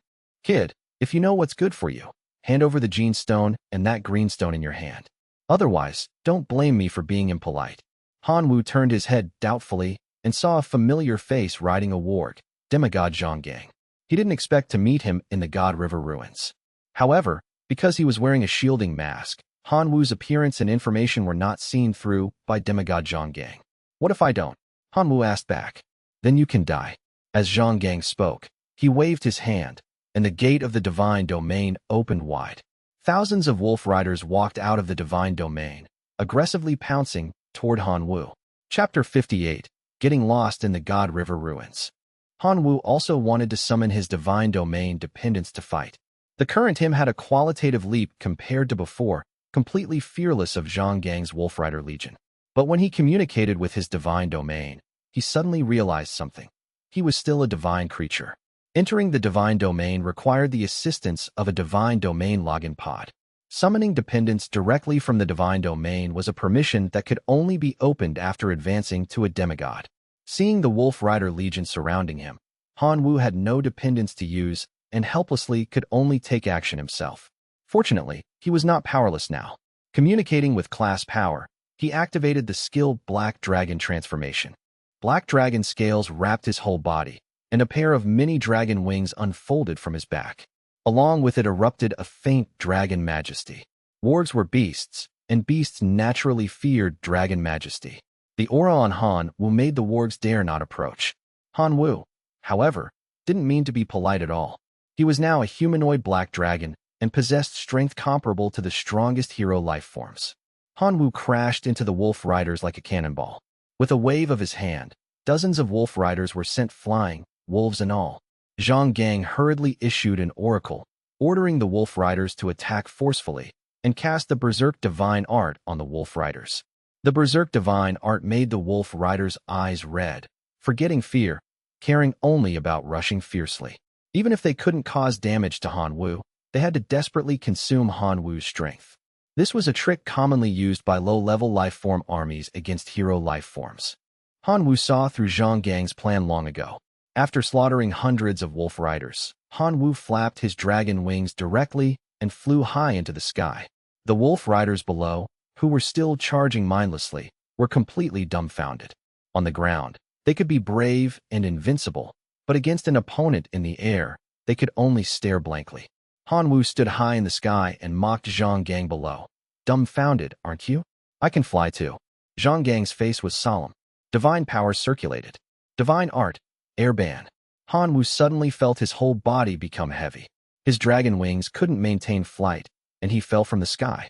Fortunately, he was agile and landed safely, avoiding falling flat on his face. The wolf riders charged again, extremely fast. Hanwoo could only run. With the blessing of class power, his physical fitness was excellent, and his running speed was no slower than the wargs. Zhonggang had his eyes on the gene stone and radiation crystal in Hanwoo's hands, so naturally, he wouldn't give up. He ordered the wolf riders to chase and capture Hanwoo. Hanwoo fled, Zhonggang chased. Hanwoo couldn't fly even with wings. In his panic-stricken escape, Hanwoo didn't care to study the route. As he ran, he saw a sign ahead marked "Danger, do not approach." But with too many wolf riders chasing behind, Han Wu could only ignore the warning and break into it. Zhang Gang hesitated slightly, but, driven by profit, resolutely ordered the wolf riders to enter the danger zone. In the danger zone, mutated beasts were visibly more numerous. As Han Wu ran, he kept an eye on his surroundings.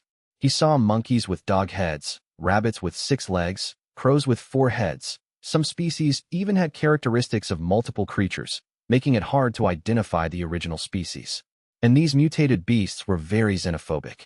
Sensing the aura on Han Wu that didn't belong to mutated beasts, they attacked in groups. The dragon majesty inadvertently released by the black dragon transformation didn't even count as a fart to them. Han Wu's whole body was covered in solid dragon scales, blocking all the mutated beasts' attacks. Seeing they couldn't harm Han Wu, the mutated beasts shifted their targets and swarmed toward the wolf riders chasing from behind. Wolf riders were a combination of orcs and wargs, both elite life forms. When cooperating, their strength was even greater. But under the fierce attack of a large number of C-grade mutated beasts, the wolf riders couldn't hold on either. Fortunately, Zhang Gang took the initiative to jump out and drove the mutated beasts away with his tyrannical strength, saving these wolf riders. By this time, Han Wu was nowhere to be seen. Zhang Gang cursed. Bad luck. He led the wolf riders back. As they walked, he realized the surrounding environment was different from when they came, giving Zhang Gang a foreboding feeling. On the other side, Han Wu ran to a small river. Seeing no pursuers behind, he breathed a sigh of relief. Running all the way made him a bit thirsty. He walked to the river and bent down, preparing to drink some water to recover his strength. At this moment, a fish swam past the spot where he was about to drink. Han Wu froze instantly. In the main world, he had seen fish of various shapes, but this was the first time he saw a fish in the river that had grown legs and could do the breaststroke. How much radioactive mineral did this fish eat to undergo such severe mutation? This river water, wasn't it diluted nuclear waste? Han Wu, feeling a wave of fear, decisively got up and moved away from the riverbank. Even if he died of thirst, he, Han Wu, would absolutely not drink a mouthful of suspicious river water.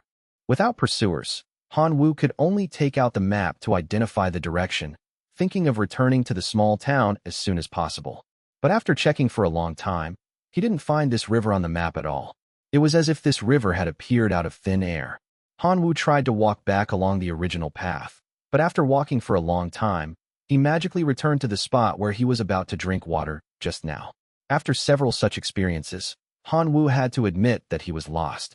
Lost in the God River ruins. Staying in place and waiting for rescue wouldn't work because what awaited might not be rescue, but marauding bandits. Or even more tragically, encountering mutated beasts that ate people without spitting out bones. Walking around might lead to finding a way out by luck. Han Wu did just that. He walked along the small river in one direction. When encountering groups of mutated beasts, he would find obstacles to hide. But when encountering solitary mutated beasts, Han Wu would enthusiastically throw a radiation crystal, inviting the mutated beast to enjoy it. Although mutated beasts looked fierce, their minds were simple. They picked up the radiation crystal and ate happily. It was also very exciting when they exploded from being stuffed with radiation energy. Through this method, Han Wu obtained 3 more gene stones equivalent to Tier 3 artifacts and 1 gene stone equivalent to a Tier 4 artifact. Selling these gene stones would yield at least tens of millions of divine power. But for Han Wu, it was still not enough. It was far from the divine power needed for 1 point of divinity. Seeing the sky getting dark, dense mutated beasts appeared more frequently. Han Wu urgently needed to find a hidden place to hide. Just as he was considering whether to break a few trees with his bare hands to build a simple shelter, he accidentally discovered that on the opposite bank of the river, under the moonlight, the outline of a pointed roof building was reflected. Han Wu thought his eyes were playing tricks on him. He rubbed his eyes hard, and the outline of the building became clearer. The God River ruins are a project abandoned by the God River civilization. This building might be left behind by the God River civilization, Han Wu muttered to himself. Resting in a building was better than being frightened in the wilderness. Immediately, Han Wu activated his class power, used Black Dragon transformation again, and flew toward the building. Soon, Han Wu arrived above the building. As he thought, this was indeed a building left by the God River civilization. Marks of the God River civilization could be seen everywhere inside. Han Wu landed gently in the largest courtyard among them. The courtyard was quiet and seemed safe, but Han Wu didn't let down his guard. After all, this place had been abandoned for a long time.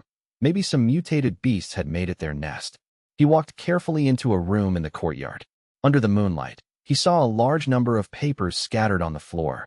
Picking up a sheet, it recorded data he couldn't understand. After searching around and finding no mutated beasts, Han Wu felt slightly relieved. It seemed safe here. I'll rest here tonight. Just as he finished speaking, he heard the sound of light footsteps outside. He hurriedly hid in the room's cabinet and observed through the crack. He saw several figures in black robes landing in the courtyard and beginning to set up, seemingly preparing to perform some kind of ritual. Chapter 59, Source of Mutation. Han Wu pricked up his ears to listen and could hear the conversation of the black-robed men. The God King bore the infamy of failed investment and paid hundreds of billions of divine power to create this opportunity for us to hold the ritual. This operation allows only success, no failure, the leading black-robed man said. Understood, the other black-robed men echoed. I have already set up no entry warning signs at the edge of this ruin. Divine Domain players with a bit of common sense absolutely wouldn't dare to run in and cause trouble, one black-robed man said. I cast a Confusion Divine Art within the ruin's range. It can last for 3 days. Even a demigod would get lost coming in. Unless it's a true god, no one can be unaffected, another black-robed man said. I tampered with the maps sold in various hotels. Divine Domain players can't find this area at all. The third black-robed man recounted the work he had completed. Only after all the black-robed men finished reporting did the leader nod and say, You did very well. When we bring the thing back, the God King will surely reward us heavily. Time is almost up. Let's prepare to start the ritual, a black-robed man proposed. The leader nodded and took out a large number of gene stones, arranging them on the ground in order. These invaluable gene stones were important props to start the ritual. Midnight arrived. An inexplicable energy seemed to awaken, bursting from the courtyard. Amplified by the ritual composed of gene stones, it formed an emerald green pillar of light rushing straight to the sky. A huge magic circle appeared in the sky, completely enveloping the entire ruin area. The 6 black-robed men were incredibly excited. They had truly touched the seal left by the God River civilization. It was said that the God River ruins were a project abandoned by the God River civilization. This information was correct, but incomplete. A more accurate statement was that the project researched on the God River ruins was abandoned and sealed by the God River civilization because the danger factor was too high. The idea of the God River civilization's higher-ups was to restart this project when conditions allowed in the future. However, this secret was discovered by a certain bankrupt God King. So, under the guise of opening a mutated beast farm, he secretly researched the method to unlock the seal, investing hundreds of billions of divine power, and finally completed the decoding work. If not for the restriction of the God River ruins, limiting entry to life forms with divinity not exceeding 10 points, this God King would have wished to come personally to take away the good stuff sealed by the God River civilization. The magic circle turned slowly, representing the lifting of the God River civilization's seal. Before long, an emotionless mechanical voice sounded in the minds of all life forms within the range. God River Civilization Source of Mutation Project Unsealing. Hearing this, the black-robed men were somewhat excited. To successfully lift the seal, they had pulled countless tricks openly and secretly. This hard work was finally time to harvest. Just as they thought everything would proceed smoothly, a piercing alarm sounded. Alarm! Alarm! Detected that the unsealer is not a God River Civilization super soldier. Identified as an intruder. Unsealing paused. Activating anti-theft mode. Releasing grade F mutated beast Gamora. Mode activation obstructed. Source of mutation forcibly breaking away from the seal. Suppressing intruders. Bang! ZZZZT. A piercing crackling sound rang in the minds of all life forms within range. The black-robed men covered their heads one after another, bleeding from their 7 orifices, their expressions extremely painful. The chaotic prompts left them confused about the current situation, until a whispering voice sounded in their minds. Hello, a group of cute Divine Domain players. Who is it? The black-robed men looked around but found no figures. My name is Source of Mutation. To thank you for weakening the seal's strength and helping me break free from the restraints, I decided to give you a gift, to become my host. However, only one person can have the honor of becoming my host. Who exactly will obtain this glory? Why don't we play a little game? The voice sounded in the minds of all life forms within range. Immediately after, the scenery before everyone's eyes changed. They were teleported to a void. In front of them was a green figure. It looked human, but not quite. Its body was like slime, able to change shape at will. Its anthropomorphic face wore a smile with exaggerated proportions. Its mouth opened and closed, emitting a voice. The content of the small game is to cultivate a mutated beast capable of defeating the grade F mutated beast, Gamora, head-on. Each person is limited to 10,000 units of high-purity radioactive ore. Use your dependents as test subjects. Whoever completes it first will be lucky enough to become my host. I'm not interested. Being some bullshit host. Let me leave, or I'll release the dependents in my divine domain to flatten this place, a black-robed man said dissatisfiedly. But immediately, he discovered that he couldn't communicate with his divine domain. It was as if there was a barrier separating him from it. First abstainer appeared. The source of mutation whispered. Immediately, a mutated beast emitting a terrifying aura, somewhat resembling a T-Rex, appeared out of thin air and bit the dissatisfied black-robed man. This mutated beast was the grade F mutated beast mentioned by the source of mutation, Gamora. The black-robed man, a demigod, couldn't even display the power to resist before becoming food in Gamora's mouth. The other black-robed men all felt a chill. Even if they didn't use their divine domains, their strength wasn't much different. Even if they united, they were definitely not a match for Gamora's single move. At this time, Han Wu, who was also pulled in, asked weakly, I can't communicate with my divine domain myself. I can't summon dependents. The remaining 5 black-robed men all looked toward the voice in unison, startled. They hadn't noticed there was an outsider here at all. Little guy, of course, I won't let you down. The source of mutation whispered. It mimicked a human action and snapped its fingers. A small portal opened beside Han Wu. However, this portal was one way. It only allowed dependents to teleport over, but didn't allow Han Wu to teleport back, directly cutting off Han Wu's thought of escaping back to the divine domain.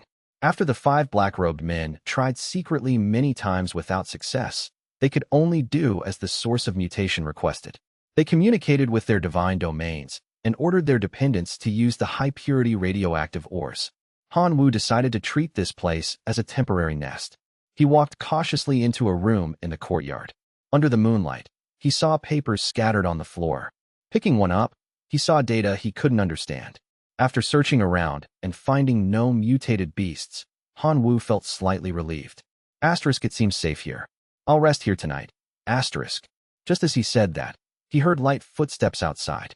He hurriedly hid inside a cabinet in the room and peeked through the crack. He saw several figures in black robes land in the courtyard and begin setting things up. It looked like they were preparing for a ritual. Chapter 59, Source of Mutation. Han Wu strained his ears to listen. He could hear the black-robed men talking. The God King bore the infamy of failed investments and paid 100 billion divine power to create this opportunity for us. This operation must succeed, not fail, the leader said. Understood, the others chorused. I already set up no entry warning signs at the edge of the ruins. Any player with common sense wouldn't dare intrude, one said. I cast a confusion divine art over the area. It lasts 3 days. Even a demigod would get lost.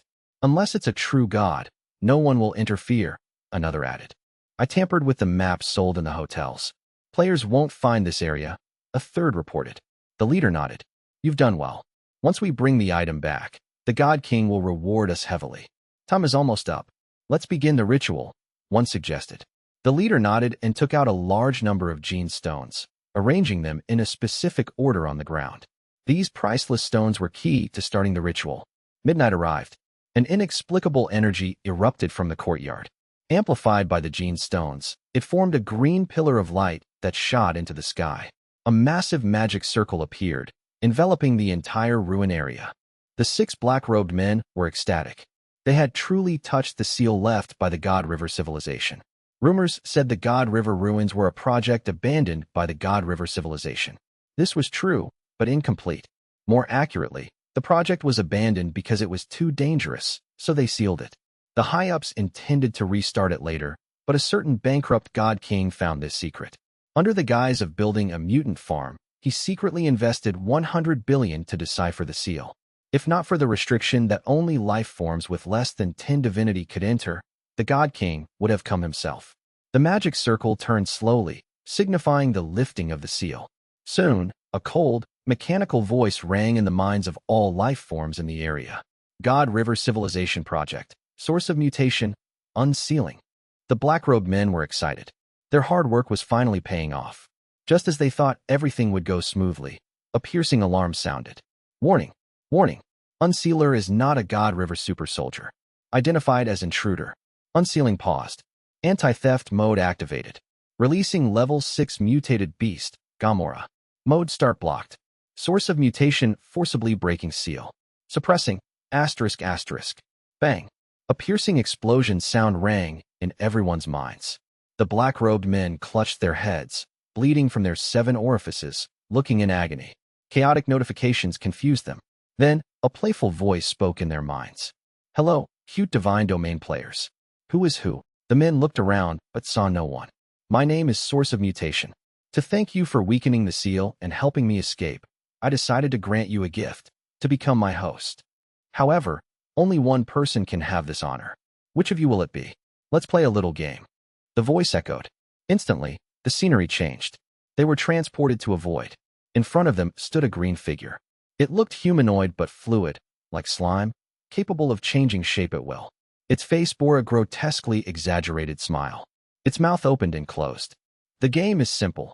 Cultivate a mutated beast capable of defeating a level 6 mutated beast in a frontal assault.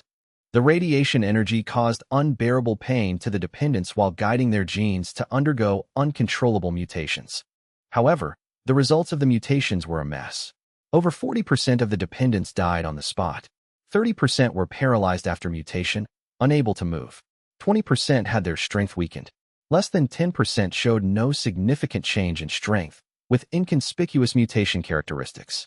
Only a few dependents gained increased strength after the initial mutation, but the increase was limited. They couldn't possibly be opponents for the grade F mutated beast, Gamora. The 5 black-robed men instantly looked worried, not knowing what to do. At this rate, even if all their dependents died, they wouldn't be able to produce a mutated beast stronger than Gamora. Unlike the 5 black-robed men, Hanwoo's progress was quite good. Chapter 60. The Short Life of a Mutated Locust. After receiving 10,000 units of high-purity radioactive ore, Hanwoo directly used the decomposition machine to purify it, decomposing a total of 6,000 radiation crystals with nearly 100% purity. Radiation crystals contain sufficient radiation energy to induce genetic mutation in life forms more easily. However, mutation had great uncertainty. To obtain more favorable mutation samples, Hanwoo directly summoned 100 million transcendent life-form locusts to cooperate with the experiment. The void they were currently in was isolated from the divine domain. Hanwoo wasn't worried about radiation affecting other dependents. The experiment began. Hanwoo took out 2,000 radiation crystals and divided them into 100 million portions for all the locusts to consume. Locusts were small and easily affected by radiation, causing genetic mutation. In less than an hour, the results came out. 42 million locusts couldn't withstand the mutation and died on the spot. 30 million locusts suffered genetic disorders, unable to carry out normal life activities, and could only wait for death. 18 million locusts developed genetic defects, degenerating back to elite life forms, their lifespans greatly shortened. The remaining 10 million locusts mutated successfully, becoming E-grade mutated beasts. But among them, 7 million had inconspicuous mutation characteristics and no increase in strength. Only 3 million locusts had favorable mutations, gaining increased strength. Responding to this situation, Hanwoo took out another 1,000 radiation crystals for these 10 million E-grade mutants to consume. 3 hours later, the results were out. Among the 10 million E-grade mutated beasts, 2 million improved, becoming D-grade mutated beasts. Among them, 400,000 had significantly increased strength. After letting these 2 million D-grade mutated beasts eat some food and rest for a while, Hanwoo continued feeding them radiation crystals. Another 1,000 crystals. Out of the 2 million locusts, 50,000 became C-grade mutated beasts, generating gene stones.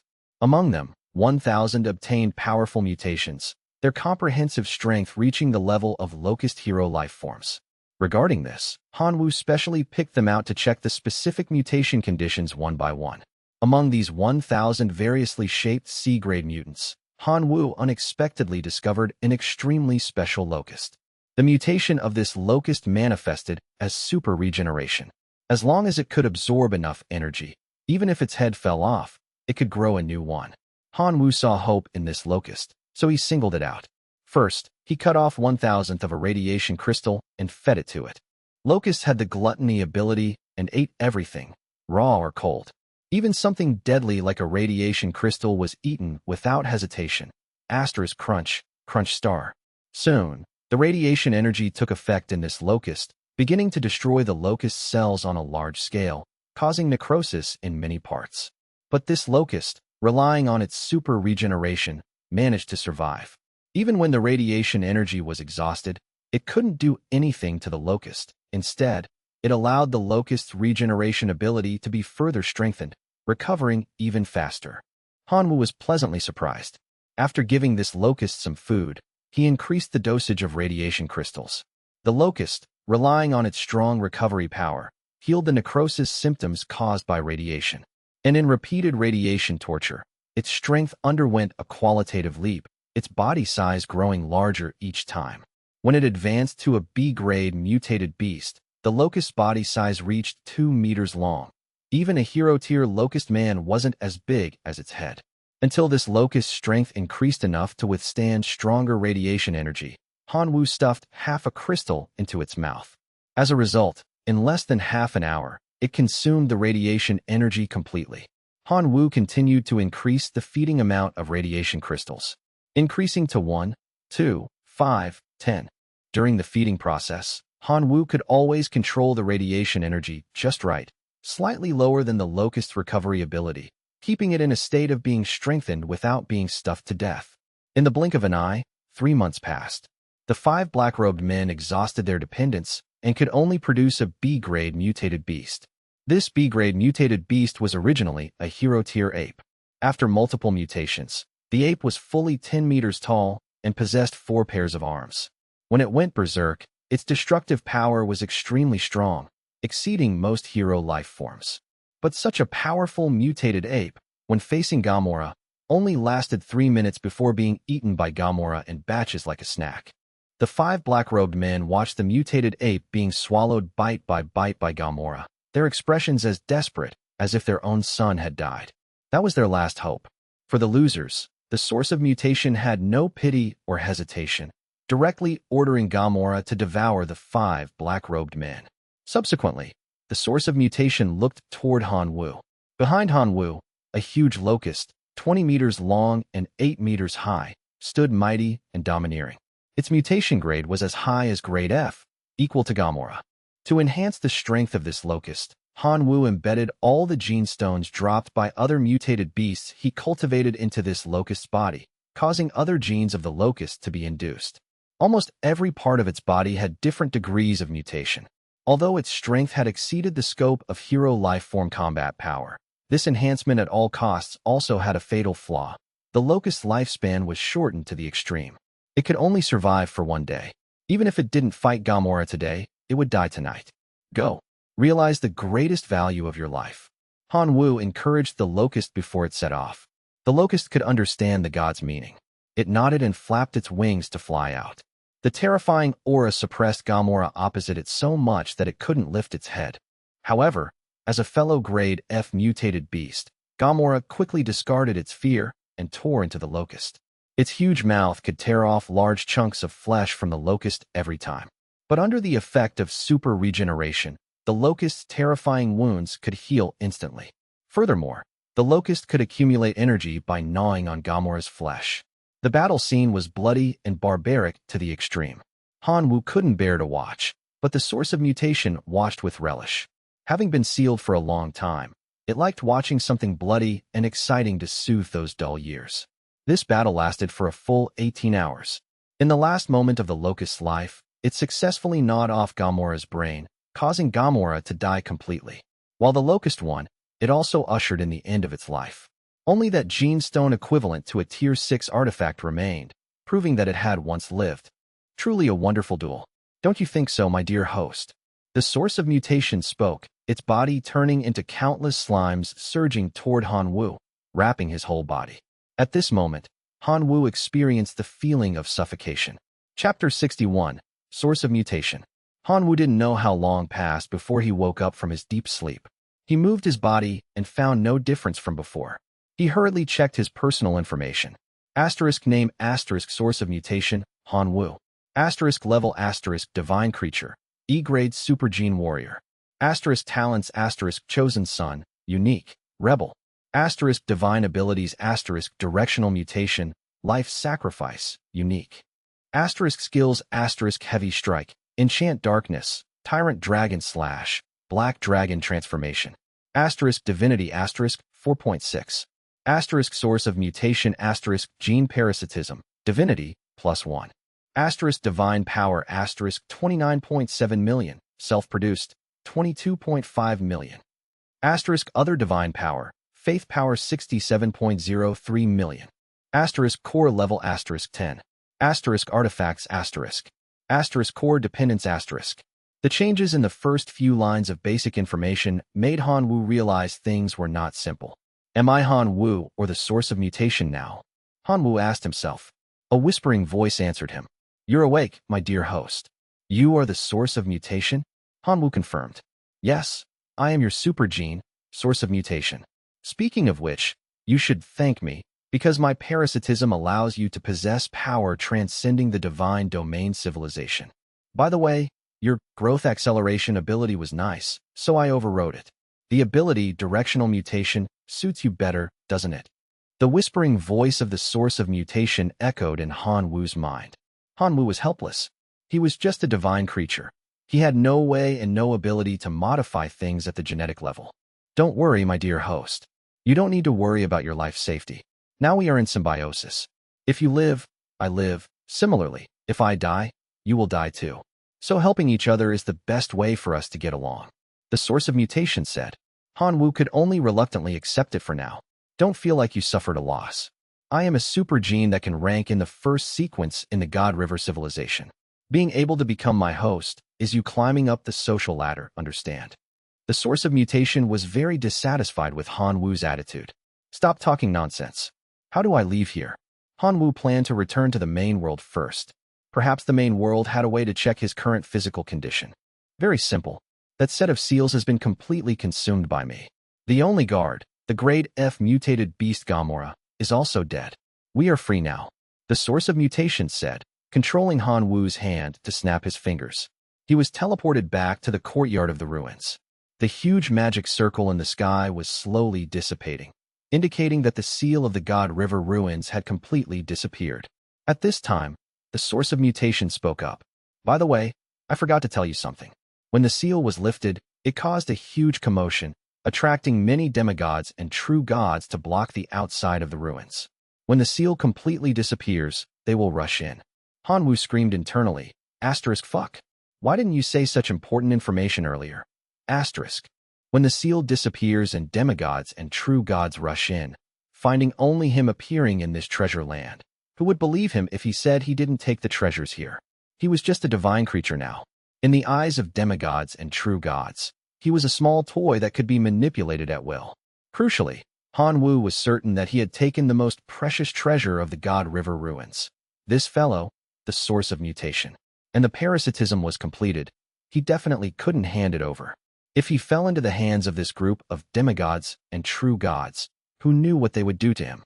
So Han Wu had only one choice now, run. He had to escape the ruins area, preferably escape the God River ruins, to shake off the investigation. And Han Wu actually had a way to escape. The mark of the Bloodstar Arena. He decisively poured 1 million divine power into the mark on his arm, activating the permanent coordinates of the Bloodstar Arena. A teleportation circle was automatically carved under his feet. Just a split second before the ruin's seal completely disappeared, Han Wu teleported away. The demigods and true gods who rushed in looked at the empty ruins and searched upside down. They quickly searched into the void of the sealed space. But valuable things here had been emptied. They didn't get a drop of oil. Demigod Zhonggang was among this group of gods.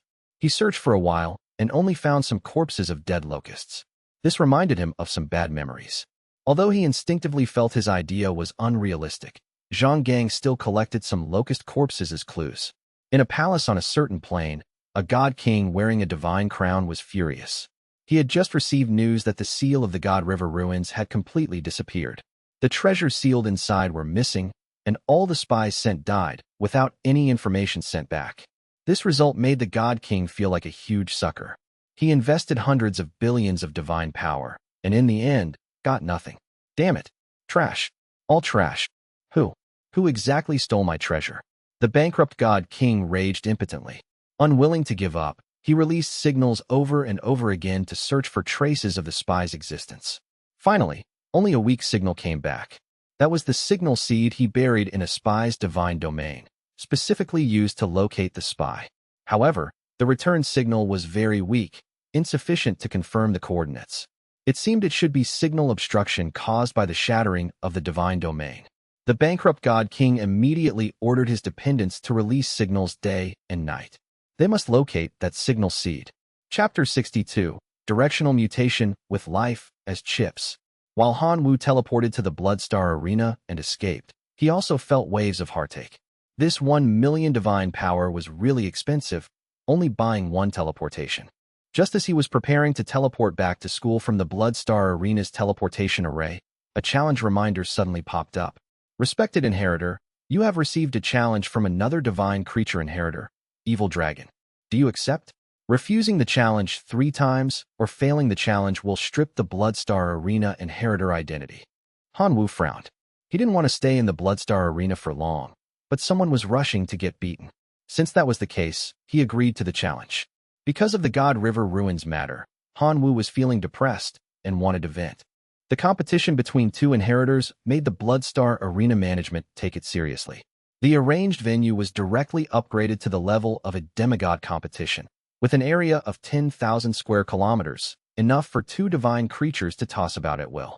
Countless spectators stood in the stands, looking forward to the wonderful performance of the 2. Locust Disaster. Locust Disaster. Locust Disaster. Let the Bone Controller go on stage. Let that kid Evil Dragon experience the fear of being dominated by the Bone Giant. Locust Disaster. Show your true strength and crush Evil Dragon. There were also people cheering for the opponent, Evil Dragon. Evil Dragon, use your Half-Dragon Man Legion to crush Locust Disaster. Locust Disaster's dependents are locusts, very easy to beat. Anyone can do it. Evil Dragon, I bet 500,000 divine power on you. Don't let me down. The soaring cheers didn't affect the 2 in the arena at all. They saw each other. Han Wu wore a shielding mask to prevent information from being read. Evil Dragon did the same. His shielding mask looked more tricky. It was a dragon-shaped mask covering the upper half of his face, mighty and domineering, miles ahead of Han Wu in style. Facing an inheritor of the same level, Evil Dragon still didn't change his arrogance. Locust Disaster, I've heard of you. Your core dependents should be locusts, but you like to use the skeleton clan to be opportunistic. Meeting me this time, you've kicked an iron plate. Cut the crap, finish early, go home early. Han Wu had no time to chat with Evil Dragon. Evil Dragon's mouth curled into a mocking smile. Since you want to die, I'll send you on your way. Saying this, the 2 began to communicate with their divine domains to summon dependents. Han Wu summoned a massive amount of locusts flying out, mixed with many locust men. Evil Dragon summoned a large number of half-dragon men. Half-dragon men were naturally elite life forms. Besides strong bodies, they also had magic talents, able to randomly comprehend a racial skill after adulthood. In Evil Dragon's team, there were 300,000 elite life-form half-dragon men, 40,000 transcendent life-form half-dragon warriors, and 2 half-dragon heroes. It had to be said, the lineup shown by this legion was indeed strong enough, already not weaker than the strength of some senior demigods. No wonder Evil Dragon could complete challenges across levels and become one of the inheritors of the Bloodstar Arena. Are you looking down on me? Seeing Han Wu only summon locust dependents, Evil Dragon was quite dissatisfied. He heard that Han Wu's trump card was the Skeleton Clan, but now Han Wu only summoned useless locusts. Wasn't this plainly looking down on him? Beat my locusts first, Han Wu replied perfunctorily. The locust army flew toward the Half-Dragon Man Legion. The battle began. In the instant of engagement, Han Wu's locust army suffered a strong blow. Attacks like flames, frost, lightning, and wind blades spewed from the half-dragon man legion. Each could easily destroy a large patch of locusts. The locust army under attack was not to be outdone. Demon insects erected their horns to charge. Sinking insects acted as meat shields to block damage. Curse insects spat ice to hinder enemy movement. Assassin insects looked for opportunities to assassinate. The locust men summoned short bows and fired several waves of arrow rain at the half-dragon man legion. The half-dragon men suffered casualties. The two half-dragon heroes couldn't sit still. One was a half-dragon archmage skilled in fire magic, and the other was a half-dragon archer skilled in shooting. The two moved out, easily breaking the locust's offensive. Many locust men paid with their precious lives for this. Evil Dragon mocked, "Don't make meaningless persistence anymore. If you don't take out your trump card, these trash locusts of yours will be slaughtered clean by me." Hanwoo also felt that continuing like this would only sacrifice locusts in vain. Just as he was preparing to summon the hero life forms in his divine domain, the whispering voice of the source of mutation in his body sounded. "You can tolerate this kind of insult? I'm starting to doubt my vision in choosing a host now." "What do you mean?" Hanwoo asked. "My meaning is, of course, to use the locust dependence to show this group of stupid half-dragon men some color." The source of mutation whispered. "Locusts are weak? Did you forget who gnawed the grade F mutated beast Gamora to death? It was the locusts you think are trash. I tell you, with me, the source of mutation, here, there are no weak races, only races that give up on themselves. Now, immediately use the directional mutation ability I granted you to destroy this group of arrogant, half-dragon men." The source of mutation was almost ordering Hanwoo. Although Hanwoo was somewhat unhappy, he also wanted to try the directional mutation ability. He called a sinking insect to his side, pressed his palm on the sinking insect, and activated the directional mutation ability. Countless mutation options appeared before Hanwoo's eyes. The source of mutation's whispering voice guided Hanwoo. "Host, you first need to determine which direction you want your dependent to mutate." Hanwoo said bluntly, "Sinking insects are suitable as meat shields. I want it to be more resistant to damage, taking more attacks in place of other kin." Immediately, the mutation options before Hanwoo's eyes filtered rapidly, finally leaving three choices. 1. Insect armor mutation asterisk. But the changes in the first few lines of information made Hanwoo realize things weren't simple. Am I Hanwoo or the source of mutation? Hanwoo asked himself. A playful voice answered him. You're awake, my dear host. You are the source of mutation? Hanwoo confirmed. Yes, I am your super gene, the source of mutation. You should thank me. My parasitism allows you to possess power beyond the divine civilization. By the way, your growth acceleration ability is nice, so I overrode it. Directed mutation suits you better, doesn't it? The voice echoed in Hanwoo's mind. Hanwoo was helpless. He was just a divine creature. He had no way to modify things at the genetic level. Don't feel like you lost out, my dear host. I am a super gene ranked in the first sequence of the God River civilization. Becoming my host is you climbing the social ladder, understand? The source of mutation was unhappy with Hanwoo's attitude. Cut the crap. How do I leave here? Hanwoo planned to return to the main world to check his body condition. Simple. I've completely consumed the seal, and the only guard, the level 6 beast Gamora, is dead. We are free. The source of mutation controlled Hanwoo's hand to snap his fingers. They teleported back to the courtyard in the ruins. The massive magic circle in the sky was slowly dissipating, signifying the complete disappearance of the seal. Oh, I forgot to tell you. The source of mutation added. Breaking the seal caused a huge commotion. It attracted a lot of demigods and true gods waiting outside. Once the seal vanishes completely, they will rush in. Hanwoo screamed internally. Asterisk, holy crap. Why didn't you say that earlier? Asterisk. When the seal drops and the gods rush in to find only him in this treasure land, who would believe he didn't take the treasure? He was just a divine creature, a toy in their eyes. Crucially, Hanwoo did take the most precious treasure, the source of mutation itself, and it was parasitic, so he couldn't hand it over. If he fell into their hands, Hanwoo had only one choice, run. He had to escape the ruins and shake off the pursuit. And he had a way, the blood arena marker. He decisively poured 1 million divine power into the mark on his arm, activating the permanent coordinates of the blood arena. A teleportation circle etched itself beneath his feet. Just a split second before the seal vanished completely, Hanwoo teleported away. The demigods and true gods who rushed and stared at the empty ruins, turning the place upside down searching. They soon found the void space of the seal, but everything of value was gone. Not a drop of oil was left. Demigod Zhonggang was among them. He searched for a while and found only some dead locust corpses. This triggered some bad memories. Although he felt his suspicion was unrealistic, he collected the corpses as a clue. In a palace on another plane, a god king wearing a divine crown was furious.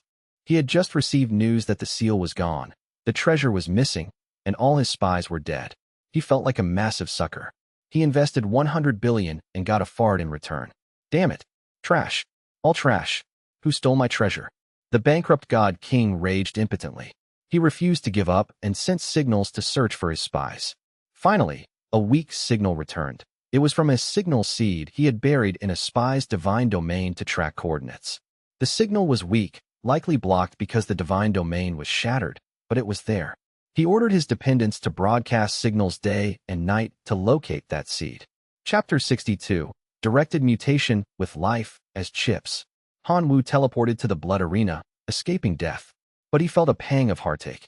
1 million divine power for a one-way ticket. Just as he prepared to use the arena's teleporter to go back to school, a challenge notification popped up. Respected inheritor, you have been challenged by another divine creature inheritor, Evil Dragon. Do you accept? Refusing 3 times or failing the challenge will result in the revocation of inheritor status. Han Wu frowned. He didn't want to stay, but someone was asking for a beating. Greatly increases the hardness of the carapace, gaining 50% physical damage reduction. Side effect, movement speed reduced by 80%. 2. Giant mutation asterisk. Body size increases 10 times. Health volume increases 10 times. Side effect, becomes a huge target, easily hit. 3. Damage transfer mutation asterisk. Can link with surrounding kin to share damage. Side effect, lifespan reduced to 3 hours. Han Wu looked at the 3 options. The first 2 were standard tank upgrades, but the third one caught his eye. Sharing damage meant spreading the lethal blow meant for one locust across many, effectively preventing instant death for the swarm. But the side effect was brutal, death in 3 hours. I choose the third one, Han Wu said decisively. In the arena, victory was the only goal. The life of a locust was short anyway. Burning it brightly for victory was worth it. Wise choice, the source of mutation whispered. Han Wu poured divine power into the sinking insect. The sinking insect trembled violently, its body emitting a strange red light. Then, invisible threads extended from its body, connecting to hundreds of surrounding locusts. Han Wu didn't stop. He grabbed another sinking insect, then another. He frantically used directional mutation on the sinking insects on the front line. Soon, thousands of mutated sinking insects formed a massive damage-sharing network. Charge, Han Wu ordered. The locust swarm surged forward again. Evil Dragon sneered. Still sending them to die? Fire Rain. The half-dragon archmage cast a massive spell. Fire Rain poured down, covering a large area of the locust swarm. Normally, this would incinerate thousands of locusts instantly. But this time, something strange happened. The locusts hit by the fire screamed, their bodies charred, but they didn't die immediately. The damage was spread across the network. A lethal blow for one was divided among hundreds, becoming a bearable injury for each. The locust swarm, though injured, didn't stop. They rushed through the fire rain, closing the distance with the half-dragon men. What? How is this possible? Evil Dragon's eyes widened behind his mask. Nothing is impossible. Han Wu roared. Locusts devour them. The locust swarm crashed into the half-dragon man legion. This time, they didn't die easily. They bit. They clawed. They exploded. Han Wu then grabbed a demon insect. Directional mutation. Attack. Options appeared. 1. Sharp claw mutation asterisk claws become sharper. 2. Poison mutation asterisk attacks carry deadly poison. 3. Frenzy mutation asterisk attack speed increased by 300%. Pain perception removed. Side effect, dies after 10 minutes of combat. Frenzy mutation. Han Wu chose without hesitation. He mutated thousands of demon insects. These red-eyed, frenzied locusts became meat grinders. They ignored defense, ignored injuries, and just tore at the half-dragon men. The half-dragon men panicked. Their magic couldn't stop the swarm, and in melee combat, these frenzied locusts were terrifying. Damn it! Half-dragon warriors, hold the line. Evil Dragon shouted. But it was too late. The damage-sharing sinking insects absorbed the heavy hits, while the frenzied demon insects dealt the damage. The synergy was perfect. One of the half-dragon heroes, the archer, tried to snipe Han Wu, but a wall of sinking insects blocked the arrow. The damage was dispersed, and not a single locust died from that heroic strike. Now it's my turn, Han Wu said coldly. He activated Black Dragon Transformation and Tyrant Dragon Slash, charging at the half-dragon Archmage. With the locusts creating chaos, the Archmage couldn't cast spells effectively. Han Wu descended like a black meteor. Boom. The Archmage was smashed into the ground. Before he could recover, Han Wu's greatsword slashed down, ending the hero's life. You, Evil Dragon, was terrified. You are a monster. I am the Locust Disaster, Han Wu retorted. With one hero dead and the formation broken, the Half-Dragon Man Legion collapsed. The locusts swarmed over them, devouring everything in their path. Evil Dragon watched his proud legion being eaten alive. He gritted his teeth. I surrender. The protective barrier of the arena activated, separating the two sides. Winner, Locust Disaster, the announcer shouted. The audience erupted. He won. He actually won with just locusts. That mutation ability, what was that? Locust Disaster is invincible. Han Wu canceled the transformation, panting slightly. The consumption of divine power for mass mutation was huge, but the result was satisfying. See? This is the power of evolution.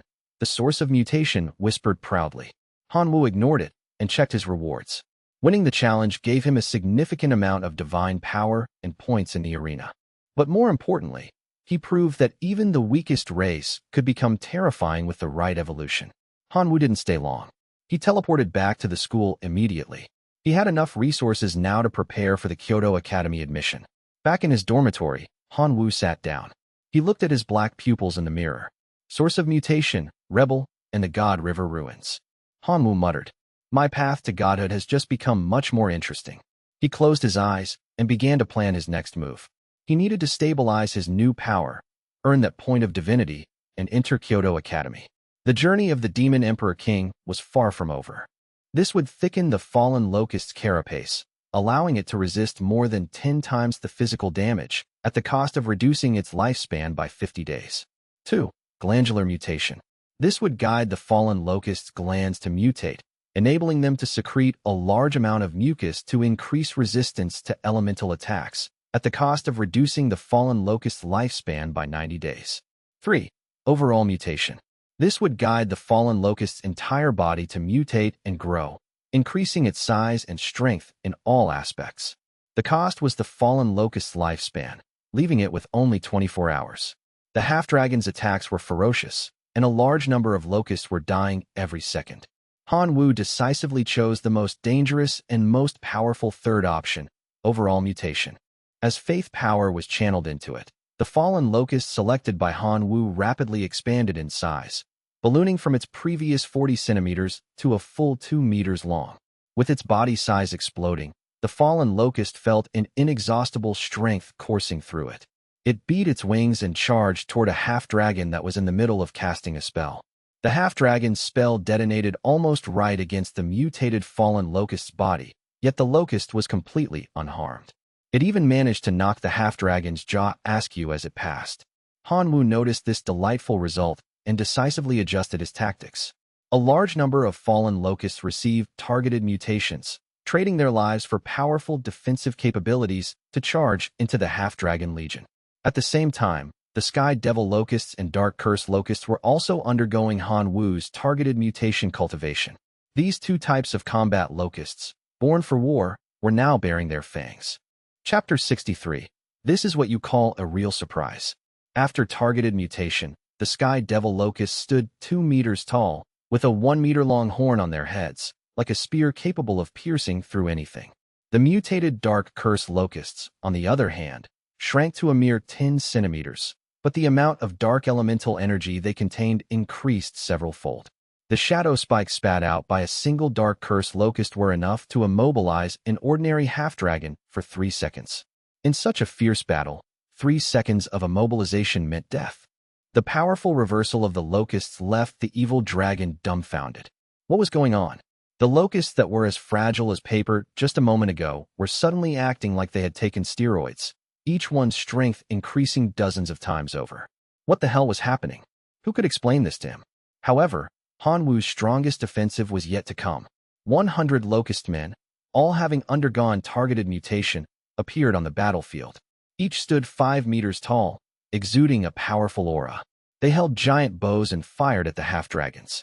A powerful arrow could often easily pierce through one half-dragon's body and continue into a second one.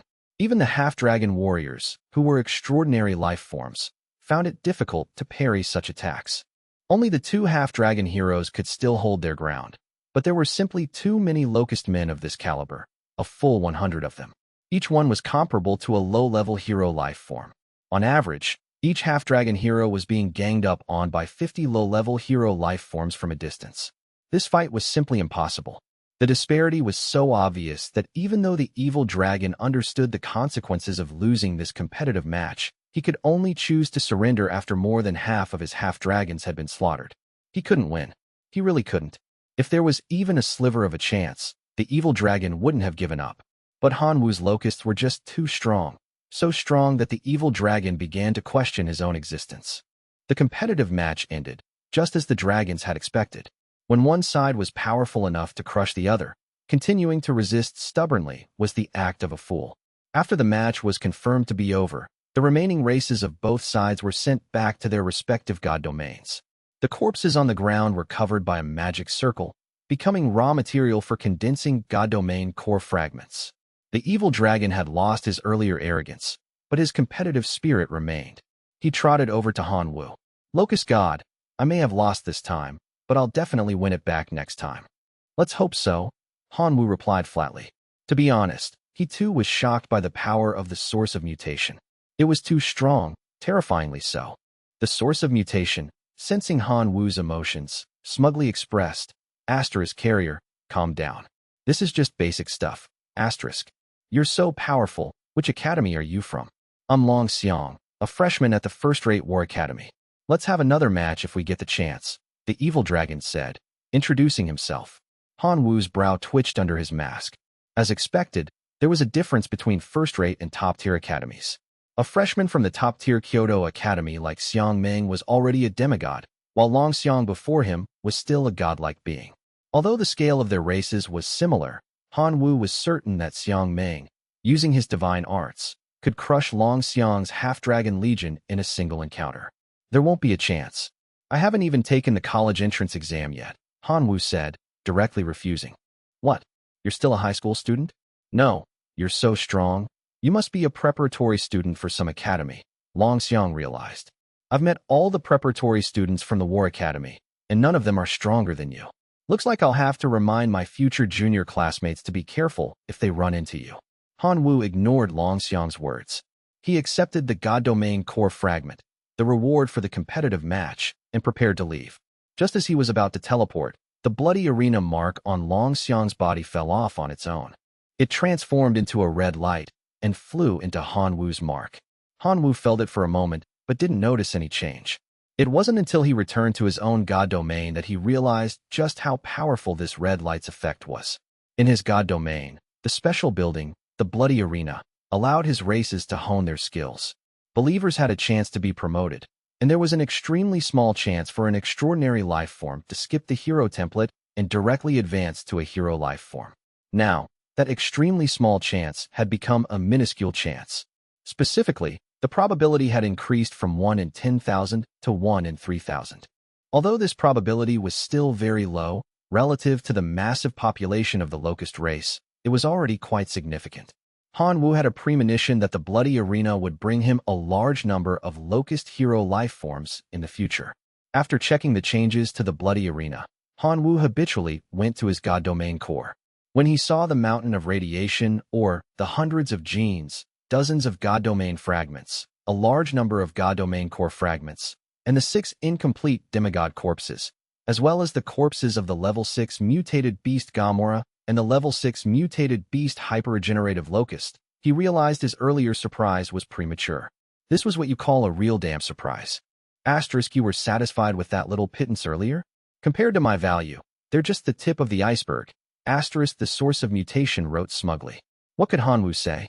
He could only say, yes, yes, I'm just an ignorant country bumpkin. Whatever you say, boss. Looking at this huge pile of resources, Hanwoo felt he could afford to be extravagant and properly build up his foundation. Chapter 64. It's good to be rich. He put the radiation ore into the decomposer and ended up with 36,000 radiation crystals, a considerable fortune. Used conservatively, it was enough to cultivate 6 to 8 hyperregenerative locusts. But he didn't need them for now. Hanwoo stored these radiation crystals in card form. A new day began. Hanwoo packed his luggage and used the school's teleportation station to go directly to the Kyoto Academy station. Stepping out of the teleportation point, Hanwoo saw countless flying vehicles crisscrossing the sky, skyscrapers everywhere, and of the pedestrians coming and going, more than half exuded the aura of demigods. As Hanwoo was still reeling from the shock, a demigod man in a black suit walked up to him and asked, "Excuse me, are you Hanwoo, the preparatory student from Kyoto Academy?" "I am Hanwoo," he replied. "Hello, classmate Hanwoo. I was specially sent by Kyoto Academy to pick you up. Please follow me to the flying vehicle, and I'll take you to handle your accommodation procedures," the demigod man said. "All right," Hanwoo replied. He boarded the demigod man's flying vehicle, which soared into the sky. After half an hour of travel, it landed smoothly in a garden. "I'll take you to your dorm," the demigod man said after getting off the vehicle, leading the way for Hanwoo. He led him to a villa. Entering the villa, Hanwoo thought many students would be living here. But after the demigod man's introduction, Hanwoo understood that this entire villa was prepared for him alone. In a place where every inch of land was worth its weight in gold, he alone occupied an entire villa. Only Kyoto Academy could offer such treatment. After settling Hanwoo into the villa, the demigod man left on his own. Hanwoo used the god domain login cabin in the apartment to take out his luggage and arrange his room a little. Then, he sent a message to the admissions teacher, saying he had moved into the dorm. The teacher replied with the classroom location and told him to go directly to class tomorrow. Hanwoo sent a thank you, and then immersed himself in his god domain again, continuing to absorb divinity. The next day, Hanwoo found the classroom based on the information the admissions teacher had given him. Before he even entered, he could faintly hear discussions from inside. "Did you hear? A transfer student is coming today." "A transfer student? What's so great about that?" "Just some trash who got in through the back door. He must have used his family's power and connections." "Probably. After all, students with real potential go through the proper special recruitment process. Someone coming in through the back door just lowers the standard of our preparatory class. When he gets here, I'll definitely teach him a lesson." Standing outside the door, Hanwoo frowned as he listened to the discussion. They had already arranged a lesson for him before he even arrived. Who says a transfer student can't get in on their own merit? Just then, a female god in a tight-fitting purple work dress, with a curvaceous figure, silently appeared behind Hanwoo. "You must be the transfer student, Hanwoo." A melodious voice came from the female god's mouth. Hanwoo was still startled. He hadn't noticed at all when someone had appeared behind him. "Yes, I'm Hanwoo," he replied. The female god's face broke into a gentle smile. "I'm the teacher for the preparatory class. You can call me Teacher Lena. Come into the classroom with me now." With that, Teacher Lena pushed open the classroom door and walked in. Hanwoo pursed his lips and followed her inside. The moment he appeared, Qin Shuang, who was sitting in the classroom, stood up in shock. "Hanwoo." Qin Shuang's cry of surprise drew the attention of all the other classmates. They had only just formed a class not long ago, but he had experienced 3 small classes and 1 major class. Since when was someone standing there? Qin Shuang possessed powerful core dependence and a strong Lord rank life form. Her comprehensive strength put her in the top 5 of the class. Plus, she was beautiful. She had become the goddess in the hearts of many genius youths. Seeing Qin Shuang's interaction with the transfer student, it seemed they knew each other, and quite well. This made the male students dislike Hanwoo even more. Teacher Lena smiled. She had seen their files and knew they attended the same school and had once defeated an outer realm demigod together. "Let me introduce everyone. This is our new classmate, Hanwoo. He previously attended the same school as student Qin Shuang," Lena introduced. Hearing this news, many boys felt a sense of crisis. Hanwoo and Qin Shuang had history. Now that they were in the same class again, they might get together. The geniuses who treated Qin Shuang as their goddess would absolutely not allow this. Immediately, a A die-hard pursuer of Qin Shuang stood up and questioned Lena loudly. Teacher Lena, I want to know what qualifies him to be stuffed into the preparatory class. Teacher Lena's gentle face took on a hint of majesty. Despite wearing a purple work dress and looking delicate, she was a true god, and she majored in invasion. Being questioned publicly by a mere divine creature student? Where would she put her dignity? Student Su Tai, I don't care how your previous school taught you, but in my class, you raise your hand before asking questions. If you don't understand, I can help you reforge yourself. Lena's voice remained gentle, but her tone contained endless killing intent. The entire class felt a chill down their spines. Su Tai hurriedly apologized. Teacher Lena, I'm sorry. I shouldn't have asked rashly. Please forgive me. Lena's expression softened. Seeing your sincere attitude, I forgive you this time. As for why student Han Wu arrived late, you should ask him. Su Tai's gaze landed on Han Wu. Student Han Wu, I don't care why you were stuffed in here. For the honor of the preparatory class, I challenge you to prove you deserve to be here. Han Wu turned to Lena. Teacher, can I refuse? You can, Lena answered. Then I refuse. I came to the Imperial Capital Academy to learn, not to be challenged, Han Wu said. He just found it troublesome. Trash. Garbage. You don't even dare to accept my challenge? What kind of man are you? Su Tai raged. Other students joined in, calling him a coward. Han Wu ignored the insults. But someone else couldn't stand it. Qin Shuang shouted angrily at the boys. Enough. Han Wu didn't provoke you. Why are you slandering him? The goddess spoke. Who dared to disobey? The geniuses shut their mouths, but their glares at Han Wu became sharper. Chapter 67, Challenge. A small class began under these circumstances. Today's lesson was Basic Cognition of Arcane Arts. Teacher Lena transported them to a Western fantasy-style plane to study under an old arcanist for half a year. The goal was to understand the principles of arcane magic and hopefully master one or two low-level spells. Han Wu found it eye-opening. He thought arcane and magic were the same, but they were fundamentally different. Magic was like using a gun well, using skills to maximize damage. Arcane was like modifying the gun, changing the structure to increase the damage limit. After the lesson, Han Wu benefited greatly. He understood the principles and mastered two spells, light and ignition. Although they were just a flashlight and a lighter, the benefit was that they could be used in any plane with elemental energy. Mastering two spells in half a year was impressive. Teacher Lena praised Han Wu and rewarded him with a level 1 building, Arcane Sword Tower. It could absorb free elements to condense elemental swords. It was valuable, making the jealous students even more unhappy. After class, they surrounded Han Wu at his desk. Qin Shuang wouldn't let them bully him. She blocked Han Wu like a mother hen protecting her chick. What are you doing?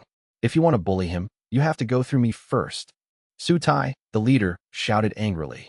That's right, classmate Qin Shuang, don't interfere. We're looking for classmate Han Wu.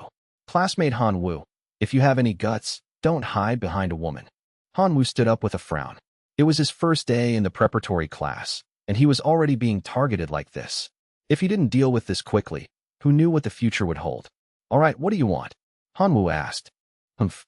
You, a transfer student who got in through the back door, are not qualified to attend class with us. We want you to get out of the preparatory class, Su Tai said, taking the lead. And if I don't, Han Wu said, then we'll beat you until you get out, Su Tai declared. The 7 or 8 talented boys behind him echoed his sentiment. Han Wu's gaze swept over them. To be selected as preparatory students by Kyoto Academy, they must have some skill.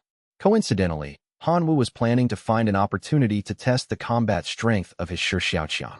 Now that this group of talented and skilled boys had delivered themselves to his doorstep, how could he let them go? You want to challenge me? Fine.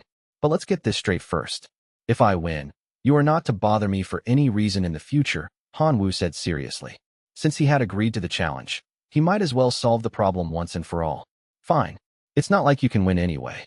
When you lose, you'll get out of the preparatory class on your own, Su Tai stated his demand. No problem, Han Wu said confidently, his gaze sweeping over the talented boys. Do you want to gang up on me, or fight one-on-one? You think you're worthy of us ganging up on you? My race alone is enough to beat you until you question your own existence. Su Tai naturally wouldn't pass up the chance to show off his strength. Qin Shuang, however, grabbed Han Wu's arm and advised, don't fight Su Tai. His core race is the rare Ironhides, who are naturally elite life forms. They're very strong. Even my Thunder Sparrows might not be their match. Iron Heights. Han Wu's eyes lit up. He had only heard his teacher mention this strange race in class before, but he never expected someone to actually have iron hides as their core race. It's still not too late to surrender. Otherwise, your race will suffer a very heavy blow, Su Tai said, a hint of pride in his tone after receiving validation from the goddess Qin Shuang. Surrender? You're thinking too much. I'm actually quite curious to see how strong these iron hides are, Han Wu said bluntly. Qin Shuang stomped her foot in frustration, cursing inwardly. Why is Han Wu so stubborn? I already told him not to be impulsive, so why did he still agree to Su Tai's challenge? Does he really think his skeleton race is invincible? Let's go. To the training ground. Su Tai led the way, with the other preparatory students following behind, ready to watch the show. Han Wu followed without showing any weakness. Qin Shuang walked behind, worried, thinking of ways to prevent Han Wu from having to leave. Inside the training ground, 2 rows of specially made God Domain login pods were neatly arranged, specifically for preparatory students to spar and challenge each other. Han Wu and Su Tai each found a pod and entered. Han Wu's vision was filled with various battle types to choose from. Hero Battle, Extraordinary Battle, Elite Battle, Legion Battle, 5v5, 10v10, and so on. Su Tai was extremely confident. He simply waved his hand, letting Han Wu choose all the options, seemingly convinced he could win no matter how they fought. Han Wu thought for a moment and decisively chose a 10v10 battle, setting the terrain to random. With all conditions selected, the battle began. The divine avatars of both parties appeared in the sky above a 10-square-kilometer field. The 10 race members they had chosen were waiting below for their command to start the battle. I don't know if you're ignorant or arrogant. You didn't choose a Legion battle, but a 10v10. Do you think your race is that strong? Su Tai was about to mock Han Wu, but he stopped mid-sentence when he saw the Shi Xiaoqiang that Han Wu had summoned. He was slightly stunned. They are stone, hero life forms that exude a strange aura. And looking at the appearance of these stone hero life forms, they seem to have some dragon bloodline. It's just that their aura is a bit strange, not like living beings. Although surprised, Su Tai didn't think he would lose. He also had 10 hero life forms on his side. The Ironhides, which included 9 Ironhide warriors and 1 Ironhide variant, the Goliath. With such a force, he could even hold his own against a Lord-level life form for a while. The preparatory students outside all entered spectator mode. After seeing the race Han Wu had summoned, they were all confused, because none of them had ever seen this type of race before. Even Qin Shuang had a look of doubt in her eyes. She didn't remember Han Wu having such a race. A student with a detection ability was the first to probe the information of the Shi Xiaoqiang. That thing is actually a puppet, and it's a puppet equivalent to a hero life form. Using hero-level puppets to fight Su Tai's Ironhides. Won't he feel the heartache when they get smashed? I bet the transfer student will be crying his eyes out later. He's so rich. 10 hero-level puppets at once. That must be worth 30 million god power, right? As expected of someone who can pay his way in through the back door. As the only one here who knew about Han Wu's family background, Qin Shuang's head was full of question marks. However, she didn't say anything. Instead, she patiently observed the impending battle. After it was over, she would have to ask Han Wu for a clear explanation. Under the watchful eyes of the many preparatory students, the 2 on the battlefield finally gave the divine command to begin. Chapter 68, Shi Xiaoqiang's First Battle. The moment the divine command was given, Su Tai's 10 Ironhide hero life forms charged toward the Shi Xiaoqiang like tigers released from their cages. They raised their iron fists, as large as sandbags, and smashed them down heavily on the Shi Xiaoqiang. A cruel smile appeared on Su Tai's face. He could almost see the scene of the Shi Xiaoqiang being smashed into pulp. A clang of metal on metal rang out. The smile on Su Tai's face froze. The scene he had predicted didn't happen. The heavy fists of the Ironhide warriors landed on the Shi Xiaoqiang's bodies, but failed to cause any damage. Even the most powerful Goliath couldn't leave a single mark on its opponent. What's going on? What did you do to them? The first thought that came to Su Tai's mind was that Han Wu had done some trickery to the Shi Xiaoqiang. Han Wu smiled without explaining. The Shi Xiaoqiang launched their counterattack. They seemed to intentionally mimic the Ironhide warriors' movements, raising their clenched heavy claws and smashing down. Dong! With a loud bang, the 9 Ironhide warriors were knocked back several meters. A clear fist mark appeared where they were hit. Only the Goliath managed to withstand the Shi Xiaoqiang's punch. Terrifying. It wasn't just Su Tai on the battlefield who thought so. Even the preparatory students outside were shocked by the Shi Xiaoqiang's power. Their defense was stronger than the Ironhides, and their attack was fiercer. They were a perfect counter to the Ironhides. Do you want to continue? Hanwu asked considerately. After just one exchange, he knew that the Shi Xiaoqiang's performance was superior. Su Tai's face was grim. He couldn't accept the fact that his Ironhides were inferior to the Shi Xiaoqiang in both offense and defense. But Su Tai had more than just this up his sleeve. Hanwu, don't get cocky. I haven't used my ultimate move yet. With a cold expression, Su Tai issued a divine command. Ironhides combine. Upon receiving the command, the 9 Ironhide warriors all rushed toward the Goliath. They wrapped themselves around the Goliath with their hands and feet. The scene was so awkward it was almost painful to watch, but the aura emitted by the combined Ironhide giant was unified, faintly hinting at a power that transcended the hero life form category. The Ironhide giant took a large stride and charged toward the Shi Xiaoqiang. Its ferocious punch, thrown with 10 times the force, was devastatingly powerful. A Shi Xiaoqiang's black dragon scales couldn't withstand such a strong force and shattered in large pieces. Black and red flesh flew as it was sent flying 100 meters by the punch. Su Tai gloated. You dare to come to the Kyoto Academy preparatory class with just these guys to make up the numbers? Today, I'll show you the strength of a real preparatory student. Hanwu looked at the Shi Xiaoqiang that had been sent flying and sighed inwardly. The power of the combined Ironhide giant was comparable to the skeleton giant. But to think that this was enough to defeat the Shi Xiaoqiang was to severely underestimate their abilities. Under Su Tai's watchful eyes, the Shi Xiaoqiang all climbed back up. The torn flesh on their bodies healed rapidly, and the shattered black dragon scales grew back quickly. In the blink of an eye, they had returned to their original state. After healing, the Shi Xiaoqiang beat their wings and flew out, charging toward the combined Ironhide giant at extreme speed.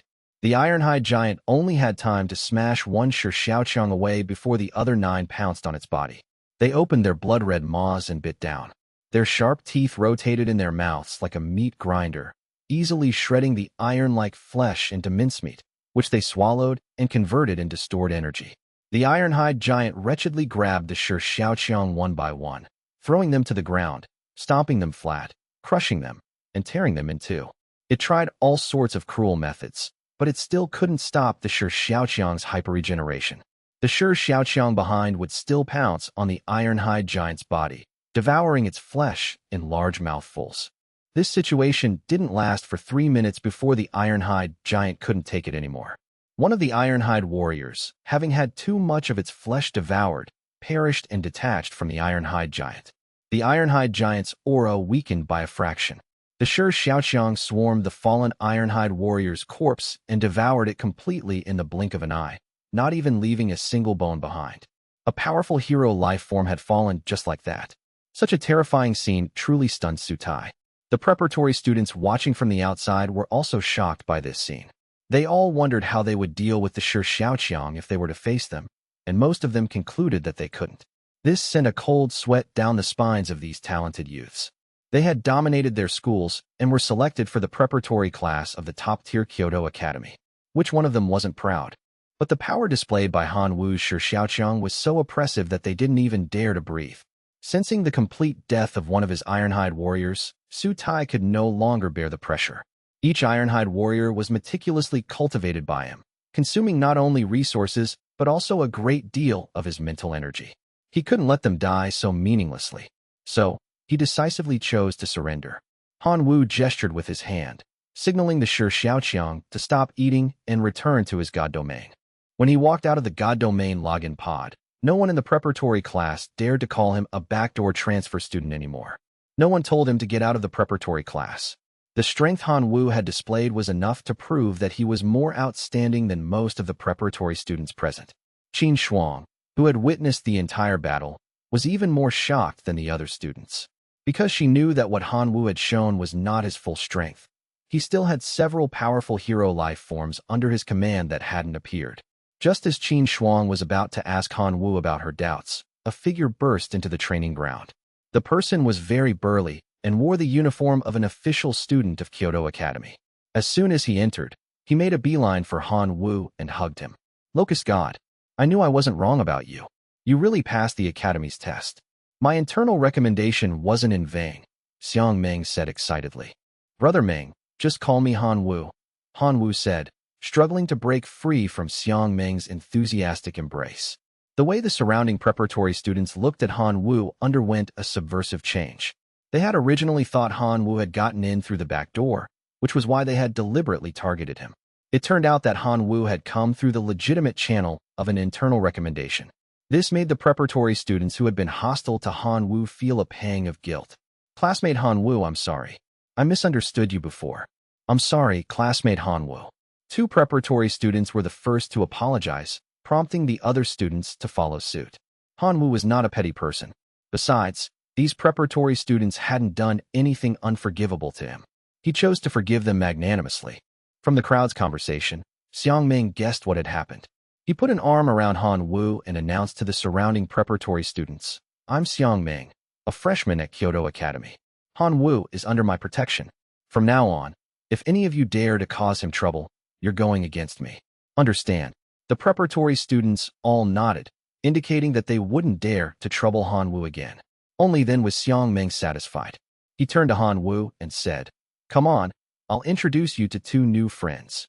Without waiting for Han Wu's consent, Xiang Ming grabbed his arm and started walking out. Han Wu struggled to no avail and could only follow. Chapter 69, A Commission from the Seniors. The two arrived at a pavilion. Han Wu saw a man and a woman chatting inside. Xiang Ming hurried forward and greeted them. Xia Tian, Yi Ling, I brought the kid. The man and woman's gazes fell on Han Wu. The man introduced himself. My name is Xia Tian. I'm a freshman at Kyoto Academy. Hello, junior. The woman, Yi Ling, looked Han Wu up and down and said with some doubt, You're the one who defeated Xiang Ming in the bloody arena? Hello, Senior Xia. Hello, Senior Yi. My name is Han Wu. I'm a new preparatory student.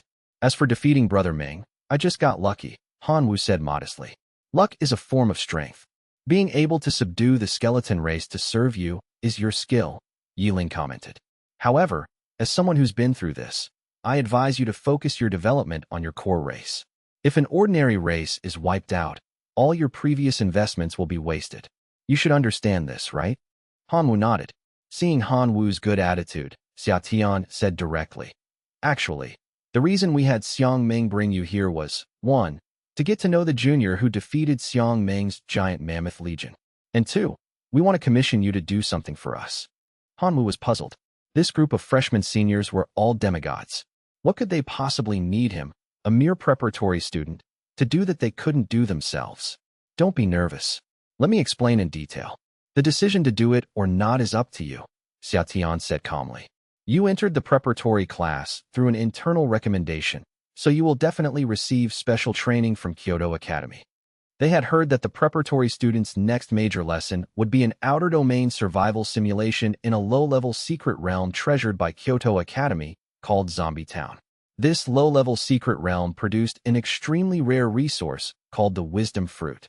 Its function was to help non-humanoid races increase their intelligence.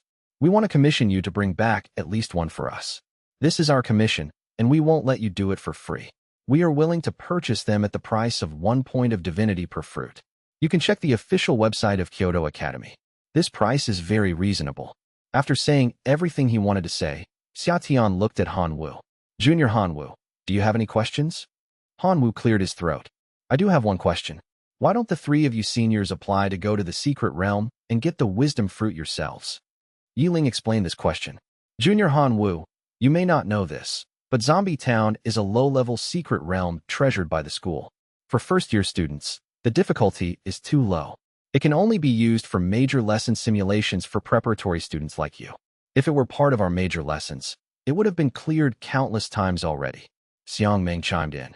If I were to go in, I could turn the whole town upside down. All right, I understand. Han Wu nodded. After thinking for a moment, he replied, I'm willing to accept this commission. Xiang Ming was overjoyed. That's great.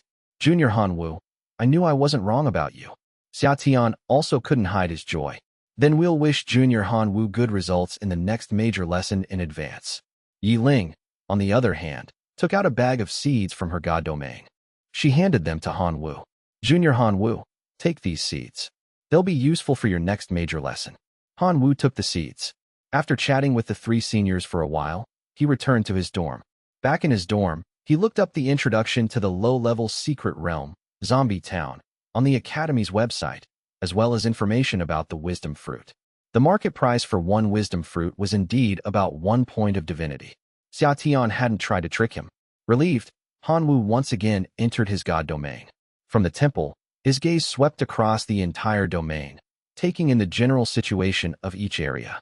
Jian Feng, Zhan Tai, and the other races were still reconstructing their bodies. The Skeleton Lord, as well as the bone holders and bone replicators, were fusing with divinity. Han Wu could only focus his energy on supervising the breeding of his core race. Then, he remembered the Source of Mutation's promise. The Source of Mutation had said it would help Han Wu elevate the origin of his core race, the Locusts, and make them naturally elite life forms. At Han Wu's summons, the Source of Mutation responded with some impatience, explaining the specific method to Han Wu and telling him to use his directional mutation ability to do it himself. After learning the specific method, Han Wu felt like he had been tricked because the method was ridiculously simple. It was basically a one-sentence affair. The basic principle was to perform some beneficial directional mutations on the locusts that would cost a minuscule amount of their lifespan. After dozens of generations of inheritance, these beneficial mutations would be completely integrated into the locust's origin. By repeating this process several times, a qualitative change would naturally occur, and the locusts would become naturally elite life forms. Han Wu had no choice but to work his butt off.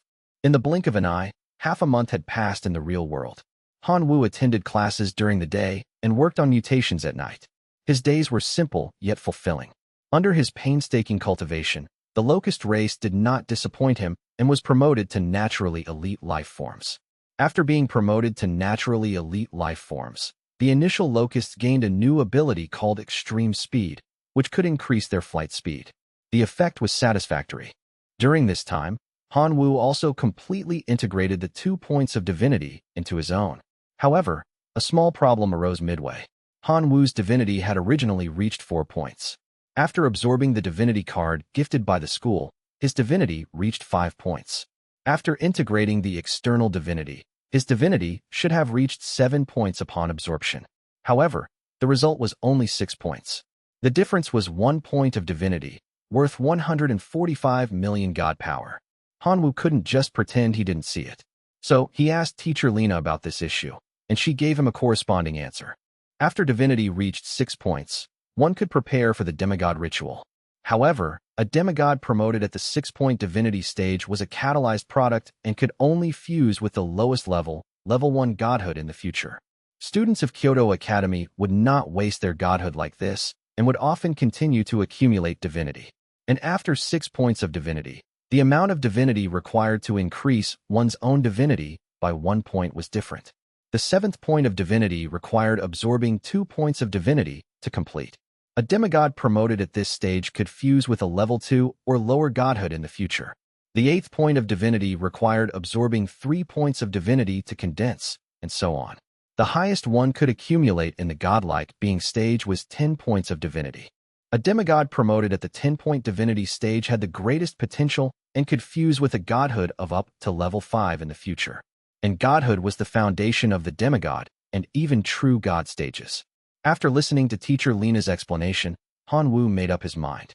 In the future, he must accumulate the highest 10 points of divinity before advancing to demigod, for no other reason than to witness the power of a level 5 godhood in the future. However, this decision also meant that Han Wu needed to work hard to obtain more divinity to increase his own divinity value. The upcoming major lesson was his opportunity. Chapter 70, Major Lesson, Outer Domain Survival Simulation. Waking up in the morning, Han Wu tidied up a bit and then teleported into the classroom. Today was the first major lesson he would face after entering the preparatory class. He had to be on his toes. Han Wu's arrival attracted the attention of some students in the class. Han Wu, have you heard? For this major lesson, we're doing an outer domain survival simulation. We're going to a low-level secret realm treasured by the Academy, Zombie Town, a boy named Sun Qingyan said. Han Wu nodded and replied, I've already heard. I also heard that some seniors are buying the resources produced in Zombie Town at high prices. Several people in our class have been called out to talk, Sun Qingyan said in a low voice. his gaze shifting towards Su Tai not far away. The meaning was obvious. Su Tai had been commissioned by a senior.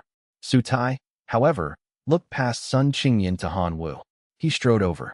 Classmate Han Wu, do you dare to make a bet with me on this major lesson? Bet on what? Han Wu asked. Let's bet on our scores.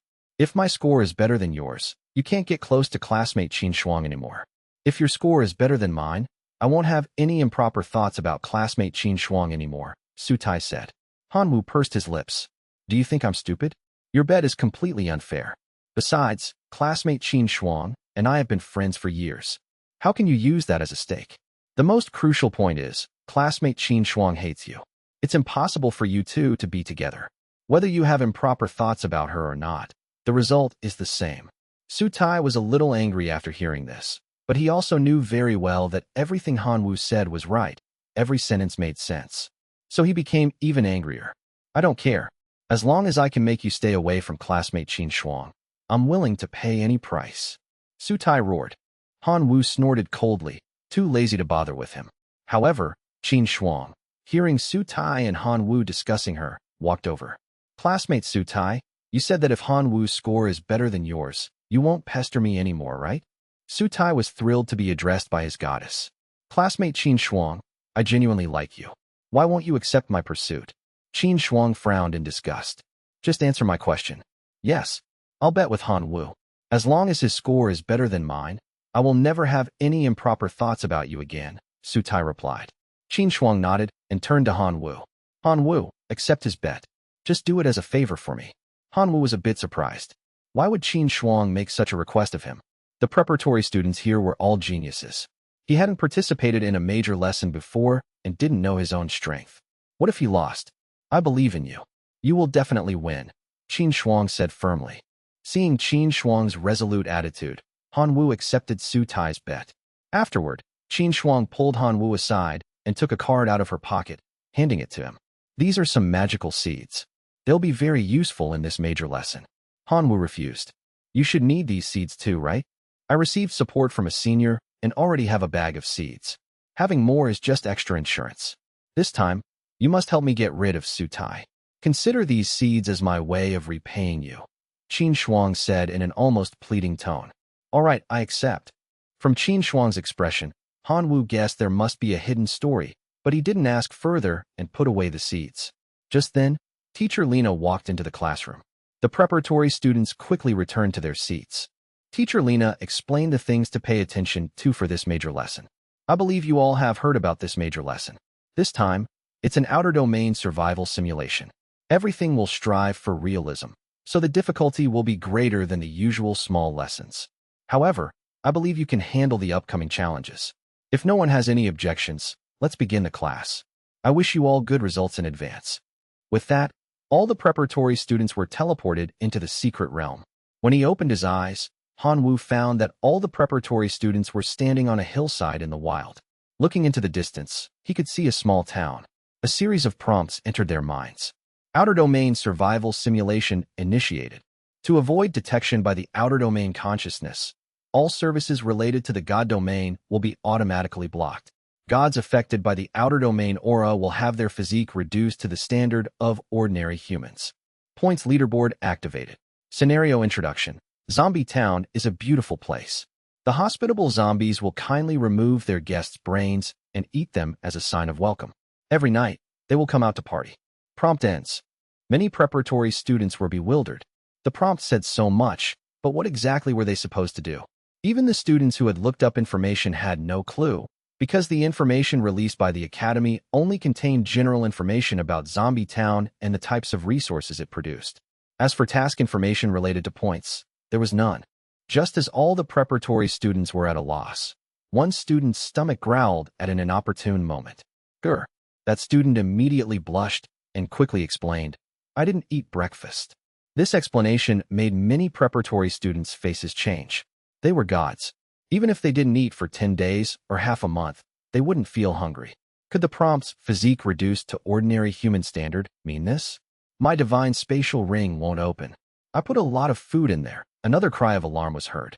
Many preparatory students checked their divine items, and the result was the same. Their divine items had failed. Hanwoo suddenly remembered that he had left the seeds in his god domain and hadn't taken them out. But when he felt his pocket, he found that the seeds had somehow moved into his pocket. My divine ability works. I can probe for information. Let me try too. My ability works too. But my ability needs to be used on my race to be effective. Hanwoo also communicated with his abilities. Directional mutation and life sacrifice both responded.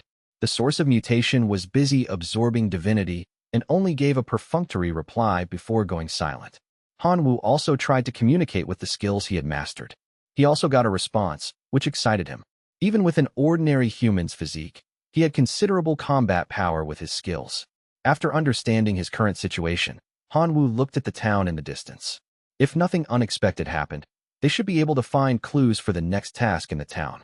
Without further ado, Hanwoo invited Qin Shuang. Let's go. Let's take a look around the town. Qin Shuang nodded. She pressed her hands on the ground. A special magic circle appeared. Then, a giant eagle was summoned. It seemed Qin Shuang had also mastered some techniques that didn't belong to the God Domain civilization. After summoning the eagle, Qin Shuang looked a little tired. It seemed the summoning technique had consumed a lot of her energy. I'll give you a ride, Qin Shuang offered. Hanwoo waved his hand and directly activated his black dragon transformation skill. A pair of mini dragon wings grew from his back. He flapped the wings, and his body quickly ascended. Seeing the two of them heading towards the town, the other preparatory students also used their own skills. Some summoned wolves, tigers, and leopards. Some transformed into werewolves or bats, and some found a wooden stick nearby, tied a bundle of weeds to it, and flew off on it. The remaining few preparatory students who had no extra skills could only clutch their legs and run towards the town. Chapter 71. The seeds are indeed very useful. As they approached the town from the air, Hanwoo and Qin Shuang felt a huge pressure forcing their flight altitude down to 50 meters. Looking down at the entire town from above, Hanwoo found that the town was well planned, with neat roads and orderly houses. Some houses even had signs for shops, supermarkets, restaurants, cafes, and so on. Grr, a sound came from beside him. Hanwoo looked at Qin Shuang. She was clutching her stomach, her face a little red. Summoning the eagle had consumed a lot of her stamina. Let's go check out the restaurant below first, Hanwoo said. Qin Shuang nodded, and the two landed in front of the restaurant. Hanwoo reached out and pushed open the restaurant door. At the counter, a big bearded man stared at them. Hanwoo looked up at the menu listed in the store. Steak, 1 silver coin. Fried rice, 5 copper coins. It seemed copper and silver coins were the currency of Zombie Town. Since it was a survival simulation, Hanwoo felt it was better not to casually reveal his identity as a God Domain player. He walked forward and asked, "Boss, we're from another town, and we've run out of money." Before he could finish, the big bearded man cursed in an exasperated tone. "You poor bums, get out of my restaurant. Do you think you're those zombies that parade around at night? This is no place for you hunters." As he spoke, the big bearded man even pulled out a shotgun and pointed it at Hanwoo, as if he would shoot if Hanwoo didn't leave. Qin Shuang, standing aside, was very angry and wanted to argue with the big bearded man. Since she was born, no one had ever dared to be so rude to her. Hanwoo quickly stopped Qin Shuang, telling her not to be impulsive. They all had the physique of ordinary people now and couldn't withstand a shotgun blast. Besides, he was hoping to get some useful information from the big bearded man. It seemed this man was the type who only cared about money. Coincidentally, Hanwoo had no money. But then he remembered what Senior Yiling had said. Those seeds were very useful in Zombie Town. So, he decided to give it a try. He took out a seed from the bag and showed it to the big bearded man. As expected, the big bearded man's attitude did a 180-degree turn upon seeing the seed. He exclaimed, "Put away his shotgun," and his tone became extremely respectful. "Honorable guest, I didn't expect you to possess such a precious seed. Please, you must sell this seed to me. I'm willing to pay 10 gold coins for it." Hanwoo thought to himself, these seeds are indeed very useful. He didn't rush to sell the seed, but first asked the big bearded man to serve them food. They would talk about the seed transaction after they had eaten. For the sake of the seed, the big bearded man served Hanwoo and Qin Shuang a huge table of food. After a hearty meal, the two began to pry for information about the town from the man. Tempted by the profit from the seed, the big bearded man answered many of their questions seriously. The two gained a full understanding of the rules and situation in Zombie Town. Zombie Town was a magical place where humans and zombies coexisted. Humans hunted zombies to obtain money and other resources, while zombies gained strength by eating human brains. Every night, a nearly endless horde of zombies would parade through the streets, chasing and killing any living creature they saw. They would also break into human houses to get brains. The weapons humans relied on for survival, besides swords and shotguns, were magical special plants. Some plants in the town, affected by special factors, would gain intelligence and some aggressiveness, and would only attack zombies that carried the aura of death. Because of this, special plants became the townspeople's favorite weapon against zombies. The seed Han Wu had taken out was a Tier 3 plant seed, a relatively scarce resource, which was why the big bearded man was willing to pay a huge sum of 10 gold coins to buy it. Afterward, the two also saw the special plants he owned in his backyard. By analyzing and judging the plant's abilities, Han Wu had a rough estimate. Tier 1 plants were equivalent to ordinary life-form races, and Tier 2 plants were equivalent to elite life-form races. The Tier 3 plant seed in Han Wu's hand could be grown into a special plant with the strength of an extraordinary life-form race. There were two ways to obtain more seeds. The first was to buy them from the town shop. The second was to obtain them from killed zombies. Buying from the town shop had the advantage of being convenient and having a large quantity. As long as you had money, you could buy them. The disadvantage was that the types of special plants were limited and ordinary. Obtaining seeds from zombies had the advantage of diverse types and a chance to get extremely precious seeds and become rich overnight. The disadvantage was that it was very difficult to obtain them, and the probability was very low. Listening to the big bearded man's information, Han Wu and Qin Shuang were lost in thought. The theme of this major lesson was outer domain survival simulation, which meant surviving and developing in an outer domain. They had come here with nothing. In the early stages, they didn't need to consider development, only survival. But just surviving in the town was also a problem. It was fine during the day, they could wander the streets. But once night fell, endless zombies would be partying on the streets. Wandering around then would be suicide. Therefore, to survive better, they had to find a place to stay at night as soon as possible. The big bearded boss gave two suggestions. One was to find the town mayor and buy property in the town, officially becoming a resident of Zombie Town. The other was to find an inn to stay in and not go out at night. Between these two suggestions, Han Wu and Qin Shuang preferred the former. After all, unlike the other preparatory students, they had seeds on hand, which could be exchanged for money to buy a house. After leaving the restaurant, the two followed the direction given by the big bearded man to find the mayor and discuss buying a house. On the way, they saw a preparatory student break into a courtyard. Before he could state his purpose, the owner of the courtyard shot off one of his arms with a single bullet. That preparatory student quickly fled, and soon, police sirens sounded on the street. Han Wu and Qin Shuang checked the leaderboard and found that the student's score had dropped from 0 directly to -500. The two couldn't help but feel lucky that they had entered a restaurant first and had seeds to pay for their meal. Otherwise, their fate might have been as lamentable as this preparatory student who was now wanted by the town police. There was no time to lose. The two needed to find the mayor as soon as possible to handle the house purchase procedures and become official residents of the town. Chapter 72. The Zombies Are Coming. Plant mutations to meet the enemy. Following the route, they arrived at the mayor's house. The mayor's name was Schwarzenegger, a strong and heroic man.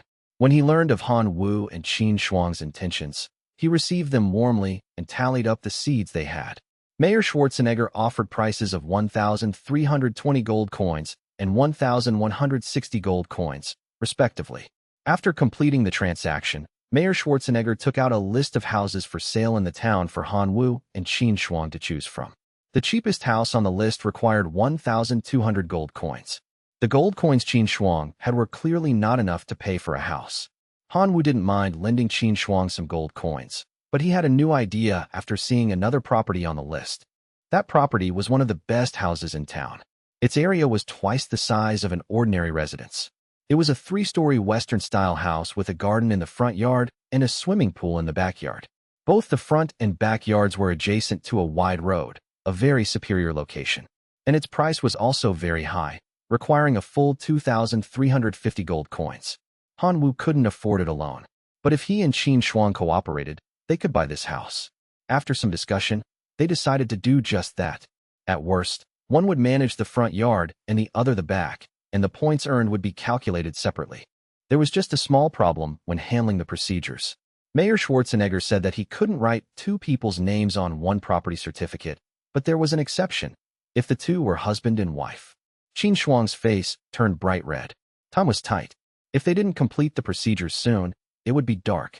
She could only, with a blushing face, tacitly agree to Mayor Schwarzenegger's operation.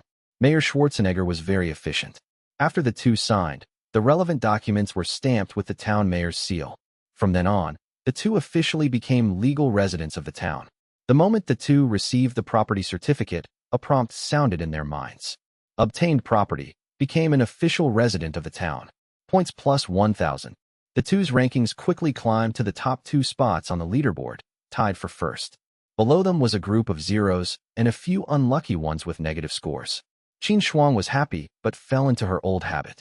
She said to Han Wu, "I was forced to admit that we have that kind of relationship. You can't take it seriously." "I definitely won't take it seriously," Han Wu replied, holding the property certificate and walking towards the house. He couldn't wait to see his new home. Han Wu's straightforward behavior made Qin Shuang stomp her feet in frustration. She muttered under her breath, "I told you not to take it seriously, and you really don't take it seriously. Are you a parrot?" Just as the two left the mayor's house, Su Tai arrived. His purpose was the same as theirs, to buy property. Soon, the relevant procedures were completed. On the leaderboard, Su Tai shot to first place with a good score of 1,500 points. Subsequently, several other preparatory students also bought property, gaining scores ranging from 600 to 1,300. The early advantage that Han Wu and Qin Shuang had was gone, but they didn't care about this temporary struggle. They were now trying to figure out how to strengthen the protection of their residence, lest it be breached by zombies after dark. After buying the property, the two had a total of 130 gold coins left. With this money, they went to the shop. Following the shopkeeper's recommendation, they bought the most cost-effective Tier 1 seeds, pea shooters, at 1 gold coin each, for a total of 130. Since the two were new residents of the town, the shopkeeper also gave them 50 Tier 1 copper coin flower seeds for free. Copper coin flowers had no combat ability. They grew by using the death energy released when zombies died as nutrients to produce copper coins. They were the lowest end existence among all special plants, but they were free, after all. Han Wu and Qin Shuang accepted them gratefully. Returning home, the two divided the seeds and their jurisdictions. The front yard area was managed by Han Wu, who took 80 pea shooter seeds and 30 copper coin flower seeds. The backyard had a swimming pool, so the planting area was smaller. Qin Shuang planted a total of 50 pea shooters and 20 copper coin flowers. These special plant seeds grew very quickly. 3 hours after being planted in the soil, they sprouted tender shoots. 5 hours later, they became mature plants. Han Wu leaned in to look at a pea shooter, and its information became known to him. Plant name, pea shooter. Plant tier 1. Plant ability. Pea shot, shoots peas at a rate of 1 per second, dealing damage to undead creatures. Plant lifespan, 1 year. He nodded and looked at the newly grown copper coin flower. Plant name, copper coin flower. Plant tier 1. Plant ability, grow copper coins. Grows 1 copper coin for every unit of death energy absorbed. 10 copper coins equals 1 silver coin. 10 silver coins equals 1 gold coin. 1,000 gold coins equals 1 diamond. Plant lifespan, 1 year. The effects of the plants were simple and clear at a glance. By the time all the plants had grown, the sky was gradually darkening. Han Wu stood on the front yard wall and heard low howls coming from the darkness. He wrote a few ancient arcane characters in the air with his finger and chanted, "Light spell." A ball of light condensed on his finger, illuminating a 5-meter radius. Han Wu threw the ball of light in the direction of the howls and saw countless zombies walking down the town's road with staggering steps. When they saw houses along the way, they would try to break in. However, the town's residents had all planted some special plants for protection. Faced with the invading zombies, the special plants were awakened and launched waves of powerful attacks. Influenced by the light spell Han Wu had cast, a group of zombies headed towards his house. "Good. Let me see what you're made of," Han Wu said expectantly. When the zombies reached the front yard gate, they were already within the pea shooter's range. Sensing the zombies' aura, the pea shooters were activated and began to spit out pea bullets at the zombies. Han Wu saw the pea bullets hitting the zombies, only creating small pits. It often took dozens of P bullets to completely kill one of the most common zombies. Their combat effectiveness was truly touching. Finding it a bit unbearable, Han Wu had to find a way himself. He used his class power and cast a dark skill on the dozen or so P shooters in the front row. The dark attribute buff brought a huge attack power boost to the P bullets. Now, it only took 3 to 5 Ps to kill a common zombie. After the zombies died, their bodies would quickly decay and turn into black gas, dissipating into the air. The copper coin flowers absorbed this black gas and slowly condensed copper coins. And after the zombies died, a prompt sounded in Han Wu's mind. Kill Tier 1 common zombie, points +1. Kill Tier 1 flag-waving zombie, drop small flag X1, points +1. Kill Tier 1 ejector zombie, points +1. Han Wu looked at his score on the leaderboard slowly rising, but he wasn't very happy. At such a slow growth rate, when would he be able to catch up to Su Tai? No, he had to find a way to speed up the rate of killing zombies. As Han Wu thought this, his gaze fell on a pea shooter. Special plants were also life forms. They should have genes and be able to mutate. Han Wu muttered, communicating with his directional mutation ability. The familiar directional mutation options appeared on the pea shooter before him. After removing the currently unachievable and harmful mutations, 4 options remained. 1. Range mutation. Extend the pea shooter's range. Cost. For every doubling of the pea shooter's range, its lifespan is reduced by 1 month. Maximum range extension is 13 times. Pea shooter's remaining lifespan, 12 hours. 2. Rate of fire mutation. Increase the pea shooter's rate of fire. Cost. For every doubling of the pea shooter's rate of fire, its lifespan is reduced by 2 months. Maximum increase is 7 times speed. Pea shooter's remaining lifespan, 12 hours. 3. Multi-head mutation. Increase the pea shooter's shooting heads. Cost. For every additional head, the pea shooter's lifespan is reduced by 3 months. Maximum of 5 heads. Pea shooter's remaining lifespan, 12 hours. 4. Root/stem mutation. Increase the size of the pea shooter's root and stem. Cost. For every doubling of the pea shooter's root and stem size, its lifespan is reduced by 6 months. Maximum increase is 3 times. Pea shooter's remaining lifespan, 12 hours. They all look good. Let's try them all. Han Wu raised his hand. The directional mutation ability covered all the pea shooters. Instantly, the 80 pea shooters' forms mutated, and their firepower surged. Chapter 73. Vying for first place and a bold idea. Kill Tier 1 white-collar zombie, points +1. Kill Tier 1 kill mat zombie, dropped hair die X1, points +1. Kill Tier 2 common zombie, points +1.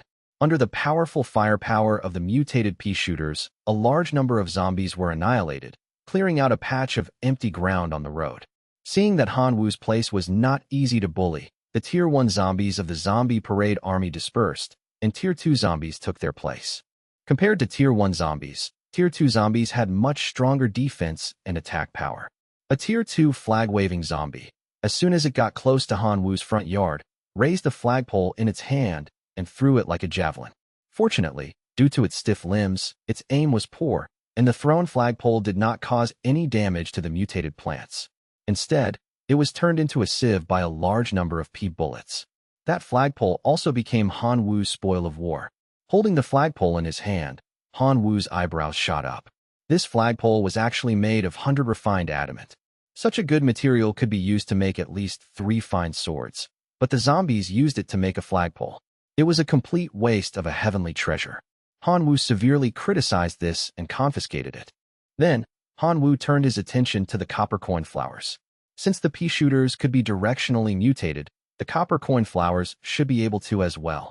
Han Wu immediately used his directional mutation ability on a copper coin flower, and all the mutation possibilities attached to its genes were displayed before his eyes. After Han Wu excluded all the harmful mutations and options with missing mutation conditions, only 2 beneficial mutation options remained. 1. Productivity mutation. Increase the copper coin flower's yield. Cost. For every doubling of the copper coin flower's yield, its lifespan is reduced by 1 month. Maximum increase is 13 times. Copper coin flower's remaining lifespan, 12 hours. 2. Absorption mutation. Increase the range of the copper coin flower's absorption of death energy. Cost. For every doubling of the copper coin flower's absorption range, its lifespan is reduced by 2 months. Maximum increase is 7 times. Copper coin flower's remaining lifespan, 12 hours. Both of these mutations were very good, and Han Wu liked them both. So he prepared to try applying both types of mutations to one plant at the same time. He immediately got to work. Han Wu first performed the absorption mutation on the copper coin flower 3 times, increasing its absorption range to 4 times the original. Then, he performed the productivity mutation on the copper coin flower. As a result, Han Wu found that when performing the second mutation, the lifespan lost for each doubling of the copper coin flower's yield was not 1 month, but 2. Han Wu stopped after performing the productivity mutation on the copper coin flower only twice. After the double mutation, the copper coin flower's lifespan was less than 2 months, but its yield had increased by more than tenfold. Every second, copper coins dropped from the copper coin flower. Han Wu nodded in satisfaction. He then applied directional mutations to his other copper coin flowers as well, all double mutations. The yield of copper coins received a productivity mutation. As a result, Han Wu was slaughtering zombies in the front yard. On the leaderboard, his ranking was soaring rapidly. In just 2 hours, he reached the first place on the leaderboard, and his upward momentum was very strong, showing a trend of pulling away from the second place Su Tai. Su Tai had been keeping an eye on the leaderboard. When he saw Han Wu's score catching up, he became anxious. Han Wu, don't even think about surpassing me. Never, Su Tai said through gritted teeth, taking out a fiery red seed with dragon patterns on its surface from his pocket. This seed was clearly different from those Tier 1 and Tier 2 seeds, a whole class above them. This was also Su Tai's biggest trump card, the seed of the Tier 4 plant, Fire Dragon Grass. Even when buying the property, when Mayor Schwarzenegger offered a sky-high price of 500 gold coins, Su Tai was able to resist the temptation and not sell this seed. Now was the time for this seed to play its role. After planting the seed, Su Tai waited anxiously. An hour later, a tender shoot broke through the soil. 2 hours later, the fire dragon grass took shape, standing a full 3 meters tall. The flower at the top was in the shape of a fiery red flying dragon. Between the flower and the root on the ground was only a soft but tough golden vine. If he hadn't been sure that he had planted this fire dragon grass himself, Su Tai would have thought it was a real fire-type flying dragon. When the fire dragon grass took shape, the dragon-shaped flower stalk, sensing the majestic death energy around it, attacked on its own. A fierce dragon's breath erupted, and a large number of zombies were instantly burned to ashes. A large number of point acquisition prompts sounded in Su Tai's mind. 30 minutes later, Su Tai's score surpassed Han Wu's, and he returned to the first-place position. Su Tai sneered. Han Wu, I've checked your information. An orphan with no parents. What right do you have to compete with me, a descendant of a true god? This time, I will definitely crush you to ashes.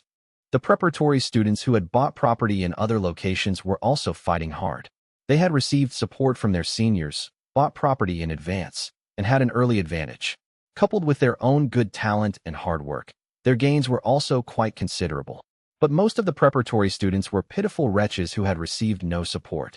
These students were penniless and had to pick up whatever simple weapons they could find to fight zombies in the dark. A slight carelessness would result in their brains being eaten by zombies. They often fought desperately but could hardly get any good drops. This sense of frustration made many of these talented youths think of giving up. But geniuses are always stubborn.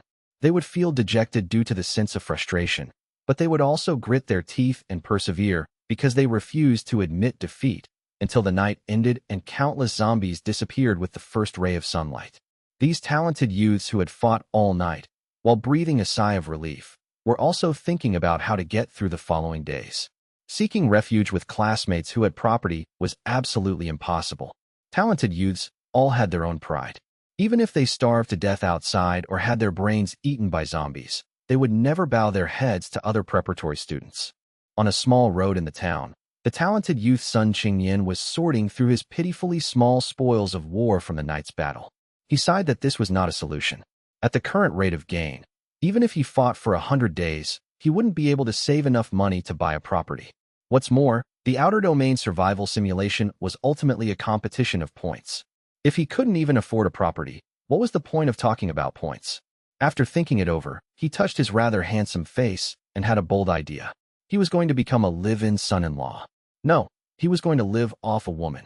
No, he just wanted to find a kind woman who would take him in. Preferably childless, over 80 years old, and could die of illness at any time. Yes, that's the plan, Sun Qingyan said with determination. Chapter 74. Another young man who doesn't want to work hard anymore. Survived for one day, points plus 1,000. As the first ray of morning sun shone on the town, all the zombies dissipated, as if last night was just a dream. But the various spoils of war scattered in the courtyard proved that last night was not a dream. Han Wu spent some effort to collect all the spoils of war and sort them into categories. A large amount of copper coins, a small amount of silver coins, and a few scattered gold coins were piled together. The dropped seeds were collected in a small bag. Miscellaneous items like small flags, hair dye, lighters, and water buckets were also collected by Han Wu. These things were not very useful to him, so he could sell them at the shop for some copper coins. While Han Wu was patiently tidying up, Qin Shuang, who was guarding the backyard, came over. When she saw Han Wu's pile of spoils of war, which was 2 meters high, she was instantly unsettled. Living under the same roof, using the same plants, why were Han Wu's spoils of war more than 10 times hers? Looking at the leaderboard, Qin Shuang's own score was 23,000, ranking 5th. Han Wu's score had reached 128,000, ranking 2nd. The first place, Su Tai, was even more exaggerated, with 201,000 points. Qin Shuang felt that she had worked herself to death last night, even personally joining the battle in the last 2 hours, only to end up with nothing. Were they really competing in the same secret realm? Why was the gap so huge? Han Wu, how on earth did you do it? Qin Shuang asked directly.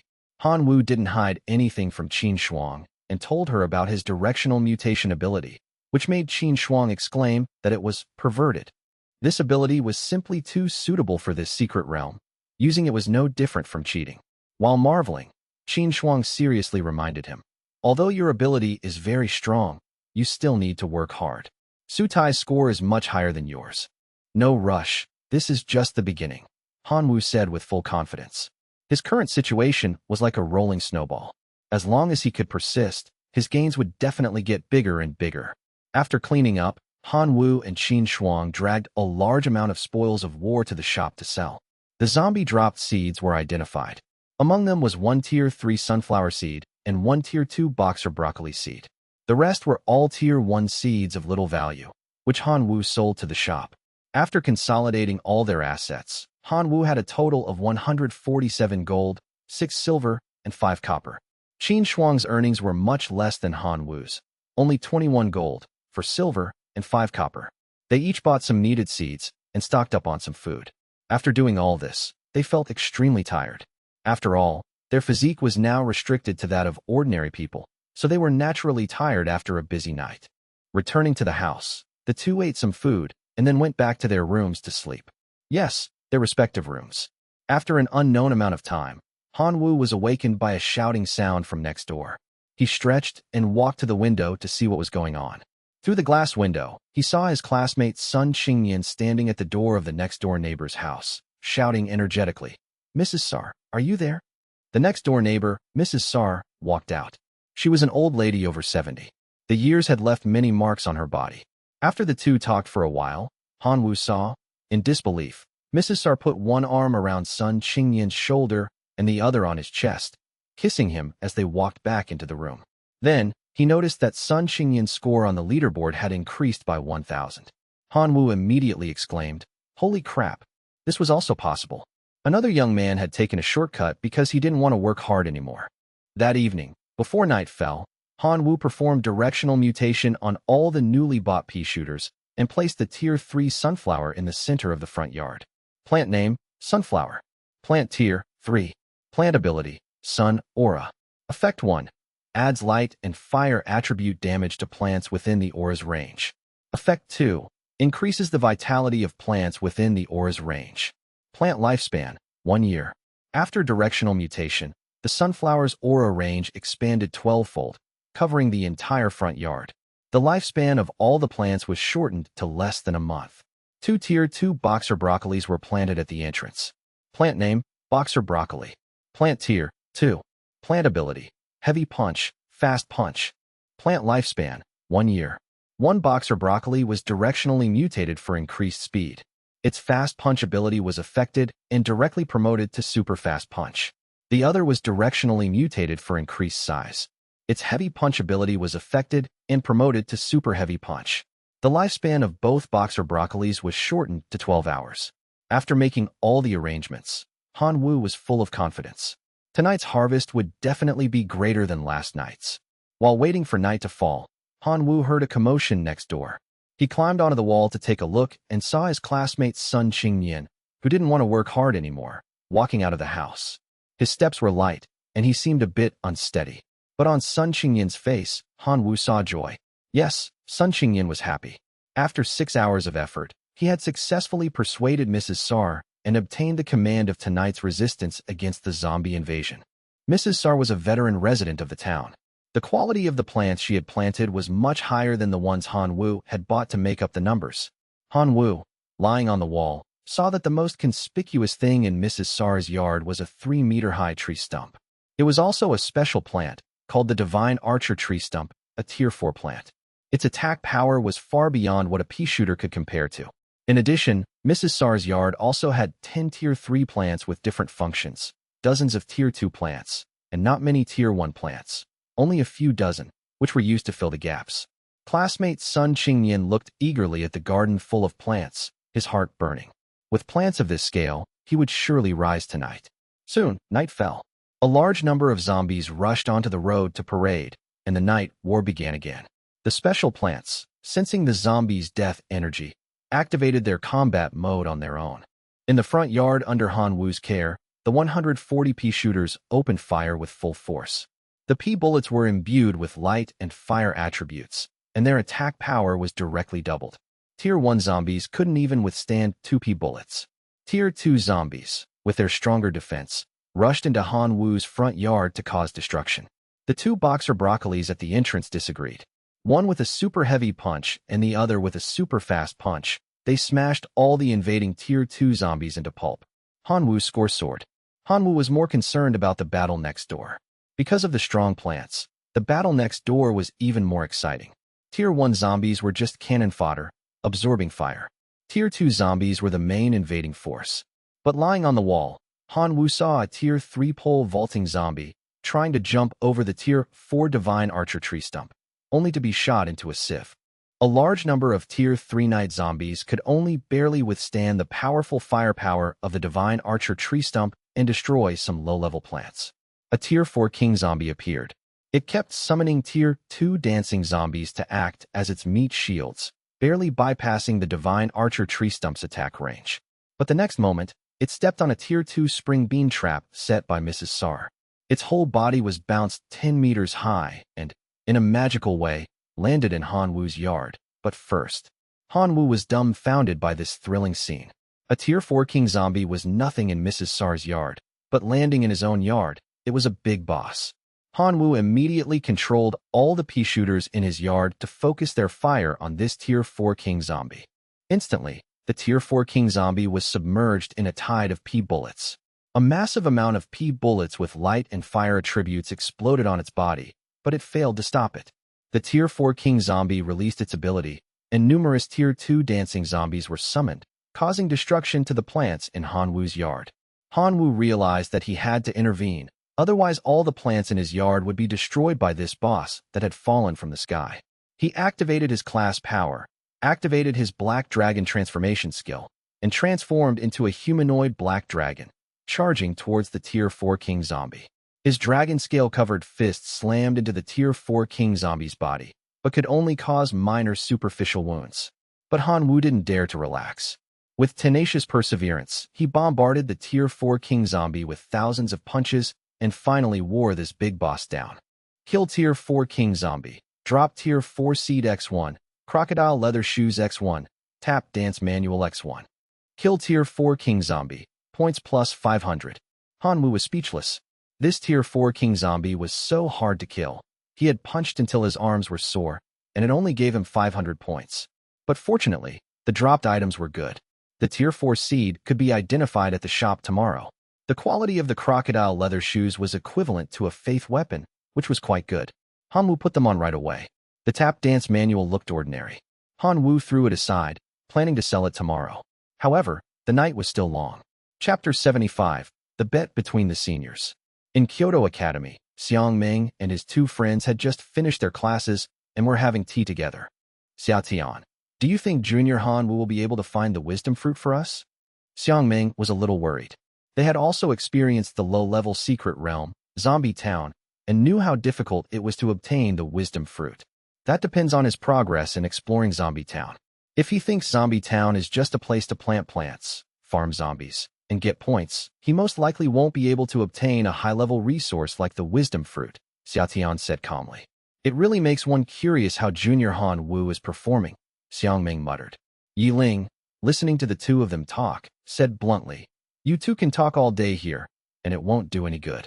Why don't we go find Teacher Lena and ask for permission to watch and see how this group of preparatory students is doing? When Xiang Ming heard the name Teacher Lena, his whole body trembled, and some terrible memories couldn't help but surface in his mind. Teacher Lena, will she agree? Yiling glanced at Xiang Ming. I was Teacher Lena's favorite student back then. She will definitely give me this face. Xiaotian also said, let's go and try. At worst, we can just send Xiang Ming over and let Teacher Lena beat him up. Hey, you're selling out a friend for your own gain.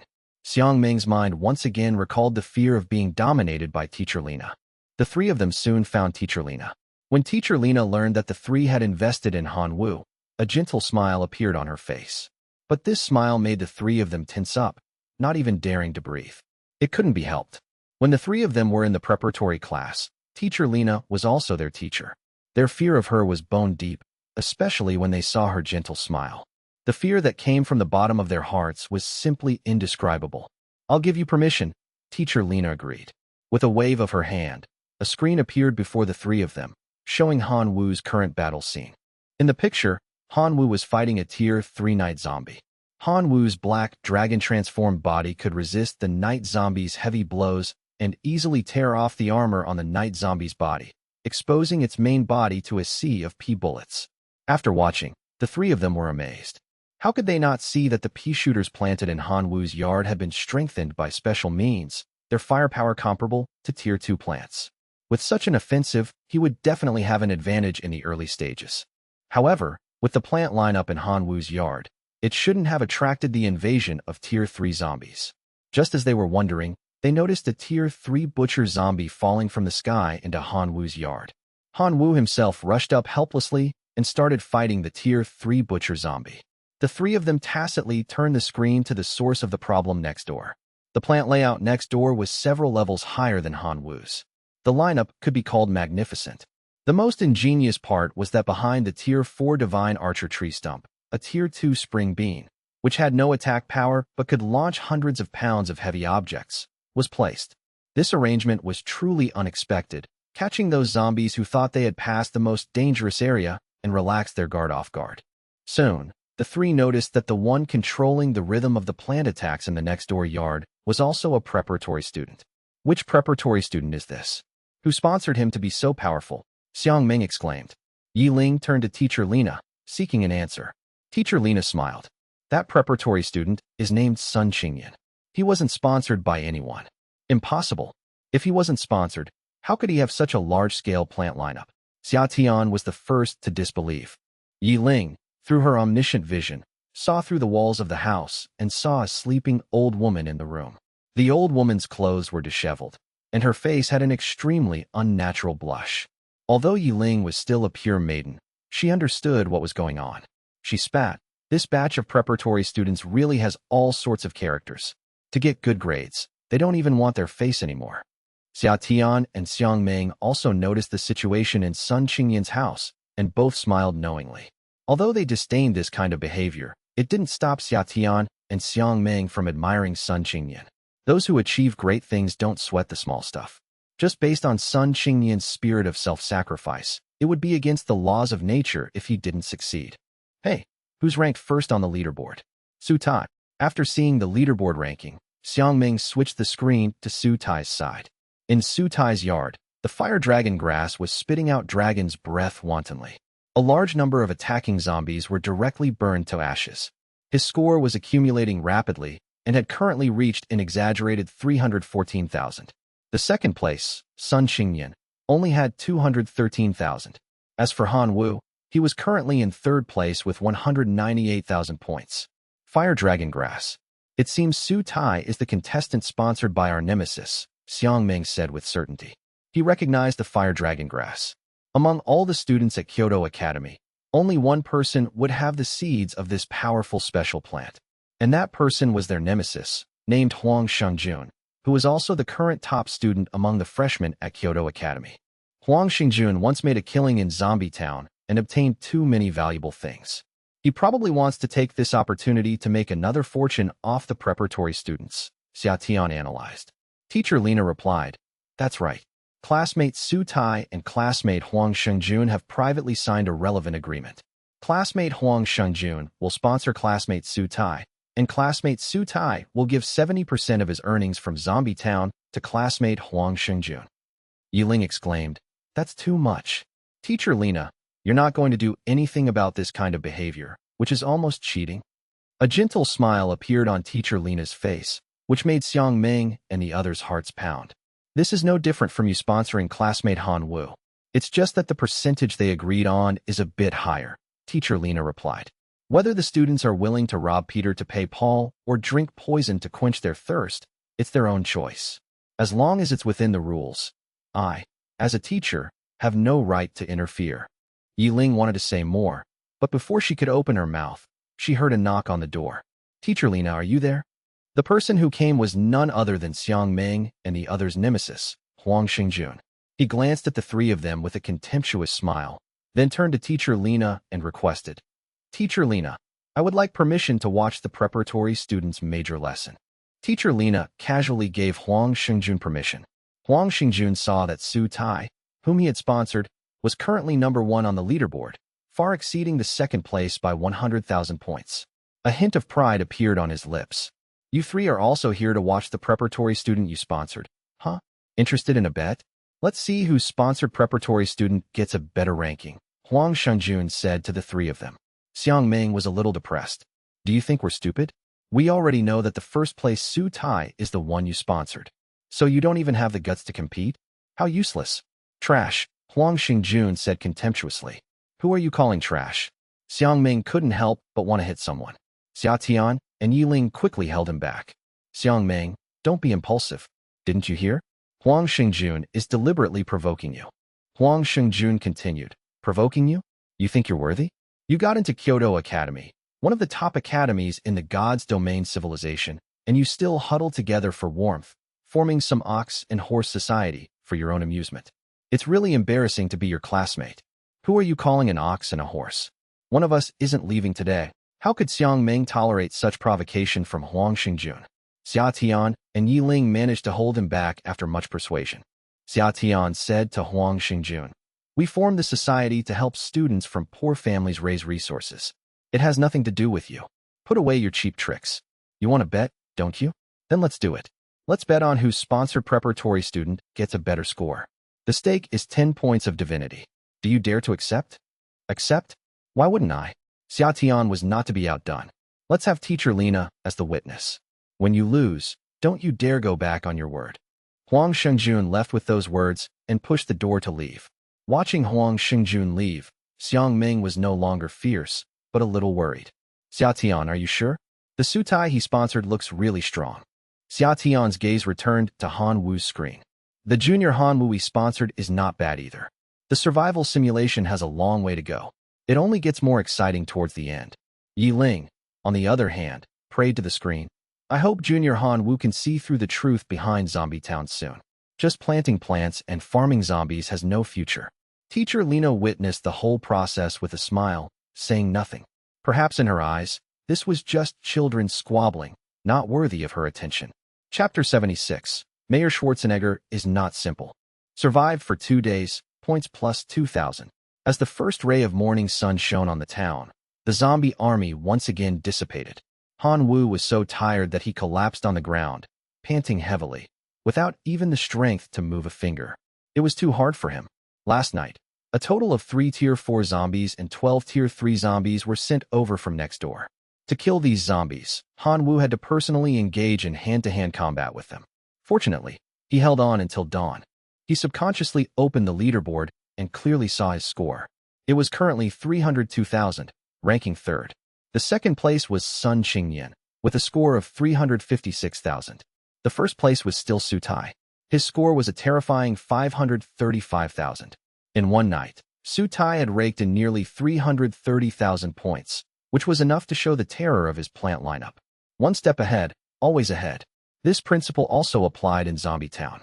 However, Hanwoo was not discouraged. He had obtained several high-tier seeds last night. After planting them and adding his directional mutation ability, he would surely soar. After resting on the spot for a while, Hanwoo barely had the strength to stand up. He still had to sort through the spoils of war from last night. Sun Xingyan was also cleaning up the spoils in his yard. Hearing Hanwoo's voice, he immediately stopped what he was doing and went to the wall to greet Hanwoo. Classmate Hanwoo, I'm really sorry about last night. I saw some high-level zombies being bounced into your yard, but there was nothing I could do. Sun Xingyan apologized. Hanwoo knew that Sun Xingyan's apology was sincere. If he had the ability to change the layout of the plants in the yard, he would definitely not harm Hanwoo and cause trouble for himself. But Sun Xingyan was ultimately just the acting master of the house next door. Its true owner was still Mrs. Sar. I will have Mrs. Sar give me an explanation for this matter, Hanwoo said bluntly. Sun Xingyan smiled helplessly and could only do as Hanwoo said. After all, to put it bluntly, he was just Mrs. Sar's new boy toy and couldn't make decisions for her. After sorting out all the spoils of war in the yard, Hanwoo loaded a full cart and sent it to the shop. The shopkeeper tallied up all the spoils and gave a reasonable price. Then, the shopkeeper took out 2 items from the spoils and returned them to Hanwoo, instructing, "These 2 items are junk in my shop, but in the eyes of other residents, they might be treasures." These 2 items were the tap dance manual dropped by the Tier 4 King Zombie and the bone-shattering saber dropped by the Tier 3 Butcher Zombie. Hanwoo put away the 2 items. Including some Tier 4 seeds, Hanwoo sold the spoils for a total of 244 gold coins. At the same time, Hanwoo still had 2 Tier 4 seeds and 3 Tier 3 seeds on hand. The 2 Tier 4 seeds were the Tier 4 Charm Shroom and the Tier 4 Cannon Cart Corn. The Charm Shroom's function was to release a gas with hypnotic properties. Any zombie hit by it had a certain chance of being controlled by the Charm Shroom and turning against its fellow zombies. And the Charm Shroom had an even more powerful function. Any zombie that devoured it would be completely brainwashed. If Hanwoo could find an extremely powerful zombie and make it devour the Charm Shroom, that powerful zombie would become Hanwoo's most loyal subordinate and fight for him. The Tier 4 Cannon Cart Corn was also impressive. Its ability was Corn Cannonball Bombardment, powerful enough to one-shot Tier 3 zombies and cause area of effect damage, a proper point farming artifact. These 2 Tier 4 seeds were Hanwoo's biggest gains from last night. In addition, the 3 Tier 3 seeds were identified as Tier 3 gold coin flowers. After planting, they could condense gold coins by absorbing the death energy emitted by zombies, also of considerable value. Considering last night's situation, Hanwoo decided to get himself a great sword for self-defense. With his class power buff and mastery of powerful skills like Giant Force Slash and Tyrant Dragon Slash, if he had a handy greatsword for self-defense, last night's battle would not have been so difficult. Regarding Hanwoo's request, the shopkeeper said that the shop did not have the corresponding goods. If Hanwoo really needed it, he could go and ask the mayor. The shopkeeper revealed that Mayor Schwarzenegger was a collector who was keen on collecting various cold weapons. If he could gain Mayor Schwarzenegger's trust, he might be able to get 1 or 2 pieces from his collection. After listening to the shopkeeper, Hanwoo bought some Tier 2 boomerang flower seeds and went to the mayor's house. To get closer to Mayor Schwarzenegger, Hanwoo first took out the bone-shattering saber that the shopkeeper wouldn't take to have Mayor Schwarzenegger appraise it. Mayor Schwarzenegger's greatest love in life was all kinds of cold weapons. He held up the bone-shattering saber. After careful observation and appraisal, he came to a conclusion. This bone-shattering saber was very good and was qualified to become one of his collection pieces. To acquire this saber, Mayor Schwarzenegger was willing to pay 400 gold coins or a rare Tier 3 seed in exchange. Hanwoo was very surprised. He couldn't understand why Mayor Schwarzenegger would take a fancy to this broken saber that even the shopkeeper wouldn't take, and even offer such a high price. He took the saber and re-examined it, only to find that after Mayor Schwarzenegger's appraisal, the information on the saber had been completely refreshed. It was no longer that ordinary bone-shattering saber, but a blade of rebirth that had been stained with the blood of thousands of beasts. It was a divine power weapon that dealt soul attribute damage on attack. This was the true information of this bone-shattering saber. This change made Hanwoo suddenly realize that Mayor Schwarzenegger might not be as simple as he looked. Well, do you want 400 gold coins or a rare tier 3 seed? Mayor Schwarzenegger urged, looking like he was very fond of the bone-shattering saber. If possible, I would like to exchange this bone-shattering saber for a piece from your collection. Hanwoo tentatively proposed his request. Mayor Schwarzenegger hesitated. He stared at the bone-shattering saber for more than 10 seconds before making up his mind. What kind of weapon do you want? Chapter 77, A Major Discovery. There's a chance. Hanwoo's heart leaped. He continued, I want to exchange it for a great sword from your collection. Mayor Schwarzenegger hesitated for a moment, then said, Follow me. With that, he stood up and led Hanwoo to an exhibition room in his house. The exhibition room contained a large number of cold weapons of various shapes. Even though he couldn't see their information, Hanwoo could feel that the auras attached to these cold weapons were all at the level of divine power weapons, or higher. Mayor Schwarzenegger led Hanwoo to an area where 8 different great swords were displayed. Hanwoo looked at them one by one, and his gaze finally fell on a pitch-black greatsword. Black sword, forged from dragon bone, incomparably hard. This simple information deeply attracted Hanwoo's attention. He reached out and placed his hand on the black sword. Instantly, a majestic roar of a giant dragon came from within the black sword. This was the black sword resonating with the black dragon blood in Hanwoo's body. Mayor Schwarzenegger was also quite shocked by this situation. It was the first time he had encountered it. Since Hanwoo and the black sword could resonate, it meant that the two were extremely compatible. Giving it to Hanwoo would not be an insult to the black sword. I want this one, Hanwoo immediately decided. Among the 8 great swords, there were divinity weapons better than the black sword. But Hanwoo knew very well that what he was offering was a divine power weapon, so choosing a divine power weapon as the exchange target was the best choice. He still had to survive in Zombie Town for a long time, and being greedy was not a long-term solution. Besides, the black sword resonated with his black dragon bloodline, so its power would definitely be enhanced when he used it. No matter how he calculated it, Hanwoo was getting a good deal. All right, Mayor Schwarzenegger nodded in agreement. However, this bone-shattering saber alone is not enough to trade for my black sword. You need to add more to the bargain. Hanwoo nodded. He took out the assets he could use for exchange from his pocket, 3 tier 3 gold coin flower seeds, and a tap dance manual. As for the tier 4 seeds, those were Hanwoo's treasures. He would never hand them over. Mayor Schwarzenegger's gaze briefly swept over the tap dance manual before turning to the gold coin flower seeds. The bone-shattering saber plus 2 gold coin flower seeds in exchange for the black sword. Do you agree? Mayor Schwarzenegger said. Agreed, Hanwoo nodded. Even if Mayor Schwarzenegger had taken all 3 gold coin flower seeds and the tap dance manual, Hanwoo would not have said a word. Mayor Schwarzenegger took 2 gold coin flower seeds and seemed very satisfied with the transaction. In his joy, he leaked a little piece of information to Hanwoo. This tap dance manual, perhaps your neighbor, Mrs. Sar, would be interested. I remember she was the town's dancing queen when she was young. Really? Thank you so much, Mayor, Hanwoo said sincerely. The tap dance manual was worthless in his hands, but in the hands of someone who needed it, it might be a priceless treasure. And Hanwoo was just thinking of visiting Mrs. Sar to talk about last night's problem. After leaving the mayor's house, Hanwoo went straight to his property. On the way, he passed by Sutai's house and saw the dragon-like fire dragon grass coiled in the sky above Sutai's yard. Sutai happened to be going out to the shop. His spoils of war were even more numerous. When rivals met, although they didn't fight, there were no pleasantries. Sutai said proudly to Hanwoo, Classmate Hanwoo, the gap between you and me is getting bigger and bigger. You've already slipped to 3rd place. If you surrender early, maybe I can be more lenient and allow you to stay in the same classroom as Qin Shuang in the future. Hanwoo sneered. Thank you for your kindness. It's just the beginning. It's not yet known who the final winner will be. Humph. Then I'll let you know what it means to be crushed, Sutai said coldly. Hanwoo didn't say anything and walked straight away. Returning home, he turned and went to the next-door neighbor, Mrs. Sar's house, and rang the doorbell. Mrs. Sar, are you there? After a call, Mrs. Sar walked out of the room, supported by Sun Qingyan. At nearly 70 years old, Mrs. Sar's figure was already out of shape, and her face was full of wrinkles. But she maintained her temperament very well, walking with confidence and pride, without any of the decrepitude a 70-year-old woman should have. You're the new neighbor from next door? I've already heard about last night's situation from my little sweetheart.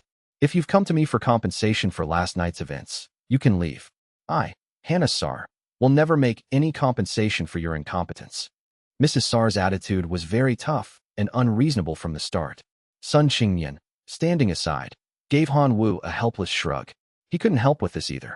After all, he still had to rely on Mrs. Sar's favor to survive. Mrs. Sar, you've misunderstood. I'm not here to ask for compensation, but to admire your elegance. I heard from Mayor Schwarzenegger that you were once the town's dancing queen. Seeing you today, you truly have an extraordinary temperament. Han Wu changed his strategy and offered some compliments. Hearing this, Mrs. Sar's expression softened a bit, but she still maintained a bit of vigilance. Don't think that you can make me change the layout of the plants in my yard just by praising me. Don't even think about it. Han Wu smiled bitterly. He was now a little curious how Sun Qingyan had managed to hook up with this bad-tempered rich old woman. Seeing that the negotiation was about to collapse, Han Wu directly played his trump card. He took out the tap dance manual from his pocket. Mrs. Sar, I happened to get a dance manual and would like to ask for your guidance.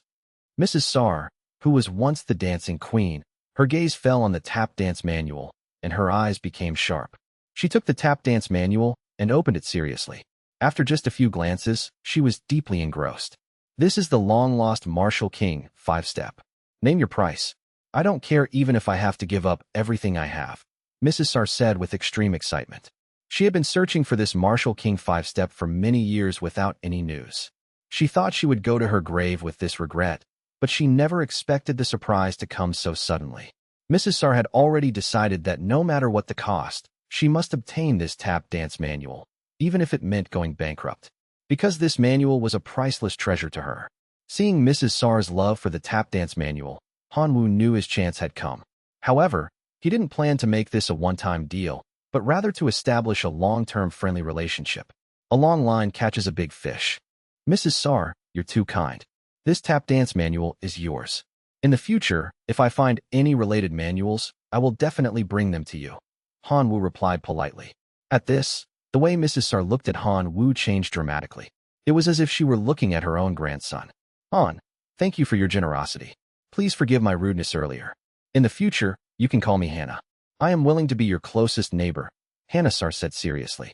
At the same time, a prompt sounded in Han Wu's mind. Established a friendly relationship with the town resident, dancing Queen Hannah Sar. Hannah Sar's personal shop opened. Points plus 30,000. Han Wu's eyes widened when he received the prompt. It seemed he had inadvertently made a major discovery. Chapter 78, Joining the Town Guard. Back in the house, Qin Shuang came over and asked Han Wu in surprise, "What did you just do?" "I received a notification that I've established a friendly relationship with the dancing queen, Hannah Sar, opened her personal shop, and gained 10,000 points." "Is that so?" After hearing this, Han Wu quickly figured out why Qin Shuang could receive the related notification at the same time. Because they lived together. In the eyes of the town's residents, they were a married couple. One prospers, all prosper.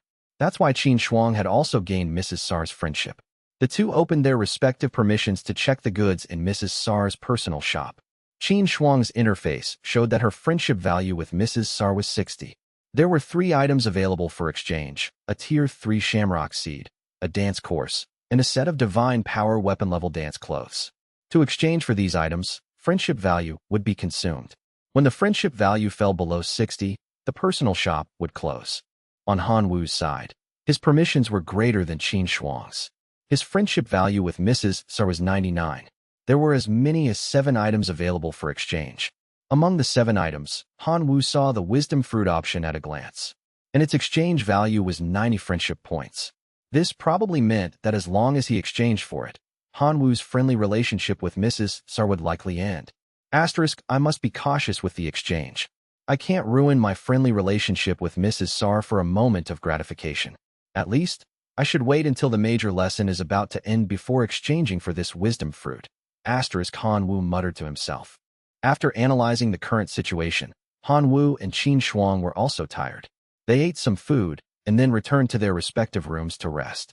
It wasn't until night fell that the two got up and started tonight's work. The Tier 4 parade was still bustling. The zombies wandering on the road would attack any living creature they saw. The plant lineup in the front yard that Han Wu was looking after was far superior to before. The Tier 4 charm shroom and the Tier 4 cannon cart corn were planted deep in the yard. After directional mutation, their power was greatly increased. The probability of the Tier 4 charm shroom successfully charming a zombie was greatly increased. Even against a Tier 3 zombie, there was a 20% chance of completing the charm, and it could also brainwash zombies up to Tier 5 by being devoured.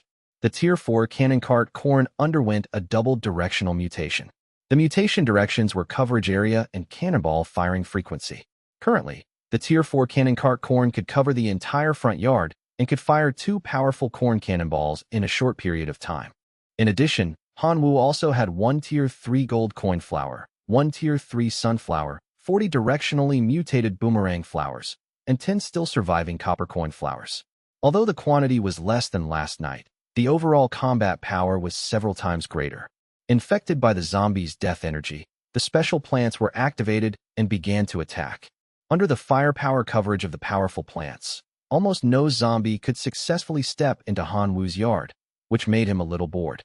He climbed onto the wall to watch the battle in Mrs. Sar's yard and noticed that the Tier 2 spring bean behind the Tier 4 divine archer tree stump had been removed and replaced with a Tier 3 piranha plant. Without the bosses gifted from the next door yard, Hanwoo was even more bored. The plants in the front yard were fighting on their own, and he didn't need to manage them at all. So a bold idea came to him. Why not go out for a walk? Even if there were countless zombies outside, he could fly away and escape when he couldn't beat them. Could the zombies fly up into the sky to chase him? He immediately put his plan into action. Hanwoo activated his black dragon transformation skill and flew out of the yard. He arrived on the street.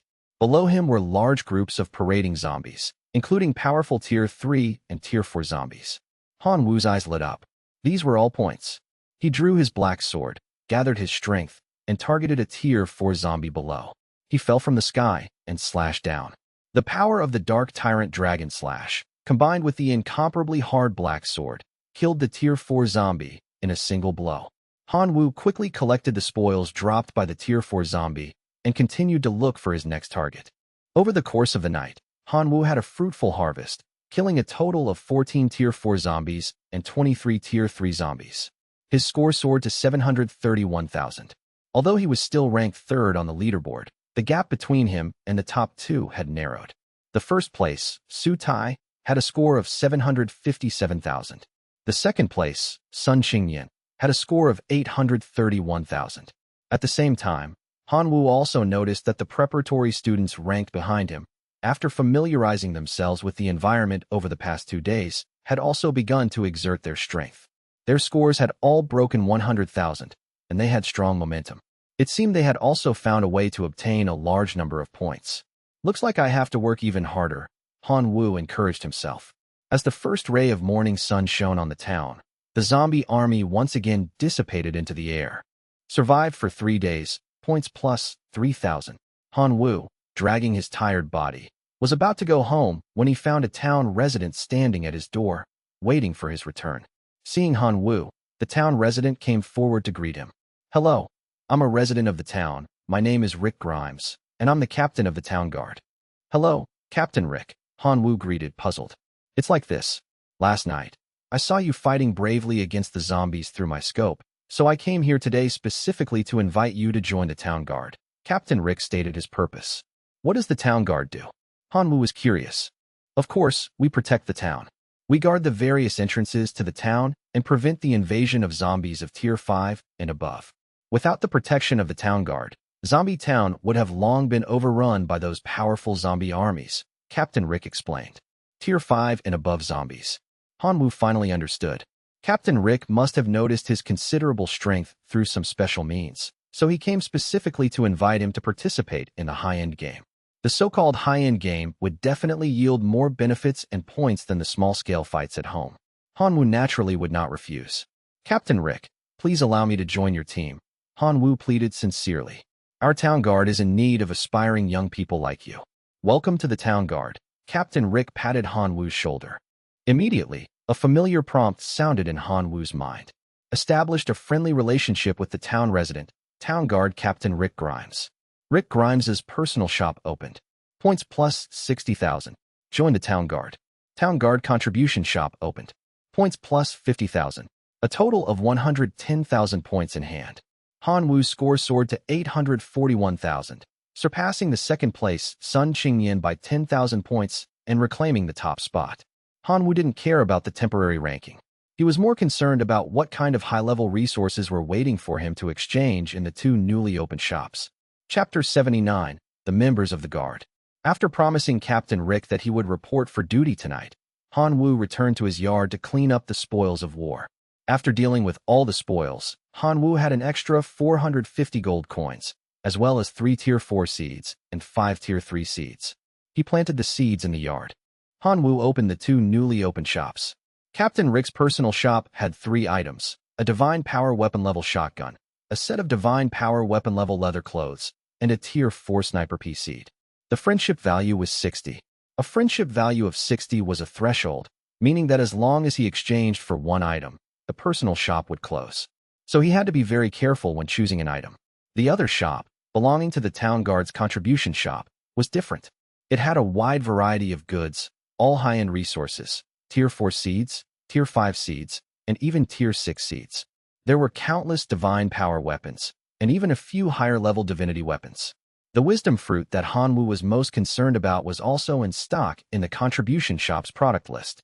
In addition to these, Han Wu also found that the product list contained some natural treasures that could enhance physical attributes, such as the night vision fruit, which enhanced vision and granted night vision ability after consumption. For example, the dahlia, which greatly enhanced strength and strengthened the physique after consumption. And also, however, the exchange of these high-end resources required merit from killing zombies. He would only know how to obtain merit tonight. But being able to grasp these channels for obtaining high-end materials already put him far ahead of the other students in the preparatory class. However, even if he joined the town guard, he couldn't neglect the house. Han Wu called Qin Shuang over, told her about his situation, and instructed her to help keep an eye on the front yard at night. For this, Han Wu was willing to share the points and spoils earned from the front yard equally with Qin Shuang. Qin Shuang readily accepted. He didn't possess Han Wu's godlike mutation ability and could only rely on his own hard work to make steady progress, one step at a time. Fortunately, he had a significant early advantage. After a few days of development, his points had surpassed 250,000, placing him 6th on the leaderboard. He was confident his rank would rise again after tonight. After handling all his affairs, Han Wu returned to his room to rest. He slept until evening, and after waking up and eating, he hurried to the meeting point he had arranged with Captain Rick. All the members of the town guard were already waiting. Standing beside Captain Rick were the other 3 members of the town guard: Dual Gun Jessica, Giant Hammer Johnson, and Night Ham. Dual Gun Jessica was a beautiful woman with golden hair, a full bust and hips, and a slender waist. But anyone who was fooled by her appearance and thought she was just a pretty face would pay a heavy price. Jessica had survived in the town guard this long not because of her charming looks, but because of her exquisite marksmanship. In her hands, 2 revolvers danced like butterflies, unleashing a rain of bullets. It was also said that Miss Jessica's physical combat skills were excellent. A handsome young man is our new member.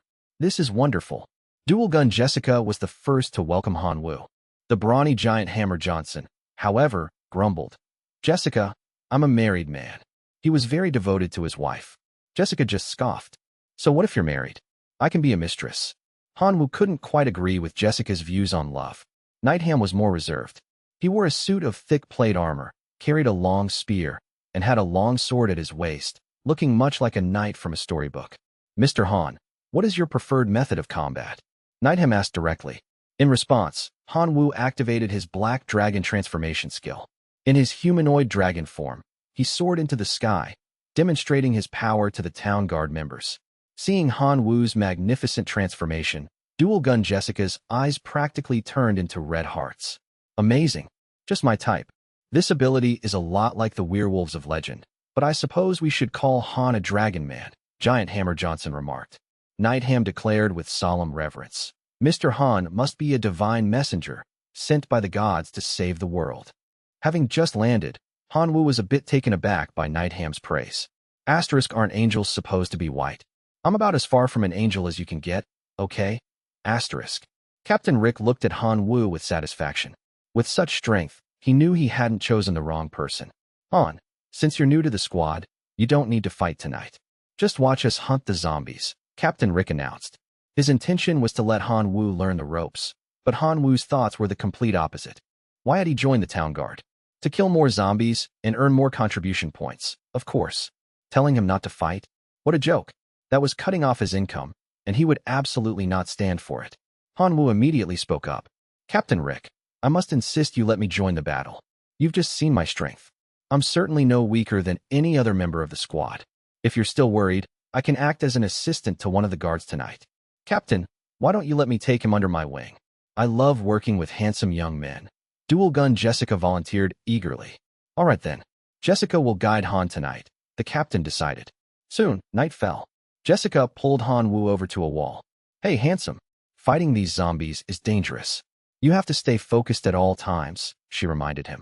Don't worry, I have plenty of combat experience, Han Wu said confidently. Jessica smiled and drew her dual pistols from her waist. At the same time, 2 summoning circles, each as tall as a person, appeared on either side of her. From the circles emerged 2 mutant pea plants. One was a flame pea shooter, and the other was an ice pea shooter. Both plants were tier 5. Once they fully manifested, the 2 mutant peas transformed into beams of light that shot toward Jessica. Fiery red and icy blue vines spread across her body like tattoos. The 2 pea shooter heads fused completely with the revolvers in her hands. One gun now blazed with fire, while the other radiated a chilling frost. The power they held was obvious at a glance. The other 3 members also summoned their own plants and fused with them. Giant Hammer Johnson's tier 5 plant was a giant walnut. After fusing with it, his body grew larger, and his warhammer began to glow with golden light, looking as if it were forged from solid gold. Nightham summoned 2 tier 5 plants, a sword bamboo and a sentinel pine. The plants fused with the long sword at his waist and the spear in his hands, respectively. Captain Rick was the most understated. He summoned a tier 6 azure rock octagon, which looked completely unremarkable. Yet, the energy contained within the plant surpassed that of the other 3 combined. After completing his human-plant fusion, Captain Rick was transformed into a flaming man wreathed in azure rock fire. He stared into the encroaching darkness and said, "The zombies are here." Chapter 80, Genlock. Standing beside Dual Gun Jessica, Han Wu watched the plant-fused town guard members in disbelief. So this is how you can use high-tier plants. It was a real eye-opener for him. He then saw Dual Gun Jessica and Captain Rick launch the first attack. Flaming bullets, frost bullets, and azure rock bullets shot into the darkness, causing a series of explosions. Still, several zombie figures charged out from the blasts. Without exception, they were all tier 5 zombies. Leave them to us. Giant Hammer Johnson charged forward, swinging his warhammer and smashing it down on a tier 5 zombie's head. The zombie's skull cracked, but it didn't die. Countless thorny tendrils shot out from its neck, attempting to impale him. Dual Gun Jessica's fingers flew across the triggers, firing dozens of bullets in an instant, severing all the thorny tendrils. Johnson followed up with another swing of his hammer, completely pulverizing the tier 5 zombie. Got one. Johnson cheered, raising his hammer. Meanwhile, Nightham and Captain Rick had engaged another tier 5 zombie. With their seamless coordination, the zombie was eventually incinerated by Captain Rick's azure rock bullets. Han Wu saw his chance and launched an attack on a tier 5 zombie. His usually foolproof combination of Black Dragon Transformation and Tyrant Dragon Slash failed to deliver a devastating blow, merely cleaving open the zombie's body. It took a barrage of fire and frost bullets from Jessica to finally finish it off. Han Wu got credit for an assist, earning 3,000 contribution points. In the town guard's contribution shop, 3,000 points could be exchanged for a tier 4 seed. Pleased, Han Wu quickly found his next target and unleashed his strongest attack. Once again, he failed to kill the zombie and had to settle for another assist. 3 hours later, the continuous high-intensity combat had left Han Wu on the verge of collapse from exhaustion. The other members of the town guard, however, were still full of energy, their attacks as relentless as ever. After careful observation, Han Wu realized that by fusing with their plants, the town guard members not only gained the plant's offensive power, but also significantly boosted their own stamina. In essence, they had become mobile high-tier plants. Their powerful resistance prevented any tier 5 or tier 6 zombies from entering the town. Some tier 4 zombies did manage to slip past while the guards were occupied, but the town's residents were capable of dealing with them. This reminded Han Wu of what Captain Rick had said that morning about the town guard's duty. They truly acted as a filter, weeding out the most powerful zombies. The battle's just getting started and you're already exhausted. Handsome. With that kind of stamina, you won't do as my lover. Seeing Hanwoo retreat to the rear to rest, Jessica teased him while continuing to fire her guns. With her skill, she could easily hit her targets without even needing to aim. Hanwoo could only offer a wry smile in response to her teasing. If he still had his divine creature constitution, how could he possibly be tired? He could fight until dawn without a problem. But now, his body was restricted to the level of an ordinary person. Lasting 3 hours in high-intensity combat was already an extraordinary feat. Just then, a playful voice echoed in Hanwoo's mind. Guess who? Source of mutation, you finally have time for me, Hanwoo retorted irritably. Before he had given it divinity, the source of mutation had been a chatterbox, constantly popping up to make its presence known. But after receiving the divinity, it had gone silent, acting all high and mighty and ignoring him. I seemed to smell the stench of a lonely, resentful wife. The source of mutation's playful voice rang out again. Asterisk, I just heard someone say your body is weak.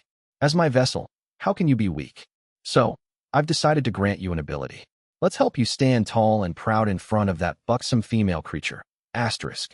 This piqued Hanwoo's interest. What ability? Asterisk, it's called Gene Lock. And I can responsibly tell you that it's good. Very good. So, want to give it a try? Asterisk, the source of mutation tempted him. Of course I'll try it, Hanwoo thought. He had spent 8 points of divinity on this thing. He had to see what it could do. Asterisk, then hold on tight. We're launching. Asterisk, the source of mutation's playful voice echoed in his mind. Immediately, Hanwoo heard a series of dense clicking sounds from within his body, like locks being opened. In that instant, every cell in his body went into a frenzy, as if each had become an independent being, greedily sucking in the surrounding air. Hanwoo himself felt a surge of boundless vitality, as if he possessed infinite strength. Asterisk, Gene Lock activated. You can induce a temporary mutation in your body by consuming the cells of any powerful organism. Asterisk, the source of mutation's voice guided Hanwoo as he adapted to this new power. Hanwoo didn't have any biological cells on hand. He thought for a second, then had an idea. He went straight to the town guard's contribution shop and spent 3,000 points. He purchased a Tier 4 blazing sunflower seed and popped it into his mouth. The moment the seed entered his mouth, it began to rapidly break down, its genetic fragments integrating into every one of Hanwoo's eagerly waiting cells. Suddenly, Hanwoo felt incredibly hot. Each of his cells was like a blazing sun, possessing endless light and heat. And then, he began to glow. His entire body became like a giant, humanoid light bulb, erupting with boundless light that illuminated a 5-kilometer radius. The zombies, which had been shrouded in darkness, were suddenly exposed. The brilliant light seared their bodies, and some of the lower-level zombies were instantly turned to ash. Even the Tier 5 zombies were affected by the intense glare, their combat effectiveness halved. The members of the town guard didn't understand what was happening to Hanwoo, but they knew this was the perfect opportunity to launch a fierce counterattack. In an instant, a hail of bullets rained down, and warhammers, spears, and swords all found their targets. The zombies, which had been holding their own just moments before, collapsed instantly. Only one Tier 6 giant zombie remained. Even under the sudden burst of light, it was only pained, not injured. It roared and charged at Hanwoo, intending to extinguish the light emanating from him. Protect Han, Captain Rick shouted. Giant Hammer Johnson and Night Ham braced their powerful bodies to block the Tier 6 giant zombie's charge. But the creature was terrifyingly strong. The two of them didn't even last a second before the zombie swatted them aside with a single slap.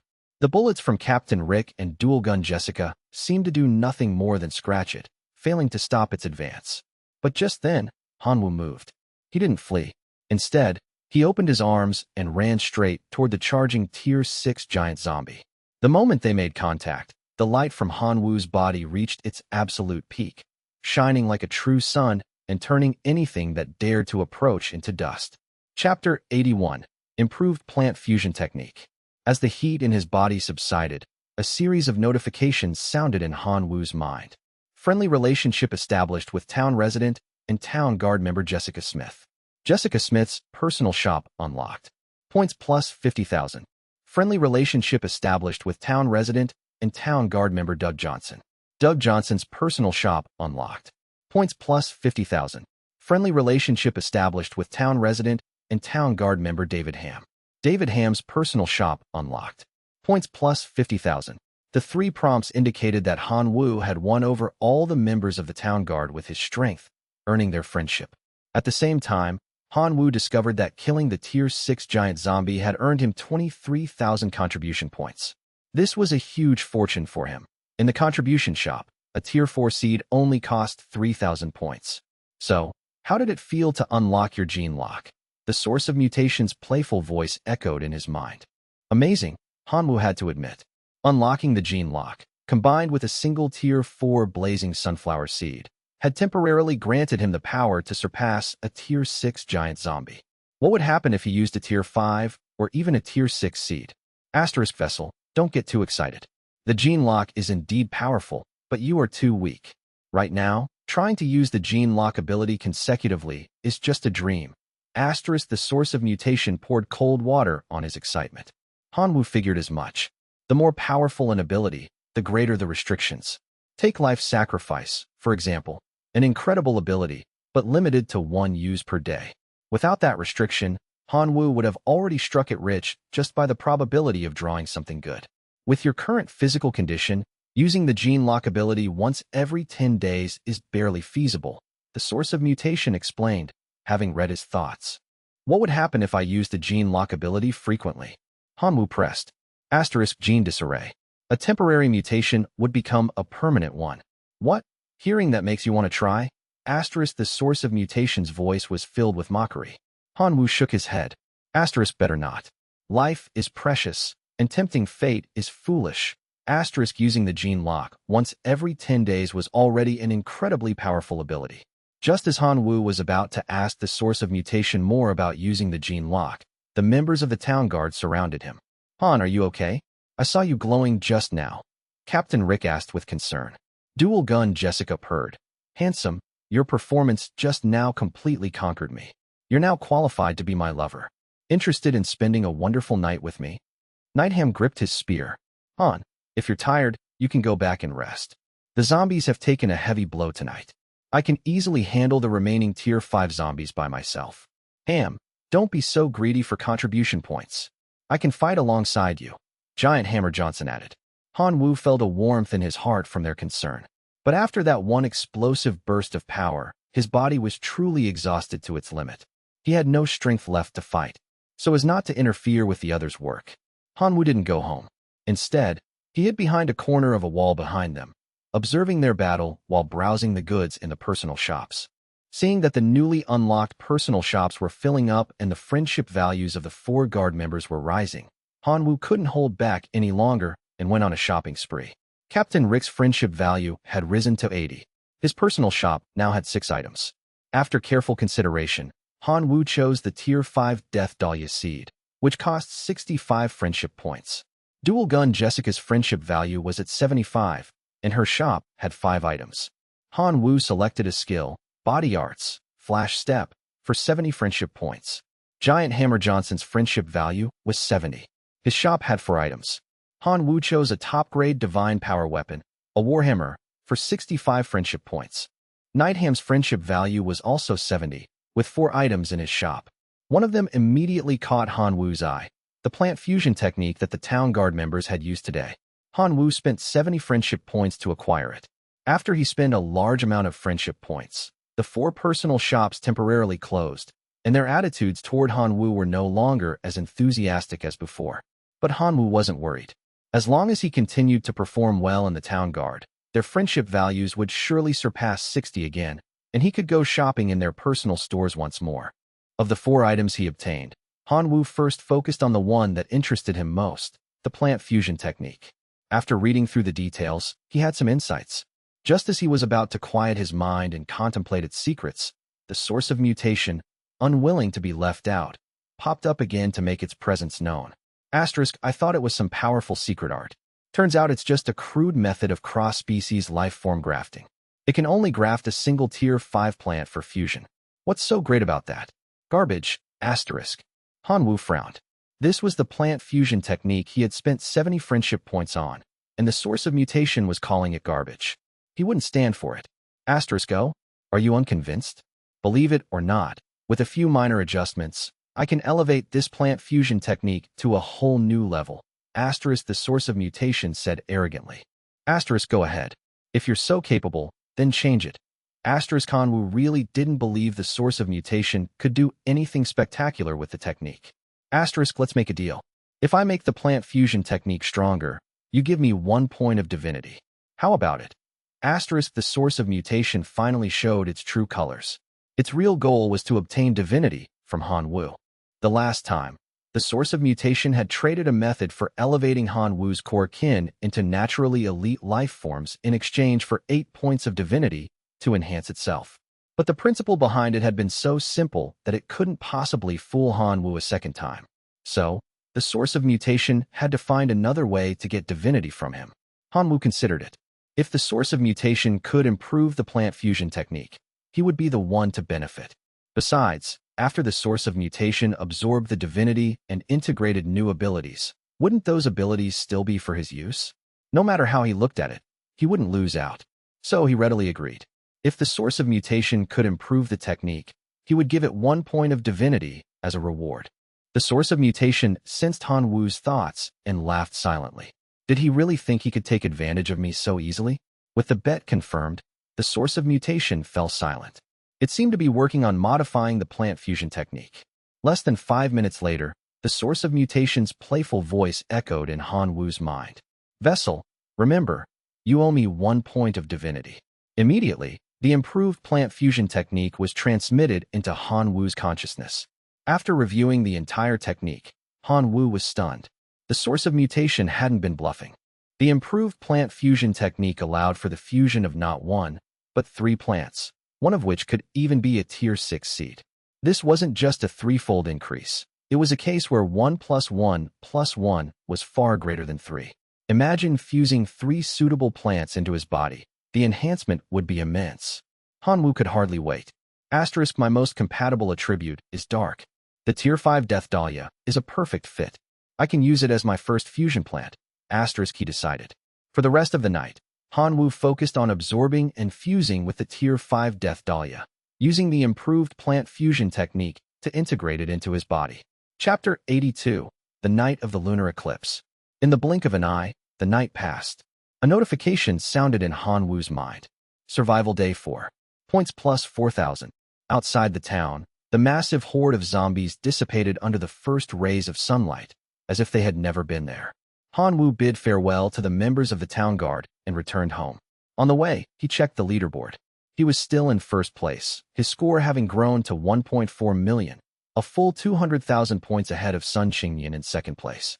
Su Tai, in third, had less than 1 million points, the gap between him and Hanwoo having widened considerably.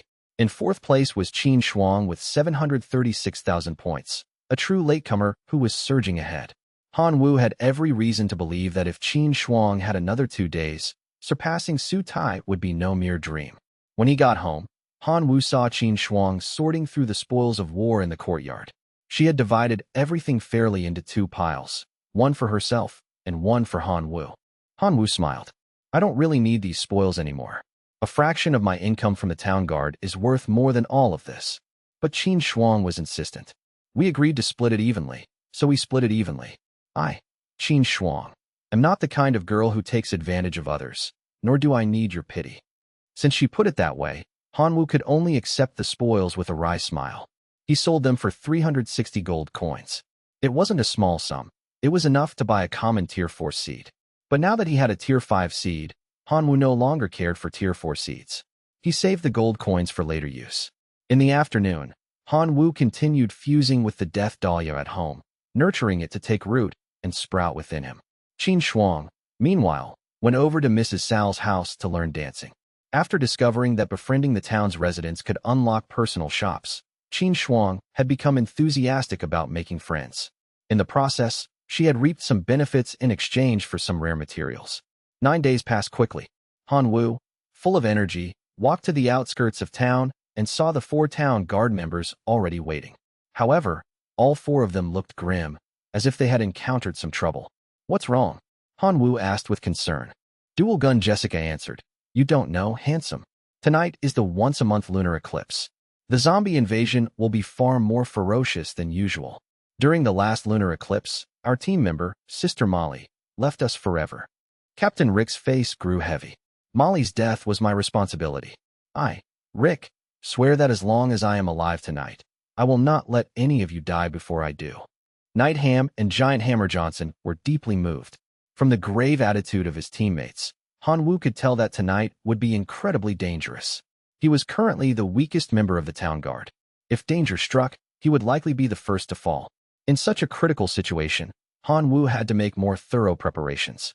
He had already bought out everything from the personal shops he had unlocked, but he still had his contribution points. He opened the contribution shop and his eyes fell on his balance, a staggering 95,000 points. It was a huge sum, and now was the time to spend it.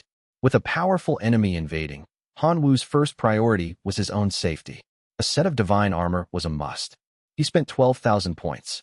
To fight stronger zombies, he needed to be stronger himself. He bought a line of supplements to enhance his physical attributes: nightshade fruit, great strength flower, body-breaking grass. Time was short, so Han-woo simply chewed and swallowed them raw after redeeming them. After finishing the supplements, Han-woo let out a burp. He still had 12,000 contribution points left. A tier 5 seed caught his eye: golden dragon grass. Golden dragon grass was the same type of plant as Su Tai's tier 4 fire dragon grass, but with a different attribute. Golden dragon grass was of the metal attribute and possessed partial dragon genes. Han-woo chose it precisely because its dragon genes were highly compatible with his own. He spent all of his remaining 12,000 points on the golden dragon grass seed. After redeeming it, Han-woo immediately began the fusion process. The golden dragon grass seed slowly grew as he fused with it. Golden roots spread across the surface of his skin. Upon coming into contact with the black dragon blood within Han-woo's body, the partial dragon genes in the golden dragon grass were stimulated and began to absorb the black dragon blood. The golden roots, stained with the black dragon blood, transformed into a profound, dark gold color. The fusion speed of the golden dragon grass accelerated. Soon, night fell. The moon rose in the sky, at first as bright as a jade plate. But soon, it was devoured by darkness. This phenomenon was the lunar eclipse. Under the lunar eclipse, the death energy within the zombies became unprecedentedly active, leading to a massive power boost. Tier 1 zombies howled at the moon and were promoted to Tier 2. 70% of Tier 2 zombies advanced to Tier 3.